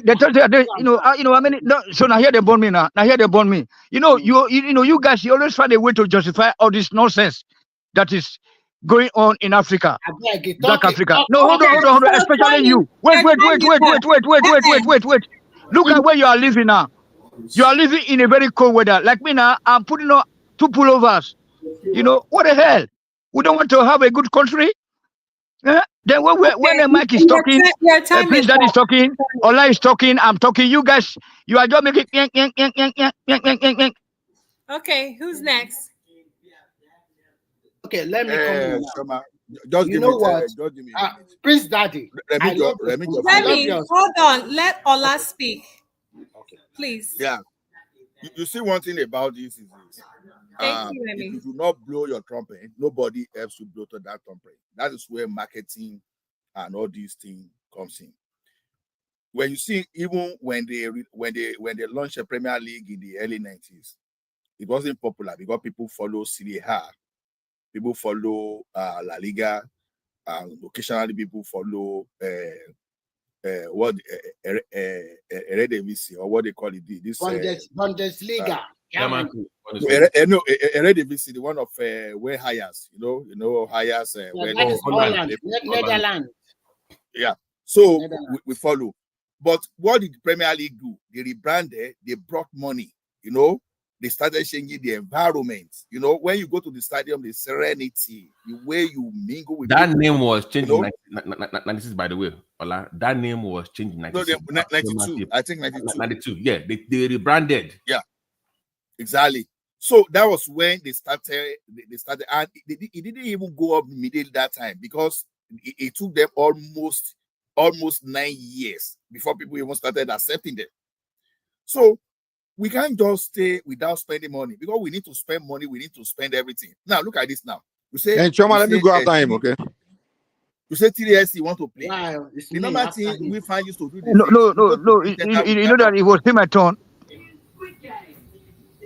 So you go to that place, you see your friend, just like we are here now. That is how we used to watch football too. We are all here now, gisting. When they are having major game too, this is how people go to the major viewing center. They'll be having gist. But to start with first, you don't even have the local TV that is even promoting this. And why the local TV will not promote it, that you have to give them money because local TV too, they're into business. You don't expect them to say, okay, just because they like you broadcast based upon waiting. You have to give them money too. You understand? Because they don't run subscription services. So you have to inject money. What made Premier League what it is today is because you put money there. What took our music to America was because some people to get there, they spend their money. Why do we have an Hollywood? Some people projected us to that place and they started bringing money to Nigeria to hear Hollywood to the world. So we have to do the same thing. Who brought money to Nigeria? Not to be blaming one another. Ola, who brought money to Nigeria to bring Hollywood to Obasanjo did all those things. Obasanjo encouraged Nollywood. Brought money to Nigeria to bring Nollywood to the world. Who are those people? It was Obasanjo that supported Nollywood. Let me. Can I let him answer now? He said some people brought money to Nigeria to come and bring Nollywood to the world. Who are those people? Neville is not coming to Nigeria now. Has Neville not come to Nigeria? It was Neville that came to Nigeria to bring Nollywood, to invest, put money and bring Nollywood to the world. We have music promoters that organize. Nobody brought, no foreigner brought money to Nigeria. Let me think that investment, how that happened. So what happened is, like I said, it was a combination of Nigerian diaspora and those ones locally. So if you notice, those ones from the early 97, 98 that trained with your mainframe, they all went to school, to film schools abroad. Your Kunles, your Adetiba, they all trained abroad, came back home. So they started getting sponsorship. First of all, it was locally, it wasn't foreign. They were able to get sponsorship from your big companies in Nigeria and the government. So you have to give. Thank you very much, Jonathan, especially and Obasanjo. Jonathan put a lot of money. Yeah, he did. And Lagos government, trust me, they put a lot of money. It was a very deliberate, because what happened with that 50 cent issue on that tarmac really changed with Idris. That really triggered a lot of people. So that, because back in the days, nobody really kind of invested in that kind of movie, but they were very deliberate with that. Once that started to happen, if you remember, we used to have a Nigerian movie streaming service that was bought by the Germans. I've forgotten the name of that old streaming service. They started buying the rights to Nigerian movies back in the day. They bought those rights, started pumping money, and they were making money off of that. And guess what happened? Showmax came from South Africa. So even till now, Showmax is still beating Netflix and Prime in Africa, in Nigeria till today. So they came from SA. And like, what do you mean? Why is the German buying all the rights to your Nigerian movies? We will start making originals. So they came from SA and started pumping money to making Nigerian originals. So if you go on Showmax Africa, they are number one when it comes to streaming on the whole of Africa. Number one. Even the Germans will try to react them in German language. They want to translate it. Yeah, hold on. The Nigerian movies. So when Netflix saw what Showmax was doing, they came in and they were offering, okay, we can also do the same thing too. We start making originals. So remember, they used to buy what you already made. They're like, no, we can make more money if we do Netflix originals. So if you look at Netflix and Prime Videos, it's always originals like Showmax. But because Showmax some way is cheaper than what they are making, Showmax is dominating that space. So what made it really global, beyond, forget the YouTube days or the VHS days, because that one I already gone to the Caribbean in the 90s. But when it comes to streaming, it was Showmax, the Netflix influence, and Prime that really blew it up. Let me Are you guys seeing the screen? Are you guys seeing the screen? It don't happen, but keep going. Let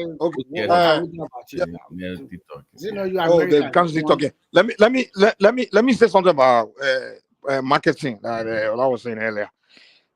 Marketing, if there are two, normally before you have someone promote something, market their products, you're supposed to charge them. They're supposed to pay for it.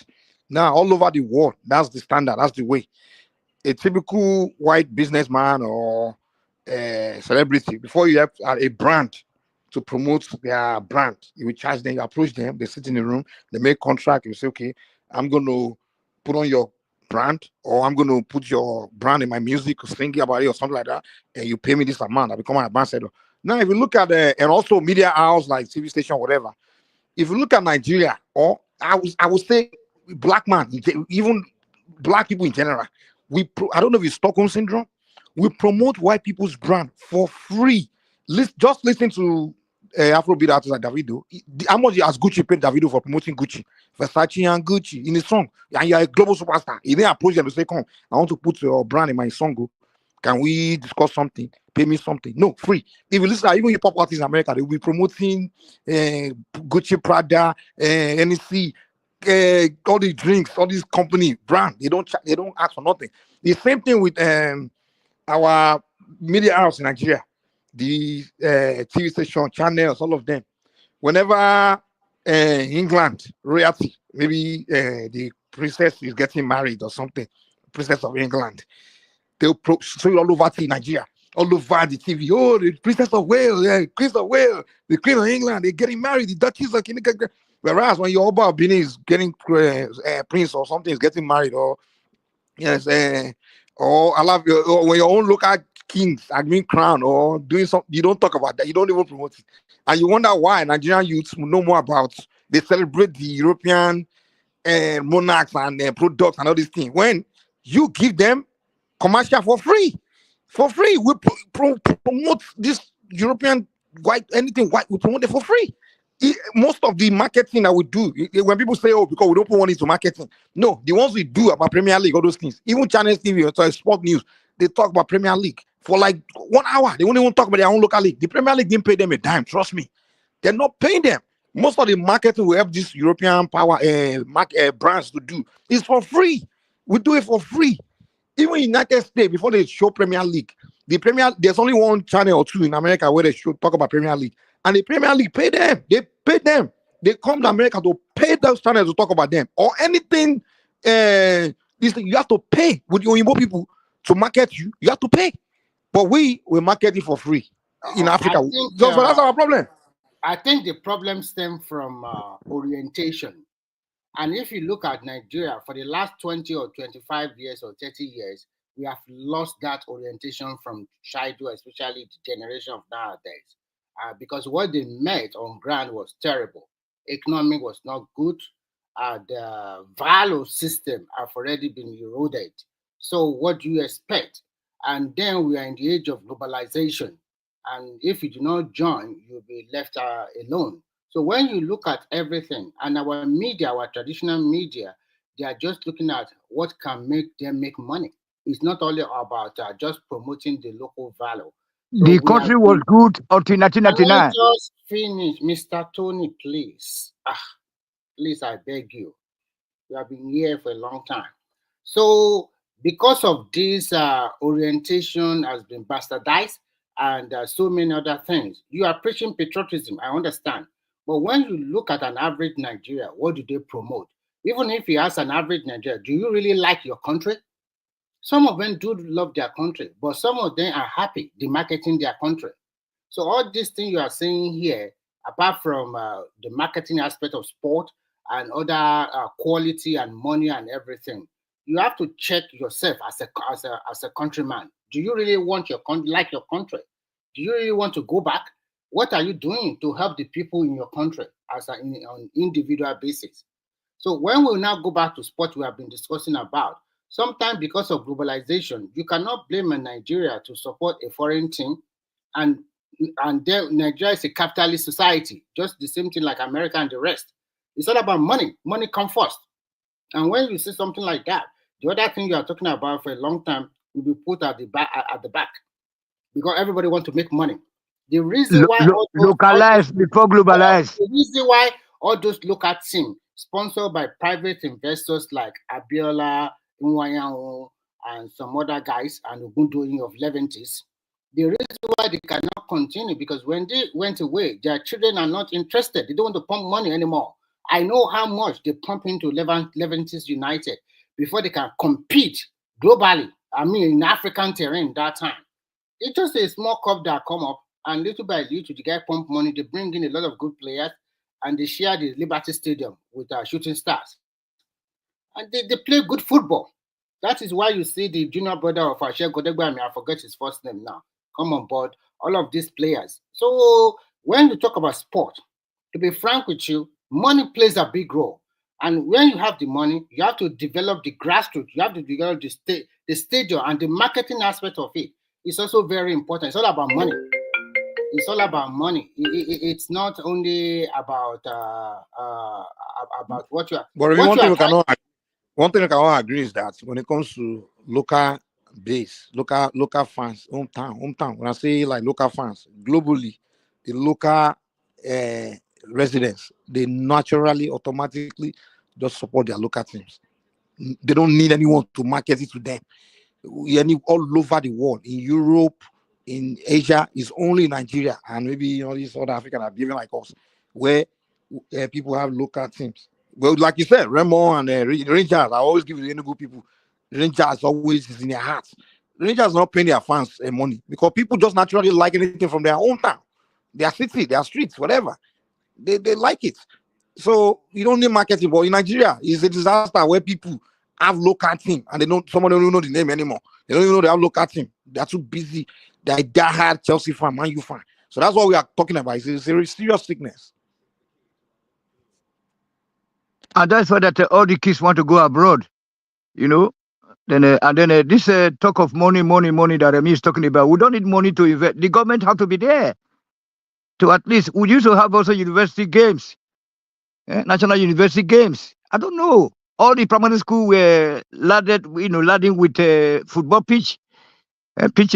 Secondary school, inter-house sports, inter-school Tony, sports.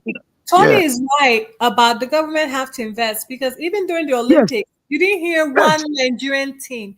And then they said the Minister of Sports, I don't know, he didn't sign up on time for the Nigerian team to join Yes. the Olympics, or there He was will, something. he will steal the money. He steal the money.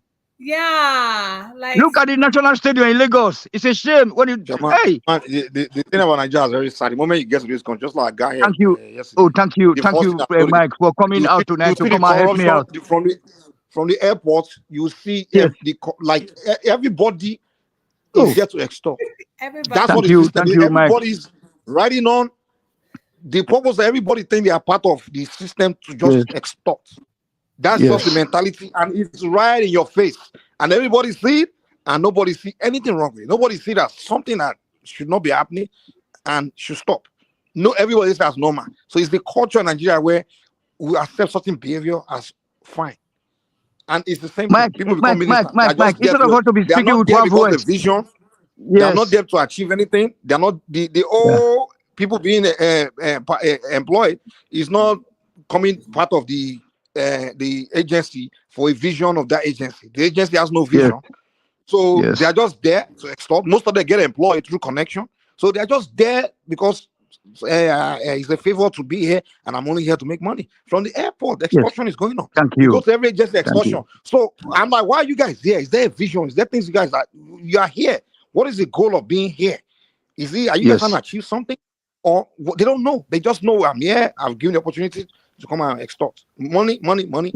That's it. The Mike, Minister of Sports can I ask is you not to- there because he has a vision to take the sport to somewhere. He just saw it as, Yes. our party has taken over, so they give my To own go and appointment. buy a mansion.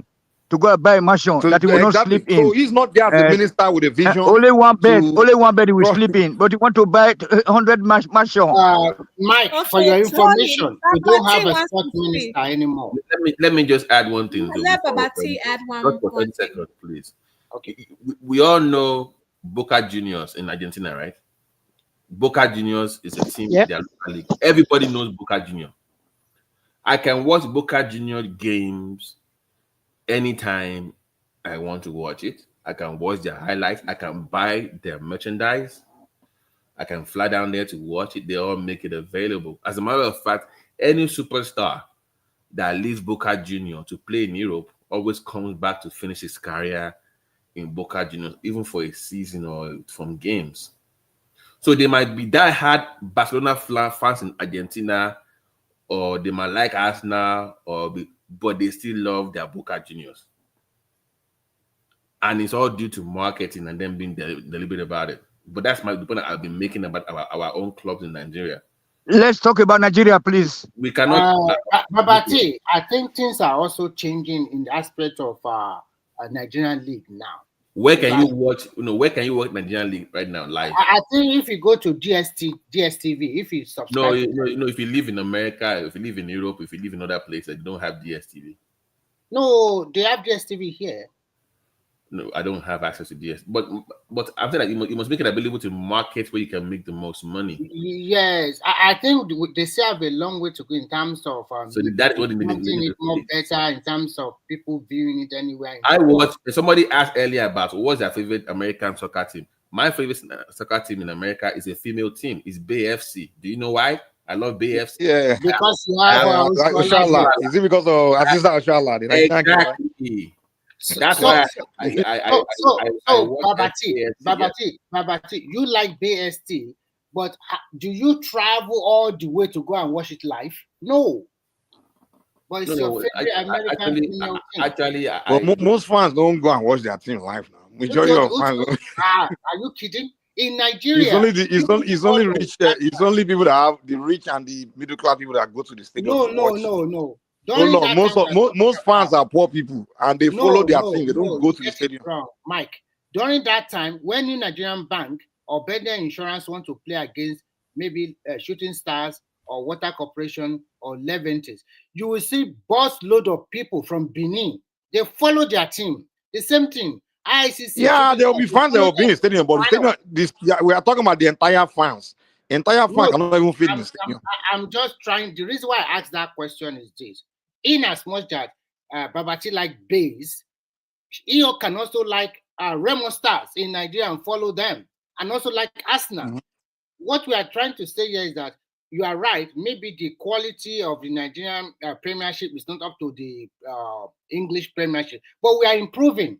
Sometimes let's give kudos to them too. It's not easy in that terrain. But the point we are trying to make to you is that the like people defend the indefensible in everything. Even we just told you about the Minister of Sports is not working. So let's give. And I'm telling you that there's no Minister of Sports. That is 150,000. No, we are improving. The problem, Chairman, and you guys. The problem I have with you guys that you are not up to date. And when they are giving you information, you want to fight back unnecessarily. Mike mentioned sport minister, and I'm trying to tell him that there's no sport minister. They have scrapped it. I'm mentioning ministers in general and the system in general. So don't make it about sports. No, the West sport minister, maybe they scrap it, but the wider argument is that in Nigeria, everything is by extortion. So it's not about really just the sport, I'm talking about ministers in general. I make example of even from the airport. You see people, everything is by extortion. No one is there for a vision. The purpose of working is to achieve something. That's not what people are there for. That's not the mind. So that's the wider point I'm making. So people, whether it's minister of sport or the director of sport, he's not there with a vision to take something. He's just there as an opportunity to ride, enjoy the ride, and extort and make money. That's what it is. When the system has been bastardized because of corruption and the rest, and what you guys can do, you always talk about leadership, you blame the leadership. But for me, I blame both. I blame the leadership and the followership. So people will say, your guy is doing it, I also do it. The followership that are doing their right, their civic responsibility, going to vote. Sorry, Tony. The leadership you get come from your followership. The governors of today, they were youth 24, 26 years ago. And today they were your governors. Why can't they change the orientation? Why do they also follow the footstep again? So don't always come here and be telling me leadership. Because of people like you that keep defending them now. And this is not about defending. You don't understand me. If Tinubu will be angry with you that you are defending him. Analysis on objectivity. I'm not here to be condemning government and government every time. I look at opportunity, and if I see that they are not doing the right thing, what is the solution? I am not here to be condemning every day. That is not the way of improving your life. Every time it's condemning. How do you progress? No, we have to first admit that things are not working before we can be able to find solutions.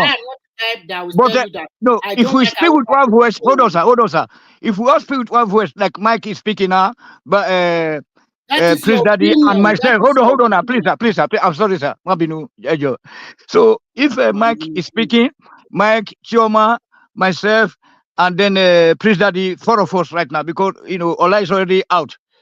So if we are speaking with one voice, probably some people may be listening back in Nigeria and say, okay, look at what this person say. Let us do the things right. But when we are speaking, and you guys now you are majority that try to suppress us, then they will say, no, hold on. They will say that, okay, what we are doing is right. That's what we are saying. You see what Mike just said. Mike is not. Hold on. It's not limiting the discussion. No, hold on, sir. I'm sorry, sir. Mike is not limiting the discussion to sport only. He said everything. Once he arrived at the airport, the condition of the so-called hungry officers, the people on the street, the insecurity, then to go end up in the apartment with loud generator later. That's what we're talking about. We don't want a system that works. To me, in all fairness, sometimes I see sometimes you do not get the things right. When you talk or when you make your analysis, I can see the bias almost day in, day out from you, Tony. I'm sorry to say this. What I'm trying to say is that I'm not here to defend any government. I see government as a continuum. Government continue. Whether you like it or not, this present government one day will pack his load and go. You have another one. I always preach progressiveness. In as much that the country is in a mess, we can see pocket of development. You cannot be coming here and be telling us that Nigeria is so bad, everything is so terrible. You can't say that. So the reality of the reality of grass speak for itself, sir. So that's why we in abroad. Hold on, sir. Let me give you some instances. Let me give you so many instances. Well, in 1999, all the 36 state capital, they were not like that. But go and check it today. Or ask anybody that come from Oshun. Ask him, is Oshogbo like that, like this in like this in 1990? It's not. There is pocket of development. We have even our banking system. No be road will chop now. Can people build their homes? Do they have any housing? Oh, hold on. Housing, housing service for the people. You know one thing I don't like about you Nigerians. One thing I don't like about you. Me, I focus on result. Get the job done. Let me see physically what they have given you. Have you done it or you do not do it? But you guys always, first and foremost, but the Kenya is in Nigeria there. Mike is also right there now. You listen to them. I will keep quiet. When you finish, then I'll come after you. Go ahead. And then after Mike has spoken, then you will now say, okay, oh, I should have known that. Then you start to change the way you analyze here, because there's no day that you never defend the so-called the indefensible at all. I mean, like you always say, no, it's okay, we are being challenged, that we are going to the improvement. That we are under, because look at Mike now. He just tell us that the television in Nigeria. Do you know Ojo, a very popular a woman there, that trendy. What is trending? When she wants to start that program, she say, in the United States. You know what I'm saying? Yeah. In the United States. I know That is the best man. As if we're not visited South Africa. Then after I was saying, no, hold on. You asked me to, let me to finish now. Let me talk now. Let's go. But are you going to give all the minutes? No, please, sir. So then in the United States, and after that one, I will go to Germany. After I will go to this China. Then later I will come say, now let's come back to Nigeria. What the hell? Nigeria should be the first thing. Okay. Then and then when she comes to Nigeria, she'll give us a horrible news. After giving us the good news about the United States. Okay, I'm not here to defend anything. I want to tell you guys something. Defend it. I acknowledge there is a lot of trouble in that country, a lot of wahala. And this wahala, they did not start today. It has been there for a long time. And I acknowledge that from all this wahala, we have made some progress. If you do not see it, I don't know. But I saw some. And I always base my own on objectivity and reality. And I base my own analysis on government will come, they will do their own part, and they will leave. Another government will continue. But some of you base your own ideology on probably you don't like your president, or you are biased towards one tribe. Oh, you know, I'm suspecting this. I think Remy is taking it as if we are attacking Tinubu's government. You're taking this conversation. Mike, you are taking this conversation as if we are attacking Tinubu's government. Let me finish. I know, that's what he's been thinking the whole time. Like, oh, this thing they are saying is making Tinubu government look back. No, it's not what Tinubu. Just one thing, even if it's half. Criticize something. Criticize what? What do you want me to criticize? Something in Nigeria. I don't even want to mention government now. Just he won't do it until Tinubu leave office. We'll start doing it. No, you said I should criticize something. Okay. Channel TV, madam. Channel TV. The Channel TV, when they speak, they say You will come. Let me respond to Shoma. You said I should criticize something. I acknowledge that there's a lot of trouble in Nigeria. In my analysis before, there's a corruption in Nigeria. I said there's so many institutions that are not working. But out of all this wahala and mess, we are still progressing little by little. So what do you want me to criticize? Do you want me to go and criticize Obi every day? Or criticize? Oh, I know you're ready for that one. So what do you want me to criticize? I'm not. Did you ever see me here coming? Well, Remy, what we are doing here is constructive criticism, which is always good. Constructive criticism is good. Well, it's almost like sometimes you don't want to hear any kind of criticism at all. You don't want to hear anything. Mike, remember Shola came and said that Remy will always stand for Nigeria. He will never go left. Always. It's the lady that came here that said it all. The last time I said, I said, Mike, I agree with you totally. I said, you are right. I talk about patriotism. I talk about so many things. If you can remember some few minutes ago, I told you that. But out of all these things, when you go to every other country, they also have their own wahala. And some people in this platform sometimes believe that if you are from this section of the country, you are not doing a good job. You are a parasite. But when you also go to the same America you are living, you cannot tell me the Western plain. But I mean, you kind of took it. You took what we were discussing in the conversation is where something is going wrong, like how the marketing and everything. You think you are right, and then, but you kind of right. you started sensing as if we are beginning to attack some sitting government or we are condemning the country or something. That's not what we are doing now. The conversation is about what we are not doing correctly and why we should be doing it correctly. That's what we're discussing. Mike, do you know the issue I have with you? I will tell you. You always think you know it all. That your analysis is the best. I'm telling you. Based on what? Based on what did I just say that suggests that I think I know it all. People are making their own analysis. Let me just try to have an Hold argument. on. What did I say just now that suggests that I know it all? Because when people are talking, you don't want to No, answer now. What did I say just now that suggests that I think I know it all? Keep quiet for God's sake. Okay. Okay, keep quiet and for God's sake and listen. You always come here and pretend that you know it all, but to me, you don't know nothing. How? Can you explain this so I can correct myself? People are talking, you continue, you don't want to listen. When they talk for about 10 seconds, you want to jack it away from them. Really? That's what you do too. It's not. That's what you do, man. You don't even want people to talk at all. Remy, you do the same thing though. I mean, you don't even listen to what someone is saying at all. Like you don't know nothing. And I know you don't know nothing. I don't like this kind of personality. You have done it to me twice. And I cannot accept you to be doing it every time. Well, you have done it to me like 20 times now. Remy, don't take it personal though. Remy, don't take it personal. It's not worth it. No, I'm not making it personal, but it's a little bullying. You like to do it to you and Mike will always have. Jeremy, am I bullying you today? Have you not bullied me before? We are talking about today. That time, right? Have you not bullied a lot today? No, we are talking about today. Today's match. No, I know that time. So you are doing it. I like you. You're a man. Then I can say we're square. Okay?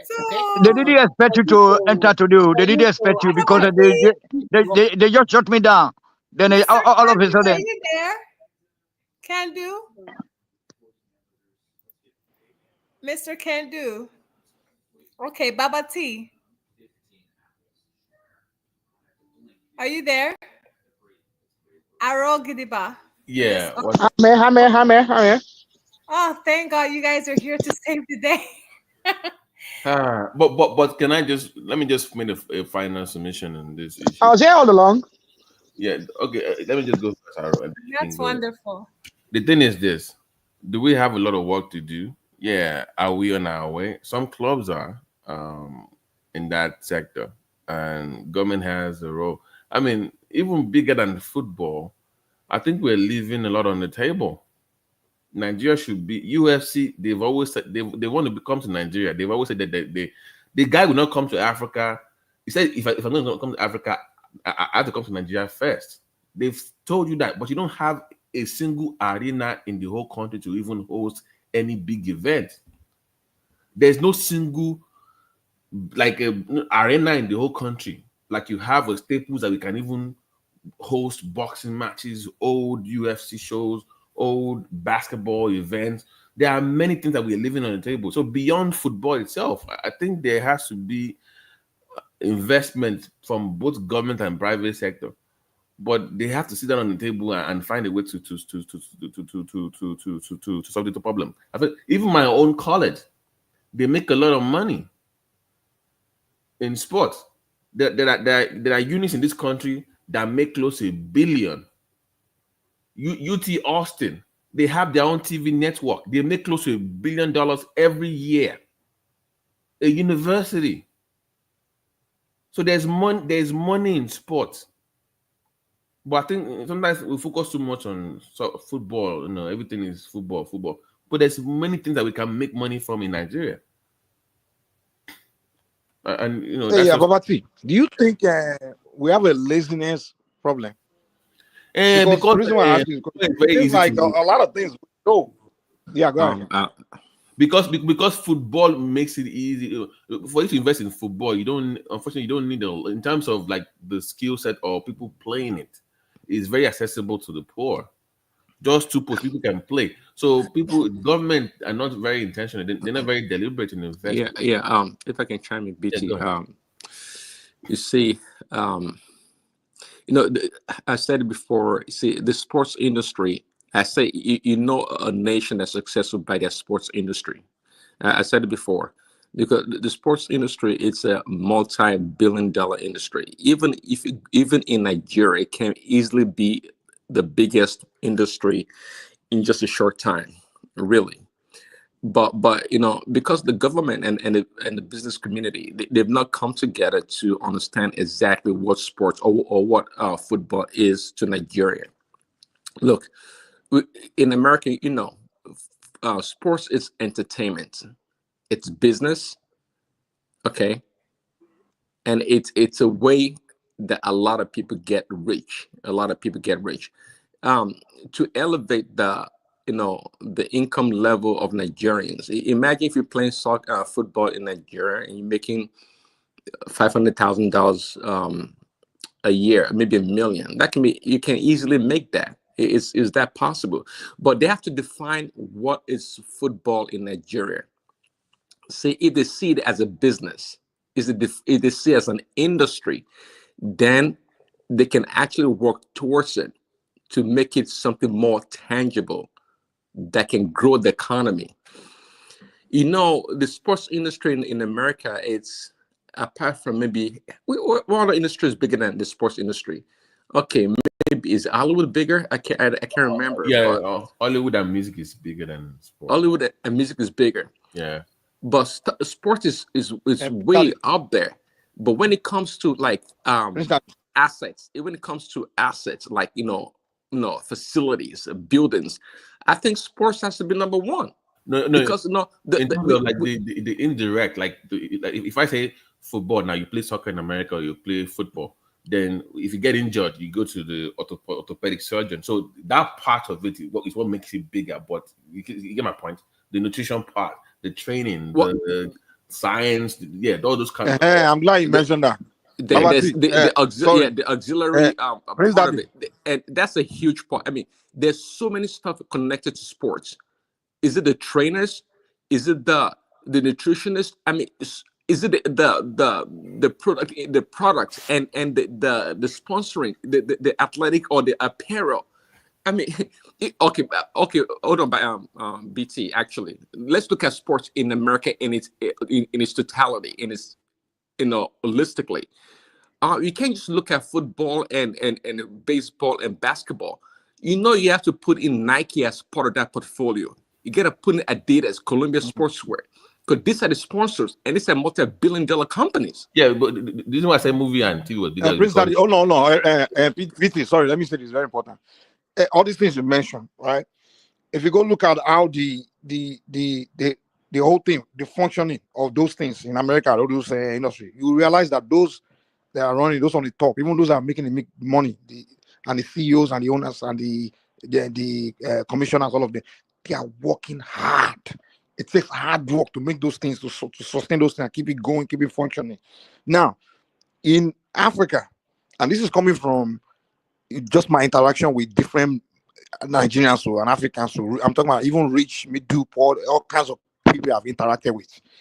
Whenever they get together and have this idea, discussions, and say we can do this, we can do that, they know these things they are talking about. They know they can do it. Where they stop is when they realize the hard work it will take. You know what they will say? They will say, boy, it's hard. The moment that is hard comes in, they abandon it. That's why I asked about the earlier. Do you think the problem is the problem of laziness? The thing is, we don't want to work hard. The only time, if we spend time study our people, the only time we're willing to work hard is when we are desperate for something. Even when they say Nigerians go to school, it's because we are so desperate for that degree. And the moment we get that degree, anything further than that, that's so hard, and we feel like it's not necessary, we're not desperate for it. Even though we know it's good to attain it, but as long as we're not desperate for it, we will not go for it. And it's the same thing in our society. We know things that needs to be done, but because of the hard work that it takes to get it done, they will not do it. The only time people work very hard in Nigeria is when they are desperate for that money. They are extremely poor, they're hungry, they work very hard to collect that money from.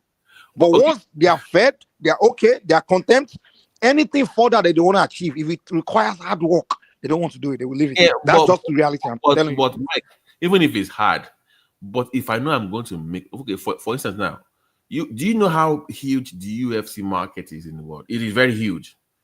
All you need to do, just build just one arena, just one.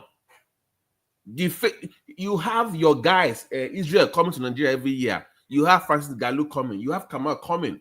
They're going to help you market it. Just give us a building. That's what they are asking you to do. And you will make the money. That is not hard. Yeah, yeah. You may say, yeah, I get you. That to me, and to you, is not hard. Like that, because the passion we have. But there's some people who say, okay, when you build that building, the maintenance on a daily basis, you have to employ this person, you have to manage it, you have to keep this. They will look at it and say, no, I don't have time for that too, because I have. The person you're talking to may have he may have 4 wives, right? And that he has to satisfy sleep with at least twice a day, so he needs that at least 6 hours to spend with his wives. He need that 2 hours. He realize that, okay, this thing you want to do right here will consume at least 10 hours of my day. I have to devote 10 hours of my day to it, to get it working, for you not to collapse, for you not to lose the money. He's going to think about it like 10 hours a day when I have 4 wives. Even my wife is going to agree, say, I'm not and 10 hours. I'm just telling you, it sounds very funny and ridiculous. That's the reality of our people. It's not ridiculous, because even Dangote is single, and look at all he has achieved as a single man. Thank you, Choma. These most successful people in this world, if you look at their life, they usually are single, or they have few kids, or maybe 1 or 2 kids, or maybe 1 wife, or they're not even married at all, because they know that success required a lot of their time investments. It was when my mentors told me these things, because I didn't know I wanted to be successful. So when I was younger, I had a passion, desire to be successful, but I didn't realize what it takes, because I was guy that used to party. I just like to have fun, a typical black boy, young black man. Until I hang with mentors, and they told me what it takes. The mental energy. You have to involve a lot of mental energy to the work, to the thing. That means you have to sacrifice a lot of pleasuring things you do in life. You have to sacrifice chasing girls up and down, having like multiple girlfriends, all those things. You have to give it up. If you want success, you have to give up certain things that consume a lot of your mental energy and dedicate. They say you want to be successful, take minimum 10 hours of your day and focus on that thing. That 10 hours a day. An average black man he's not willing to do it. I'm just telling you, it's just reality. This is something I study, I did on my own personally from my interaction. That's how most of my business partner people I've achieved things with are white or maybe Hispanic. The black person wants I have so many endeavors are trying to engage with black people, whether it's Africans or even Black American or Caribbean. They devote their dedication. That time they're not willing. They're just not. They're not. Man, my baby mama. I got this new girlfriend. No. Mike, they have to go and. I was thinking by now Nigeria should have like different national teams, regional teams, like Imo State team or your team, and different stadiums where every team will perform, take turns, like they do in the US, right? And all these boys and girls on the street hawking, they can be the ones selling snacks in the stadium. They can make money off of that. I don't know if I'm making sense. Choma, okay, here's the deal. The people that have to make it happen on the top are usually people that are blessed with capital, right? They have money, they have capital, they will set up, put the money, and then they then they come in together with the intellectuals or whatever, and then they have to design, figure it out, and then put in the work. You understand? Now, which is the same case all over the world. In America, the most employers of labor are these wealthy white men or people with capital. They open businesses big and they expand it, and they've made billions. They make money, but they keep expanding. Why are they doing that? Because they want to keep creating jobs for their people. They want to. So then that's the way to give back, right? Because now they don't need to make money anymore. They made enough to just relax and be living their life, just party rest of their life. But they want to keep doing the work. You see them, they've already made money, but they're still working 10 hours a day. The owner of Walmart, owner of this guy, those guys are working every day. But the average rich man in Nigeria, the moment they start making that money, I guarantee you they have at least 10 wives. I'm telling you, if not 10 wives, at least 10 mistresses. They cannot put in the work to make those things happen. I'm telling you, they just can't put in the work. And somebody once told me, said the only way you can make black man work is to put into slavery. Once the average anger around, I mean, Nigeria right now. I'm telling you, Choma, hold on, let me say this, BT. I'm in Nigeria right now. I'm literally meeting. I'm meeting with men. I'm meeting with men with money, And when I look at them and I think about all these ideas, we always talk about on this show, like, oh, to build this, to do that, to do that. I know they have the money. If I sit down with them and I say, guy, I have this idea, this community here, we can set this up, let's set this up, and in the future, it's going to benefit this way, change this environment, change these things. When they begin to look at me, but the next, dude, when I even look at the environment, I know these guys don't even have the time. They all got like at least 5 women that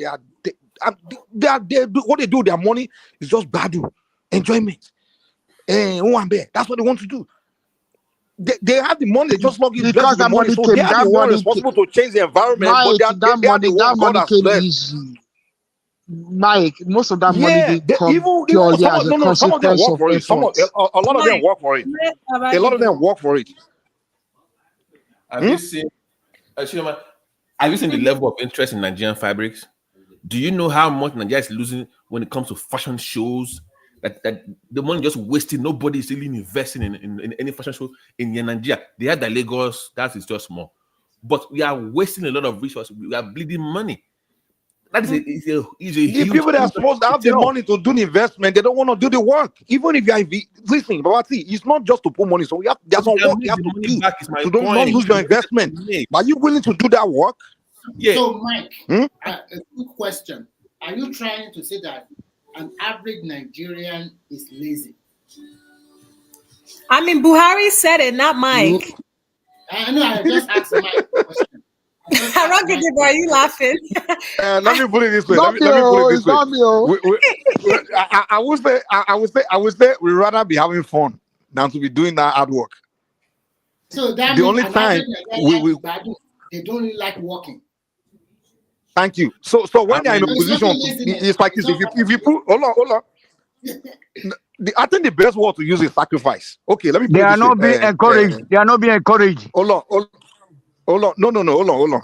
Remy, if you put 2 things on the table, one, to go and work, even though you don't really need to go and do that work because you already have money. You don't need the money for the work. You don't need the money because these guys are talking about they're not doing it for the money. They're supposed to do it to change the environment.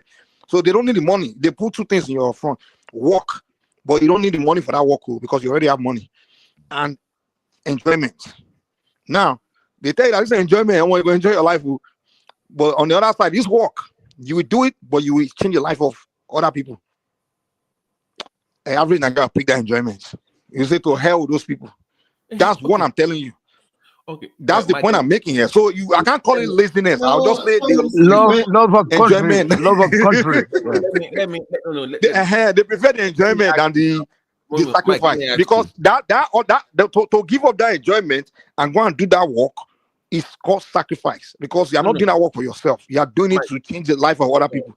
Let me ask you now. There is hard work. Okay, I can be an investor and pay somebody to do the work for me. I don't have to necessarily be the one doing it, but I can pay somebody. Okay, example now. Baba T. No. You still have to work to. Okay, I know. But let me ask you what I'm going to do. The whole of Nigeria, when it comes to IMAX movie theaters, the whole of Nigeria only has about 79 movie theaters in the whole country. 79, that's it. And they have half of it in Lagos. The whole country only have 79 movie theaters. And every year, Baba T, you made a statement. You say, I ask someone to do hard work for me. Let me tell you the reality. To make somebody, you have to work hard to make somebody work hard for you. I'm telling you. You have to work hard to make somebody work hard for you. That's just the reality. You can't escape it. I'm saying from if you are of the investor class. I'm saying somebody. I get that it's hard work because you must pick the right person. I get on that. What I'm saying is, I see a lot of opportunities. You look at your December box office in Nigeria; it's always sold out. That means if you have See, money to we get have a that, big you trust sell issue in more. Nigeria, Babati. So what That's a now? big problem also. A big Exactly, trust and you have to issue. work hard to watch those that exactly. So the people you don't trust that you employ, you have to work hard to make sure they don't rob you. But So you have to I'm work it saying, that way. So Mike, that alone, that alone will make you give up. Like, why would I have to So, work Mike, hard? that's where we talk I'm about saying, limitation. no, hold on a minute. I'm saying for the money to be made, I'm willing to do that hard work because I know that the money is there to be made. Is my point. If money is there to be made, I'm willing to go through that hard work to There's make no that question money. about that. The money is there to be made. So why are There's you no not question. We all doing know it? that. But the If people that have to make that money don't want to do the work. well, why not? Doesn't make any sense to me, though. Because If it's I have hard enough work. They rather pick money, enjoyment. They don't need to. Babati, yeah. you are a Okay, millionaire. Mike. Babati, Let's you are a say. millionaire. You are a millionaire. One And second, you want to Mike. go and work hard. I was gonna say, see, BT, and Mike, see, the mentality of making money in Africa or in Nigeria is different from the West or in America. I'll tell you that. They think about wealth differently here. Um, yeah, I absolutely do. It's not the same way.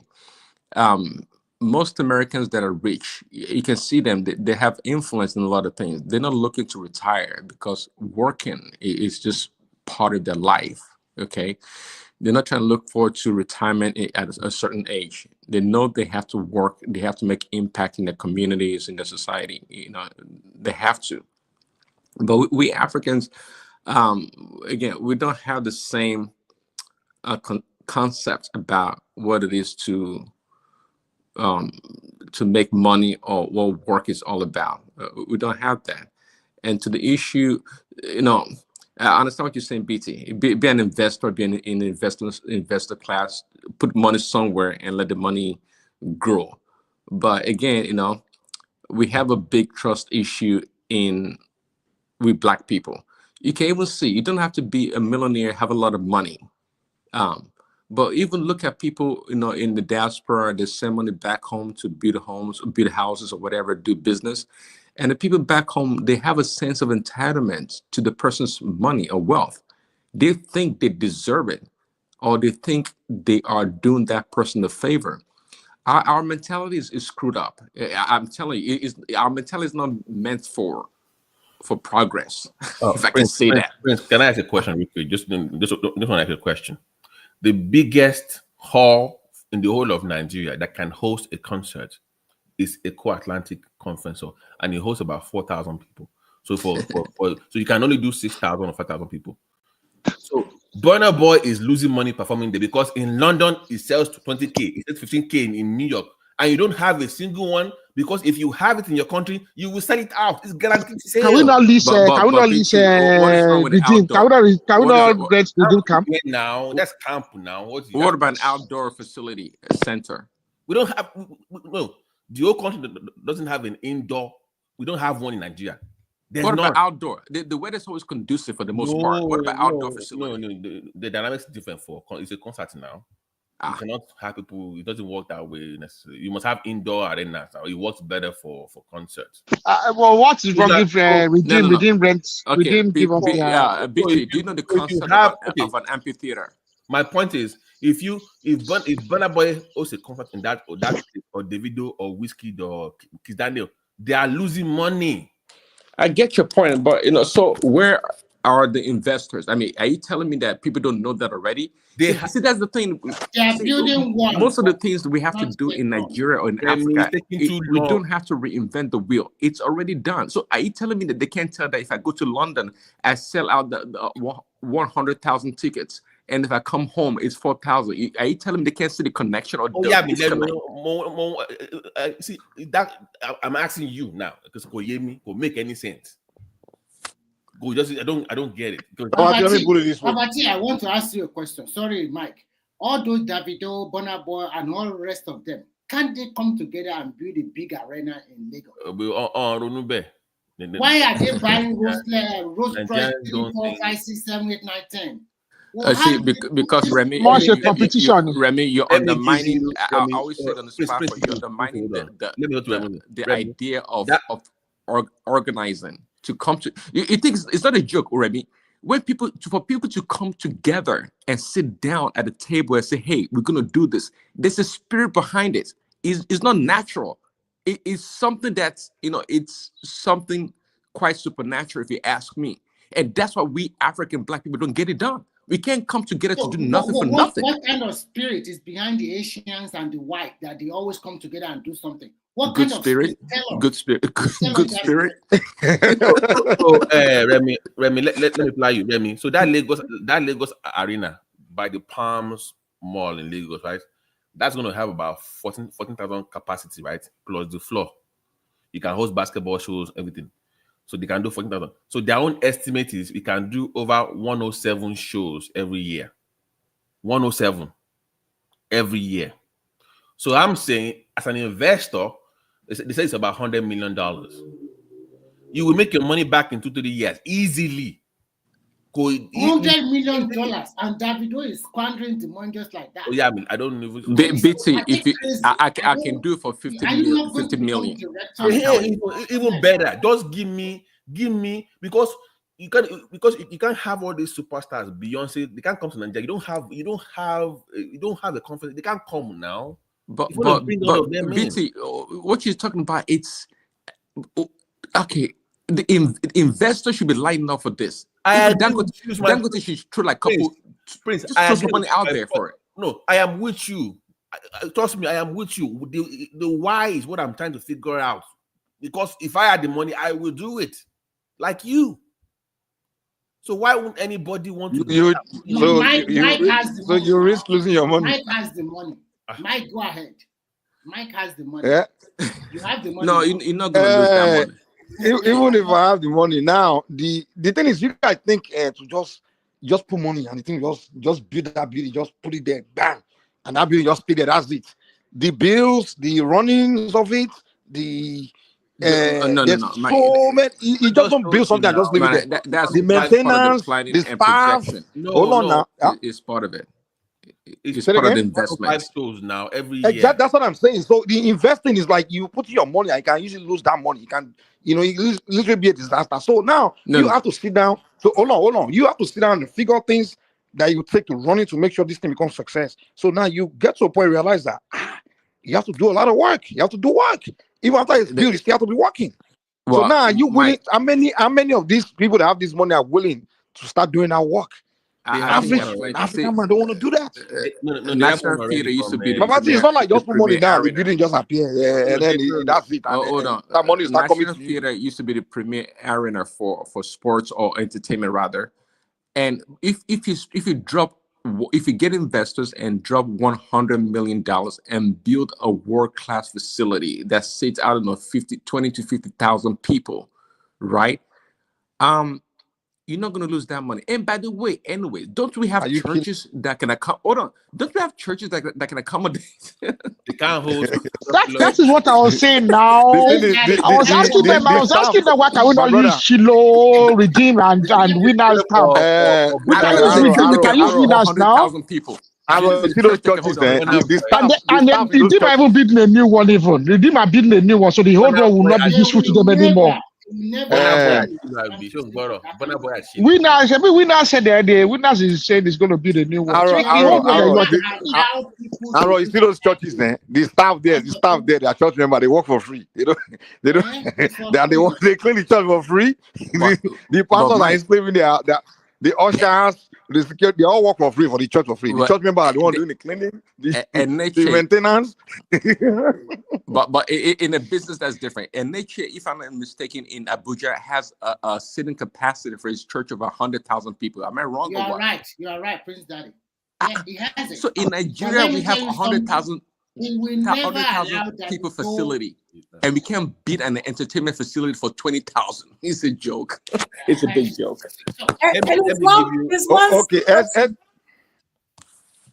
Here's the deal, Chama. With the church, right? Those church, right? They know that every weekend the church members will come and they will pay their tithes and offerings, and that money comes steadily. You understand? and you get free maintenance by church members. They clean it for you for free. They're working for Christ. They believe they are working for God. They don't charge pastor for that. Mike, they're Now, working for Christ. Now, hold Okay. on. Now, if you build it for entertainment, right? First of all, whoever the entertainers will be, you have to pay whoever the entertainer that's coming, you have to pay some percentage of the ticket fee, this security, the staff, the engineers, all kinds of people that have to be part of that, the marketers, the cleaning. So you are splitting that money already for one. So that money that's coming. And then after the soccer entertainment is done, you have to find time to book another, before you make another money, you have to find time to organize another entertainment. So this is not like so. And then while the building is there, the building is maintenance. Because someone have to clean every day, have to watch But it's to be every day as well to protect the building. Number one, Nigeria exactly. So let me tell you, Mike. Mike, Let me, it's hold so on, Mike. cheap. Allow me. Nigeria is all about cheap labor. Like all these boys thank are you. hawking on the street. Right. Let me tell you, Mike. those cheap labor, they'll come there to Hold on, rob Mike. your building for you. You build that facility. You're gonna build that facility. Hold on. You're gonna build that facility in such a way, great design, whereby the facility will be partitioned into 4 segments, because you know there's always weddings going on in Nigeria all the time. So every weekend, you'll be guaranteed that there'll be a wedding, 4 weddings taking place in that facility. They have 109 shows. That's their estimated year that they can get easily. Comedy shows, the experience, concerts. So Mike, if you have a premier facility, I think you would do well. And apart from that, Prince Daddy, some session can also be for disco night every night. There you go. Lagos. You make money. I think you do well. So and the labors are quite cheap. How much are you going to pay? If you pay an average Nigeria 100,000, you can die there. What are you telling me? Oh yeah. I think actually labor is cheap. I think if you have again a nice facility, 50,000 would be really, really nice. I mean, that Shiloh facility is very hold nice. on. You know the way they build these facilities now. Just You in America, a 20,000 persons facility for basketball can be reorganized or reconfigured for 5 to 10,000 people for a concert. Extra more to the 14,000 you can add to it with that. So you know they can even host UFC. You can host basketball, all kinds of stuff. Many things in that place. So imagine having a facility that can accommodate an NBA standard basketball. You can get the NBA or the NBA comes to Africa every year. They do NBA Africa. You can with Dikembe, right? With Mutombo, I think it was. He's dead now, but do NBA Africa. Yeah, they do so many things. Mike, Trump, they want to come to Nigeria so bad, but we don't have the facility to host those events. We should be hosting UFC Live, UFC 21. We should be hosting all that for the weekend. WWF, WWE, Beyonce's concert too. Yes. Wow. We should be hosting all those things. So that will keep that place active. You make that money. You make that money. So Babati, because you like entertainment, the payback period. America, sorry, Prince Daddy. In America, we know that we have a lot of these superstars. Old superstars that they are into entertainment. They pour in a lot of their money into these industries. Why is Nigerian, all these our mega stars, that they have millions of dollars in maybe from streaming their music or from endorsement and so many things, why are they not investing back? The one being built now is by a guy from Ijebu. I put the link. You can put the picture. Yeah, you see. Why are we not talking about Burna Boy Davido? We're talking about dollars. They're afraid of losing their money. How can they lose the money? Are they not investing in that? Go ahead and do it. So the guys from Ijebu and is partnering with this Jay-Z's this big Live Nation whatever group.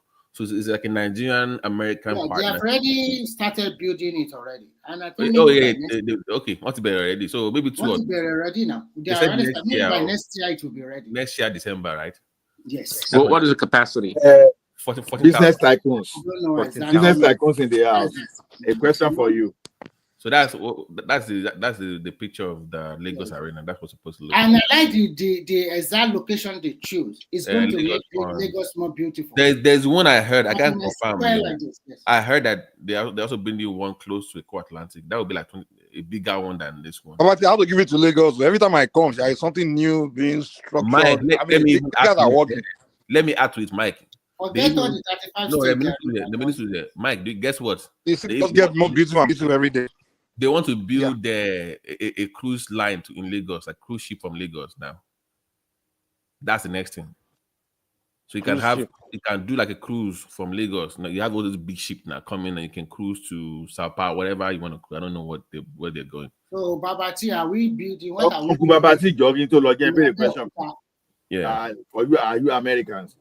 So what do you think this impact of this TikTok we have for Nigerians and Americans? Because for those people that are making money in Nigeria, I think that is where most of the money is coming from. For which one? The TikTok you guys just banned. Oh, no, it's all games now.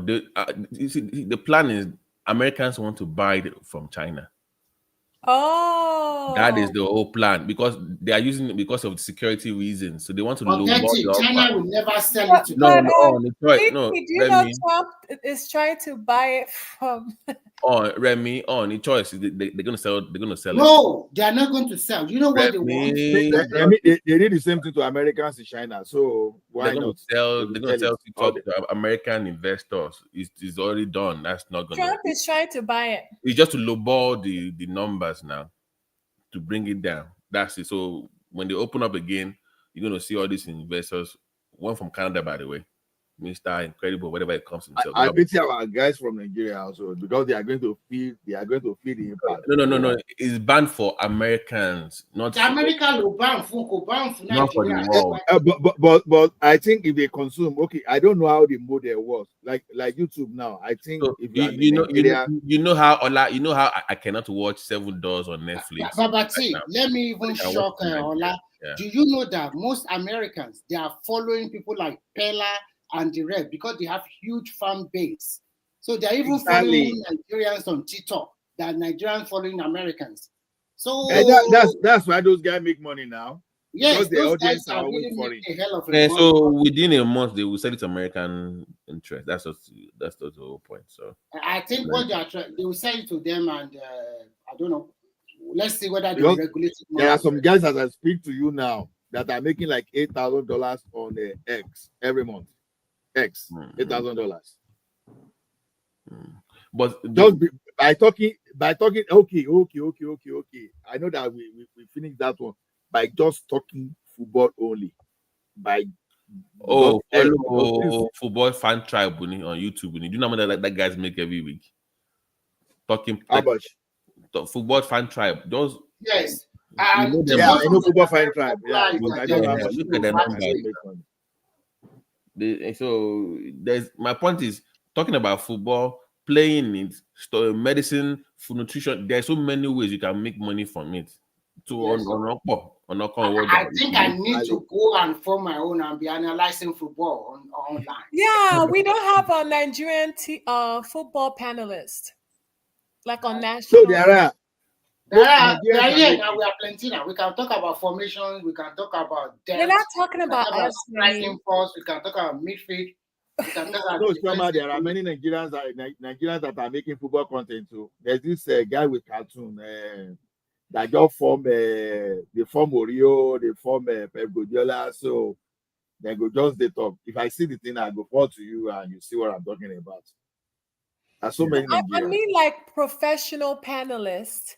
Like on the, Chema, if you look at YouTube now online, people don't want to listen to the professional. They want to just notice. People want to listen to fans talk about sports now. They're the ones making money online, not one guy in suit discussing sport on YouTube. Nobody's going to watch that. Yeah, even the professionals are already doing that as well. Everybody wants you must be regular to talk sports now online. Yeah. If you're too put together and nobody wants to listen to that anymore. They want just regular folk discussing sport. That's the new way. Yeah. That's why. That's why the traditional media it's kind of dying off because of the content creators online. and there are plenty of Are you saying really they are good going to ones end out up? there. They are already dead. They Okay. are already dead now. They are now using YouTube and co. Well, yeah. I didn't. Well, sure. But some people are creating good content online. Yeah, just like you guys said, they're making money. But Nigeria is, man. Even when it comes to the food industry, like you know how they have all these food shows, whatever. Like back in the Food 90s, channel. yeah, we don't have like a Nigerian people can just watch, like do food competition. Just make it something that people But BT, that's my idea. It's called African Kitchen. You know. good. Just that's a good idea. Bring all the best food from all tribes in Nigeria. Make it a big Exactly. deal. Yeah. That's From Sokoto, from I don't know. I have no idea what they eat in Sokoto or Benue or KB. It's called Tuoshin Kafa. They have their own delicacies. They have their own local dish. Bring it out. Let's see Well, what it yeah, is. that's kind of idea I have. But see, source food all across the country, and how people make their own food, using local content, and try to try to find a way to how they buy the produce, how much it costs, and how to prepare a nice healthy meal. It's something I would love to do and showcase Nigerians different delicacies to the rest of the country and the rest of the world for that matter. And that one is it's pretty straightforward.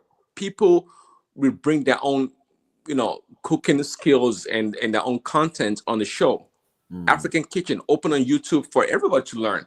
And I think to me, I'm gearing towards a healthy living or eating, quite frankly. Good.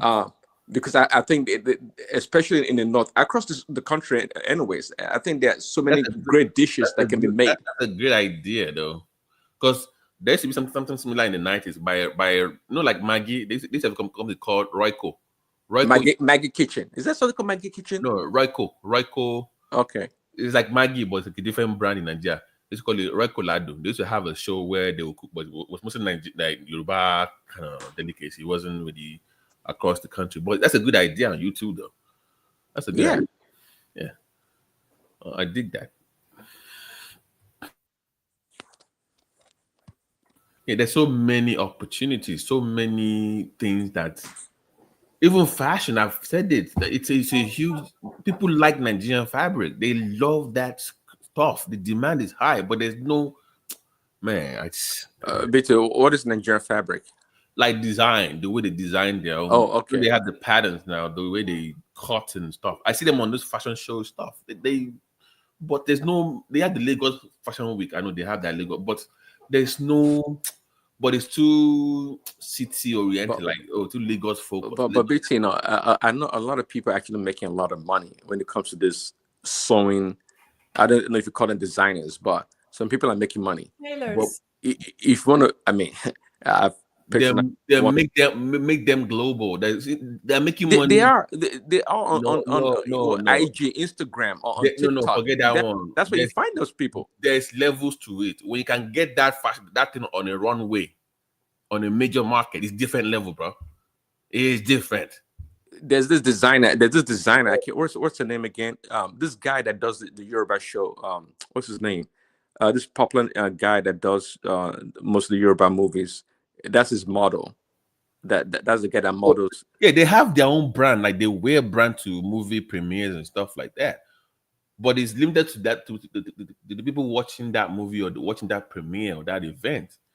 But there has to be a bigger event in the country that showcases all these things 3 times a year. But no, BT, the clients. Oh no, the clients are overseas. For example, my wife found one of these persons online, and that's where I got to make my cloth or whatever you call it. I get you. I'm saying that is for you to buy. But if I go to Milan and I have a design, I have someone that has money to invest in the millions in that design to make money off of. That can put that in on a rack somewhere in some store in Paris, some store in US.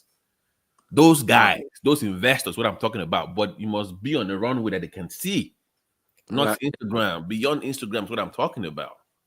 That's what I'm saying. That Balenciaga is selling Ghana Must Go bags. See what? Really? Online. You are losing market right there. You Yeah. are losing market share to them. Well, because that's what I call Tano. They are already established in terms of the infrastructure, the framework. So all they need is idea, and boom, they can beat you first to market.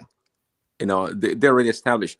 Balenciaga, who gave the idea to him? Well, it must have been an African. Yeah, of course, because they see them travel with it, and immediately they released the bag. They banned Ghana Must Go bags from the airport. You notice it was just recently, like 2 years ago, they banned Ghana Must Go from Nigerian airport. Like you can't travel with Ghana Must Go at the baggage checkpoints. They still design too. Really? People, Okay. they still design. Are you sure about that, Chairman? Yeah. No, you can. You can check it. You can check in as you're checking luggage. The why you asking me if I'm sure when I saw it firsthand, they told the lady you can't travel with this bag. Why? But I what? went home in 2023. I carry one full of food. I use Ghana Must Go and they let it go in. No problem. They check it in. Well, I guess I think they want to exploit her. They want her to give them money. They can't stop you from traveling with you. But it's on the list of the bags we can't travel with. I saw a list of the bags we can't travel. I saw this year's Lagos fashion show. They've improved. They didn't even do the usual annoying indoor. They did the open door. They call Atlantic by the ocean. Because Chairman, sorry about it was beautiful. I loved it. That's what I'm talking about. In 2024, my daughter went to UK and they let her take one Ghana Must Go full of food, and it was a check-in luggage into a plane. So I don't know where you get that information from. I want to be clear about that. So I'm still surprised. Okay. Yeah. So I don't think they banned them. So I don't know. Yeah, but the point is there are so many opportunities in many areas. But unfortunately, we don't have. There's a disconnect between those back home and those here. There's no synergy for people to invest their funds and somebody to manage it for them, because of people are afraid of losing their funds, and there's a trust deficit. For people to manage your investment properly. I think that's one of the hurdles. But when it comes to like arenas, like the boat ride or whatever it's called, I mean, you can manage that. I don't think that's a problem. Yeah. Babati, I saw a video recently that that Lagos to Calabar highway, they already started moving to Undo already, clearing the path. But did you see how beautiful that Ondo beachfront was? Yeah, it's quite long. That it's the longest in Nigeria, by the way. I think some people already started selling them. That is the most I have. That one and the one in Akwa Ibom. I'm like, my God, forget Lagos. This is where people should be putting their money. It looked beautiful. No, they are putting their money at when you take a boat ride to these new beach fronts. There are so many beach small hotel around that place. That's why all the dirty December people they went in last December, and those places are quite beautiful. In Lagos or in Lagos? It's in Lagos, off Lagos. Yeah, I don't know the exact. The island. Yeah, I know the island. Yeah. Most of the hotels there or resorts are quite beautiful. I think some people are really pushing it in Nigeria. You just have to be in the system, know what is going on. Okay, hello? Yeah. Well, I'm going to show you to prove to you what I was saying about the Ghana Must Go. I'm going to share it. Give me 1 second. Okay. And share. Read this.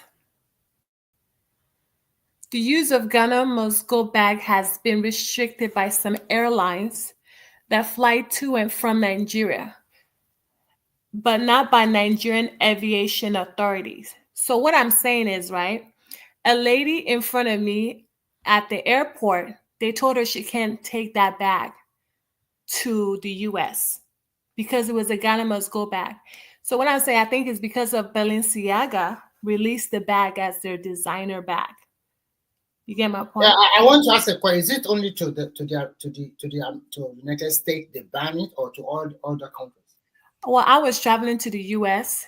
I think maybe only to the U.S. Yeah, maybe only to the U.S. But my flight was stopping in Frankfurt. I think Germany. My flight is there's a layover in Frankfurt. So I don't know if it's Frankfurt, but my flight was stopping at Frankfurt, as layover. So when was this? Which year? 2023. Do you see it on here? But 2023, I traveled. Nobody complained. I carry one. Show more airline. Yeah, the airline that I even went. Okay, Ethiopia banned it too. KLM and Air France banned the bags in 2007. Do you see here? But they're still using them. 2017. Yeah, that's what I'm saying. Those people got lucky. So it says Federal Airports Authorities of Nigeria. Why should they ban them? What's the big deal? It's just a bag to carry something. I don't understand this. Yeah. These are woven nylon bags that are popular in Africa, blah, blah, blah. But this is the Ghana must go by. It was a weaving bag, quite weaving, very strong. And it can contain more things instead of you buying the suitcase. But I saw it, so Remy, right? I saw it firsthand. They told the lady you can't travel with this bag, and I was shocked. I understand you. But I wasn't surprised because Balenciaga released the bag as their designer. So I don't know. Why should they do that? The Ghana must go have been there since for a long time. Oh no, wait. Maybe I'm getting it wrong. The Ghana must go I'm talking about is those ones that come in different colors. They were weaved together with some kind of, and you can use it to carry up to 20 or 30 or 40 kg inside. It's quite long. Maybe, are you talking about the black one, or which one is the Ghana must go you are talking about? Ghana must go is Ghana must go now. They have different colors, remember? Hey, that is the one now. Why should they ban them? It's just a bag, and you can also... I think they explained that things get spilled, like it's not durable. If that is the case, they are cheating Africa. It's not durable. Yeah. Why should they ban it? It doesn't. Chema, why don't you Google the Balenciaga Ghana must go and see the design shown? Okay, let me Google. But how did we get? Prince, where have you been hiding? Can do. Yeah. I think. Sorry, somebody said that you can do. Huh? I can hear myself.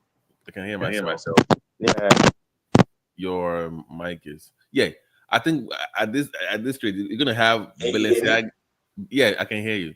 We're gonna have Balenciaga. I buy that very soon. Can you hear me? Yeah, I can hear you, man. I can hear you. I can hear you, Kandu.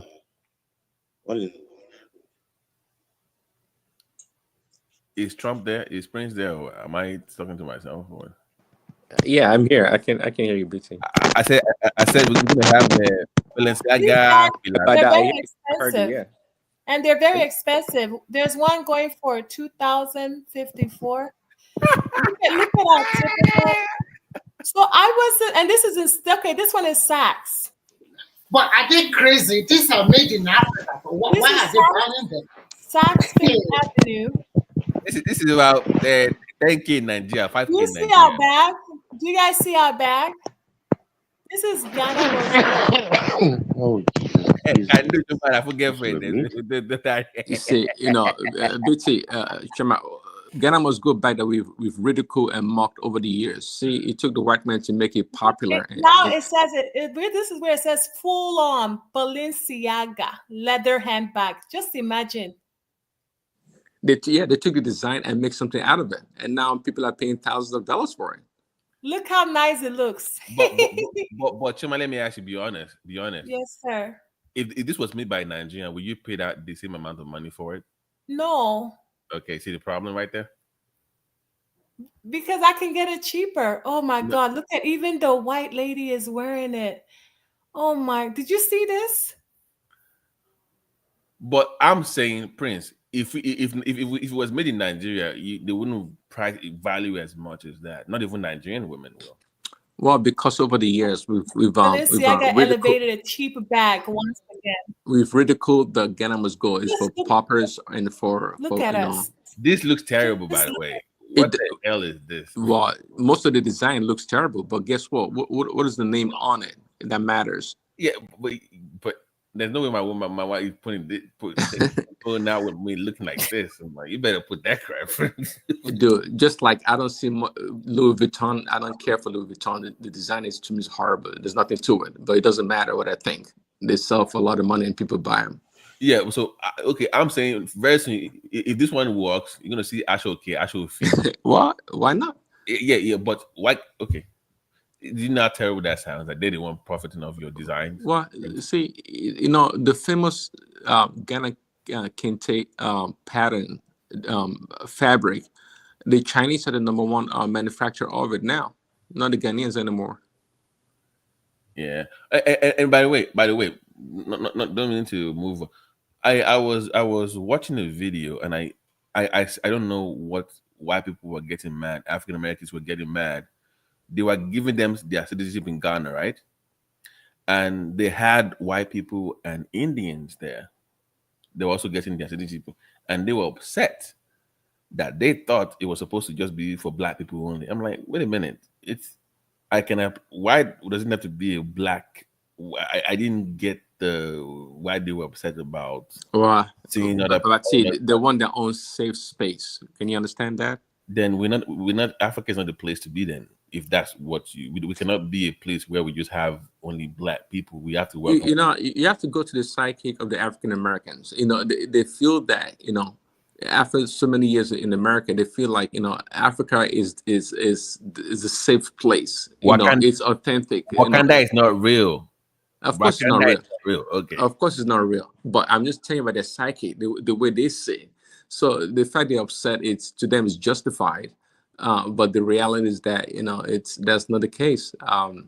But you have to understand where they're coming from. I mean, I come all the way to the motherland, and I'm seeing Indians and white people getting the same thing that I deserve. When back home, I'm being oppressed. You gotta know what's up.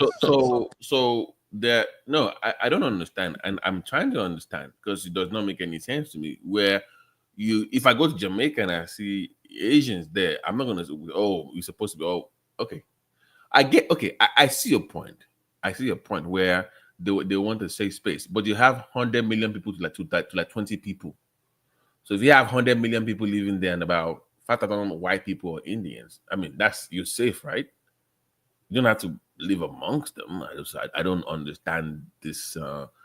But I think someone said that they were sold they believe that it was just exclusively for black people. That's what they were saying. It was supposed to be like an exclusive for blacks only. I'm like, I don't think that's well, that was the assumption, which is fine. I mean, they made an assumption, which is wrong, but it is what it is. Yeah, I see where they're coming from, but that's not the case. The reality is that the Indians and the white people, they've I mean, look at it. They've been in Africa for a long time before the African American even thought about coming to Africa. So in reality, those people actually have more roots in Africa than African Americans do, and that's the dilemma, I guess. Yeah, they're gonna have to. Yeah, because I'm like I don't. But yeah, I thought that was just interesting to bring up because I didn't understand I'm like, you have your citizenship, enjoy it. Why are you worried about seeing white guy in Ghana? Or Indian in Ghana? I mean, it's nothing new. Like, I'm not gonna get upset about it. Something. Yeah. Well, BT, you have your own country. They even though many of them don't feel that they belong here in America, which is their country, rightfully so. And that's one of the poor things that the black leaders have done in this country. They found a way to disenfranchise the African Americans in the way they think about America. But after the white people are equally on the same platform, you can say black people and white people own America equally. But of course, the power balance is not the same. But nonetheless, in terms of the history of this country, African Americans are foremost in this country, but they've been robbed by their leaders in order to profit from corporate America and these other. Foremost starting in what Kando, you said? year? African Americans are foremost in this country starting in what year? In terms of the equivalency to white people. Yeah, by the 14th Amendment, that's how they fix that problem. Remember, that's why I said what year? No. The year. Well, Kando, yeah, the year that was passed, because prior to that, if you were a slave, even if you were born in America, you were not an American citizen. But and that's why I pose the question that foremost by what year? When was that passed? When was Guys, give me 1 second. Let me close the show. We're still going to be here interacting. So thank you all for joining us. Thank you, One Man, for coming late. Thank you to the panelists and the viewers. God bless you. And don't forget to tune in for Doopsy Show tomorrow, this Sunday. We'll be discussing abusive men. So thank you for joining us for our special guest, and have a good night, have a good morning, and have a great day. Bye.